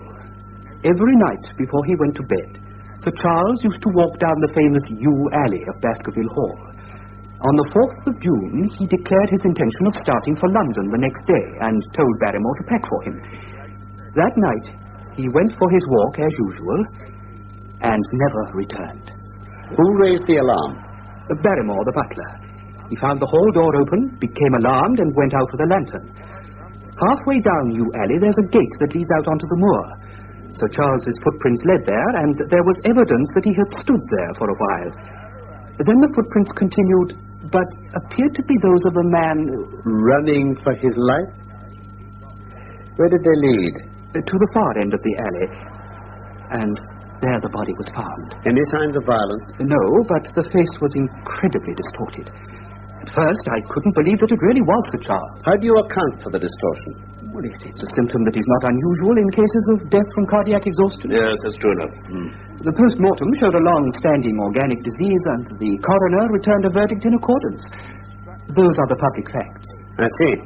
Then can we now have the private ones? Mr. Holmes, if I give them to you, I shall be telling you things I haven't confided to anyone. Not even to the coroner? Not even to him. Why not, pray? Because I didn't want Baskerville Hall to be untenanted for the rest of its days. What is this information you withheld? Be frank, sir. The moor is very sparsely inhabited, and those who live near each other are thrown very much together. Sir Charles and I used to talk and play cards during the evenings. It became increasingly clear to me that his nervous system was strained to breaking point. He'd taken the legend terribly to heart. He would never go out on the moor at night. You mean he really believed in this phantom hound? He asked me if I'd ever seen a strange creature at night or heard a hound baying. He asked me that several times, and always in a voice vibrating with excitement. Did you ever see anything? One evening, about 3 weeks before he died, I drove up to his house. He was standing at his hall door. Just as I was getting out of my gig, I noticed his eyes fix themselves on something over my shoulder and stare with an expression of horror. He was so excited and alarmed that I had to go down to the spot and look round. But there was nothing. I had to stay with him all the evening. That's when I suggested he should go to London. I thought the distractions of town might bring him back a new man. Mr. Stapleton, a mutual friend, was also very worried about him, and he agreed with me. And then, at the last instant, came this terrible catastrophe. How soon did you see the body? Well, they had to send a message over. I was there within the hour. I checked all the facts that were mentioned at the inquest, the footprints, the absence of physical injury, the facial contortion. But Barrymore made one false statement in his evidence. Oh? What was that? He said there were no traces on the ground round the body. He didn't see any. I did. Footprints? A man's or a woman's? Mr. Holmes, they were the footprints of a gigantic hound. Great heavens! There are sheepdogs on the moor. No doubt. But this was no sheepdog. What is this alley like? Oh, there are 2 lines of old yew hedge. Impenetrable, 12 feet high. Penetrated at one point by a wicket gate, you say? Yes, which leads on to the moor. Is there any other opening? None. Was this gate closed? Closed and padlocked. How high is it? About 4 feet. So anyone could have got over it? Yes. Dr. Mortimer, what made you say that Sir Charles had waited by the gate? His cigar ash. He dropped it there twice. Excellent. Watson, this is a colleague after my own heart. What other marks were there? None in particular. Good heavens, did no one examine? No, I did, but I didn't notice anything. Oh, if only I'd been there. By this time, all that was there will have been smudged by the rain and defaced by the clogs of curious peasants. Oh, Dr. Mortimer, Dr. Mortimer. To think that you didn't call me in. You have indeed much to answer for. Mr. Holmes, I couldn't have done so without disclosing all these facts to the world. And besides... Yes? There is a realm in which the most acute and experienced of detectives is helpless. But you mean that the thing is supernatural? I didn't say so. You evidently think it. Mr. Holmes, several people have seen a creature on the moor. Something that couldn't be any animal known to science. A huge creature. Luminous, spectral. And you, a trained man of science, believe it to be supernatural? I don't know what to believe. Surely the footprints were material. The original hound was material enough to tear out a man's throat. But it was diabolical as well. Dr. Mortimer, if you hold these views, why have you come to consult me? You tell me in the same breath that it's useless to investigate Sir Charles's death and that you desire me to do it. I did not say I desired you to do it. Oh? Then how can I assist you? By telling me what to do about Sir Henry Baskerville. Sir Henry? Is this the heir? Yes. He's Sir Charles's nephew, the son of his younger brother. He's been traced in Canada. He's been farming there. He arrives at Waterloo in, let me see, just under an hour and a quarter. Are there any other claimants? No. The only other kinsman we have been able to trace was Roger Baskerville, the youngest of the three brothers, of whom poor Sir Charles was the eldest. He was the black sheep of the family. The very image, so they say, of old Hugo. England became too hot for him, and he died of yellow fever in Central America. Henry's own father, the middle brother, died young, so he is the last of the Baskervilles. I had a wire to say that he arrived at Southampton this morning, and I'm on my way to meet him. Mr. Holmes, what am I to do? Meet Sir Henry. And then? Say nothing to him at all until I've made up my mind on the matter. Well, how long will that take you? 24 hours. I suggest you call here at 10 o'clock tomorrow morning and bring Sir Henry with you. I'll do that, Mr. Holmes. Just one more question. You say that before Sir Charles Baskerville's death, several people saw this apparition on the moor. Yes. Did anyone see it afterwards? Not that I've heard. Thank you, Dr. Mortimer. Good day, Mr. Holmes. Good day, Dr. Watson. Good day, Doctor. I'm very much obliged to you. Going out, Watson? Well, unless I can help you.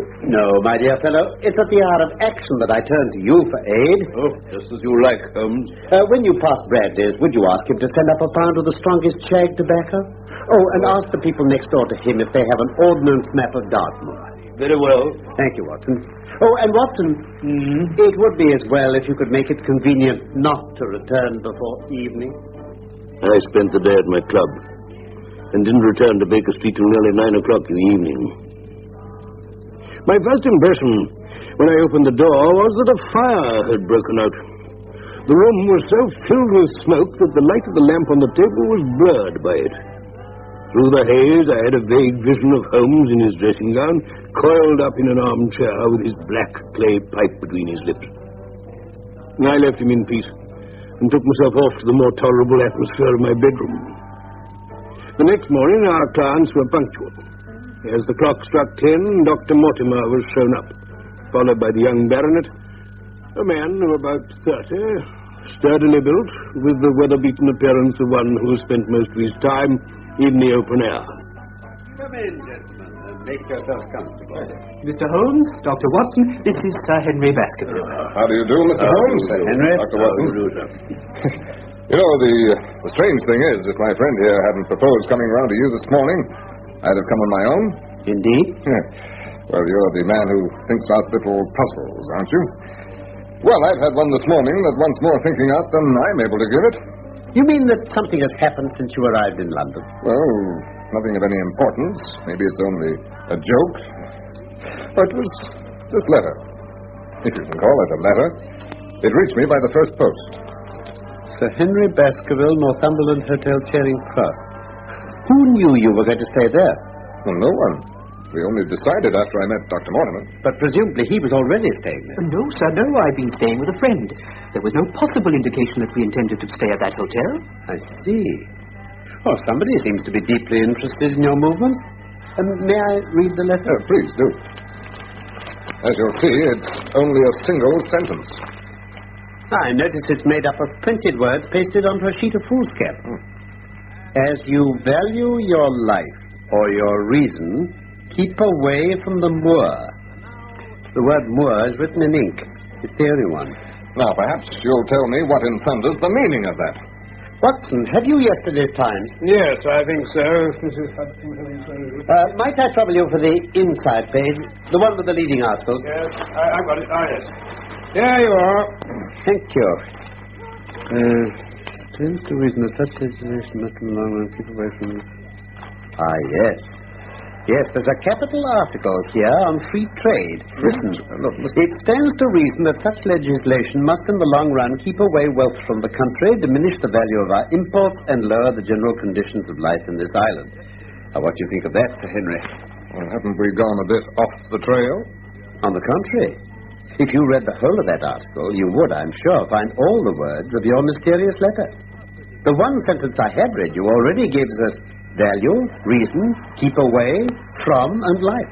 You mean someone cut those words out of the paper and pasted them together? All except the less common word, moor, which is the one word written in ink. But, Mr. Holmes, that's incredible. How did you know it was the Times? Knowledge of different types is elementary to the special expert in crime.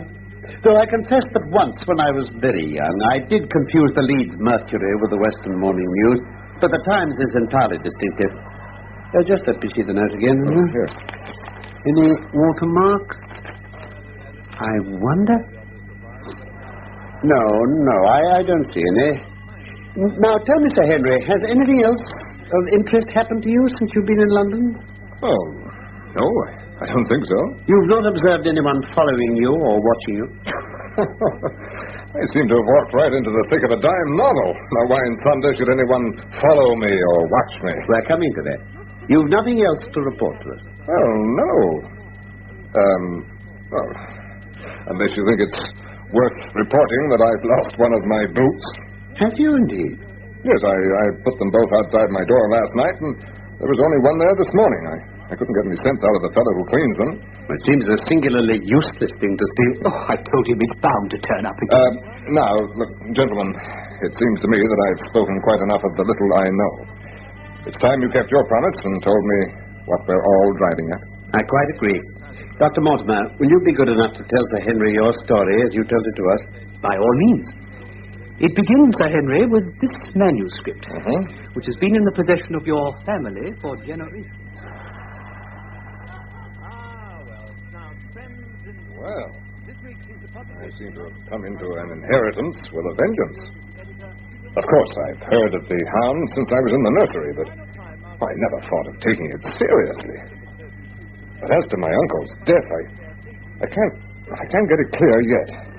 You don't seem to have made up your minds whether it's a case for a policeman or a clergyman. Precisely. The point we have to decide now, though, Sir Henry, is whether or not it's advisable for you to go to Baskerville Hall. Why shouldn't I? There seems to be danger. You mean danger from the family fiend or danger from human beings? That's what we have to find out. Well, whichever it is, my answer's fixed. There is no devil in hell, Mr. Holmes, and there is no man on earth who can stop me going to the home of my own people, and you can take that as my final answer. Bravo. Now look, Mr. Holmes, I'd rather like a quiet hour to myself to think about all this. Of course. I'll go back to my hotel. Look, why don't you and Dr. Watson come and lunch with us there at 2 o'clock? Oh, thank you. Is that convenient to you, Watson? Very good. Then you may expect us. Shall I have a cab? No, I prefer to walk. If you'll join me, Dr. Mortimer? With pleasure. Well, then we'll meet again at 2. Good morning, gentlemen. Good morning, gentlemen. Thank you. Well, he seems a good enough chap. Quick, Watson, while I get my frock coat. Watch at the window and see which way they go. What do you mean? Of course. Isn't it clear there are people at their tails? We must shadow them and see what happens.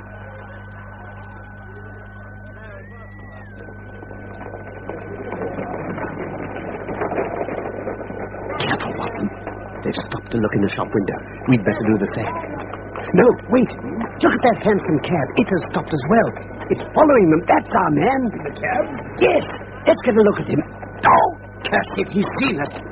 He's shouting to his cabby. Let's run off. Oh, useless. They've got too good a start. Oh, Watson.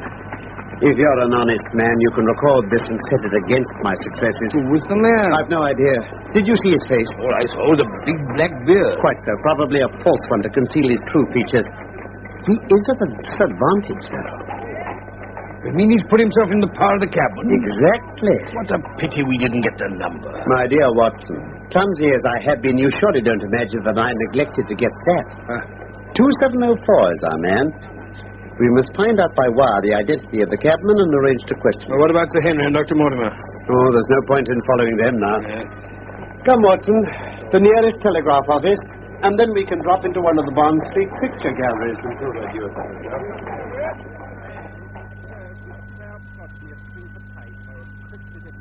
Mr. Holmes.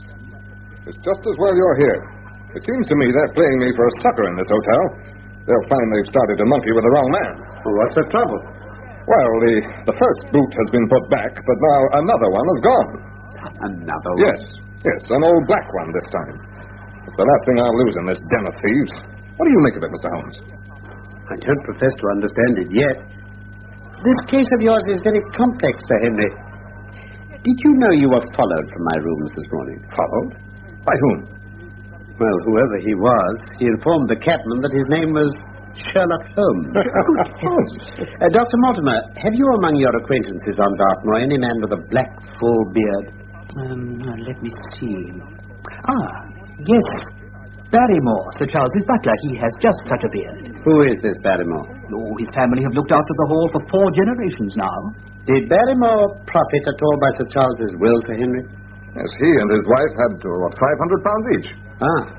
Did they know it was coming to them? Oh, yes. Sir Charles was fond of talking about his will. That's very interesting.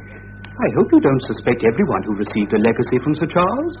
I myself was left £1,000. Indeed? And anyone else? There were a number of small bequests to individuals and charities. The residue all went to Sir Henry here. Sir Henry, how much was the residue? £740,000. Really? I had no idea that so gigantic a sum was involved. It's a stake for which a man might well play a desperate game. One more question, Dr. Mortimer. If anything happened to our young friend here, you'll forgive the unpleasant hypothesis, who would inherit the estate? Some distant cousins named the Desmonds. James Desmond is an elderly clergyman in Westmoreland. I see. Tell me, Sir Henry, have the mysterious events of the last few hours caused you to change your mind about Baskerville Hall? Mr. Holmes, they have just made me all the more determined to go down there the very first moment I can. Then I only make one provision. You certainly must not go alone. Well, Dr. Mortimer's going with me. But Dr. Mortimer has his practice to attend to, and his house is miles away from yours. With all the goodwill in the world, he may not be able to help you. Now, Sir Henry, you must take somebody with you. A trusty man who'll be always by your side. Could you possibly come yourself, Mr. Holmes? If matters come to a crisis, I should endeavor to be present in person. But my extensive practice and the constant appeals that reach me make it impossible for me to be away from London indefinitely. Whom would you recommend, then? If my friend Dr. Watson would take it. There is no man better worth having at your side when you're in a tight place. No man can say so more confidently than I. Well, now, that's real kind of you, Dr. Watson. Look, if you'll come down to Baskerville Hall and see me through, I'll never forget it. I'll come with pleasure. I don't know how I can employ my time better. Excellent. Now, Watson, you will report very carefully to me. When a crisis comes, as it will do, I will direct you how to act. Yes. Could you start by Saturday? Does that suit, Dr. Watson? Oh, perfectly. Then on Saturday, unless you hear to the contrary, we shall meet at the 10:30 train from Paris.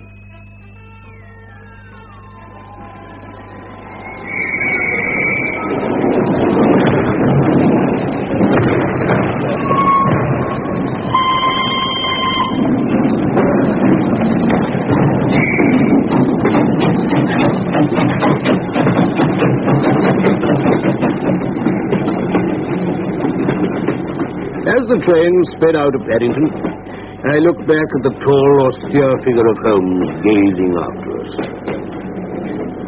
A pleasant journey it was. And in a very few hours, the brown earth had become ruddy, the brick changed to granite, and And then, over the green squares of the fields and the low curve of a wood, there rose in the distance a grey, melancholy hill with a strange, jagged summit. There you are, Sir Henry. There's your first view of the moor. Dartmoor. You know, I've been over a good part of the world, but I've never had a moment to compare with this. This is your homecoming? Yes. Yes, but it's more than that. This is where the men of my blood have lived for centuries. Up on those moors. And up there, too, there's something that has haunted them and driven them to their deaths. I know one thing, gentlemen. Whatever it is that lurks up there, whether it's man or fiend, it's not driving me away. I'm going to face it and beat it. Pray God you may.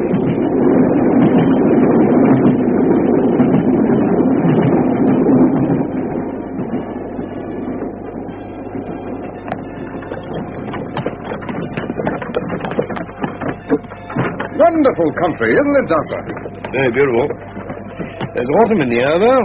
Hello? What's this? What's the matter? Look, up there on the skyline. Huh? Oh, a man on horseback. Oh, with a rifle. Yes, he's watching our road. Perkins! What's that fellow doing up there with the gun? Oh, there's a convict escaped from the prison, sir. Oh? Been out there 3 days now. The wardens are watching every road. They've had no sign of him yet. Farmers about here don't like it, sir, and that's a fact. Well, who is he then? Selden, a Notting Hill murderer. Who's he? I expect Dr. Watson remembers. Oh, I do indeed. Holmes took a great interest in it. It was a peculiarly brutal murder. The death sentence was commuted because there was some doubt as to the man's sanity. And he's somewhere out there hiding in a burrow like a wild beast. That's all this moor needs, gentlemen. I don't know if it's my imagination, but it's getting mighty cold.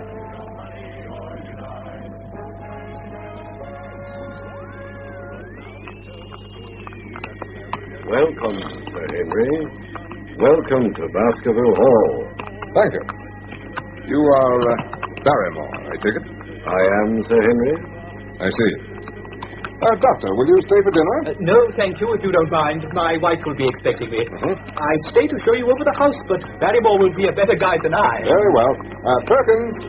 Perkins, take Dr. Mortimer on with you. Well, au revoir, then, Doctor, and thank you for all the help you've given me. It's been a pleasure. Goodbye, then. Goodbye, Dr. Watson. Goodbye, Doctor. If I can be of any service, don't hesitate to send for me, night or day. Thank you. Here, Eddie. Get up here.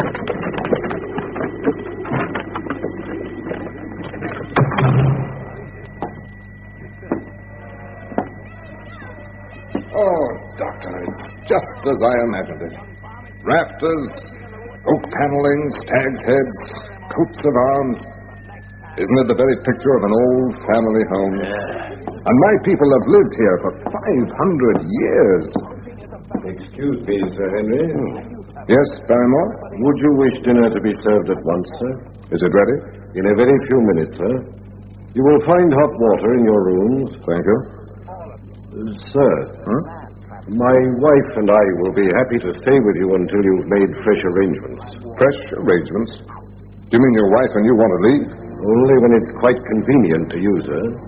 Well, I'd be sorry to start my life here by breaking an old family connection. I feel that too, sir, and so does my wife. Well, then what's the trouble?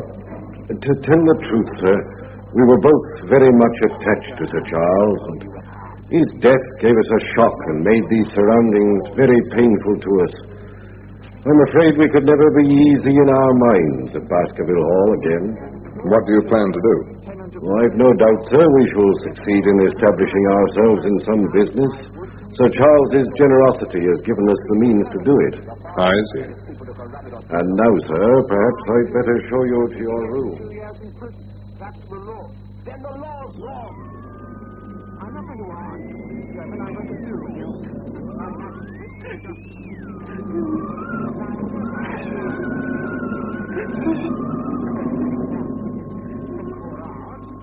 You'll face me in court, and I'll jail you for 2 years. Good morning, Dr. Watson. Oh, morning, Mr. Henry. Help yourself. Yes, I'll have a little catering.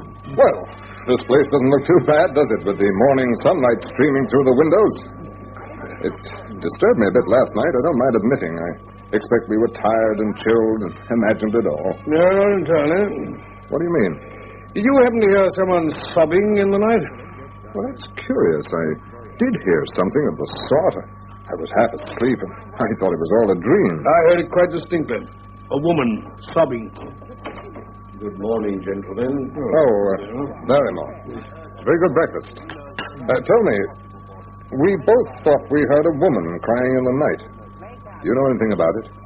No, Sir Henry. There are only two women here at night. One is the scullery maid who sleeps in the west wing, and the other is my wife. It certainly wasn't her.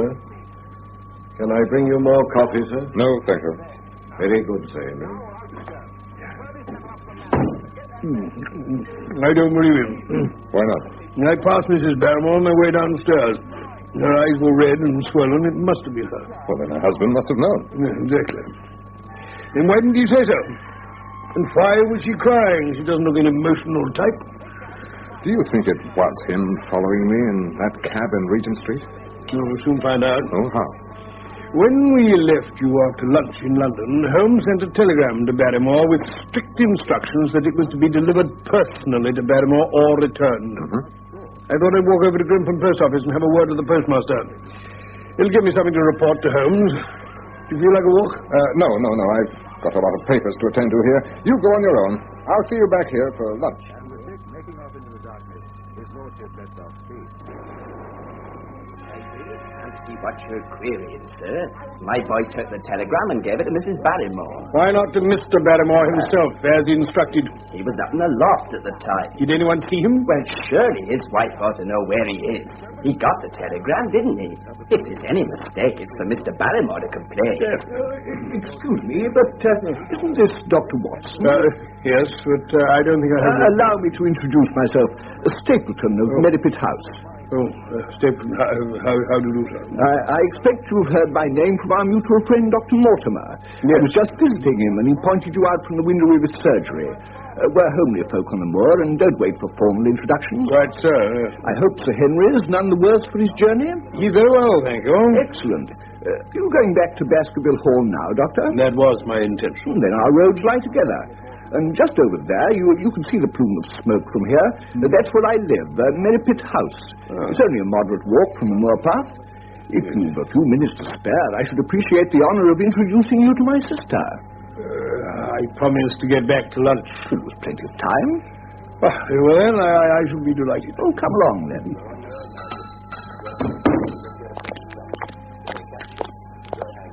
It's a wonderful place, the moor.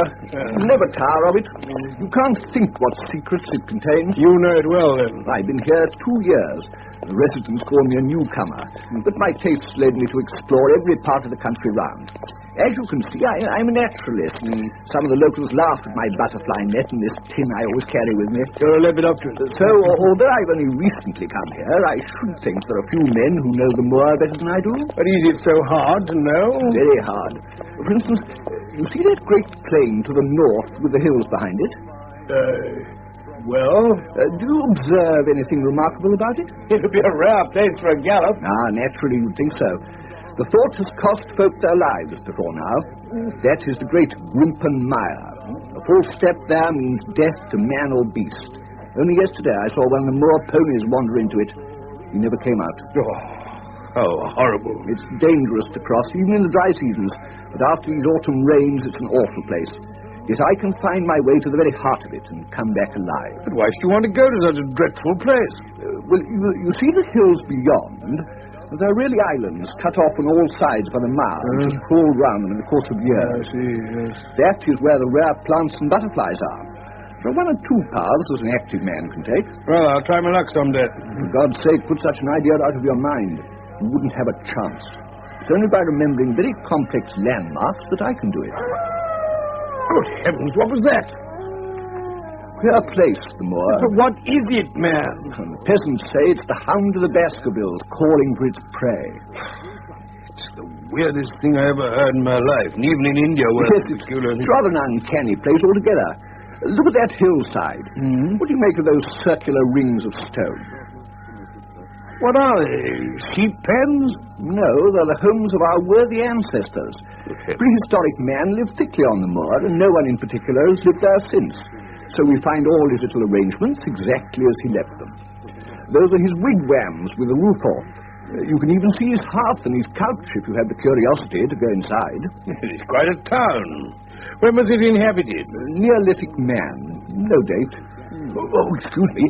Did you see that butterfly? It's a cyclopedes. Very rare. You scarcely ever see them in autumn. I must try and get it. I say, Mr. Stapleton, do be careful. You tell me how dangerous it... Well, he knows what he's doing. Sir. Good heavens, I didn't hear it. Go back. Go straight back to London. Why should I go back? I can't explain, but for God's sake, do what I ask you. Go back and never set foot on the moor again. But I've only just come. Quiet. My brother's coming back. Not a word of what I said. Would you mind getting me that orchid among the mare's tails? We're very rich in orchids on the moor, though it's getting rather late for them. Beryl, you've introduced yourselves, I see. Yes, I was telling Sir Henry that the orchids are nearly over. That's not Sir Henry Baskerville. No, only a humble commoner. I'm his friend, Dr. Watson. Then we've been talking at cross purposes. Why, you hadn't very much time for talk. I talked as if Dr. Watson were a resident instead of just a visitor. It can't matter to him whether it's early or late for orchids. Never mind. Do please come and see Merripit House, Doctor. No, really, thank you. I promised Sir Henry he'll be waiting for me. Ah, well, it must be a pleasure deferred. Au revoir, Dr. Watson. Goodbye, sir. Come, Beryl.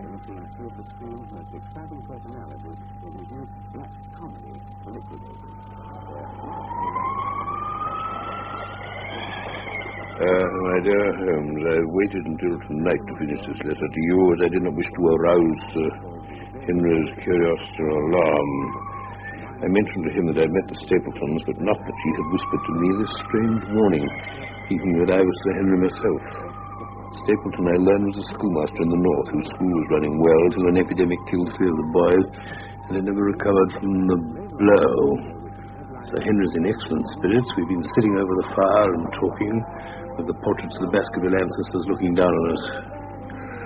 It's now nearly 2 o'clock in the morning. Who's that? Ah, Sir Henry. Anything wrong? I'm not sure. There was a creaking in the passage outside. Did you not hear it? Oh, I thought it was just the timbers working. It's a very rough night. No. Someone went down the passage. I saw a candle and a shadow. Well, let's go see. Yes.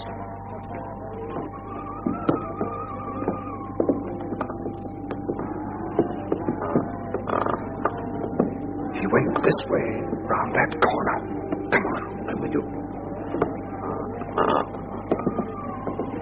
There you are. There's a light in one of those rooms. They're all empty. I went round them this morning. Shall we surprise him? No. You stay here. I'll go and see.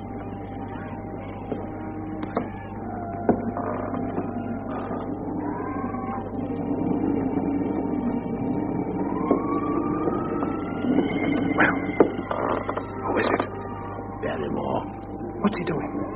Seems to be signaling with a candle, I should think, and staring out over the moor.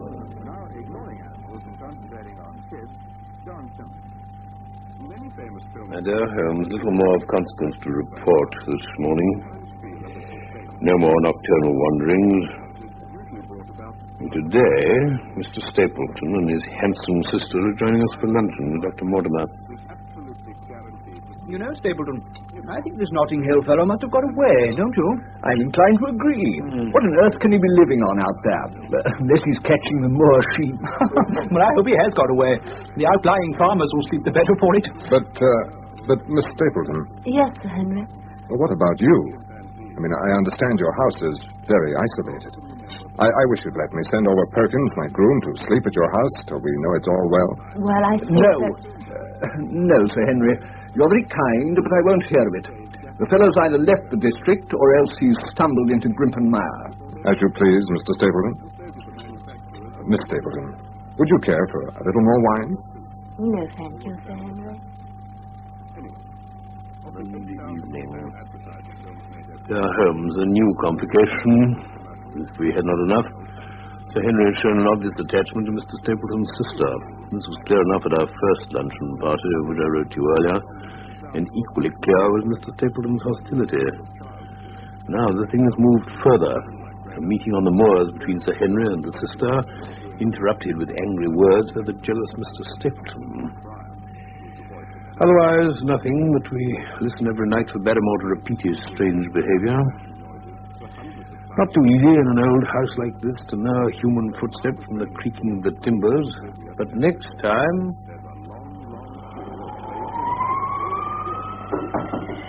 Yes? Watson. Uh-huh. He's gone to that room again. I'm going to challenge him. Bring your revolver. Very well.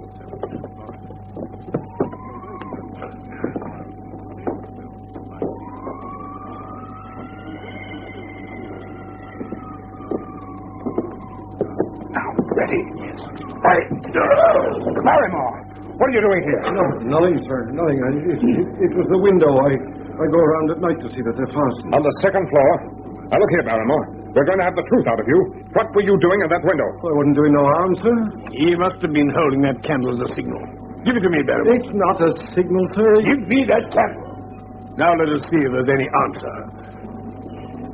There. Look. There it is. By Jove, yes. Rascal. He still denies the signal. It's my business, not yours. Then, by thunder, you'll leave my employment in the morning.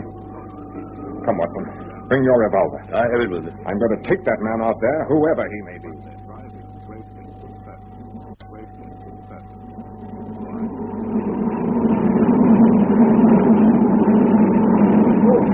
Oh, this is bitter wind, Watson. Yeah. Now, where was that answering light, do you think? Further up, I feel sure, by the Neolithic hut circle. Good heavens. What's that, Watson? I don't know. I heard it once before. It's a sound they have on the moor. Watson, it was the cry of a hound. The hound of the Baskervilles.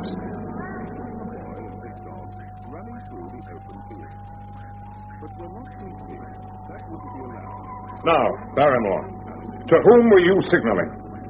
Dr. Watson and I go out onto the moor and find some filthy remnants of food and shelter. Who left them there? Don't ask me, Sir Henry. Don't ask me. I give you my word, sir. It's not my secret. By thunder, Barrymore. Aren't you ashamed of yourself? Your family has lived with mine under this roof for over 100 years. And here I find you deep in some plot against me. No. No, sir. Not against you. Mrs. Barrymore, why have you come here? Oh, let me speak, sir. No good, Eliza. We have to go. That's the end of it. You can pack our things. Oh, John. It's my doing, Sir Henry. He's done nothing except for my sake. I asked him to do it. Well, speak out then. What does it mean? My brother is starving out there on the moor. Your brother? We can't let him perish at our very gate, sir. Our light is a signal we have food for him. Then your brother is... The escaped convict, sir. Selden.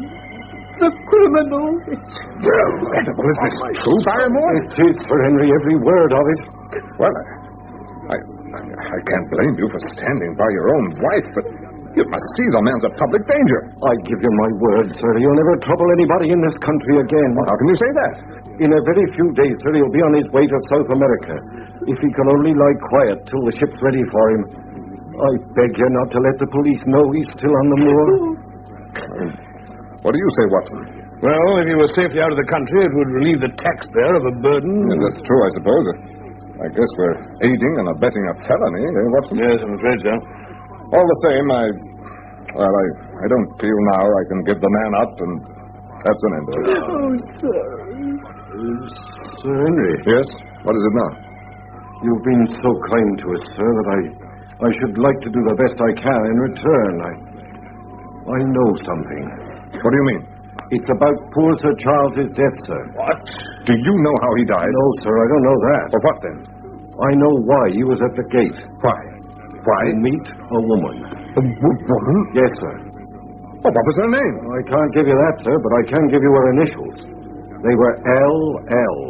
How do you know that? Well, sir, your uncle had a letter that morning. It was from Coon Tracy and addressed in a woman's hand. Well?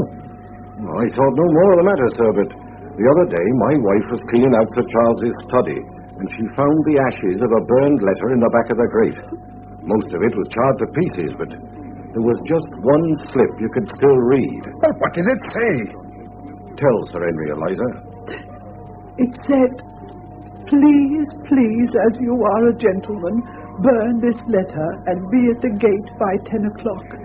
And the initials were L.L. And you've no idea who L.L. is? No, sir. Very good, Barrymore. You and your wife may go. Thank you, sir. And God bless you, sir. L.L. I will not drop my combat boots on the floor.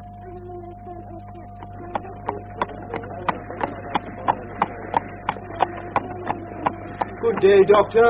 Ah, Dr. Mortimer. Hello. Been taking a walk? Yes, I've been right round the Black Tor. Oh, let me give you a lift home, then. Oh, well, thank you. That old Josiah bullet does bother me occasionally. Ah, yes. Very damp down here, of course. Yes. Yep. I'm very upset, Dr. Watson. My spaniel has disappeared. Oh, yes, little curly-haired chap. Wandered off into the moor and never came back. Oh, I'm sorry. Any news of Sherlock Holmes? Well, very little. He acknowledges my reports, but he doesn't say much. Oh, Mortimer, you know, is there a woman living round here with the initials L.L.? Not that I know of. L.L. Oh, wait a minute. Yes, of course there is. Laura Lyons of Coombe Tracy. Who is she? Married some artist fellow called Lyons who came sketching on the moors. He walked out on her, and now the poor girl hasn't a penny. How does she live? Several of us have helped her. Stapleton, Sir Charles. So have I. She's managed to start a little typewriting business. Why do you ask? Oh, just curiosity.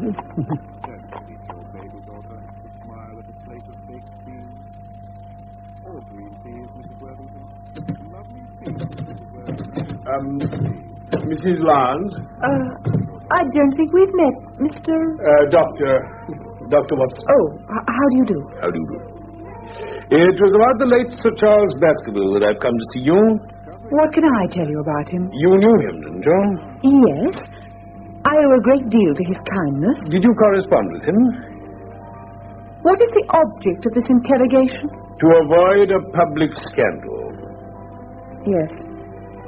I did write once or twice to Sir Charles to acknowledge his generosity. How did he know enough about your affairs to be able to help you? Through my friend, Mr. Stapleton. Did you ever write to Sir Charles asking him to meet you? Really, sir, that's an extraordinary question. I'm sorry, madam. I must repeat it. Then I answer, certainly not. Not on the very day of Sir Charles's death? No. Surely your memory deceives you. Didn't you write, please burn this letter and be at the gate by 10 o'clock? Is there no such thing as a gentleman? You do Sir Charles an injustice, madam. He did burn the letter, but sometimes a letter may be legible in part, even when burned. I see. You admit now that you wrote it? Yes. I believed that if I could see him, I could gain his help. Well, what happened when you got there? I never went. Mrs. Lyons. I swear it on all I hold sacred. Something intervened to prevent my going. What? That is a private matter. Why were you so pressing that Sir Charles should destroy the letter? Dr. Watson, I've told you, the matter is a private one. All the more reason to avoid a public investigation. You probably know that I made a rash marriage and have had reason to regret it. Yes, I've heard something of the kind. My husband has made my life one incessant persecution. Oh, dear. I'd learned that there was a possibility of regaining my freedom if certain expenses could be met. And I thought that if Sir Charles heard the story from my own lips, he might help me. Then why didn't you go? Because I received help in the interval from another source. Then why didn't you write to Sir Charles and explain? I was going to. Then the next morning, I heard that he had died.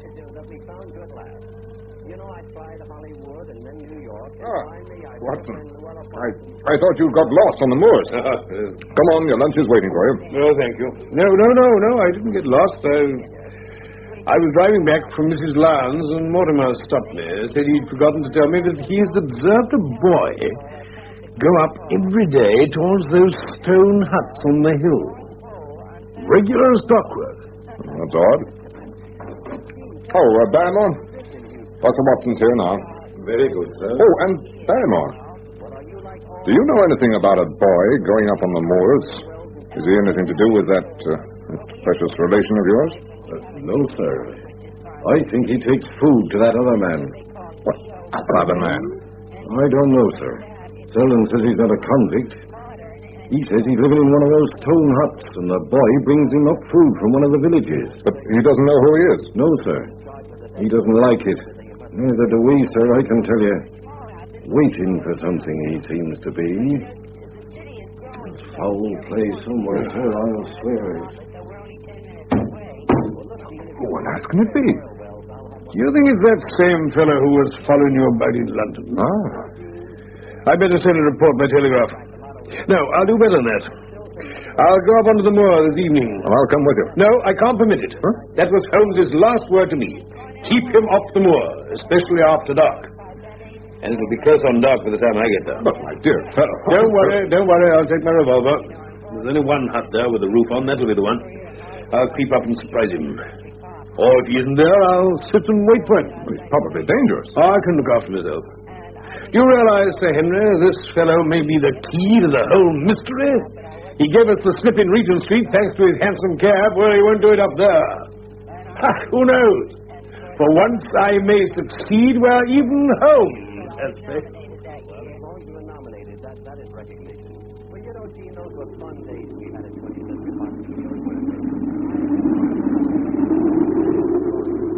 The sun was already sinking when I reached the summit. Down beneath me, in the cleft, was a circle of old stone huts. One with sufficient roof to act as a screen against the weather. I went down to it, threw away my cigarette, closed my hand on my revolver, and went in. It was empty. But there were ample signs that this was where the man lived. With tingling nerves, I sat in the dark recesses of the hut and waited for the coming of its tenant.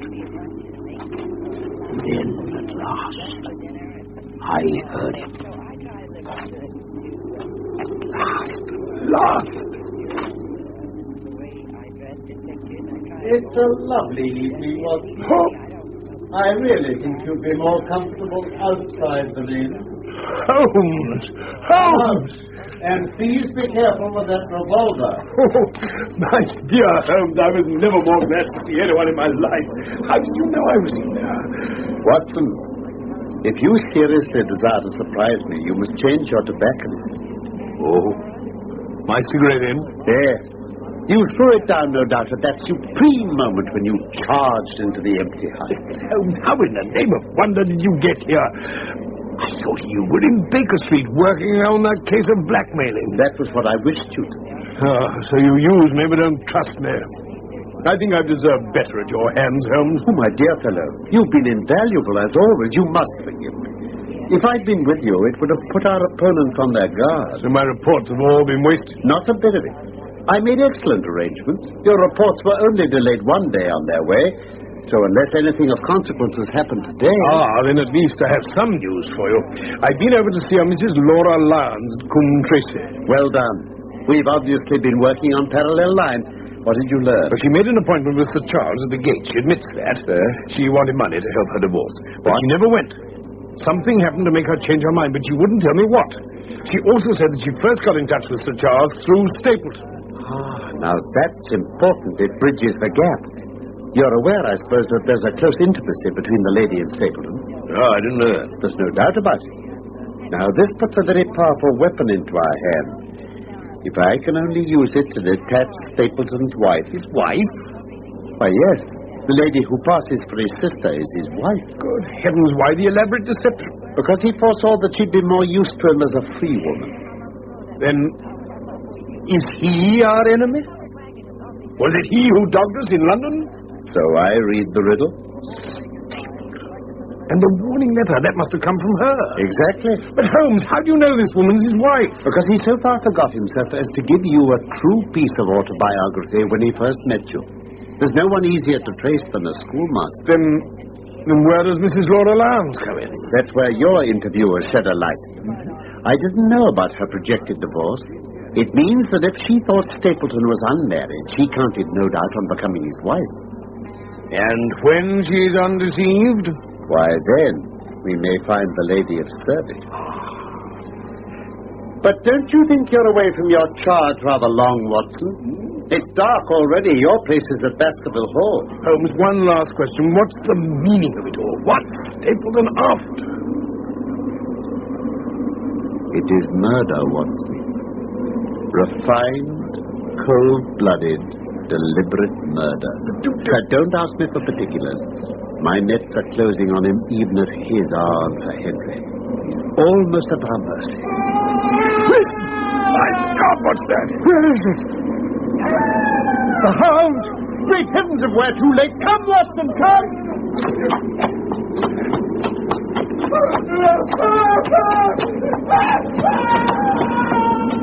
You hear that? He's beaten us, Watson. Oh, no, surely not. Fool that I want to hold my hand, and you, Watson, see what comes of abandoning your charge. By heaven, if the worst has happened, we'll avenge him. Come quickly, let's find him.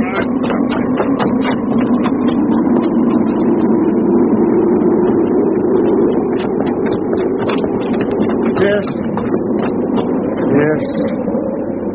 It's Sir Henry, poor devil. Do you remember? That's the suit he wore when he first came to our rooms in Baker Street. Yes, indeed. Oh, his skull's crushed.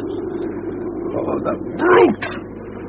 Holmes, I shall never forgive myself. I'm more to blame than you, Watson. But how could I know that he'd risked his life on the moor in the face of all my warnings? Well, this brute of a hound that drove him to death. He may be lurking among the rocks at this very moment. And where's Stapleton? He shall answer for this. He shall. I'll see to that. There's a light in his cottage. Why don't we go and seize him at once? No. Our case is not complete. One false move and he may escape us yet. All we can do now is to perform the last offices for our poor friend. Come on, Watson. Yes. Help me to turn him over onto his back. And then we can... Good heavens, Holmes, are you mad? Watson, look! This man has a beard. Beard? It's not the baronet at all. It's... Why? Is my neighbor the convict? The suit. It's Sir Henry's, you said so. Oh, of course, now I see it. He gave Barrymore some of his suits, and Barrymore must have passed them on to Selden. Then the clothes have been the poor fellow's death. Obviously, the hound was laid on from some article of Sir Henry's. The boot that was stolen at the hotel? Probably. There's one curious thing, though. It was dark. So how did Selden know the hound was on his trail? Must have heard it. That wouldn't make a hard man like Selden scream with terror. How did he know? Hello, Watson. What's this? Here's Stapleton himself, by all that's wonderful and audacious. Careful now, not a word to show your suspicions. Why, Dr. Watson, that's you, is it not? Yes. You're the last person I should have expected to see on the moor at this time of night. But, dear me, what's this? Somebody hurt? Not... Don't tell me it's our friend, Sir Henry. What a terrible... Who's this? Selden. The man who escaped from Princetown. Oh, dear me, but how? He appears to have broken his neck by falling over these rocks. My friend and I were strolling on the moor when we heard a cry. So did I. That's what brought me out. I was uneasy about Sir Henry. Why about Sir Henry in particular? Because I had suggested he should come over. I see. By the way, did you hear anything else besides a cry? No. Did you? No. What do you mean, then? Oh, you know the stories the peasants tell about a phantom hound. I wondered if there was any evidence of such a sound tonight. No, we heard nothing of the kind. What's your theory of this poor fellow's death, Mr. Holmes? You are quick at identification. We've been expecting you in these parts since Dr. Watson came down. You're in time to see a tragedy. Yes, indeed. I shall take an unpleasant remembrance back with me to London tomorrow. Oh, you return tomorrow? That is my intention. I do hope your visit has cast some light on these occurrences that are puzzling us all. One cannot always have the success for which one hopes. It has not been a satisfactory case. I would suggest carrying this poor fellow back to my house, but it'd give my sister such a fright. So I think if we put something over his face, he'll be safe until morning. Yes. His coat. But we must inform the authorities. And now our place is with Sir Henry. And I must return to my sister. She'll be nervous there on her own. Good night, then, Mr. Holmes. Goodbye, sir. Good night, Dr. Watson. Well, Stephen. What a nerve the fellow has. We're at close grips at last. Sorry he's seen you. So was I at first, but there was no getting out of it. How will it affect him, do you think? It may make him more cautious, or it may drive him to desperate measures. Like most clever criminals, he may be too confident and imagine he's completely deceived us. What will you do now? Come up to the hall? Yes. Yes, I see no reason for further concealment. But one last word, Watson. Say nothing of the hound to Sir Henry. Let him think Selden's death was a Stapleton would have us believe. When we arrived, I had the unpleasant task of breaking the news of Selden's death to the Barrymores. To him it may have been an unmitigated relief, but she wept bitterly in her apron. Evil indeed is the man who has not one woman to mourn him. Sir Henry raised his eyebrows when he found that Holmes had no luggage and no explanation for his absence, but between us we soon supplied his wants and sat down to a belated supper. I've been moping about the house all day since Watson here went off in the morning. If I hadn't sworn not to go out alone, I might have accepted Stapleton's invitation and had a more lively evening. You might have indeed. Sir Henry, I don't suppose you appreciate that we've been mourning over you under the impression you'd broken your neck. What's that? This poor wretch was dressed in your clothes. I fear your servant who gave them to him may be in trouble with the police. No, I don't think so. There was no mark on them, as far as I know. That's lucky for him. In fact, it's lucky for all of you. What? Yes, you're all on the wrong side of the law. Do you know, I'm not sure that as a conscientious detective, my first duty isn't to arrest the whole household. Watson's reports are very incriminating documents. But how about the case? If you can muzzle that hound and put him on a chain, I'll be ready to swear that you're the greatest detective of all time. I think I can do it. If you give me your help. I'll do whatever you tell me. Very good. I shall ask you to do it blindly, without asking the reason. Just as you like. If you'll do this, I think the chances are that... What's the matter, Holmes? I was admiring your family portraits. They are all family portraits. The West Indies. And the man with the blue coat and roll of paper is Sir William Baskerville, who was chairman of committees in the House of Commons under Pitt. And this cavalier in the black velvet and the lace. That's the cause of all the mischief. The wicked Hugo, who started the hound of the Baskervilles. We're not likely to forget him. Dear me. He seems a quiet, meek-mannered man. But I dare say there was a lurking devil in his eyes. I had pictured him as a more robust and ruffianly person. No, that's him, all right. The name and date are on the back of the canvas. Well, I think we could manage another bottle of hock, don't you? Oh, thank you. I'll go and get it from the cellar. I won't bother Barrymore tonight. His wife's so upset with the news about Selden. What's the name? That portrait of Hugo Baskerville. Look at it carefully. Is it like anyone you know? Something to say, Henry, about the jaw. Just a suggestion, perhaps, but wait a minute. Now then, if I cover the broad-plumed hat and the long ringlets, so. Now look at it. Good heavens, it's stapled. You can see it now. Yes. My eyes have been trained to examine faces and not their trimming. But this is marvelous. It might be his portrait. Yes, it's an interesting example of a throwback, both physical and spiritual. The fellow's a Baskerville. Really? With designs on the succession. Yes. We have him, Watson. We have him. A pin, a cork, and a card, and we add him to the Baker Street collection. Here we are. Well, you look like a general planning a battle with his chief of staff. That's exactly the situation. Well, what are my orders? I understand that tomorrow night you are engaged to dine with the Stapletons. Yes. Yes, they're very hospitable people. Oh, thank you. I hope you'll come too. Oh, I'm afraid Watson and I must go to London. To London? Tomorrow? Yes, I think we shall be more useful there at the moment. Well, I'd hoped you were going to see me through this business. My dear fellow, you must trust me implicitly.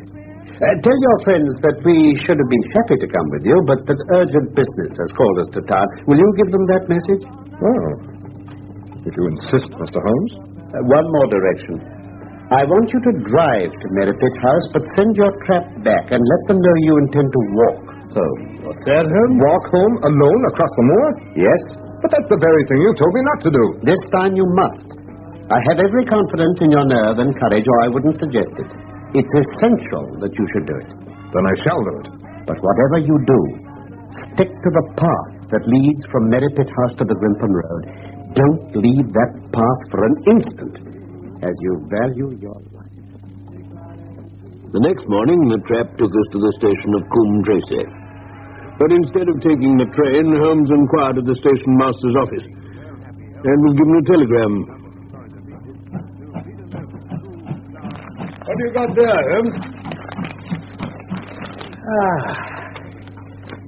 Capital. Listen, Watson. Wire received, coming down with unsigned warrant, arrived 5:40, Lestrade. You've sent for Lestrade? Yes. He's the best of the professionals. I think we may need him. So we're not going to London? No. But everything depends on Sir Henry believing that we have gone. All we have to do is to keep out of the way.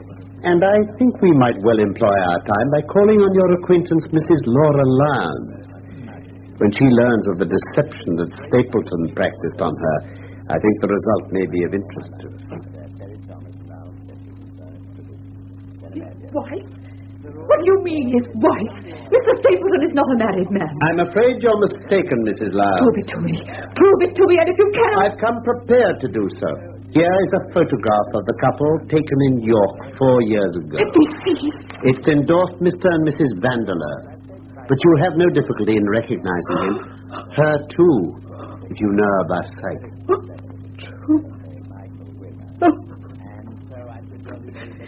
Mr. Holmes,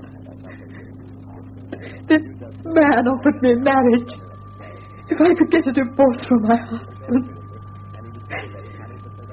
He has lied to me. He has indeed.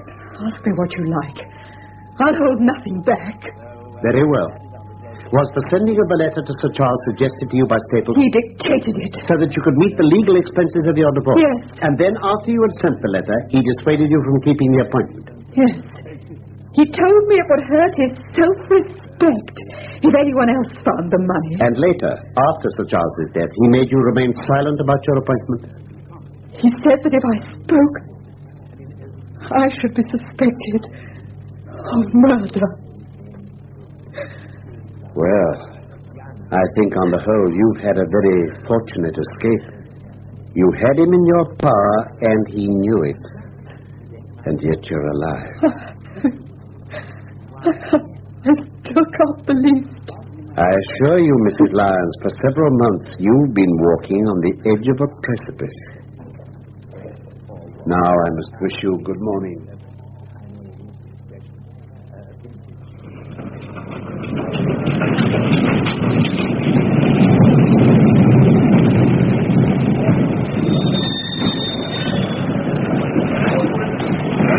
There he is. Good evening, Lestrade. Holmes. Good evening to you. Good evening, Dr. Watson. How do you do, Lestrade? Got anything good, gentlemen? The biggest thing for years. Well, we have 2 hours before we need think of starting. I think we might employ it in getting some dinner, don't you? Suits me. And then, Lestrade, we'll take the London fog out of your throat by giving you a breath of the pure night air of Dartmoor. Well, I've never been on Dartmoor. Well, I don't suppose you'll forget your first visit. Come along.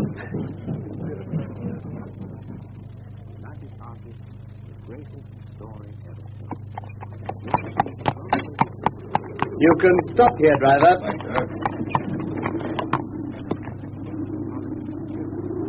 We'll proceed on foot from this point. Now, I'll settle with the driver and send him off. Now then, brother, thank you for a very pleasant... My word, Doctor. Yes, got a bite to it. We're on the open moor. There's dampness in it, too, though. Yes, well, just down there is the great Grimpen Mire. Where the fog is? Yes, that's right. One of the most dangerous places on Dartmoor. Oh. Are you armed, Lestrade? As long as I have my trousers, I have a hip pocket. As long as I have a hip pocket, I have something in it. But you're mighty close about this affair, Mr. Holmes. What's the game? A waiting game. My word, it's not a very cheerful place, is it? Just dark and empty, except for that light over there. That's Merripit House, and the end of our journey. Oh. Now, I'll lead the way along the moor path. I must ask you to walk on tiptoe, and not to raise your voices.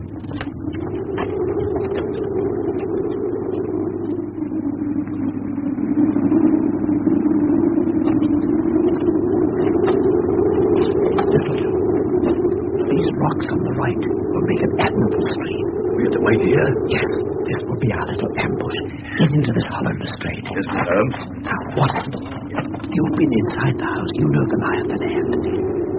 Creep forward quietly and see what they're doing. And for heaven's sake, don't let them know that they're watched. All right, Holmes.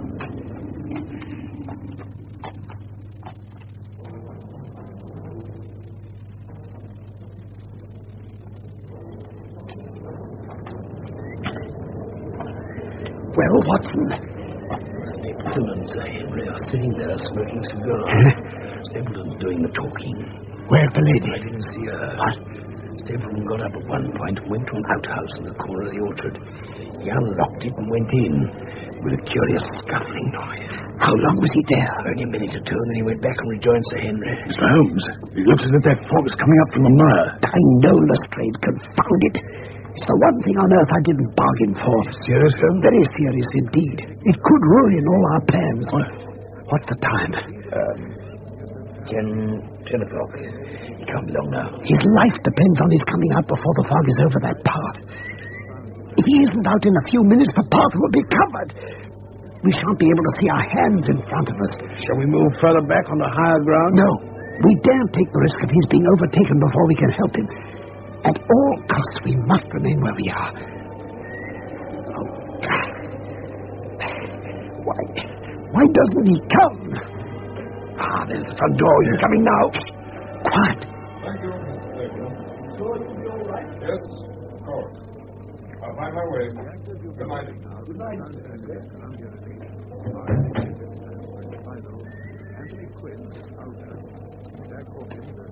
Here he comes. Shall we call to him? No. Have your pistols ready. Right, Mr. Holmes. He stopped. As if he heard something. No. He's coming on. There he is. Looking over his shoulder. He's terrified.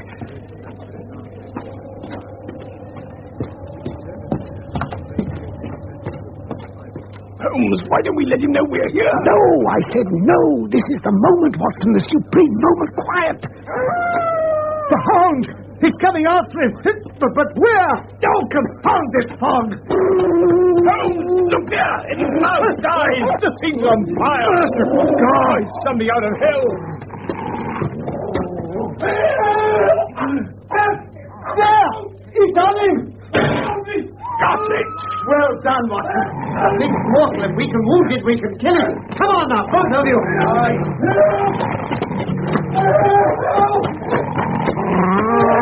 Come with you, Sir Henry.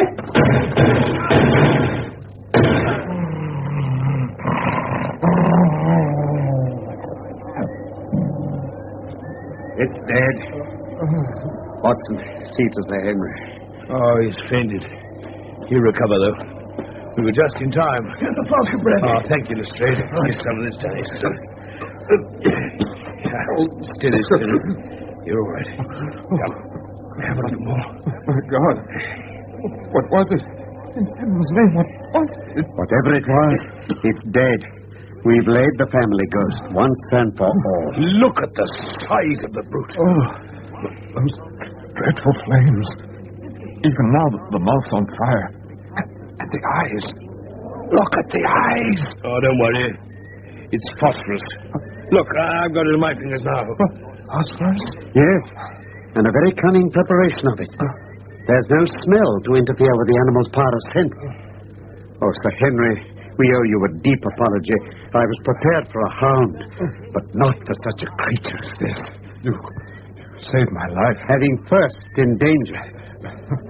Watson, give me another mouthful of that brandy. Come on, here we are. Have a good swig. That's it. Oh, that's better. That's better. Now, you'll help me up a little.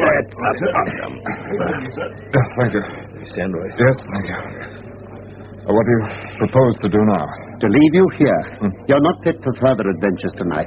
If you wait, one or other of us will go back with you to the hall. Right. Now, we must finish our work. We have our case. We only want our man. Watson, Lestrade, come along. Every moment's of importance to Merripit House.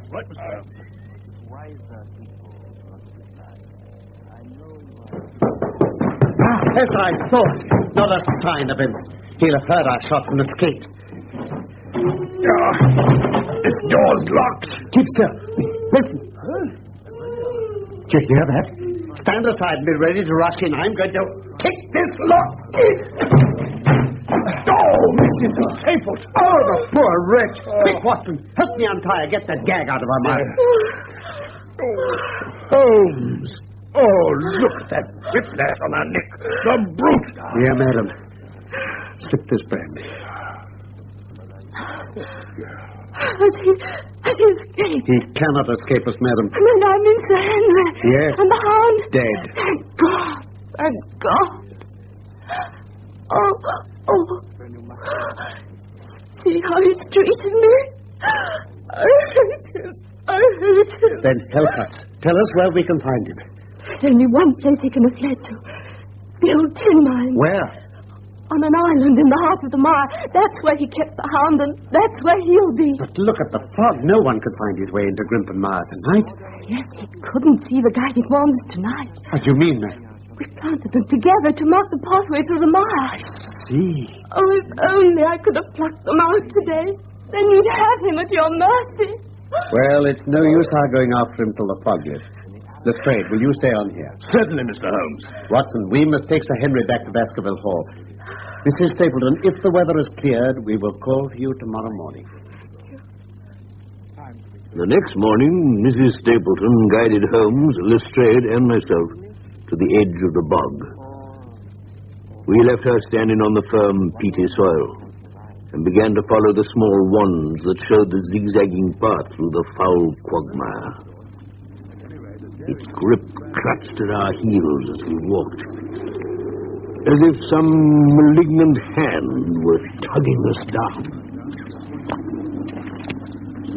We're nearly there, Watson. Here comes to that, Lestrade. Gives you a good firm London pavement every time. Hello? What? Look, Watson. There's something in the mud. Just to the right. Yeah, now leave it, Holmes. You'll get caught. Look out, sir.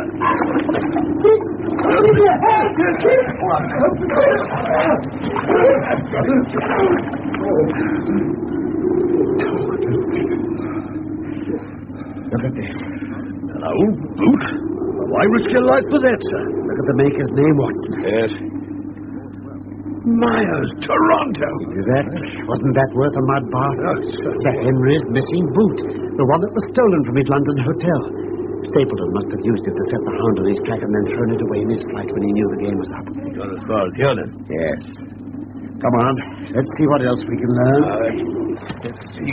It can't be that far now. But more than that, we were never destined to know. When we reached the firmer ground, we looked eagerly about us. There were many traces of Stapleton's habitation. The chain where the animal was kept, the bones that it gnawed, the remains even of Mortimer's poor little curly-haired spaniel, and the tin of luminous paint that had been used to make the hound glow with fire. But of the man himself, no sign met our eyes. If the earth told a true story, then he never reached that island of refuge. somewhere in the foul slime of Grimpenmire, this cold and cruel-hearted man is forever buried. Towards the end of November, Sir Henry Baskerville and Dr. Mortimer were in London, on the first stage of a voyage round the world to calm Sir Henry's shattered nerves. They called on us one raw and foggy afternoon, and the four of us sat and talked round a cheerful fire in our sitting room in Baker Street. Hello, Mr. Holmes. There are still one or two things about the case that puzzle me. I'll do my best to clarify them. Well, was Stapleton really a relative of mine? Oh, yes, beyond all question.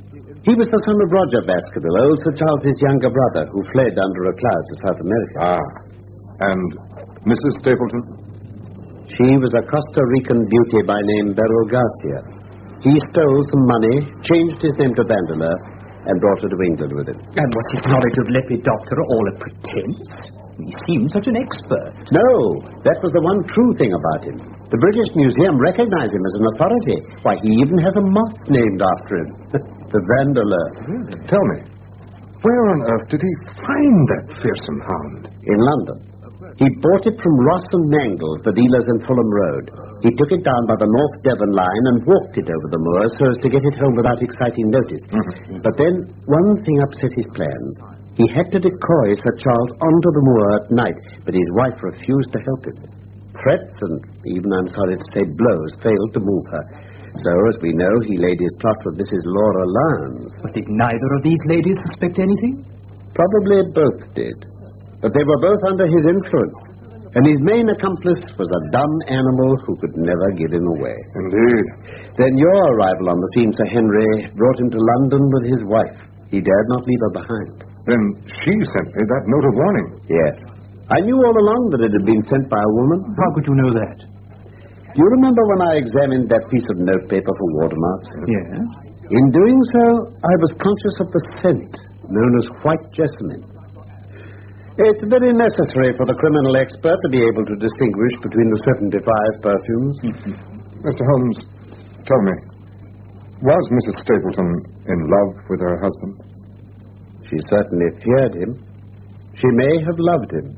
The two are by no means incompatible. But on the day of the crisis, she turned against him. Well, now, gentlemen, may I suggest that for the rest of the evening we turn our thoughts into more pleasant channels?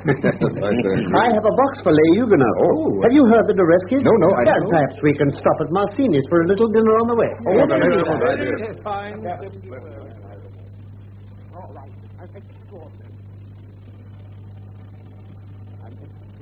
That was The Hound of the Baskervilles by Sir Arthur Conan Doyle, adapted for radio by Felix Felton. Sherlock Holmes was played by Carlton Hobbs and Dr. Watson by Norman Shelley. Mr. Stapleton by Michael Bilton, Sir Henry Baskerville by Manning Wilson, Dr. Mortimer by Kenneth Dyte, Beryl Stapleton by Dorrit Wells, Laura Lyons by Shirley Cooklin, Barrymore by Charles Simon, Eliza Barrymore by Gladys Spencer, Lestrade by Humphrey Morton, Perkins by William Edel, and The Postmaster by Anthony Hall. The recorded production was by Robin Midgley.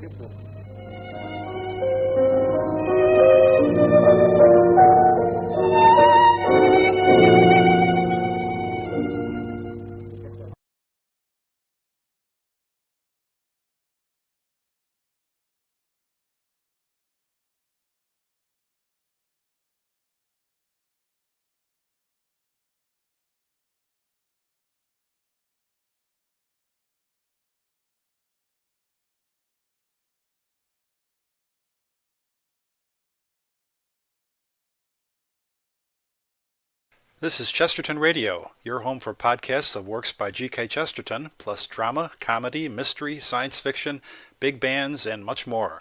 The soundtrack to your Chesterton day at chestertonradio.com.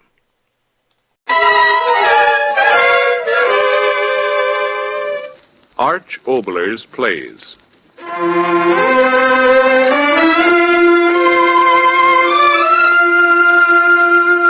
A story in the night.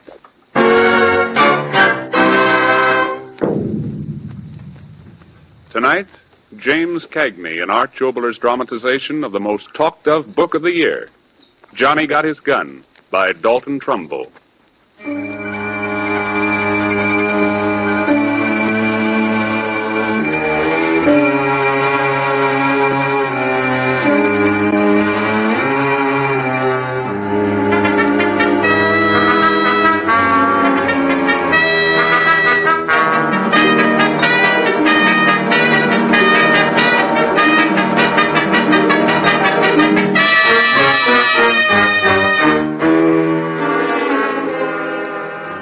We tell you of Joe Bonham. 22 years ago, he went to war. They carried him back from that war. They carried him back because he had no arms, no legs, no ears with which to hear, no eyes with which to see, no mouth with which to speak. Today, he lies alone in a room in a hospital close to your city. He's a living flesh, and he waits. Your world is shut off from Joe Bonham. He has only the world within his own mind. We tell you of Joe Bonham. These are the thoughts of a boy who 22 years ago went to war. Somebody listen to me. I'm talking to you. Somebody listen to me. Gotta talk to somebody. It's dark and lonely. Somebody... No. Going out of my head again. How can you hear what ain't got a tongue, ain't got a mouth, ain't got... No, won't think of that anymore. Gotta think of something, yeah, something else. If I don't think, my head, yeah, quick, think about when I was a kid. Hey, Joe, come on in swimming. Yeah, swimming. When I was a kid, I went swimming. Dive in the river, feel the water against my legs and my arms.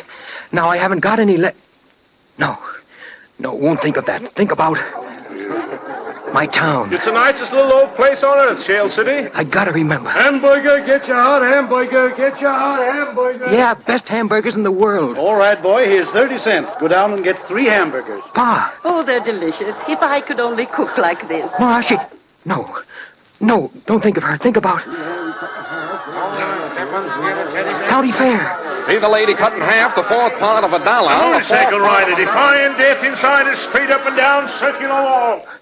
I can't remember anymore. I gotta remember. If I don't remember things, I'll think. And if I think... No. I gotta remember something. Something. Girls. Think about girls. Quick, think about girls. Joe. Karine? Joe, I'm scared. I'm so scared. No. Kiss me. Hold me. We shouldn't have turned the lights out. Your old man will be sore. He understands. Your lips. Don't go. They'll kill you. I gotta go. When you're drafted, you gotta. Oh, Joe. Joe, I don't want you to go. Hold me. Tight. Maybe we'll never get another chance. Now, Joe. In your arms, Joe. In your arms. In your arms. My arms. My arms. What? Joe, hold me. Don't go, Joe. Johnny, get your gun. Joe, I'm part of you now. Don't go, Joe. Theodore Roosevelt said... All aboard, soldier. All aboard, soldier. No. Hold me, Joe. Hold me. Both your arms tight around me. Both your arms tight around me. Both your arms tight around me. Both your arms... No, stop! My arms. I haven't got any arms. You hear me, Karine? I haven't got any arms. I haven't got any arms.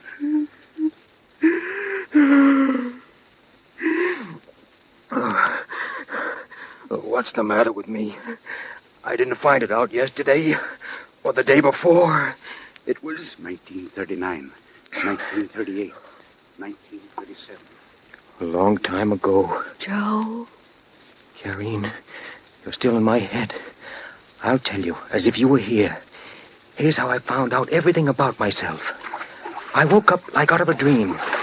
It was like I was in the water. I tried to swim, but I didn't have any arms. I started to kick my legs to float up in the air out of the bed, but I couldn't kick. I didn't have any legs. I threw my head back. I started to yell. I only started, but how can you yell when you haven't got 'em up? I began to reach out, Karine. The only way I could reach out, with the nerves of my skin. The hole in my face. Feel the skin creeping around the edge of it. It went. I was blind. What a lousy dream. Nobody could live like that. Just dream, and that's all. But it wasn't a dream. It wasn't a dream. Mother, where are you? Hurry, Mother, hurry, and wake me up. I'm having a nightmare, Mother, where are you? Mother, listen to me. I can't stand it. Mother, please, tell me it's not me. Not me, no, not me. Oh, please. That's the way I found out. A long time ago. Who was I telling that to? Joe. Oh, Karine. Still in my head. In my heart. Now I'll tell you about how I found out about time. About the days. Knowing about the days you're living through, that's important, see? But all I remembered was dive in the dugout and then... And that was all. A day in September 1918. And that's all. Time stopped then. Start time over again. But how could I catch hold of time when I was caught inside myself? Vibrations. I had it.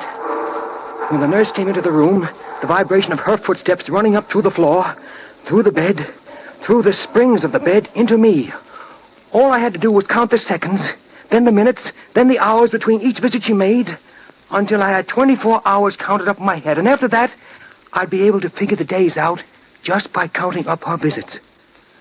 One day, the minute the nurse left me, I began to count. 1, 2, 3, second by second, 4, second 5, by second. 6, when 7, I counted 60, 8, that 9, meant a minute, 10, as nearly as I was able to figure it. 13, but I always lost count. I'd think of something else, then I'd lose count again. 1, 2, 3, 1, 2, day after 5, day after day, 6, but I could never keep track. 5, I couldn't. 5, and all the time, the days were running away from me. And then, one day it happened. The skin on the side of my neck, the half of a forehead above the mask. Lying there all the years gone by, I got to thinking that maybe there was some way I could use those pieces of skin. Skin free to the air. They were healthy. I got to thinking what a man did with his skin. To feel with. But that didn't seem enough. To sweat with. Yeah, sweat with. Hot and cold. Sunrise and sunset. Just like that. The idea came into my head just like that. All I had to do was to feel with my skin. When it changed from cool to warm on that little piece of skin, it'd be sunrise and the beginning of a day. I got to thinking about the nurse and how many visits she made me each day and when she made them. Yeah, I'd better start with the nurse. She changes the bedding. In a hospital, they must change bedding in the morning, maybe around 8 o'clock. So all I got to do is wait till she changes the bedclothes. That'll mean it's morning. Then wait, maybe 18, 20 hours, and that'll be next morning. That'll be sunrise. You can feel the heat of sunrise against your skin, yeah. So I waited until the next time she changed the bedding. She walked away. Calm down, because you haven't proved anything yet. Calm down and wait and count her visits. Number 2, I dozed off and woke. Visit number 3, time got all mixed up. Then 4, and then... the 5th time. And all of a sudden, I knew it was happening. My heart stopped, my breath stopped. I knew it was happening. Slow at first, crawling along my skin. Warmer and warmer. The rising sun. In my room. I'd won. I caught up with time again. The sun, it was dawn. It was dawn for the world and for me. I could smell the dawn. Yeah, me without a face lying there, and the smell of the dew on the grass, and me without eyes, shading my eyes and seeing the sun coming up over the mountains back home, and the hills going pink and lavender like the inside of a seashell. The sun warming my little piece of skin, and me seeing without eyes the town where I was born, and me without ears hearing the lowing of the cows waiting to be milked, and babies kicking in their cribs and rubbing their eyes with their fists. It's sunrise, and I've got it. And now I'll always know when it's sunrise, and they can't take it away from me. Thank you, God. Thank you. Thank you. Thank you. I may never have anything else, but I'll always have dawn and the morning sunlight. A year went by fast. I was a busy guy. I learned a lot. Yeah, could even tell my nurses apart. The day nurse always walked to the bed with 4 steps. She was always the same, but the night nurses seemed to change. One of them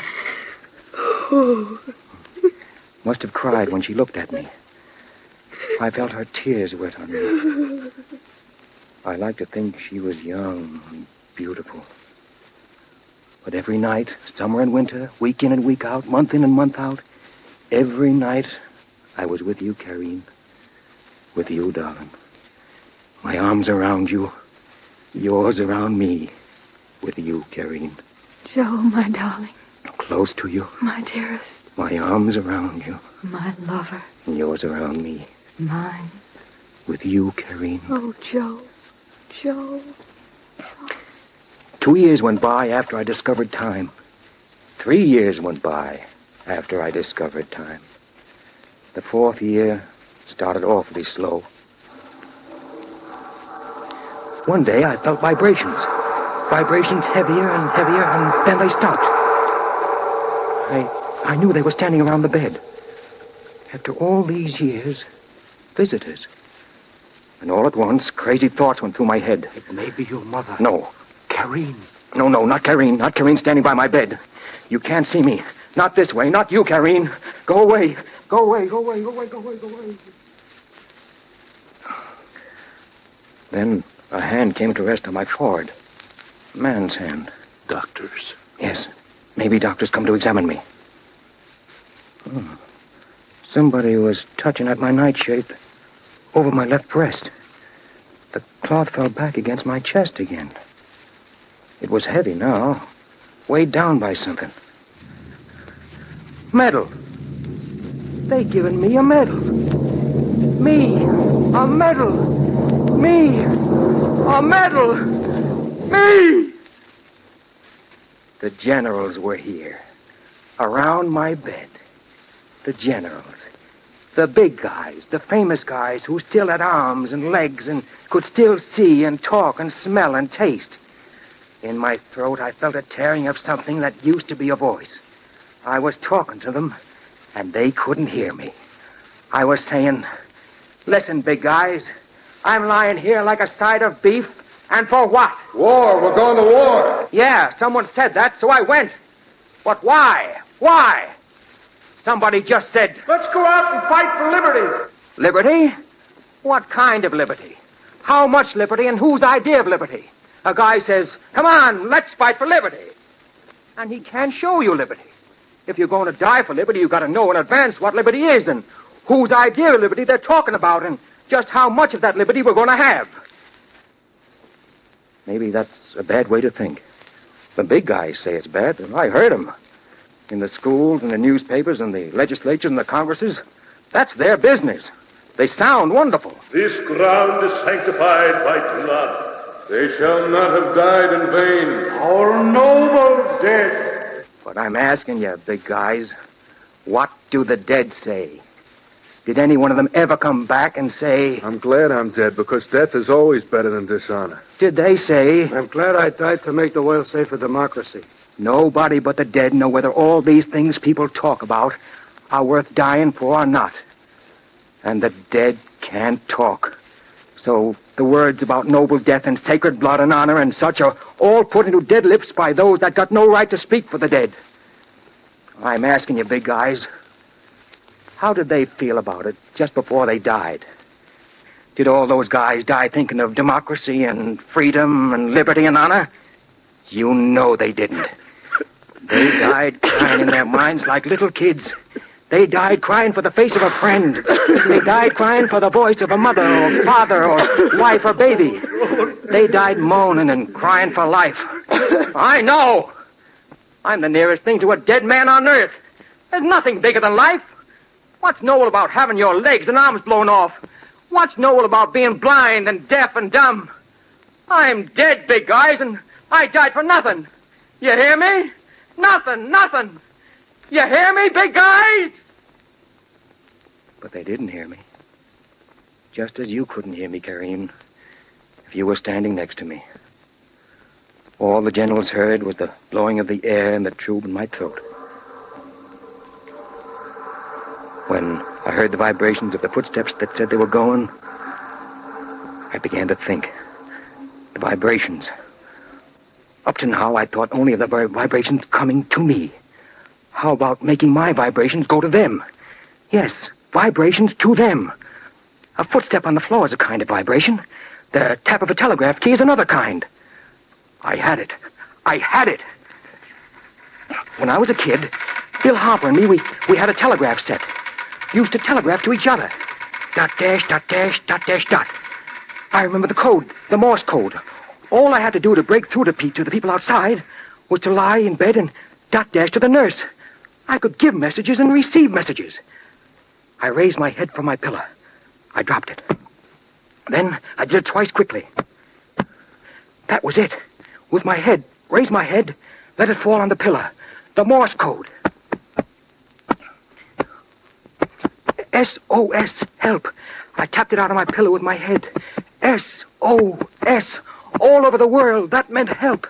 SOS. Help. Then the door of the room jarred open and the nurse's footsteps came up to the bed. SOS.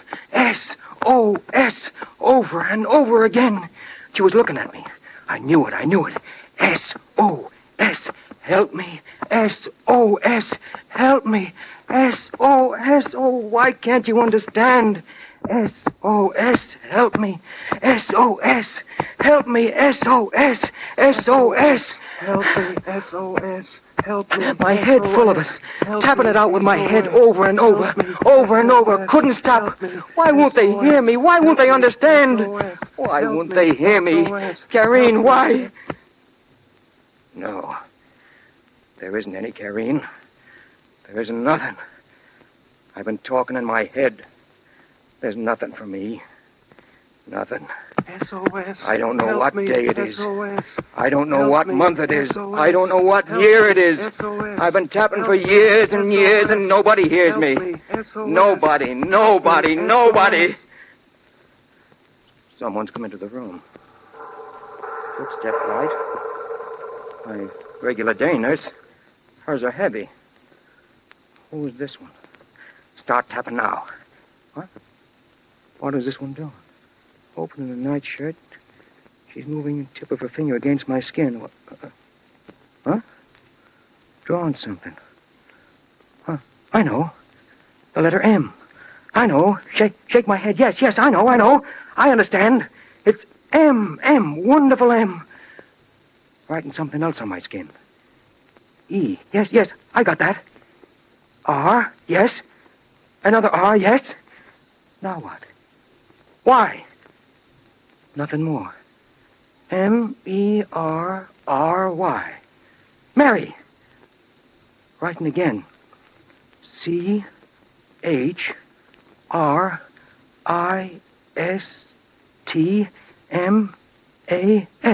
Merry Christmas. Merry Christmas. Merry Christmas. Merry Christmas. Merry Christmas. Yes, nurse, I understand. Nodding my head to tell you I understand. I can't say it so you can hear me, but in my heart I'm saying it. Merry Christmas, nurse. God bless you.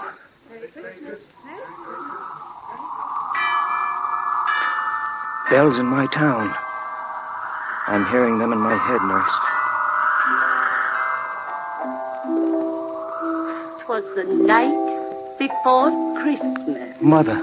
And all through the house, not a creature was stirring, not even a mouse. Mother, I hear you. The stockings were hung by the chimney with care, in a hope that St. Nicholas soon would be there. Every Christmas Eve, I remember. He sprang to his sleigh, to his team gave a whistle, and away they all flew like down from a thistle. But I heard him exclaim ere he drove out of sight, Merry Christmas to all, and to all a good night. Merry Christmas, Mother. Merry Christmas, Mother. Nurse. New nurse. Smart nurse.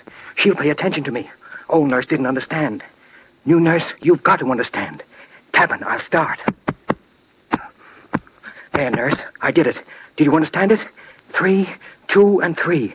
S-O-S. Did you understand it? I'll do it again. Morse code. You understand? Morse code. Watch, nurse, watch. If I had a tongue, if I had a mouth, I'd yell it at you. I'd scream it at you. But I have nothing but the tapping of my head, so watch, nurse, watch. If you turn and walk out of the room and never come back, you'll be carrying my life with you. You're life and death to me, nurse. Look, I'll tap it again. See? S-O-S. Help me. S-O-S. Oh, I'll do it again. I'm praying now, nurse. Me, just an ordinary guy, I'm praying. Oh, please, God, make her understand what I'm trying to tell her. Please, God, make her understand. I know you're a busy guy. I know there are millions of people praying to you every minute. I know all these things, God, and I don't blame you for getting behind in your orders. Nobody's perfect, but what I want is such a little thing. All I want you to do is to take a tiny little idea that's in my mind and put it in her mind 2, maybe 3 feet away. That's all I want, God. Just a little idea that's in my mind and put it in her mind. It's such a little thing, God. Such a little thing. She's going away. She's gone out of the room. No, can't be true. Can't shove me down under the ground again, bury me deep again. No, I won't believe it, I won't. I won't start crying now. She'll come back. She's my life. She's my chance at life. She will come back. She will. Door. She's back. Brought someone with her. Man's finger on my head. What? Finger tapping on my head. Tapping out W. H. Tapping out the code on my head. A. T. W. H. A. T. What? D. O. Y. O. U. Y. O. U. U. W. A. N. T. W. A. N. T. What do you want? What do I want? What do I want? What do I want? I want to get out. Let me out, that's all I want.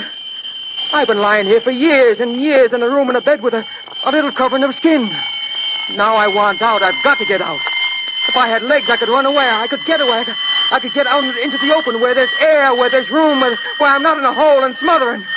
Inside me, I scream and howl and push and fight for room and air for escape from the smothering, from the loneliness. So, let me out of here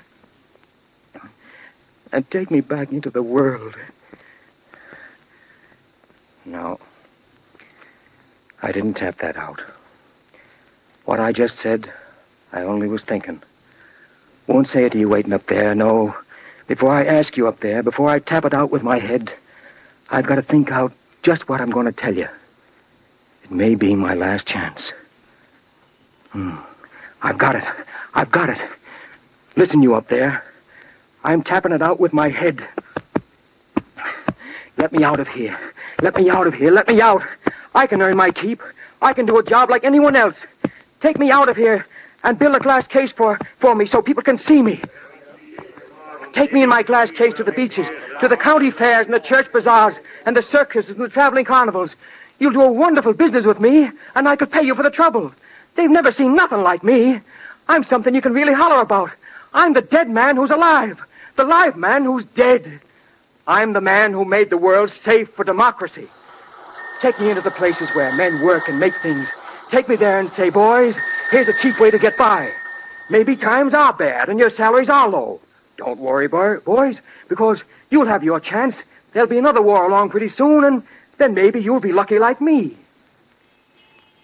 Take me into the schoolhouses, all the schoolhouses in the world. They'll scream at first and have nightmares at night, but they'll get used to it because they've got to get used to it.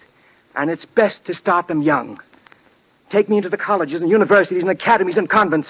Call the girls together, all the healthy, beautiful young girls.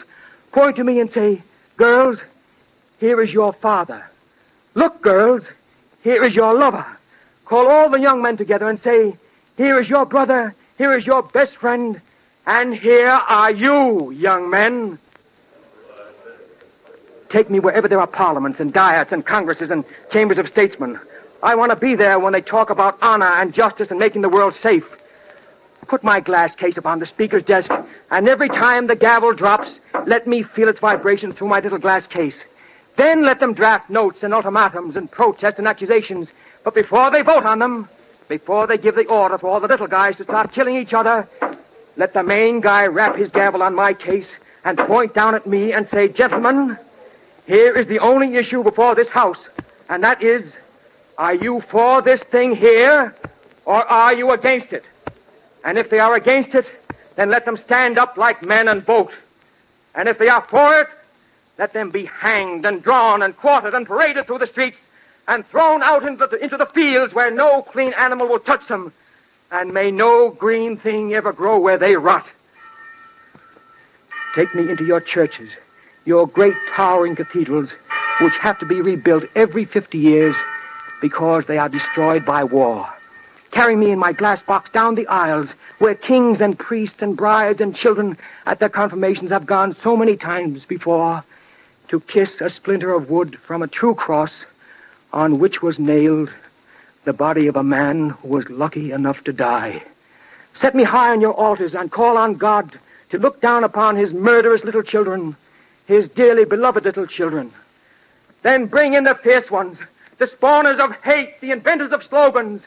Bring them in and make them look at me, and then dare them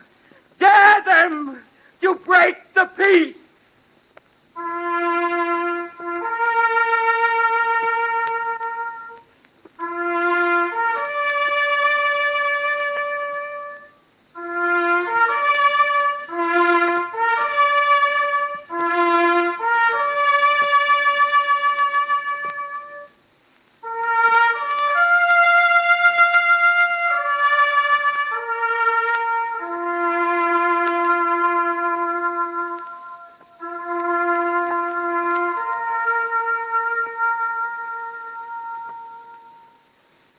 Ladies and gentlemen, tonight we have brought you James Cagney playing the leading role in Dalton Trumbo's memorable novel of the year, Johnny Got His Gun. The book was dramatized for radio by Arch Oboler. The musical score was written, conducted by Gordon Jenkins. Mr. Cagney can now be seen in the Warner Brothers picture, The Fighting 69th, and in the forthcoming production, Torrid Zone. In preparation is City of Conquest. The book, Johnny Got His Gun, is the prize-winning novel by Dalton Trumbo. All of us want to thank Mr. Cagney and Mr. Trumbo for their great contribution to this program. Next week, it is our pleasure to present an actor known and respected by all of us, Mr. Ronald Colman, in an unusual play, The Most Dangerous Game. Next week, then, Mr. Ronald Colman. Arch Oboler's plays are a presentation of the National Broadcasting Company. Tonight's play came to you from Hollywood's Radio City. This is the National Broadcasting Company.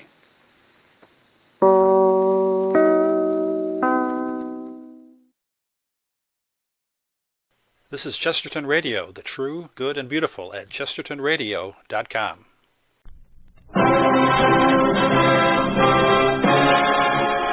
If freedom fails.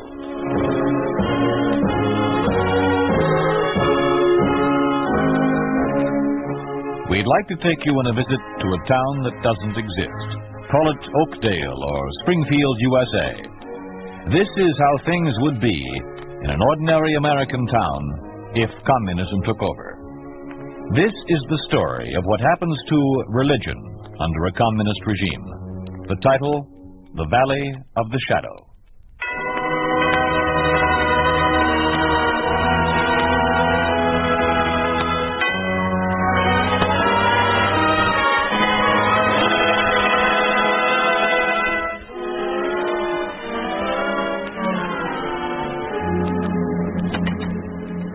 The alley's clear, children.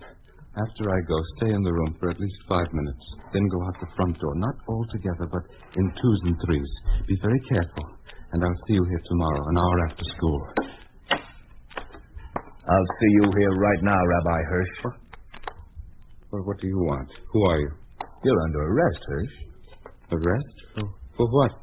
Teaching kids religion. You've cut the wrong man, comrade. My name's Jack Crandall. I know next to nothing about religion. Save your breath. Your room's been wired for weeks. If you think I'm Hirsch, go ahead. Take me in. You'll find I'm a school teacher. You belong to Jameson's underground. You've broken all the anti-religious laws in the book. Jameson? Underground? I'm afraid I don't understand. You will. But I've never heard of Jameson. All right. Have it your own way. If you want to be a martyr, we'll try to accommodate you. I don't know what you're talking about. You will. When the boys down at headquarters start working you over.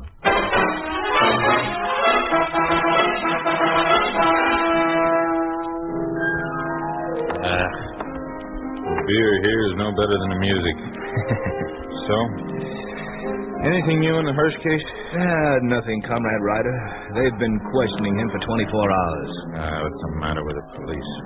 They gone soft on us? Comrade, Hirsch is a very stubborn man. The toughest since Bishop Maston. But he'll crack sooner or later. Well, it better be sooner. Jeffries has been on me all day long. If we don't get a lead on Jameson soon, we're in for it. Huh? And I figured we were doing a good job rounding up these Parsons. It just goes to show you can't please everybody. Yeah. Well, you may as well have the whole picture, comrade.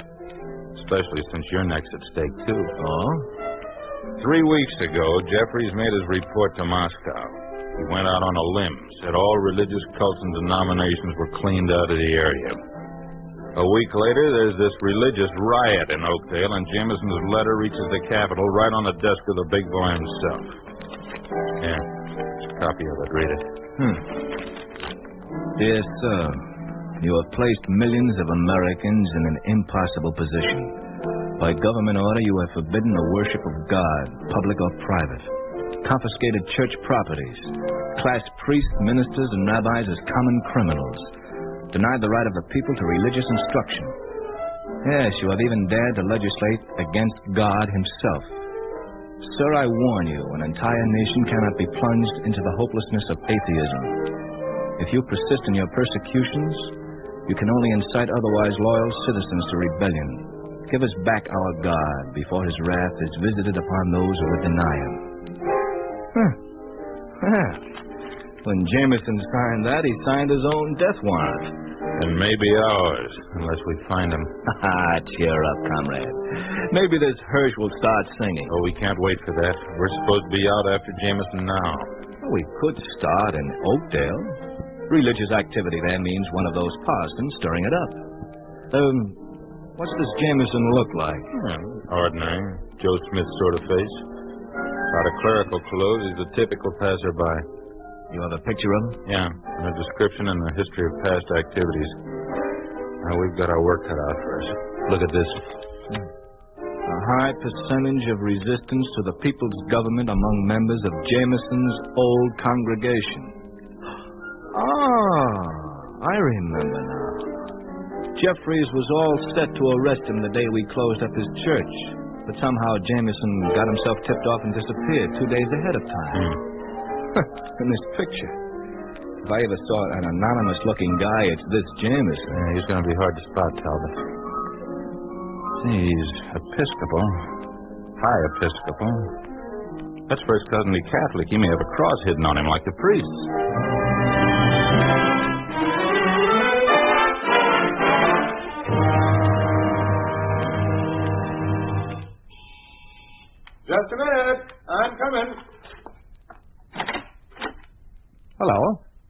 can I do for you?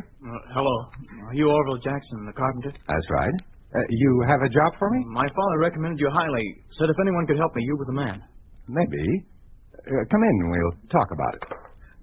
My father sent you these apples from the farm. Well, that's thoughtful of him. Put them on the table.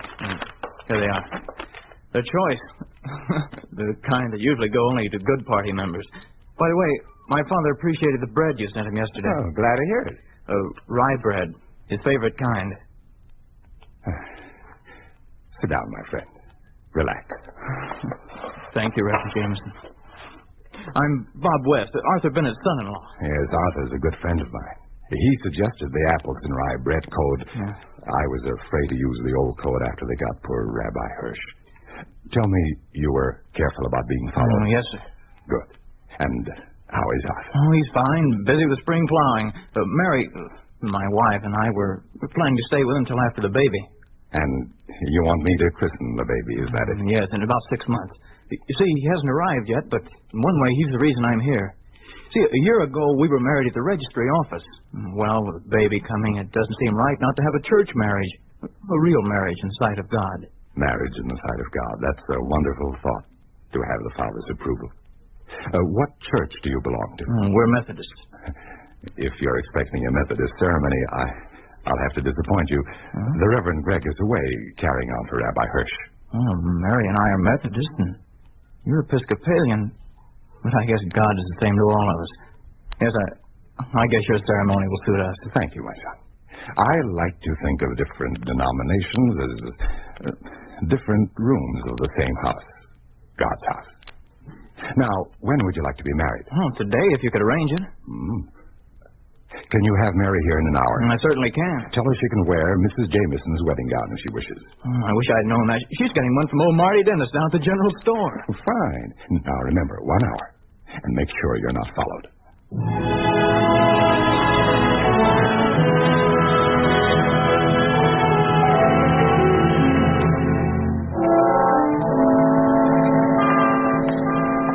So far, so good, Comrade Ryder. Commissar Dawson's a very nice guy. What do you mean, so far, so good? Dawson doesn't know any more than we do about Jameson, and the news from Springfield's all bad. Fool Hirsch, why doesn't he talk? Man, you gotta give him credit. He's taken everything they could throw at him for 4 days. Talbot, it's dangerous to express admiration for an enemy of the state. Oh, no, I didn't mean it that way, Comrade, and you know it. What's the matter with you, anyhow? I'm thinking of my own neck, and it worries me.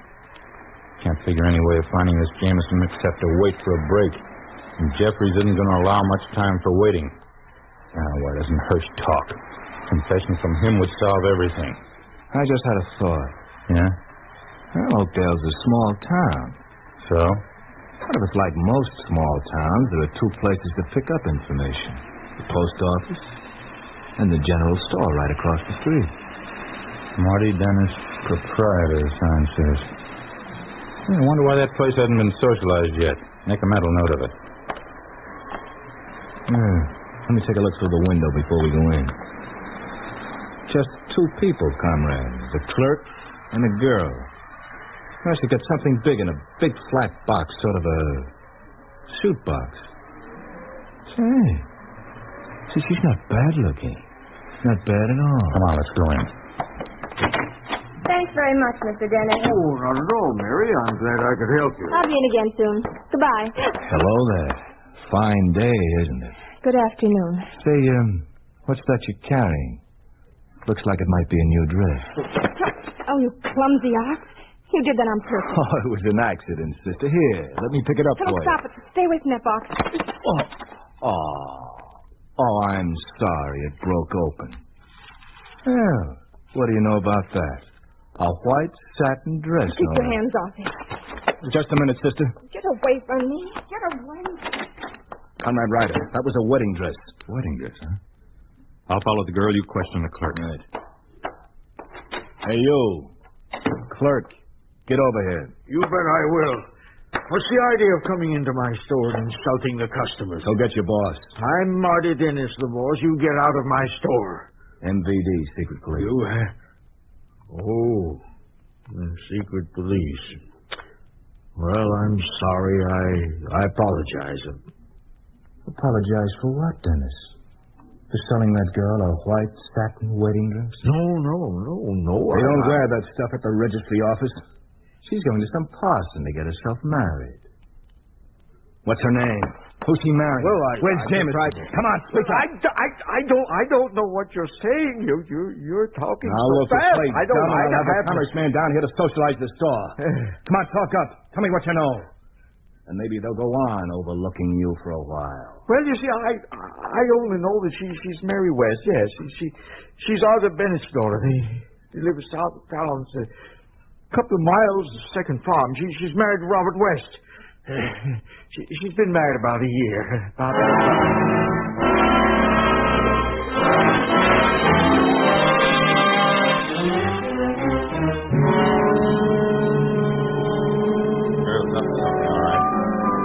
Met a man near the post office. I followed him to this little house around the corner. A man about 50 let him in. Oh? He looked like Jameson? Maybe not. Another one of those Joe Smith faces. I gave him a few minutes to set up the marriage inside, and then I went in through a window. Nobody there. He must have spotted me and gone out the back. What'd you dig out of that storekeeper? No, her name's West. She lives a couple of miles out of town with her old man, a farmer named Bennett. Dennis said she was married, but I think he's lying. What would a married woman want with a wedding dress? We'll take one of Commissar Dawson's cars and pay Farmer Bennett a little visit.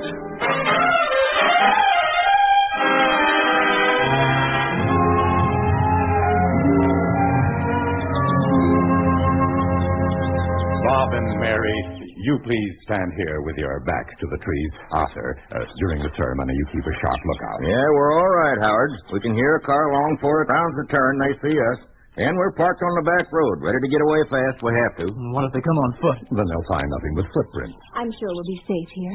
This place has a safe feeling about it. Now, if you will stand here, Bob, and you, Mary, to the left. Now, fine. That's right, Arthur. Slightly behind Mary. And now, if we'll all just glance up at the sky a moment, drink in some of the loveliness of this place, realize that the Father is with us, giving us the strength to withstand whatever the future may hold. Thank you. Now we'll begin. Dearly beloved, we are gathered here in the sight of God and in the face of this company to join together this man and this woman in holy matrimony, which is an honorable estate instituted of God, signifying unto us the mystical union that is betwixt Christ and his church, which holy estate Christ adorned and beautified with his presence, and first miracle that he wrought.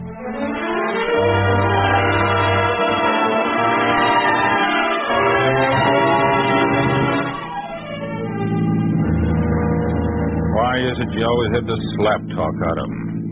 That old man lives on Bennett's farm. We caught him working in the barn, and yet he pretends he doesn't know a thing about Bennett or his daughter.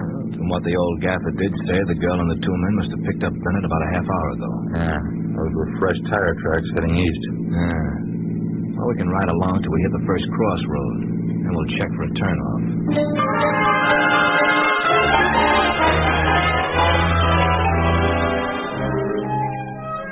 Those whom God has joined together, let no man put asunder. For as much as Robert and Mary have consented together in holy wedlock... excuse me, Howard. I hear her. Yes, I hear it too. I'm almost through. When I say amen, we'll run for the car, and I'll say the final prayer as we go. Now, Robert and Mary have pledged their troth, each to the other, and have declared the same by giving and receiving a ring and by joining hands. Read it up, Howard. I pronounce that they are man and wife in the name of the Father and of the Son and of the Holy Ghost. Amen. Come on, through the trees. This way, Mary. Watch those rocks. Hurry.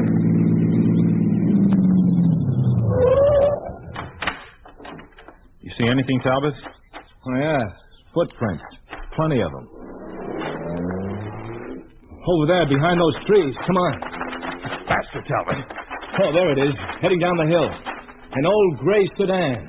Now we'll never catch him.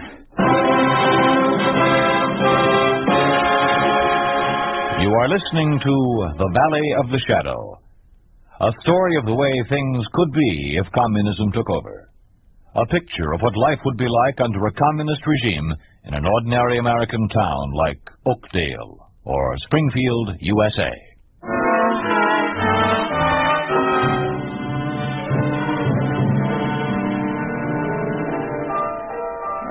wonder if this Dawson ever has any good news. What a dirty break, Hirsch dying on us. Died without saying a thing, the fool. I told him to turn state's evidence, but you can't talk sense into those religious crackpots. Something about religion knocks them clear off the beam. You know what Lenin called it, the opium of the people. When we got onto that wedding dress business, I figured we were going places. I still think so. If you'd only let me work these people over a little. Get it through your head we don't dare make a mistake. Suppose I let you beat them into talking. They'll say anything they think we want to hear just to stop the pain. No, comrade. Jeffries wants Jameson, no one else. But he fits the description. And so do half a dozen others in this town. All we can do is keep watching him. Maybe we'll be luckier next time. Comrade, how about using a little fear psychology? Let him know that he's being shadowed every minute. Talbot, I think I've got it. Suppose we pretend Hirsch confessed, identified him as Jameson. It might work.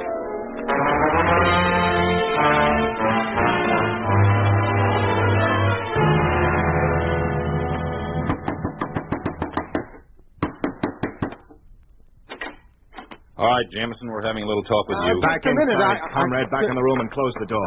Not wasting any time, Jameson. Hirsch, talk. Yeah, spilled everything like a broken jug. Comrades, I don't understand any of this, except you're mistaking me for Want me someone to else. search him, Comrade Ryder? Yeah. Arms over your head, Jameson. I said arms over your head. See if there's a cross on him, Talbot. Not around his neck, at least. Nothing on him, comrade. Hey, what's this? Let me get it for you. Oh, it's nothing but one of those folding rulers. Yes, I use it in my trade. I'm a carpenter. My name is Orville Jackson. May I put my arms down now? Go ahead. Jameson, lying will make your position more difficult. The state isn't unfair. Honest confession of your guilt will operate in your favor. But, comrade, I'm not the man you want, and I haven't broken any laws. Look, here's proof. This is my identity credential with my photograph. It could be a carpenter's face.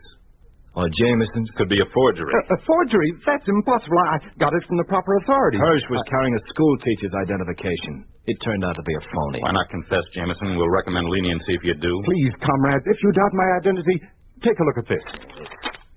A work permit. It could be forged, too. Commissar Dawson didn't question it. He approved the renewal only last month. That's his signature at the bottom. Comrades, ask anyone in Oakdale about Orville Jackson. They'll tell you I'm a conscientious workman who minds his own business. They'll tell you I'm not concerned with politics or religion. You deny you're Jameson? You never heard of Rabbi Leo Hirsch? Believe me, I'm willing to do anything I can to clear this up. All I ask is don't arrest me without checking my statements first. You see, if it were known I was under suspicion, well, nobody would hire me. I'm a poor man. I need all the work I can find. You're going to have to give us more proof than a couple of papers that could be fakes. Comrade, you look like just men. I'm sure you wouldn't intentionally arrest the wrong person. You're after somebody named Jameson. Jackson, the carpenter, isn't going to do you any good. Now, please, go to Commissar Dawson. Ask him about me. I'll leave my fate in his hands. All right, we'll talk to the commissar. But you'll stay under house arrest, Jackson. Don't try to leave. Oh, I expected a call for work. I need the job. I have very little money. You'll have to turn it down. Perhaps if I go with you to Commissar Dawson, perhaps we can settle this more quickly. You'll stay here till you're cleared, or we come to take you to Springfield. Come on, Comrade Talbot. All right, Talbot. You called a halt in there. Why? Because now we got him bracketed for fair. Jackson, or Jameson, if he leaves the house, he's breaking arrest. And we can haul him in. Not even Jeffries can say we arrested an innocent man. But we still have to make sure he's Jameson, or it's on next. We will. All we have to do is watch the house.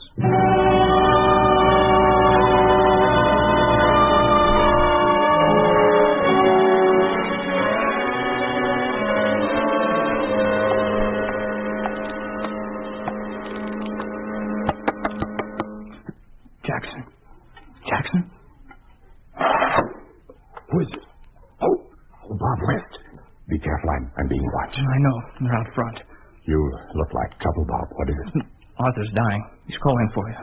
What happened to him? The tractor broke down while he was plowing. He went around the front to fix it, and the thing rolled over on him. What does the doctor say? All he could do was leave some morphine to make it as easy as possible. You'll come? I know it's risky. I'm ready to go now. Car's on the next street behind the house. If we can cross the yard and climb the fence without making any noise. Yes. Give me a hand through that window. We're lucky it's grass most of the way to the fence. Wait. I hear something. Hold it. They're making another circle of the house on the concrete for the benefit of my nerves. Careful. Watch those trash cans. Okay. Over the fence. No time. Over there behind the garage till they pass. Yes. Come on, let's run. Stay quiet. Behind here. Stay where you are! Come on, somebody's in the back! Hold it, Ryder. We better split up. You go around this side of the garage, and I'll take that side. Yes. Make a break for the fence. Now. Stop! Stop! Grab him, comrade! There's a car, over there. That's where they're heading. Watch that patch of light right under the street lamp. Yeah. Hey, that's Jameson. Oh, that car. It's the same old gray job we saw out near Bennett's place the other day. We're going to the Bennett farm, comrade, not hurrying too much either. Let them think they made a clean getaway.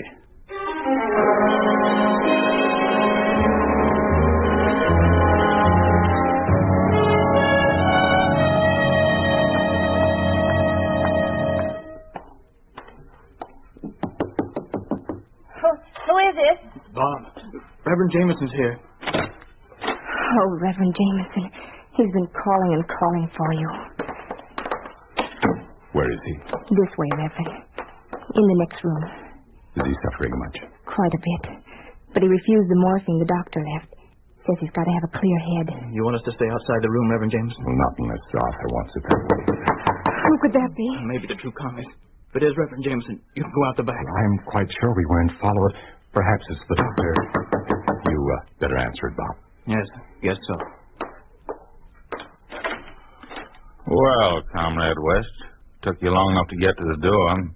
What's going on here? Please, if you could come back in the morning, We're looking for a man who just violated a house arrest. We happen to know he's here.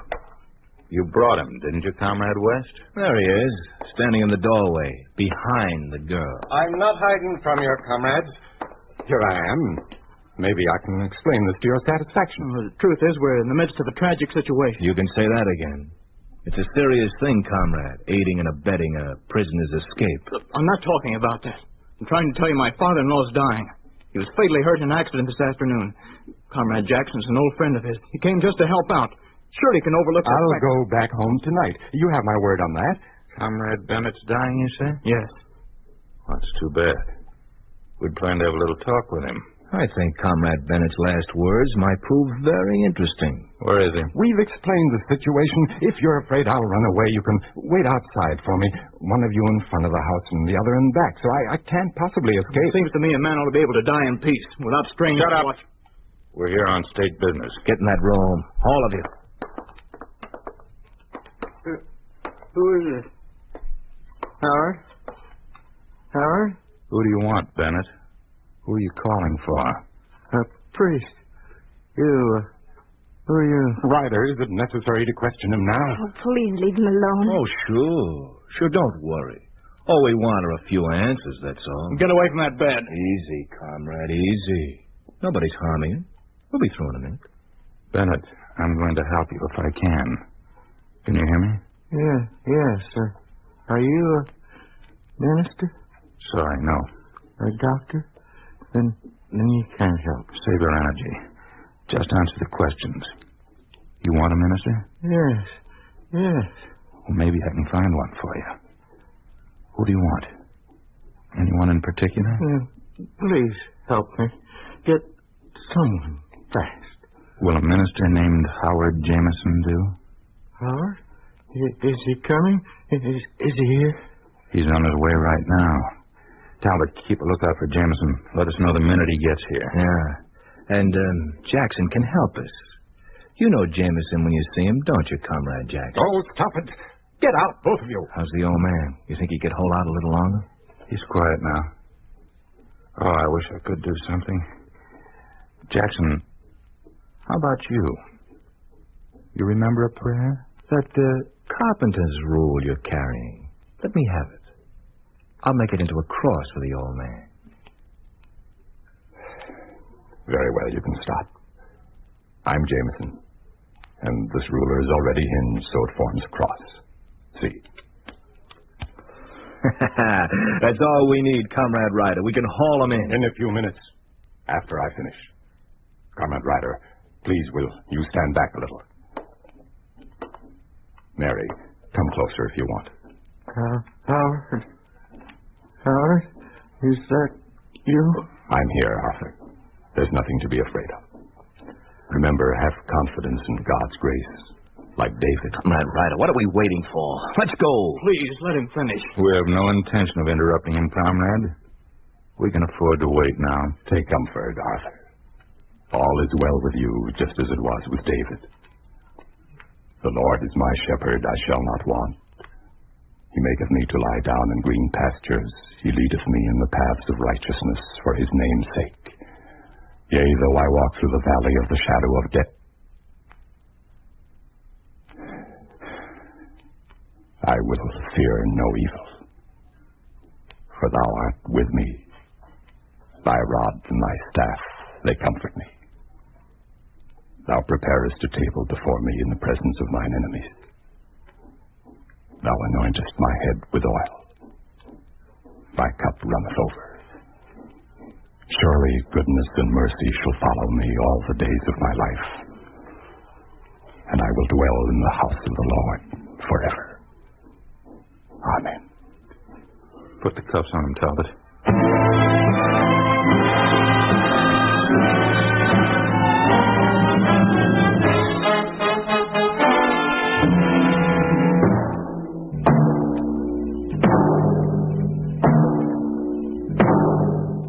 You have just heard a story of what happens to religion under a communist regime. You think this could not happen? It did happen in Soviet Russia. It did happen to the Bishop of Stalingrad for the crime of teaching religion to Russians. It did happen to thousands of Russian clergymen of all faiths. It did happen to Nikolai Naumov, Yanko Ivanov, Vasil Shyapkov, and other Protestant leaders in the communist-dominated state of Bulgaria. It is happening today in communist-dominated countries throughout the world.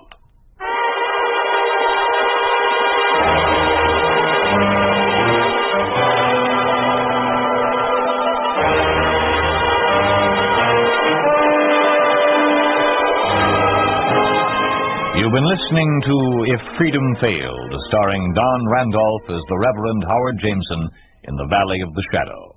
Music was composed by John Hicks, with musical direction by Michel Perrier. The Valley of the Shadow was written for If Freedom Failed by William Tunberg, produced and directed by Robert M. Young. Sergeant Lloyd Eyre speaking. This program has come to you through the worldwide facilities of the United States Armed Forces Radio and Television Service.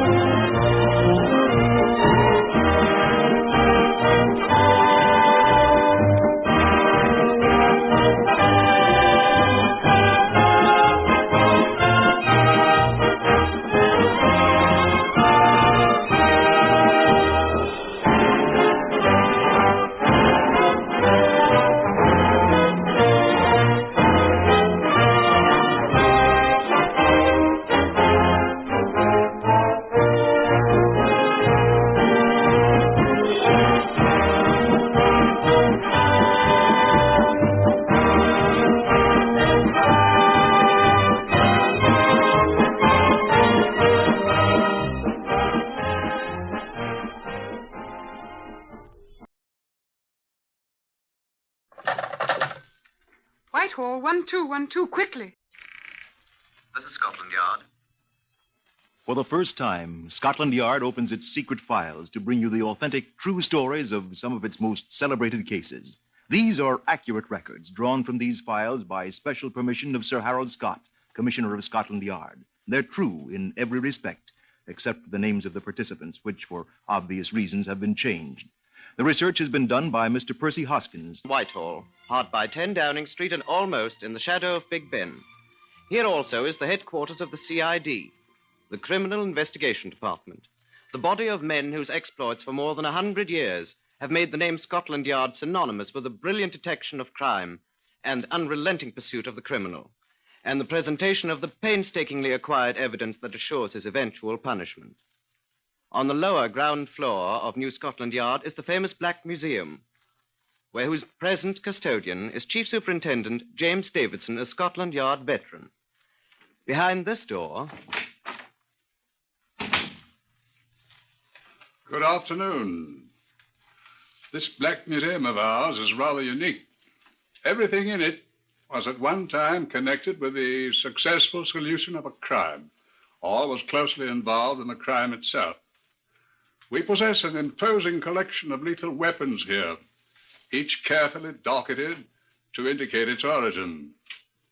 Here are half-empty bottles of almost every poison known to man, together with a statement of particulars concerning its use. Here are the blood-stained garments on which the solution of a crime of violence depended. Among the Black Museum's relics are disguises used by famous criminals, death masks of notorious men and women whose ends Scotland Yard encompassed, and a great many other more gruesome mementos of man's inhumanity to man. Among the exhibits are others seemingly incongruous objects that in their time served well in the undoing of desperate criminals. Such an exhibit is this one, the fragments of a set of teacups. This collection of shards was the first step in the solution of a frightful crime which occurred during the Blitz of July 1940. Yes, sir?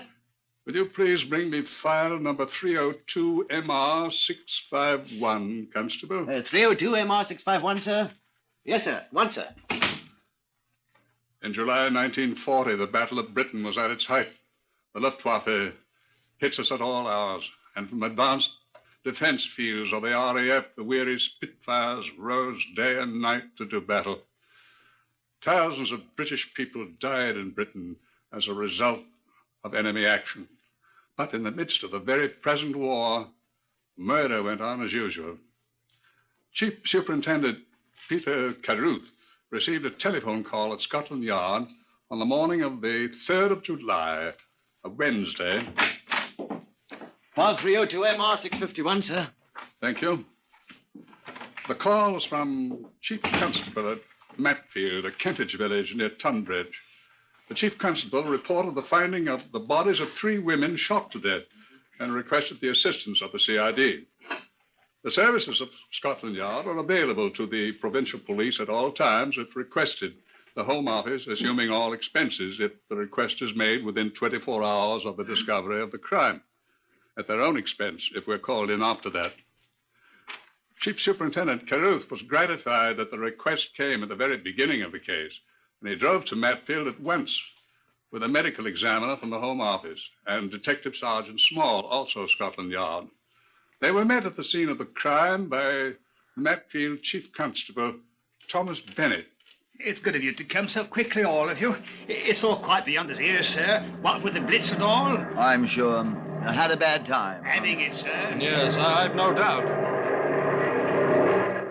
Those ours, Mr. Bennett. Spitfires. Jerry must be up again.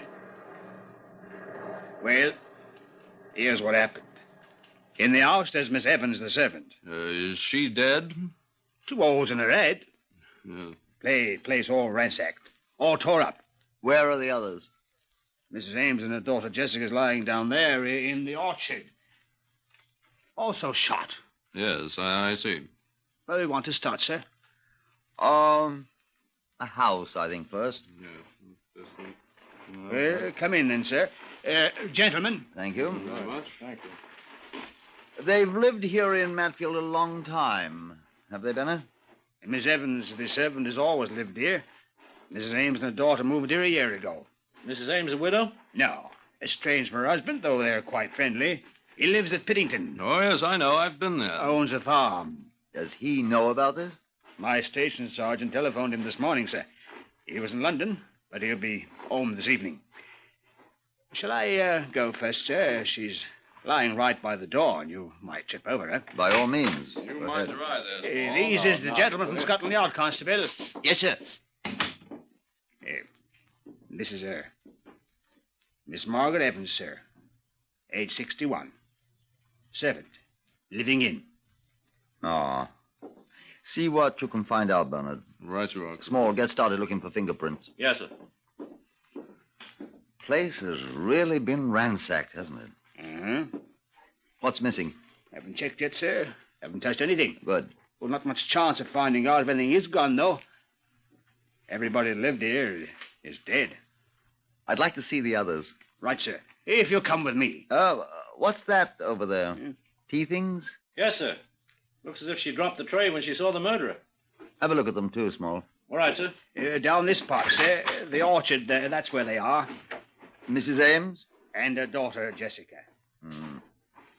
They have many visitors? Very few, sir. And the place is back from the road, isn't a bit by the roses. Hard to tell they do have. Here she is. This is the daughter, I suppose. Right, sir. Her mother's over there, off the path. Daughter was running away toward the house. Mother was facing the other way. Shot in the back, too. Aye. Found anything here in the grass? Cartridge cases, anything? No, sir. We did find this glove, though, sir. Sorry, I had it in my pocket. Almost forgot it. Oh, woman's glove. Size 6, I'd say. Hogskin. Shops sell thousands a week. Left hand. Whose is it? Isn't Mrs. Ames, sir. Too small. Or Miss Jessica's either. Too large, I'd say, wouldn't you? Yeah. Yes, I think so. Maybe the murderer, sir. We'll see. All you found? Oh, so far, sir. Where was the glove? Oh, over there, sir. I marked the spot with those 2 sticks. Alongside the mother's body? Yes, sir. Well, as soon as Bernard's examined the bodies, I think you'd better have all this grass scythed down and see if you can find anything else. Cartridge case or anything. Right, sir. Shall we walk back to the house? Yes, sir. Good hunting, lad. Beg your pardon? Talking to the fighter chap up there. Hope he shoots some Jerry's bloody ears off. He probably will. Got a son in the RAF. Flight sergeant in the Coastal Command. Good man. 19 years old. When I was 19, I was a farm man for good old Uncle Tom Cobley. I wonder if they've found anything yet in there, sir. We'll see. Oh, here's Bernard. Anything yet? Well, I want to see the other bodies first. Discovered a little so far. Where are the, Down the path back there, sir. We've touched nothing. Except this glove. Oh, is this one of theirs? Wrong size. All right. You can remove the bodies as soon as I finish, Chief Constable. Yes, sir. I'll have the van here at once. See to it, please. Yes, sir. What are you doing, Small? I'm trying to fit these cups together, sir. Well, what about fingerprints? I wanted you to... I found a good many, sir. They all check with hers. How did you know they were hers? Oh, I took hers. I wish live people's were as easy to take. No others? Well, I'm not sure yet, sir. As soon as I get the others down there, I'll make a very thorough check. These cups and saucers. She dropped them when she saw the murderer, probably. Yes, quite. But why should there be 4 cups, sir? 4? One for the mother, one for the daughter, one for the maid, for her. Miss Evans was more a companion than a servant, sir. Here in Matfield, we... Yes. And one for the murderer. Why, then, they must have known the murderer. People don't usually offer a cup of tea to a perfect stranger. You could make up a list of their friends, Chief Constable, They and had then... very few friends, sir. Kind of standoffish like they was, and the parson, the grocer, postmistress, not any real close friends, so to speak. Make up a list and check where they all were yesterday.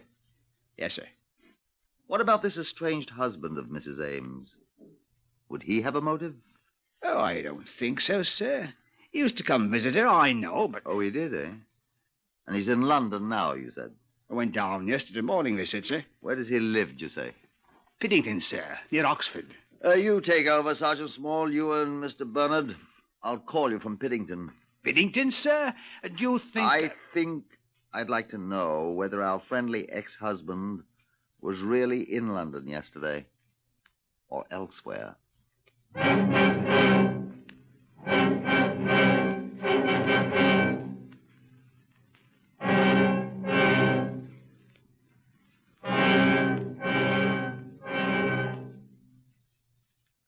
At Piddington that afternoon, 70 miles away from Matfield, Jem Davies, the man of all work, explained to Chief Superintendent Carruth that John Ames had not yet returned from London. Miss Viola Masterson, the manager of the Ames farm, however, was at home, recovering from an accident. Carruth spoke to her in her sitting room. Her left arm was in bandages, and she was obviously in slight pain. Carruth sympathized with her. I'm so sorry to disturb you, Miss Masterson. It's quite all right.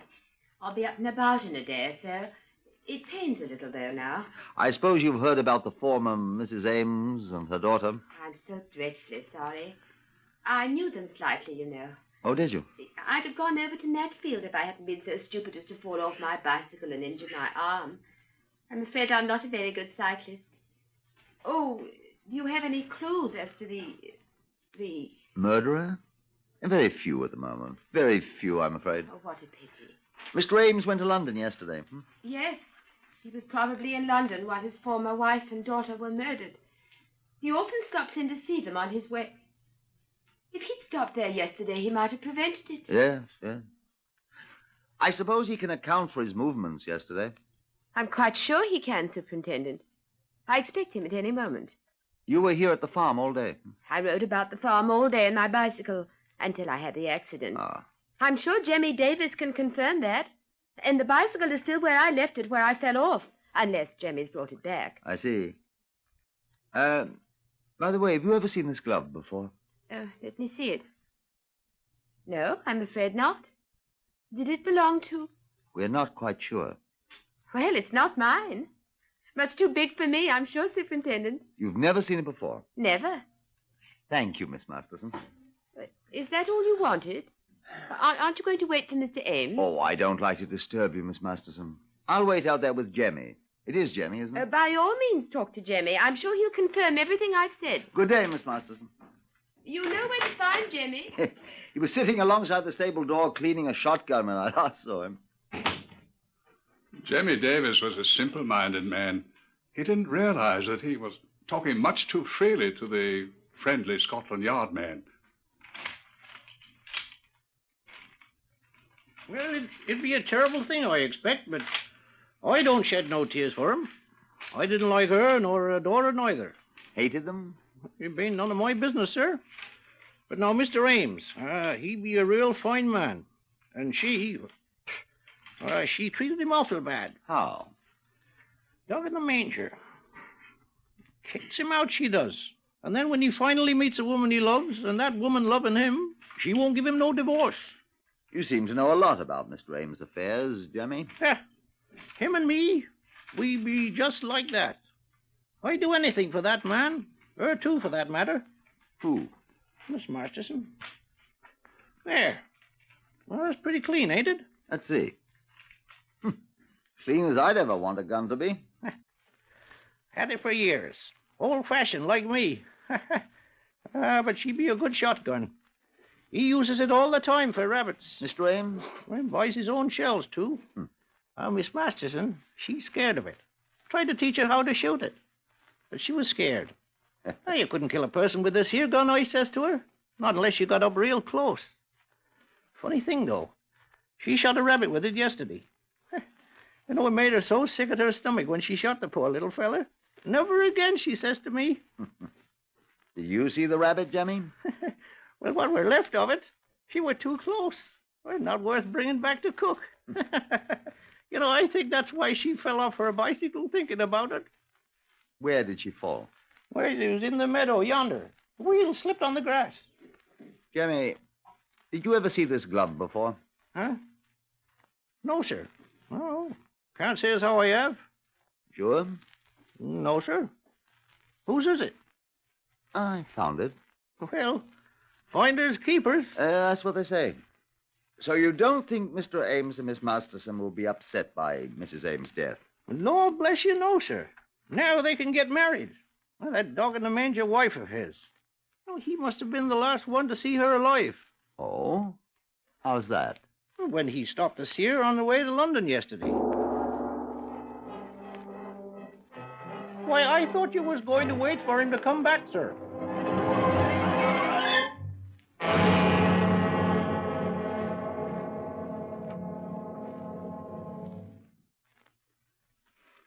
Chief Superintendent Caruth hurried to the local police station, where he put through a trunk telephone call to Matfield.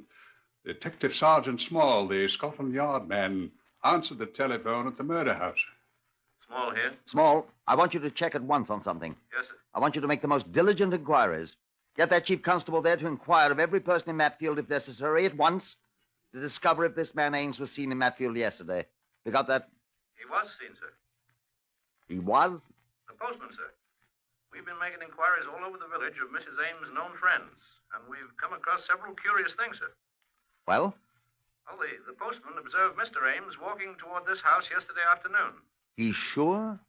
Positively identified him, sir. Known him for years. Spoke to him, called him by name, and Ames replied. What else? He was carrying a shotgun, sir. Oh. I discovered here that he intended to visit them. But the gun... Well, looks as if he's our man, doesn't it? What else did you discover? Well, there's a bicycle belonging to Mrs. Ames is missing. Oh? And the porter at the railway station reports a strange woman carrying a parcel arrived in town yesterday, but so far we have been unable to trace her. Now, the local police have picked up a deserter from an army camp near here. He's being questioned now. Then a lorry driver for the gas company at Oxford reports picking up a woman on the highway near here yesterday afternoon. She was wearing one glove. Oh? Now, he thinks her bare hand was scratched and bleeding. Yes? She explained she'd fallen off her bicycle and was trying to catch a train. He took her to the railway station. And then... Well, what did you say, sir? I didn't say anything. Oh, I was speaking to Dr. Bernard, sir. I'll put him on. He wants to speak to you. Thank you. You there, Caruth? Yes, Bernard. I've discovered why you didn't find any spent cartridges, Superintendent. Yes? The women were killed with a shotgun, probably a .410 shotgun. Yes, I know. The murderer had to pick the discharged shells out of the breech of the gun by hand. Yes, but... Probably carried them away and disposed of them elsewhere. Did you recover any of the shot from the bodies? Yes, quite small pellets. Bird shot. Mark it in evidence and hold it for me. I think those little lead pellets are going to hang someone, Bernard.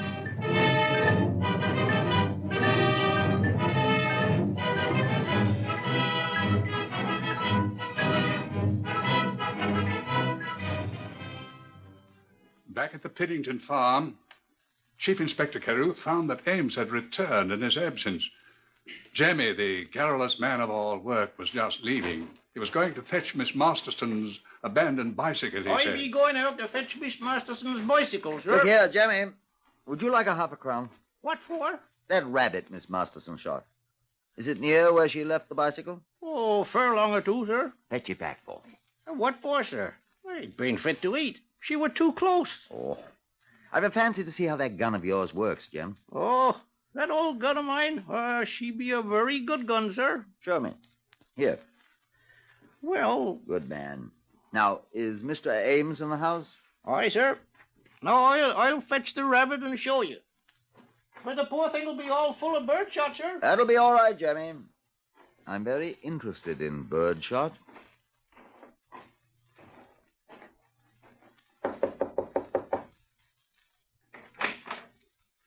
Yes? I'm Chief Superintendent Caruth of Scotland Yard. You're John Ames, hmm? Yes. Now, you're the gentleman who was here this afternoon. Yes. May I come in? Do.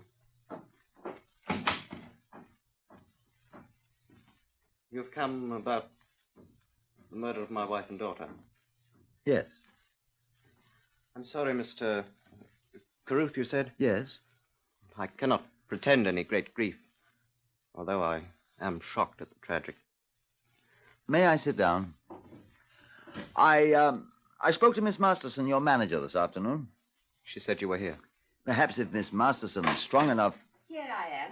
Oh, sit down, my dear. Please, sit down. Don't hurt my hand, John. I'm all right. Well, sir? Am I correct in assuming that with the death of Mr. Ames' strange wife, you and he... We can be married, yes. Mr. Ames? That is true. My wife has consistently refused to give me a divorce. Although we were on fairly good terms. She and I weren't. I'm glad she's dead. Violet, And yes. that horrid daughter of hers, too. Now we're rid of them once and for all. Violet. Do you share Miss Masterson's views, Mr. Ames? I'm afraid. Perhaps he's not as ferocious as I am, but he shares my views all right. Don't you, John? Yes. And what were you doing with a shotgun on the way to her home yesterday, Mr. Ames? John, you didn't. You didn't. Mr. Ames. You didn't tell me. Oh, John. John, now you've spoiled everything. Your wife and your daughter were murdered with a shotgun, Mr. Ames. I didn't do He it. didn't, I say. What gauge is your shotgun, Mr. Ames? This is absurd, Mr. Yes, of course it's Why do you think it's absurd? My dear sir, my gun, which incidentally is an American-made Remington over and under 12 gauge, has been broken for 4 weeks. You see? Broken? The sear spring is broken. It's quite impossible to fire the gun. You can examine the gun at your leisure at Henry McGovern's The Gunsmiths on High Holborn in London, where I took it yesterday. We'll check that. Why did you visit your wife yesterday, carrying your broken gun? I dropped off in Matfield on my way to London to have the gun repaired. I begged her again to give me a divorce. She refused? She refused again. For the last time. And we're going to be married now at last. Don't expect us to weep for her. Whoever killed her should be given a medal. Violet. Oh, stop it. You're just as glad as I am. Aren't you? Excuse me. The telephone. Yes? Yes, he's here. One moment. It's for you, Mr. Carew. Thank you.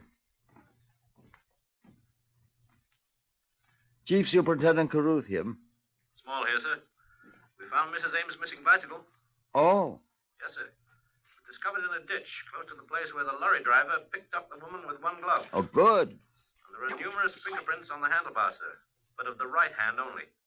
Most interesting. And the strange woman whom the railway reporter observed was carrying a parcel, you remember? Yes, of course.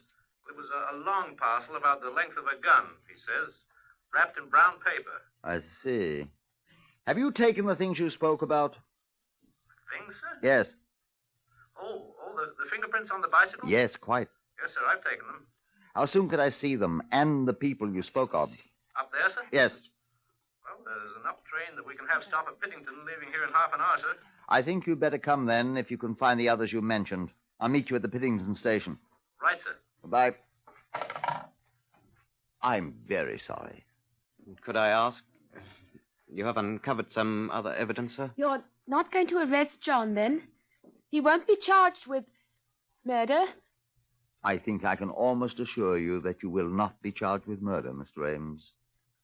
I'm sorry, I must go and meet my colleagues. This is quite important.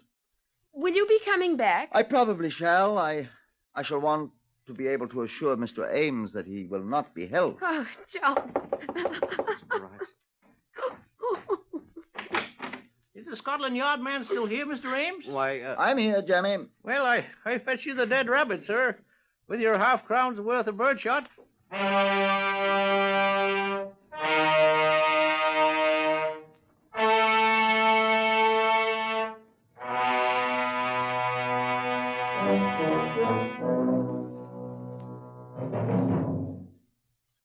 They met him at the railway station 2 hours later. Detective Sergeant Small, Chief Constable Bennett, the lorry driver who had picked up the woman with the bloody hand and the one glove, and the railway porter who had observed the woman carrying the brown paper parcel the size of a gun. Leaving Chief Constable Bennett at the station to make a telephone call, the party proceeded to the Ames farm.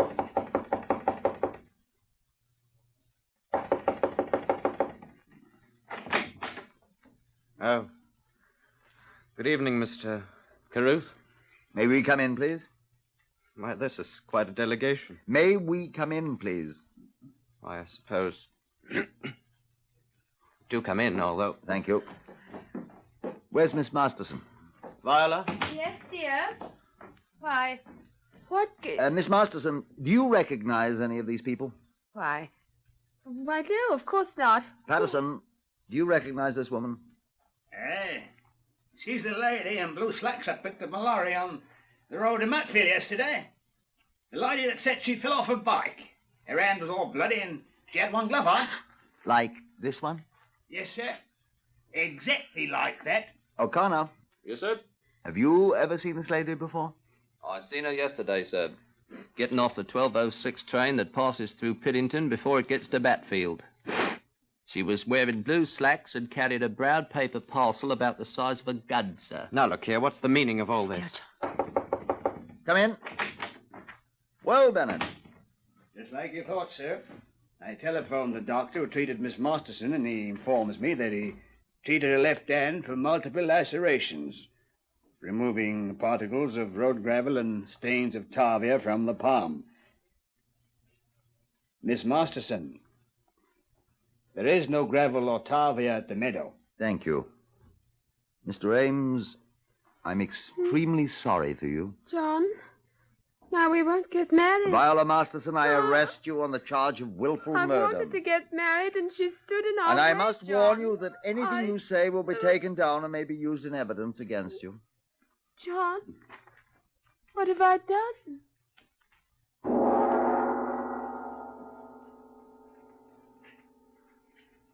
The evidence adduced by Chief Superintendent Carruth, the identifications by the lorry driver and the railway porter, the shotgun pellets which proved identical with those Miss Masterson had fired into the unfortunate rabbit, the glove which was identified as hers by the store which had sold it to her, the gravel from the road in her wounded hand, and the motive, which was all too plain, proved sufficient evidence to convict Viola Masterson of the murders of Mrs. Ames and her daughter, and of the servant, Margaret Evans, who provided the first clue, the fourth cup.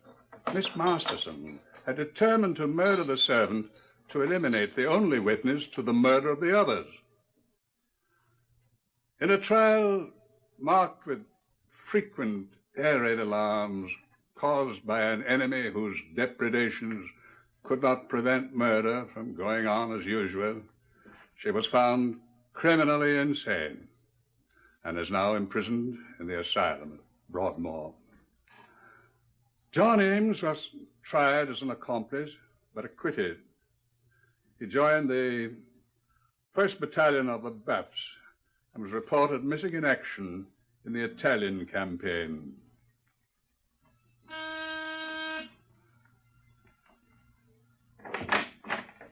Constable, you may turn the file 302 MR651, the Blitz murder case, to the records room.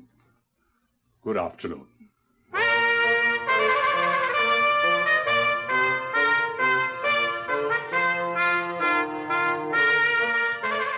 You've just heard the first case in the series Whitehall 1212, drawn from the official files of Scotland Yard by permission of Commissioner Sir Harold Scott. All names were changed in this story for obvious reasons, but everything else is true. It occurred.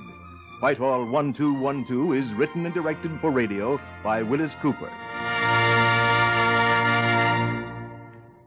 Next, listen for Tales of the Texas Rangers on NBC.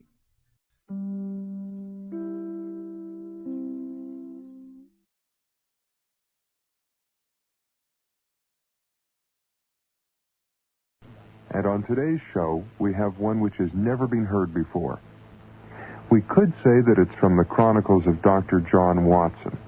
But to be totally truthful, we have to tell you that it was actually ghostwritten for Watson by the talented Vancouver writer Lawrence Goff. It's called The Adventure of the Left-Handed Corpse, and it was produced in Vancouver by Robert Chesterton. We'll now take you to Baker Street in late 19th century London. Dr. Watson is returning home.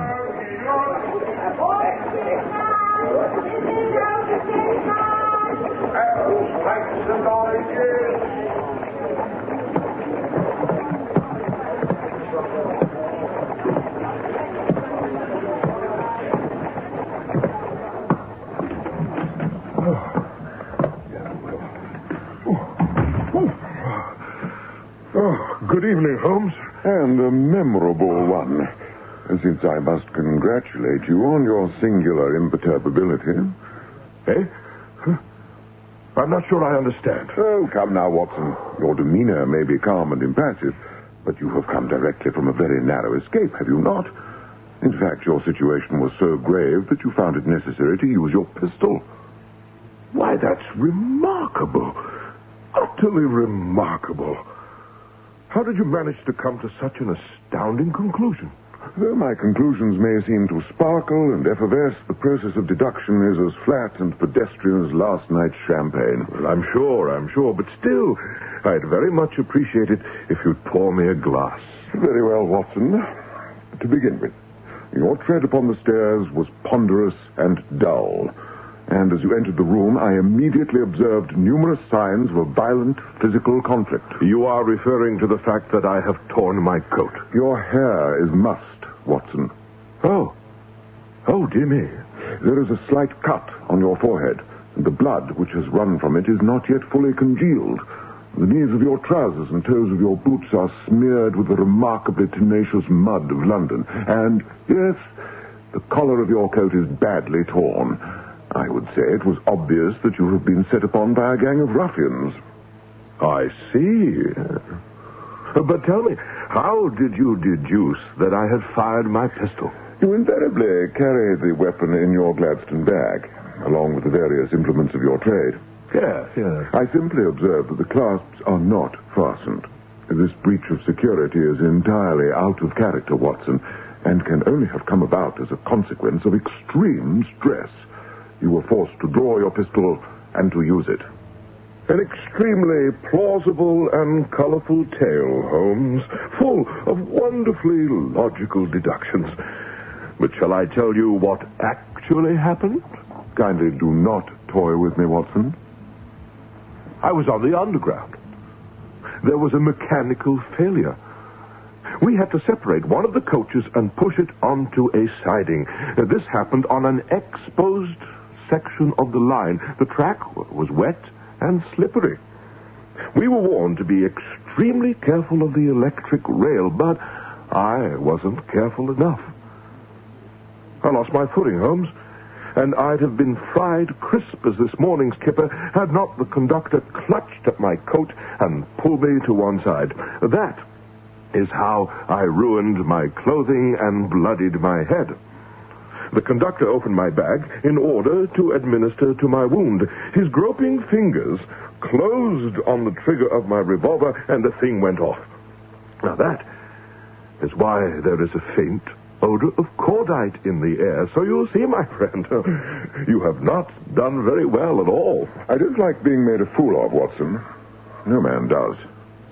I haven't made you a fool. All I've done is kept an accurate record of the transition. What do you mean by that remark? I'm talking about your increasing dependence on that hideous drug. Cocaine, Holmes. It helps me to relax. And cocaine is a dangerous drug. We live in a dangerous world. But not dangerous enough, eh? What are you getting at? I fear that danger itself has become a drug to you. And that in the absence of danger, you have languished and sought out a substitute narcotic. Well, I would rather die of an overdose of pleasure than a surfeit of boredom and ennui. Now, you listen to me, Holmes. I'm not about to stand idly by. Careful, Watson. You are my Boswell, nothing more. It is your function to stand idly by. I am a physician. Your physician, and I must warn you. Come in. I'm sorry to have to interrupt at this hour of night, Mr. Holmes, but... I quite understand, Mrs. Hudson. You have to be up at the crack of dawn, don't you? Yes. And you have a responsibility to your other equally distinguished tenants. And you have mentioned the noise on various other occasions and, well, et cetera, et cetera, et cetera. I'm sure you must think me the worst tenant in all of London. No, not at all, Mr. Holmes. Well, let me assure you that this evening's debate has ended. Dr. Watson was just about to concede defeat when you knocked. Yes, but what I've been trying to say is it isn't the noise at all. Then what in the world are you doing here? There's a young lady to see you. What does she want? I have no idea, sir, but she's extremely pale and trembling something fierce. You say she's trembling? Oh, yes, sir. Absolutely beautiful she is, and in such a torment of anguish, you've no idea. Thank you, Mrs. Hudson. You've made the situation quite clear. Shall I show her up, then? Well, of course, of course. One moment, Mrs. Hudson. What is this beautiful but tormented young creature's name? Sarah Roberts. Oh, here, she's given me her card. Thank you. Ah. What does it tell you, Holmes? That the lady comes from a good family, but is presently in financial straits and extremely distraught. Show her in, Mrs. Hudson, if you please. Right away, Mr. Holmes. And kindly do not drop by in 10 minutes with a nice hot pot of tea.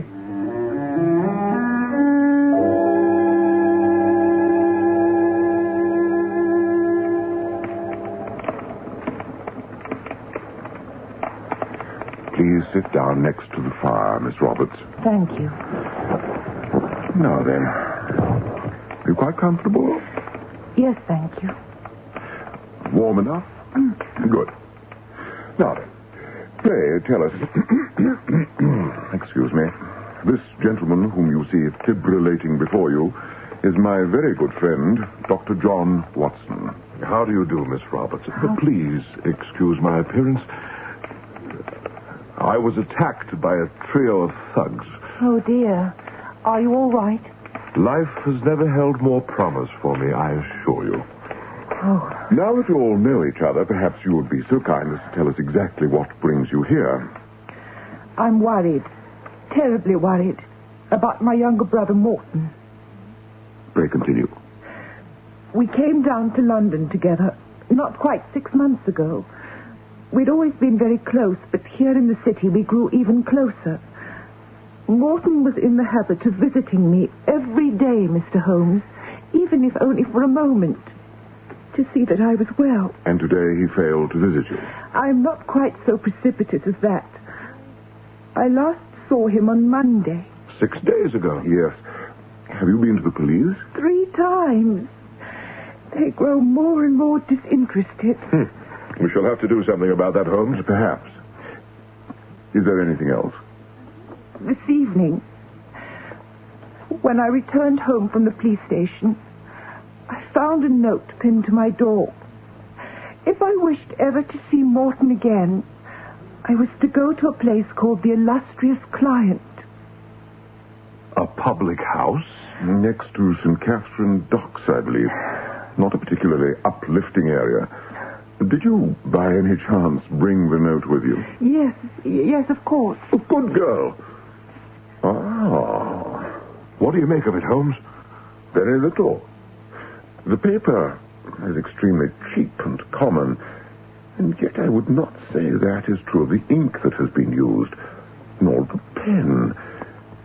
You see, Miss Roberts, the paper is hardly scored at all. This suggests free-flowing ink, and that suggests a nib of silver or gold. In any case, according to these instructions, you are expected at the Illustrious Client in less than 3/4 of an hour. I realize I've given you very little notice. I came by several times this afternoon, but apparently you weren't at home. That's not quite true, Miss Roberts, but it's true enough. I'm not sure I understand what you mean. He was present in body, but not in mind. Oh, I see. Now then, shall we proceed? Coat, revolver, spare box of cartridges. What else do I need? Not an umbrella in this fog. Well, come along, Miss Roberts. If we hurry, we should manage to arrive just in the nick of time. I'd ask you to accompany us, Watson, but I don't imagine you've had time to recover from your attack.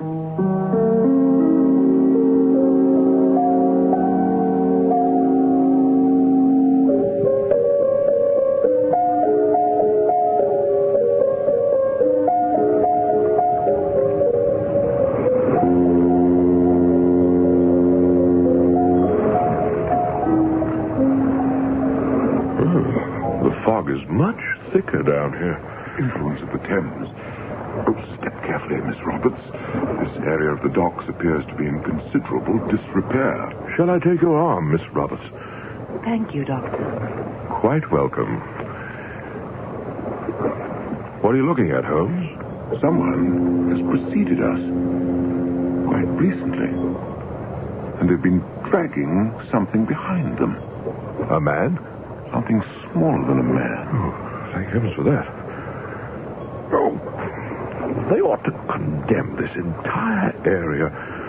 The rats hereabout are as thick as fleas and as large as West Country hounds. And would you hope to eradicate the undesirable simply by declaring the area out of bounds? Oh, now, lift your bullseye, little Watson, and take a few steps to your left. Eh? Oh, yes, all right. We should be upon the doorstep of the place by now. Yet I detect no lights, no sign of life. It's a very gloomy place. I hope that Morton is... Over here, Holmes. Stay well behind me, Miss Roberts. What have you found, Watson? Our missing public house, or at least what's left of it, burned right down to the waterline, so to speak. And not recently either. These ashes have been rained upon numerous times. Keep the lantern well to one side, please, Watson. Light the way, but not the wayfarers, if you see what I mean. Perfectly. Oh, watch out for the cluster of beams, Miss Roberts. They appear to be rather precariously arranged. Oh, my God. What is it? Miss Roberts, please, I implore you, don't come any nearer. My poor Morton. What have they done to... Oh. I've got her. So you have. You're not in the middle of a scrum, Watson, and there's no need to grip the young lady as ferociously as if someone had just passed you on your opponent's 25-yard line.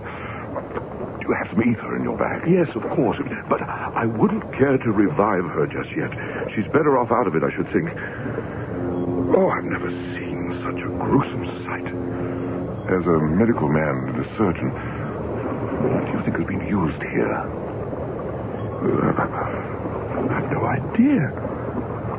Something larger than a scalpel and smaller than an axe.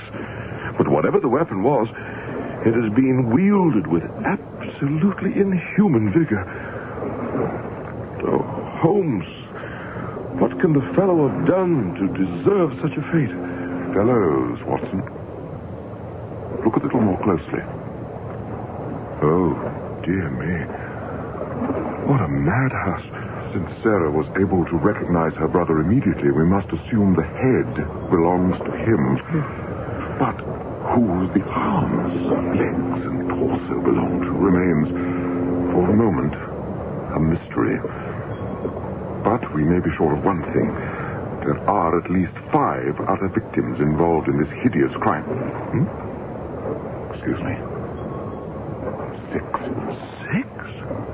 The head from one victim, the arms from 2 others, the torso from a 4th, and the legs from the 5th and 6th. Have you observed the corpse has 2 left hands? By George, so it has. Time now for your vial of ether, Watson. Let us see what we can do about reviving the lovely Miss Sarah Roberts. As a physician, I must say that I believe she should be allowed to rest.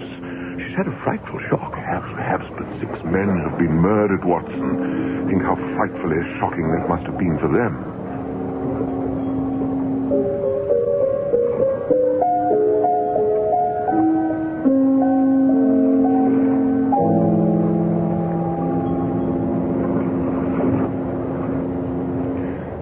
Now then, Miss Roberts, if you've sufficiently recovered, perhaps you could answer a few questions. You've told me your brother Morton was a member of an obscure and somewhat ribald school of poetry founded by Mr. Oscar Wilde when he was at Oxford. Yes. Holmes, is this really the time? How many other men were involved in this? I'm not sure. Perhaps a dozen altogether. Please name as many as you can. Well, there was Reggie Cunningham and a young man everyone called Aldershot. I don't know if that was his first name or his last. Pray continue. Let me think. I remember a short, fat boy named Jimmy Mawson. He seemed to be Mr. Wilde's favorite. Mr. Wilde was always fawning over him, offering him sweets. And there was a tall, red-haired young man, very thin and delicate-looking. His name was Edward something. Yes, that's right. It was Edward Candlemere. Morton used to call him Governor behind his back. I don't know why. Anyone else? Not that I can remember. You've done very well. Tell me, were your brother and Oscar Wilde friends, or did they merely have a common artistic interest? I'm not sure I understand quite what you mean. I think you do. Really, Holmes, what are you getting at? Must this inquisition go on forever? Can't you see that the young lady is exhausted? Just a few more questions, Watson. Well, Miss Roberts? They were friends, as you put it, yes. Good friends? Yes. Might one even go so far as to suggest that they were intimate friends? Oh, look here now, Holmes. My brother was a warm, courageous, and sensitive man. I'm sure he was. Did you approve of his relationship with Wilde? I approved of my brother, Mr. Holmes. I see. Well, Watson, I think it's past time you escorted Miss Roberts back to our Baker Street chambers. Do you really? I shall be staying here for a little while. You needn't feel you have to wait up.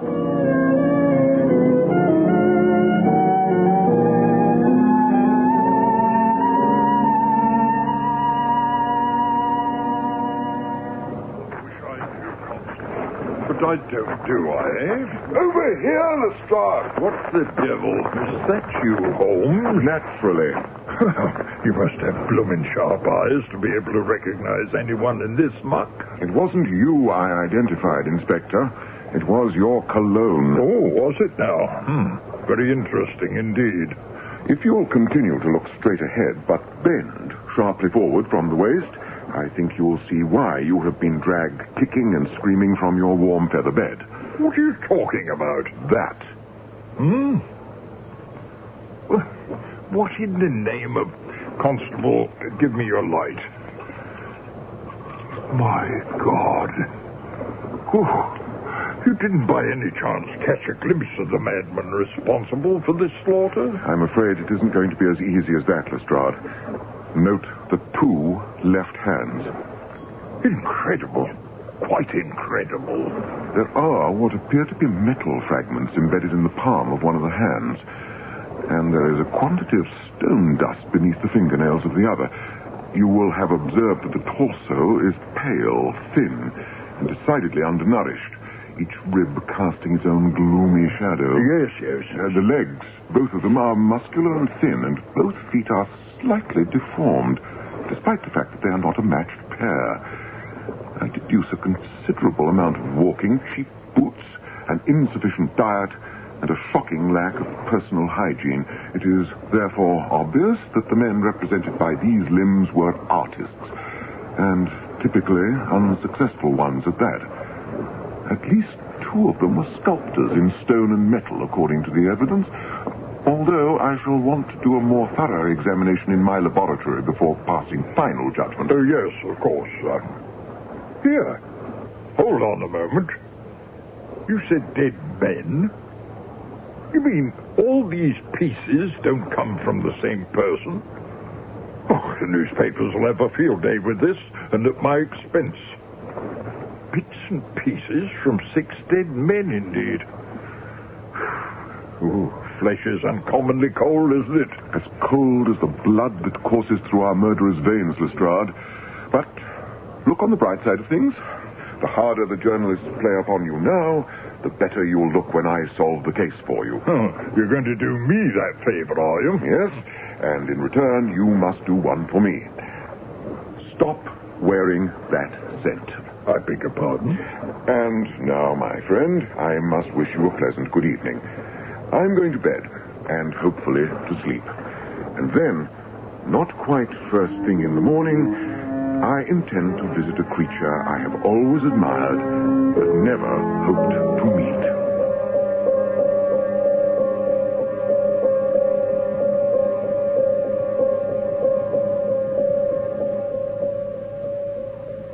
So good of you to drop by, Mr. Holmes.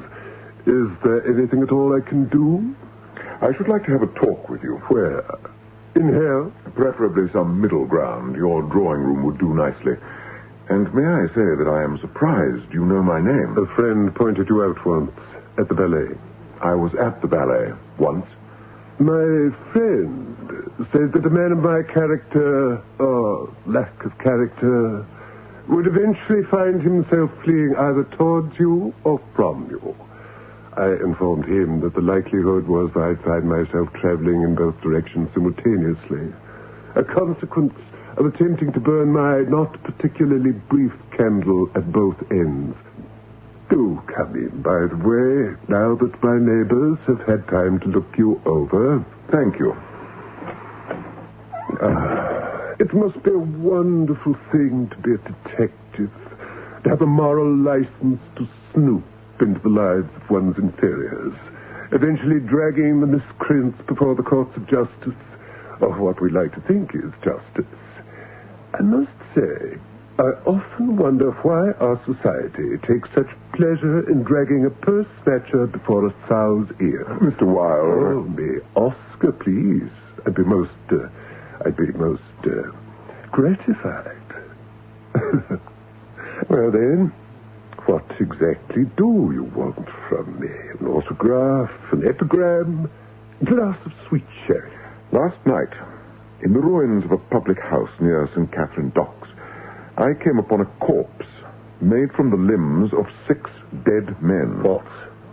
You mean a sort of mixed grill of arms and legs and that sort of thing? Exactly. Oh, you've rendered me speechless. Thank God I wasn't a witness to this unnatural event. But tell me, why have you blooded my doorstep with such gruesome news? One of the victims is a man named Morton Roberts. Oh? You knew him well, did you not?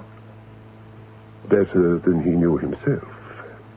Which was just as well. What do you mean? Oh, nothing, really. It was merely quip. Have you any idea who the other men were? Or should I say are? Or should I say nothing but simply remain silent except to call out for my solicitor? I wouldn't go so far as to suggest that you are under suspicion at the moment, Mr. Wilde. Really? How charming. Morton's sister tells me that you and he were at one time engaged upon a similar style of poetry. Sarah, isn't it? Yes. She kept a very close eye on Morton. I'm afraid she rather disapproved of me. Lord Candlemere's son Edward also wrote poetry, did he not? Good Lord. You don't mean to suggest that he's been murdered too? Except for Morton Roberts, the names of the victims are unknown to me, but can you think of anyone you knew who might have held a grudge against him? No, not a soul. Of course, I haven't seen him in years. Life seems to move so rapidly, if somewhat erratically, along, my dear Sherlock. And one circle of awfully good friends is constantly changing, sad to say. A dim, shifting kaleidoscope of warm hellos and frosty, cold goodbyes. Oh, just thinking about it makes me so utterly melancholy and desolate that I can hardly think. Except, perhaps, of having a bite to eat. Would you like... I don't suppose... Perhaps some other time.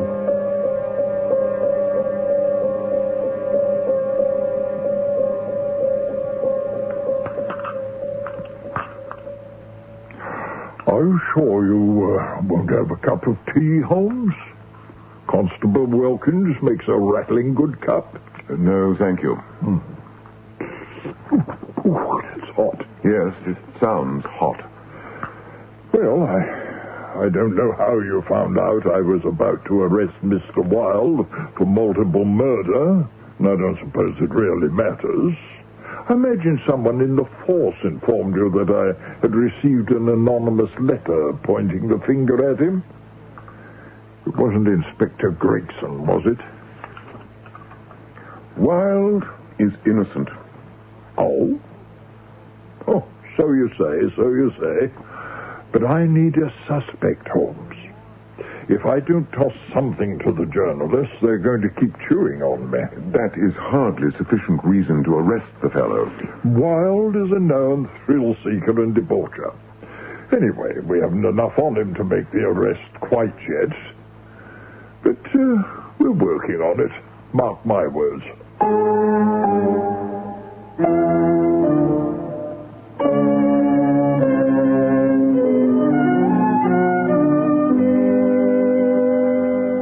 Good evening, Holmes. Hello, Watson. Lestrade wants to see you. The constable's been around twice. I know. I've just come from the yard. The man's an idiot. Tell me, how is Miss Roberts? Almost fully recovered. The death of her brother has been a terrible shock, but she's young and has a strong constitution. Yes, very. What's your opinion of her, by the way? I had never hoped to meet a woman as charming, erudite, and beautiful. Oh, you've no idea how sweet she is, Holmes. A spoon of sugar for your cup of tea? Oh, really, Holmes? I'm sorry, Watson, but I've never in all my life seen you quite so starry-eyed. There's a galaxy swimming around in there, and I'm a trifle concerned that it might affect your ability to see things exactly as they are. Are you suggesting that Miss Roberts is not quite what she appears to be? That description applies to all women everywhere. No, Watson, I am merely suggesting that you try to remember that we really know nothing at all about this young lady. Speak for yourself. I spent much of last night and all of today with Miss Roberts. I say, please stop looking at me like that. I was at all times acting in a professional capacity. That should go without saying. Then I wonder why you felt constrained to say it. Well, look here, Watson. You must bear in mind the fact that this woman has embroiled us in a most terrible crime. And I have discovered that her relationship with her brother was not as warm as she would have us think. I don't believe it. You're not going to open that window, I hope? Well, despite the firm convictions of my peers, I really cannot see how tobacco can possibly be beneficial to one's health. Oh, look at the sediment it leaves in the bowl of your pipe. I should think that was the very place for it.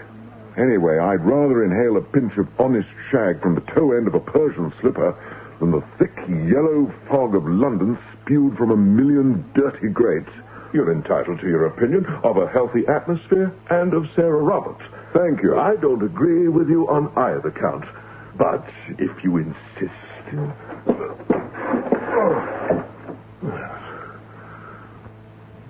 What are you reading? The Soul of Man Under Socialism by Oscar Wilde.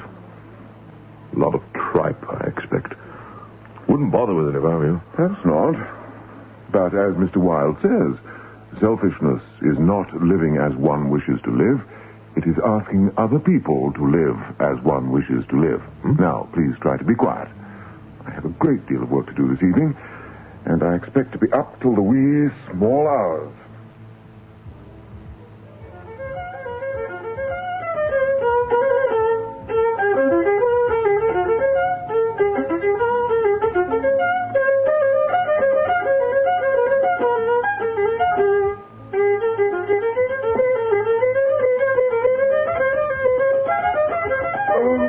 Excuse me, Holmes. I wonder if you'd mind canceling the remainder of your 3 a.m. performance. While it's true that the entire house attends, that attendance is without exception involuntary. I see.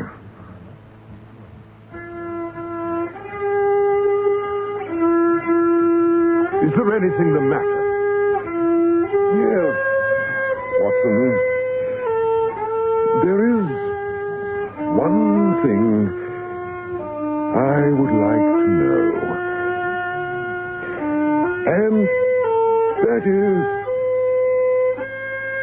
why did the corpse have 2 left hands? Do you think that could be significant? And tell me, has someone gone to such a lot of trouble to point the cold and lifeless finger of death at Oscar Wilde? That's two questions, not one. I congratulate you on your ever-expanding powers of observation, Watson. Although I'm sure the credit for your success should be deposited in my account. Not Mrs. Hudson, I hope. Her signature is quieter, but less tentative. Shall I answer it? I think, Watson, that this particular call is for me. Telegram for Mr. Sherlock Holmes. Thank you, my lad. Are you Mr. Holmes? Yes. I was told that I was to give this to Mr. Holmes himself and that no one else would do. Then let me assure you that tonight at least you shall be able to go to bed with a clear conscience, if not complexion. Now, if you please. Really, sir, I don't mean to be rude, but if the other gentleman would be willing to speak up on your behalf... Watson? Eh? Oh, yes, that's him. Sherlock Holmes in the flesh, the original and one and only. Then there you are, sir, and welcome. Oh, thank you very much indeed, you conscientious little devil. Now, stay exactly where you are, just one moment. I may wish to send a reply. Awfully sorry, I got a previous. I can't stay. Boy, stop! Stop! After him, Watson!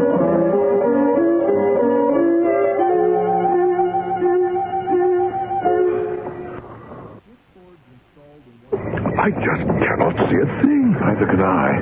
This damnable fog.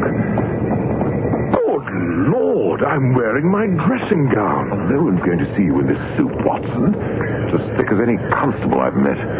I'm afraid we've missed the little rascal. Scampered down the stairs like a water bug, didn't he? Legs going like pinwheels, just a blur. Look out, Watson!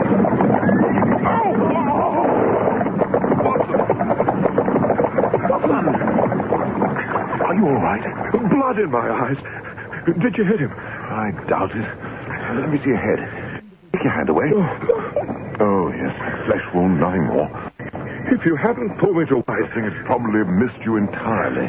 You fired a shot? Yes, I tried to pick off the driver. The night was very tricky, though. Wouldn't give tuppence for my odds. Listen.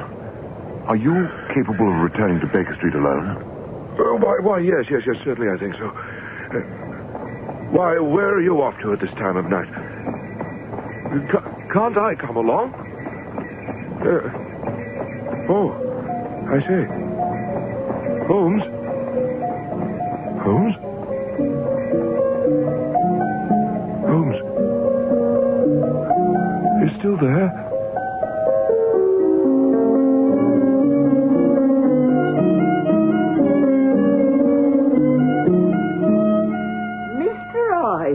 If you forget your key one more time, I promise you I'll... Oh, you ain't Mr. Ives. No one is more aware of that than I. Well, what do you want, then? To see Miss Sarah Roberts. What, at this time of night? Look here, she ain't one of those, is she? One of what? Well, I mean, having men in at this time of night. She seems such a nice girl. You said men. Has she had another visitor? Well, just that other gentleman. The one who calls himself a doctor. Watson? Yes, that's the one. Says he's a medical man, but the way he looks at her... Well, it seems to me he's the one who's running a temperature. Well, I wouldn't have Miss Roberts arrested just yet, madam. Dr. Watson is as ethical as you could wish. And my name is Sherlock Holmes. Never heard of you. Then I must take it that you do not subscribe to the newspapers. Now, would you be so kind as to inform Miss Roberts that I should like to see her? At 3 o'clock in the morning? It is a matter of some urgency. Perhaps this will recompense you in some small part for any inconvenience. Oh, my word. That's what Mr. Sampson down the street would call a veritable waterfall of wealth. Come in, sir. Come in.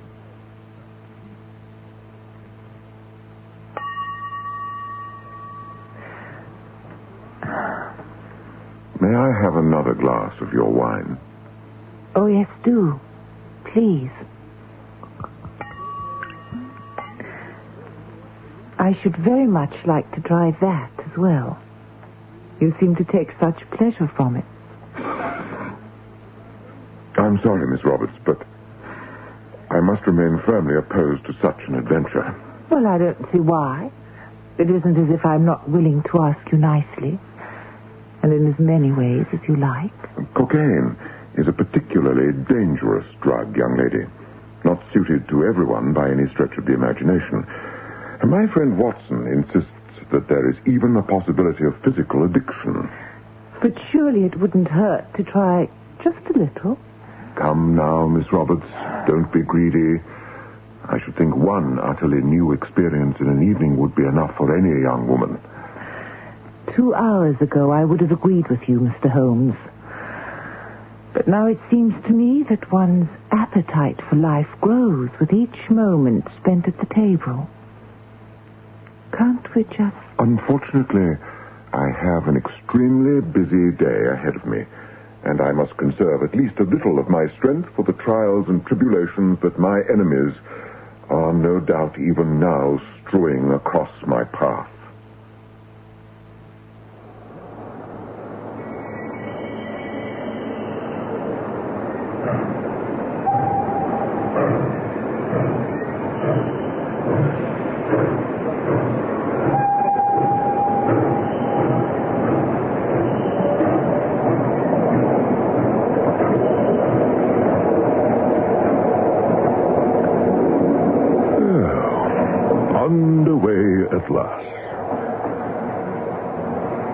Are you sure you're all right, Holmes? Never better.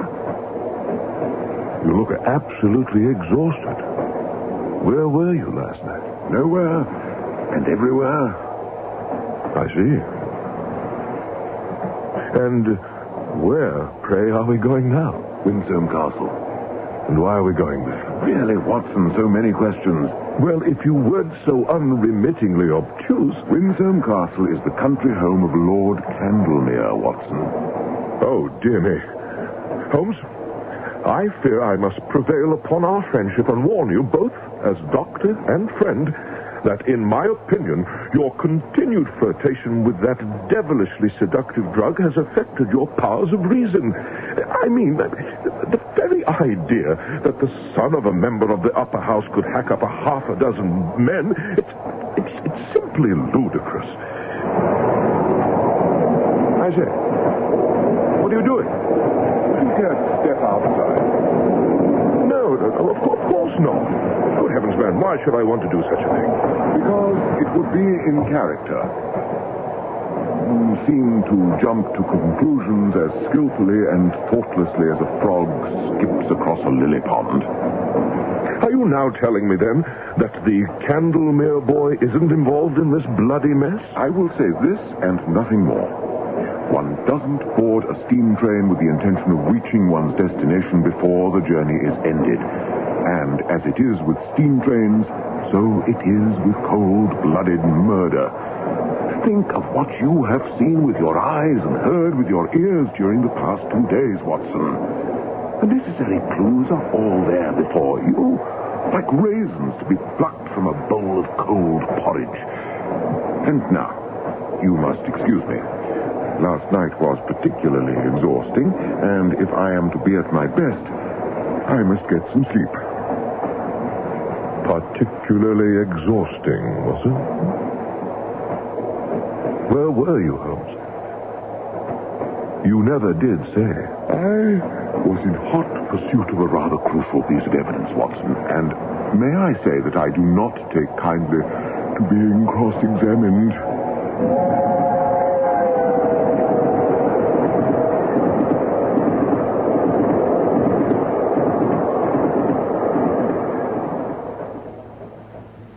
Which one of you is Holmes? I am Sherlock Holmes. Lord Candlemere? And may I say that you don't seem at all surprised to find me here? Well, I am. I'm shocked and I'm offended. And if you, sir, are incapable of detecting that, then you have only yourself to blame. Now, what do you want? I think you know the answer to that question even better than I. Holmes, really, you embarrass me. Doctor, has this fellow been drinking? Lord Candlemere, I can only say we could discuss the reason for my presence in the privacy of your library, Lord Candlemere. Now, look here. Or must I summon Inspector Lestrade from London? I have no idea what this is all about, I assure you. But I can see that from Dr. Watson's point of view, it might be best if you were humored, and then perhaps allowed to make your own way back to the city. Come in, gentlemen.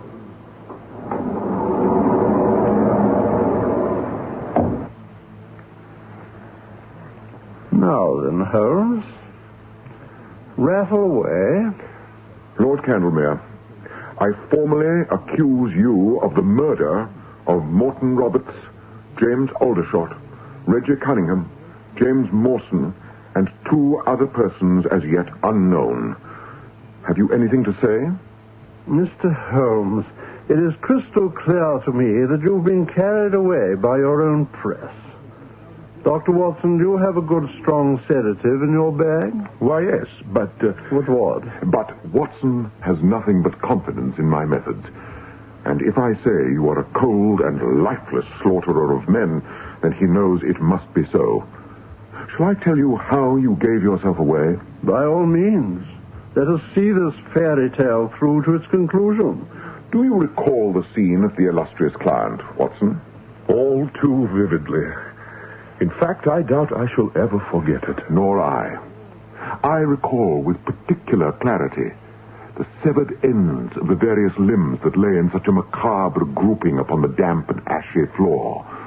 A superficial examination of those limbs revealed that the wounds had been caused by a short, thick knife with a curved blade.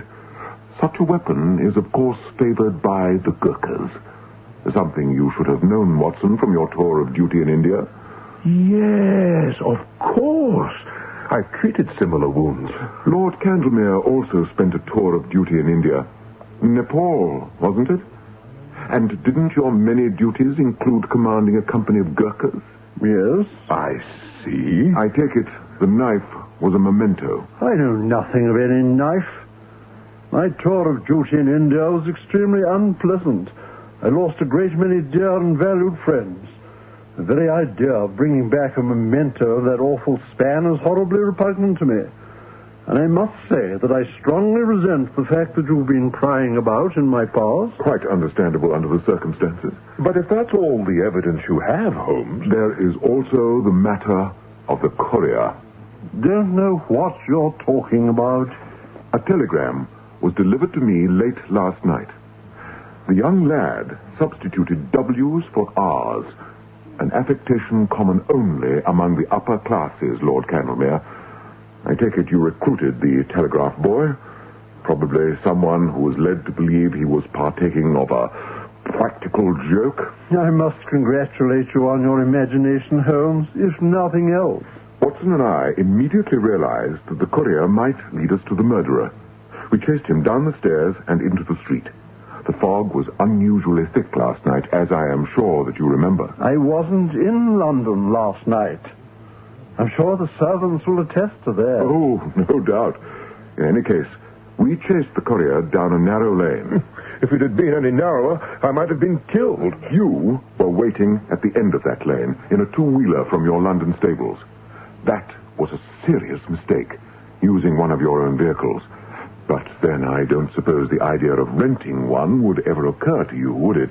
Would you please get to the point, if there is one? Your coat of arms was painted on the side of the coach. You covered it with lampblack, but the thickening fog condensing on the cold metal sides of the vehicle caused the lampblack to run.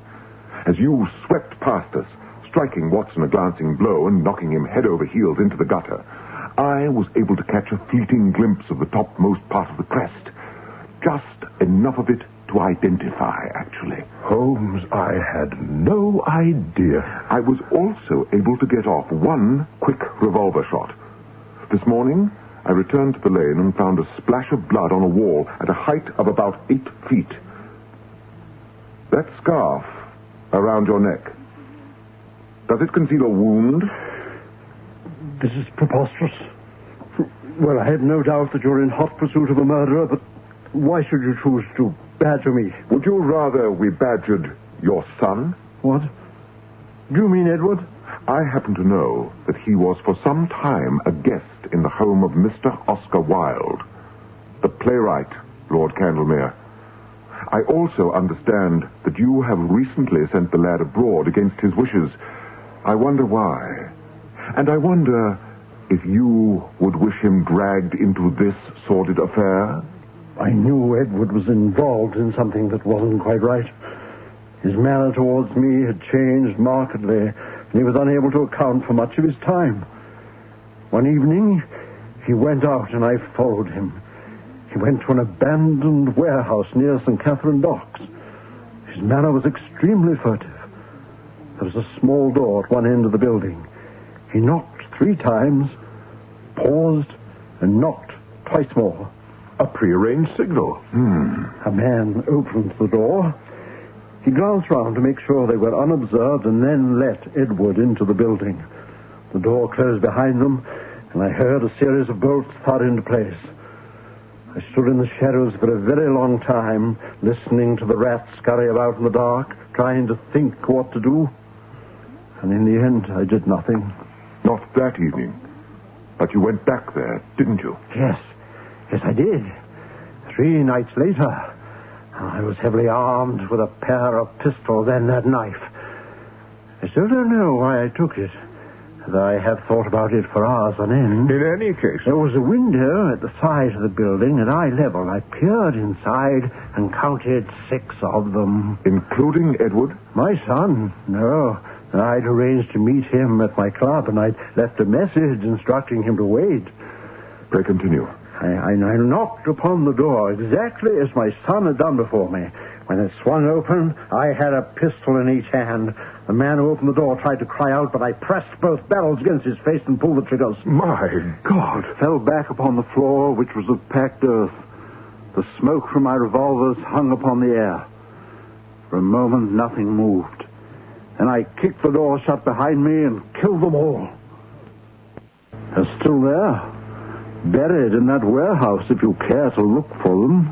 You shot all 6 of them, then? Only 5. The last one ran at me. He had something in his right hand. I don't know what it was. I had no more ammunition. So I pulled the knife from his sheath and slashed at him, nearly severing his head from his body. That would have been Morton Roberts.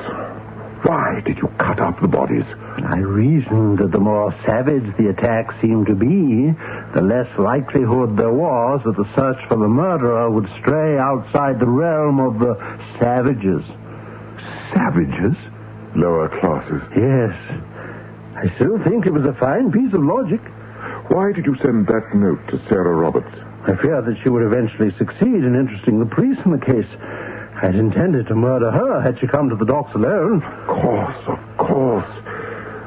But why the 2 left hands? The newspapers didn't know what to make of that, did they? And naturally enough, since it meant nothing. I intended to provide the corpse with a left and right hand. But in the horror of the moment, I hacked off 2 lefts. Well, anyone can make a mistake, can't they? Then you murdered those 6 men because you mistakenly believed them to be sexually deviant rather than because of their politics. Politics? What politics? I have good news for you. Your son's relationship with Wilde was a consequence solely of their common interest in poetry and radical politics. No, I don't believe you. Edward is an anarchist, as were the men you killed. Anarchists? Are you sure? The rock dust I found under the fingernails of the corpse proved upon further examination to be granules of blasting powder, Watson. The metal filings embedded in the palm of the corpse's other hand obviously came from the shell casing of a bomb. But despite the odious vocation of your victims, Lord Candlemere, I doubt you will find a sympathetic public. You You wouldn't dare make this revelation a matter of public record?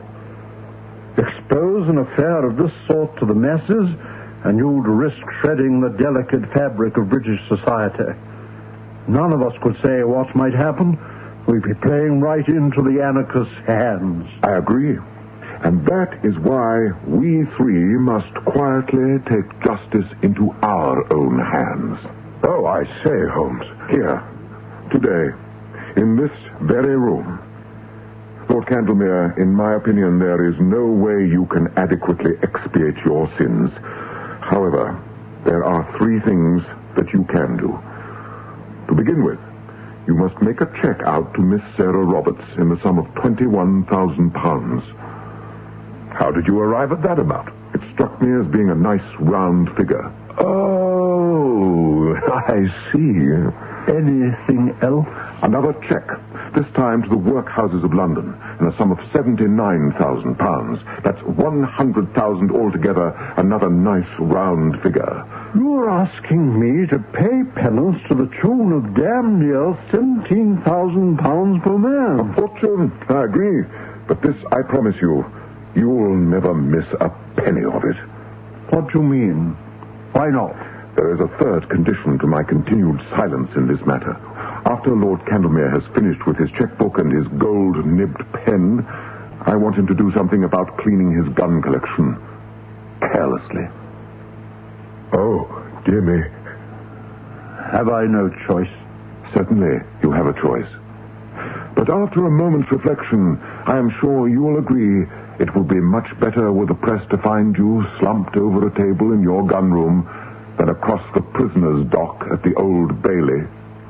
After all, it's the very fabric of British society that's hanging in the balance. Is it not?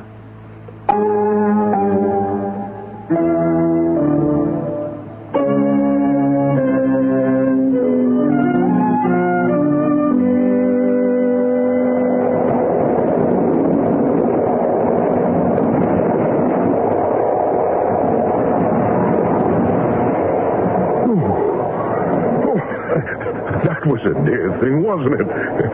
I've always believed that the Great Western Railway would better serve the traveling public by being just a little less punctual. I don't know how they manage it, but their trains always seem to arrive late and leave exactly on time. It's a nuisance, don't you agree? What time is it, Watson? 10 minutes past the hour.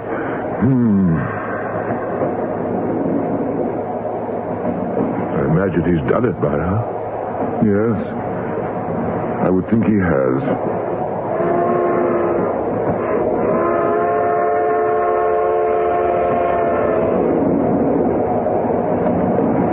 Look here, Holmes. Do you mind if I ask you a rather personal question? For the benefit of your reading public? No. This is personal. I should like to know where you and I stand on a certain matter. Then speak up, by all means. What is it? I find Miss Roberts extremely attractive, and I wondered if... Well, I simply wondered how you felt about her. There is no denying that Miss Roberts is an extremely attractive woman. There is something about her, a certain innocence. I see. Don't misunderstand me, Watson. My appreciation of Miss Roberts' charms is entirely objective. I admire her as I would admire a painting hung upon a wall, but I have no desire whatsoever to possess her, if that is what you mean. More or less. But you're quite sure? Watson, I'm beginning to suspect an infatuation. Either way, give her this check and advise her to cash it promptly today, if at all possible. Oh, I thought you'd want to give it to her yourself. I have more pressing business to attend to. I believe I owe it to English literature and the reading public to warn Mr. Oscar Wilde of the folly of his ways. Perhaps familiarize him with Section 11 of the Criminal Code Amendment Act. I see. No doubt my kindness will prove a waste of time. Wilde is a known voluptuary whose addiction to satiety will, doubtless, eventually require him to taste the ultimate sensation of ruin. But still, it is a task which must be undertaken. Precisely, Watson. Precisely.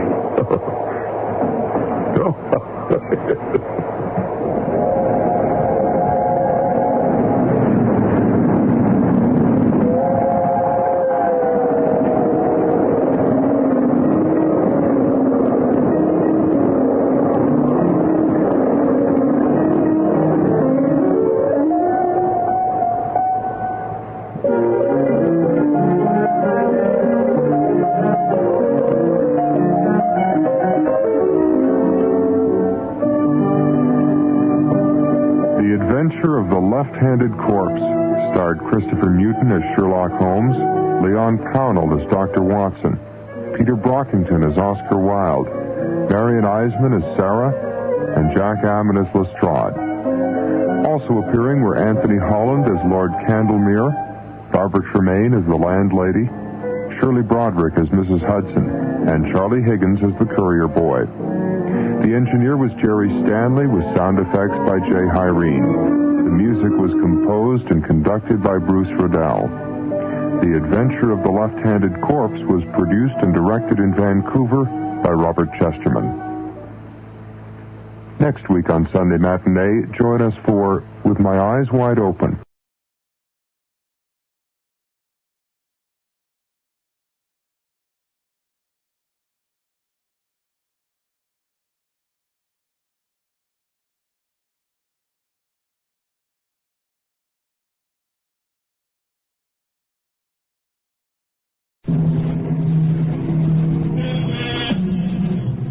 And now, here's Act One of The Old Ones Are Hard to Kill. It begins with a stethoscope, a blood pressure reading, an electrocardiogram, and an altogether satisfying report on the health of Mrs. Ada Canby. Well, can't see anything to complain about, Ada. That little congestion you had last time is all cleared up.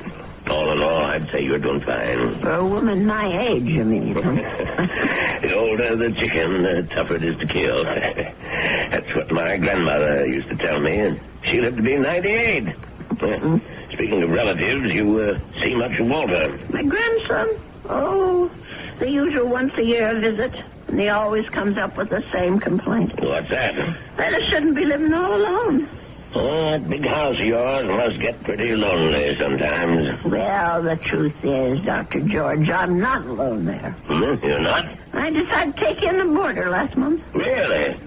I haven't written Walter about it. I'm sure he'd object to my taking in a stranger, but there's really nothing wrong with Mr. Paulson, except his health, maybe. His health?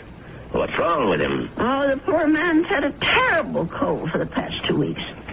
Won't let me do a thing for him, though. Well, where did you meet this Mr. Paulson? He answered the ad I ran. He's just back from South America. Been living in Brazil for years. He's a very nice gentleman, really. He keeps himself and tends his birds. He has the loveliest blue parakeets. You can hear them chirping all over the house. Oh, it's the friendliest song. Well, I don't see anything wrong with what you're doing, Ada. Just make sure you don't go and catch the man's cold. There's not much chance of that. The poor man hardly ever leaves his room.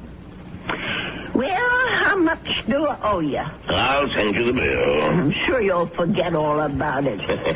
Promise me you'll send it.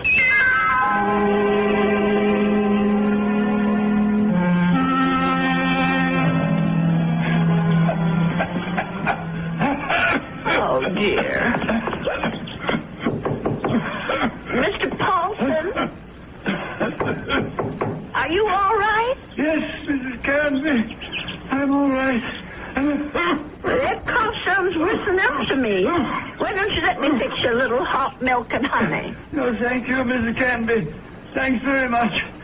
I'm going to try to get some sleep. Well, all right, if you say so. I guess it's time I was in bed myself.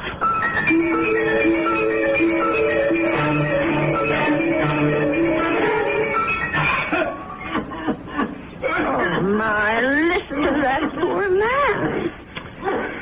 I wonder if he keeps his birds awake, too. Mrs. Canby, please. For heaven's sake, is he calling me? Mrs. Canby! He is calling me. I'm coming, Mr. Paulson.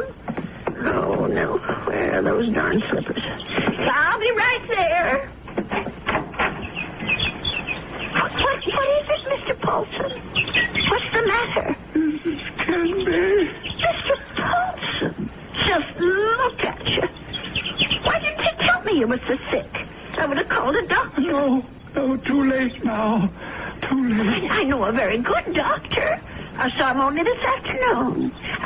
I'll go and call him right now. No, please, listen to me. Well, I've got to get help for you, Mr. Paulson. I'm dying. Confession. Well, do you want to preach? Is that what you want? Richardson murdered 10 years ago. What? Murder. I did it. I killed him for money. I was paid. Did you hear me? Oh, Lord. Mr. Paulson, do you know what you're saying? Do you understand me? Lindell is innocent. I killed Richardson, not Lindell. Well, let me get help. You can tell them yourself, Mr. Paulson, and the police and the doctor. You tell them, please. Tell them to free Lindell. He's innocent. Tell them I'm the one who killed Richardson 10 years ago. Well, I don't know anything about such things, and I don't want to. I did it. I killed Richardson. I did it. I don't want to hear it. Please don't tell me. Please. Mr. Paulson, Mr. Paulson? Oh, dear God, I think he's gone.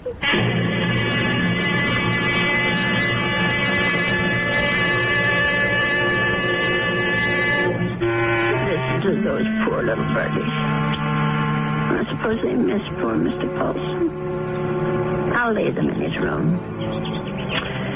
Well, let's see about this letter now. Dear Walter, I hope you don't mind my turning to you for advice, but I really don't know what to do. It's been 3 days since my boarder, Mr. Paulson, passed away, and I still haven't told the police what the man said to me. I just can't bring myself to get mixed up in anything like this. Dear, what's the use of writing Walter? He'll probably think I've dreamed it all up. No, I'll just forget it. How do you forget such a thing? Those names, I keep hearing them. Richardson, Lindell. Lindell is innocent. Oh, dear God, what if it's all true? If Mr. Paulson actually murdered this Richardson, and Lindell is innocent, only, well, who are they? I wonder if a telephone book, well, why not? Let's see. Richard, all right. C-H-A-R-N. Yes, here it is. Oh, Lord, there's dozens of them. Well, I'll try Lindell. That wouldn't be as common, I don't suppose. Yes, here it is. There's only about half a dozen, then. D-L-D-L-L. Oh, my heavens. Lindell and Richardson. Both names together. Lindell and Richardson Investments. 9 Concourse 4153132. I wonder if... Well, maybe it's the only way to be sure.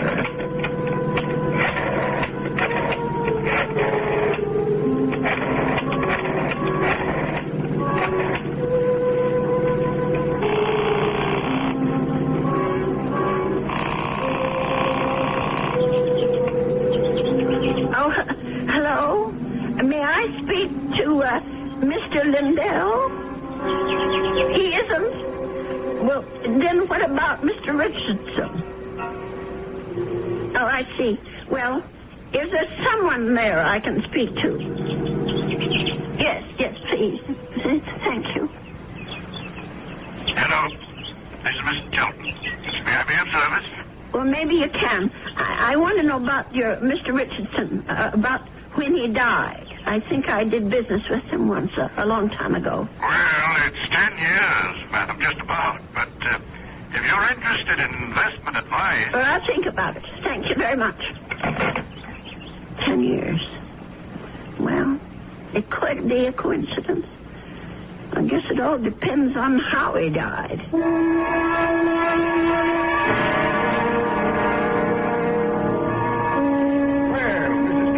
Please come in. Have a seat. Thank you. Well, now, how can we be of help to you? Well, I didn't come here to get help, Mr. Shelton. I came to help you, as a matter of fact. Or rather, somebody you know. Who would that be? Mr. John Lindell, the man who was supposed to have murdered Mr. Richardson. I'm afraid I'm not following you. Well, it took me all week to find out what happened to those two men, and finally I found the story in the old newspaper room down at the library about Mr. Lindell being indicted for killing his partner. But I'm sure you know the whole story a lot better than I do. Well, of course I know the story, but that was quite a long time ago, Mrs. Canby. 10 years doesn't seem so long when you're my age. Anyway, the point is that I can help your Mr. Lindell, only I can't do it alone. Did you know John Lindell? No, I didn't. Nor Mr. Richardson, for that matter. The man I knew was named Paulson. Who? I rented a room to Mr. Paulson, and he died about 8 days ago of pneumonia. I was there when it happened. Well, that's unfortunate, but... Before he died, Mr. Paulson told me something about Mr. Richardson's murder. He said Mr. Lindell hadn't been responsible, that he, Mr. Paulson, had committed it. For money. Oh, Mrs. Canby, listen to me. It was this man Lindell that bothered him. The fact that he was in prison for something he didn't do. I thought I should tell you this, Mr. Shelton, because you knew both of these gentlemen. It said so in the newspaper. Mrs. Canby, my dear woman. What? I don't know what silly story you heard, but it's completely wrong. There wasn't any question about what happened. This boarder of yours, whatever his name is, merely had an obsession. Well, just the same, I thought you could follow through on this business. Tell the police, because if it is true, Mr. Lindell should be freed. On evidence like that? Well, I don't know anything about evidence. I'm just telling you what I heard. Well, never mind. I suppose I should have told the police myself. Wait, Mrs. Canby. Let me put your mind at rest. John Lindell is no longer in prison. He isn't? He's dead, Mrs. Canby. He's been dead for the last 3 years. Oh. He wasn't a young man when all this happened, when he accused his partner, Fred Richardson, of defrauding him and shot him dead. He died? In prison? Even if all you say is true, that this man was Richardson's murderer, you can't help John Lindell any longer. He's beyond that. But his name, don't you want to clear his name? Have you any proof? Any living witness? Just myself. Forget it, Mrs. Canby. That's my advice to you. The old wound is healed. Don't reopen it. Oh, well, it troubles me so. I haven't thought of anything else since it happened. Perhaps if I saw a minister, if I had some advice from a man of God. Mrs. Canby, now you said something. Now you've shown me the way. That's where our answer lies, dear woman, in prayer. Mm-hmm. In the forgiveness of our dear Lord. Will you pray with me, Mrs. Canby? Pray? Here? Why not? God is everywhere. Please, join me. Dear Lord, tell us what to do. Give us your divine guidance. Show us the path to righteousness. Mr. Shelton. Help us, O Lord. Help us to understand. Teach us to forgive the sins of others and to forget them. To forget. I feel much better now, Mrs. Canby. Do you? I'm not sure. Let us turn this matter over to God, Mrs. Canby. Not to the police, but to the Lord. It's in his hands now. Don't you agree? Well, in a way, that's true. Since they're dead now. All of them.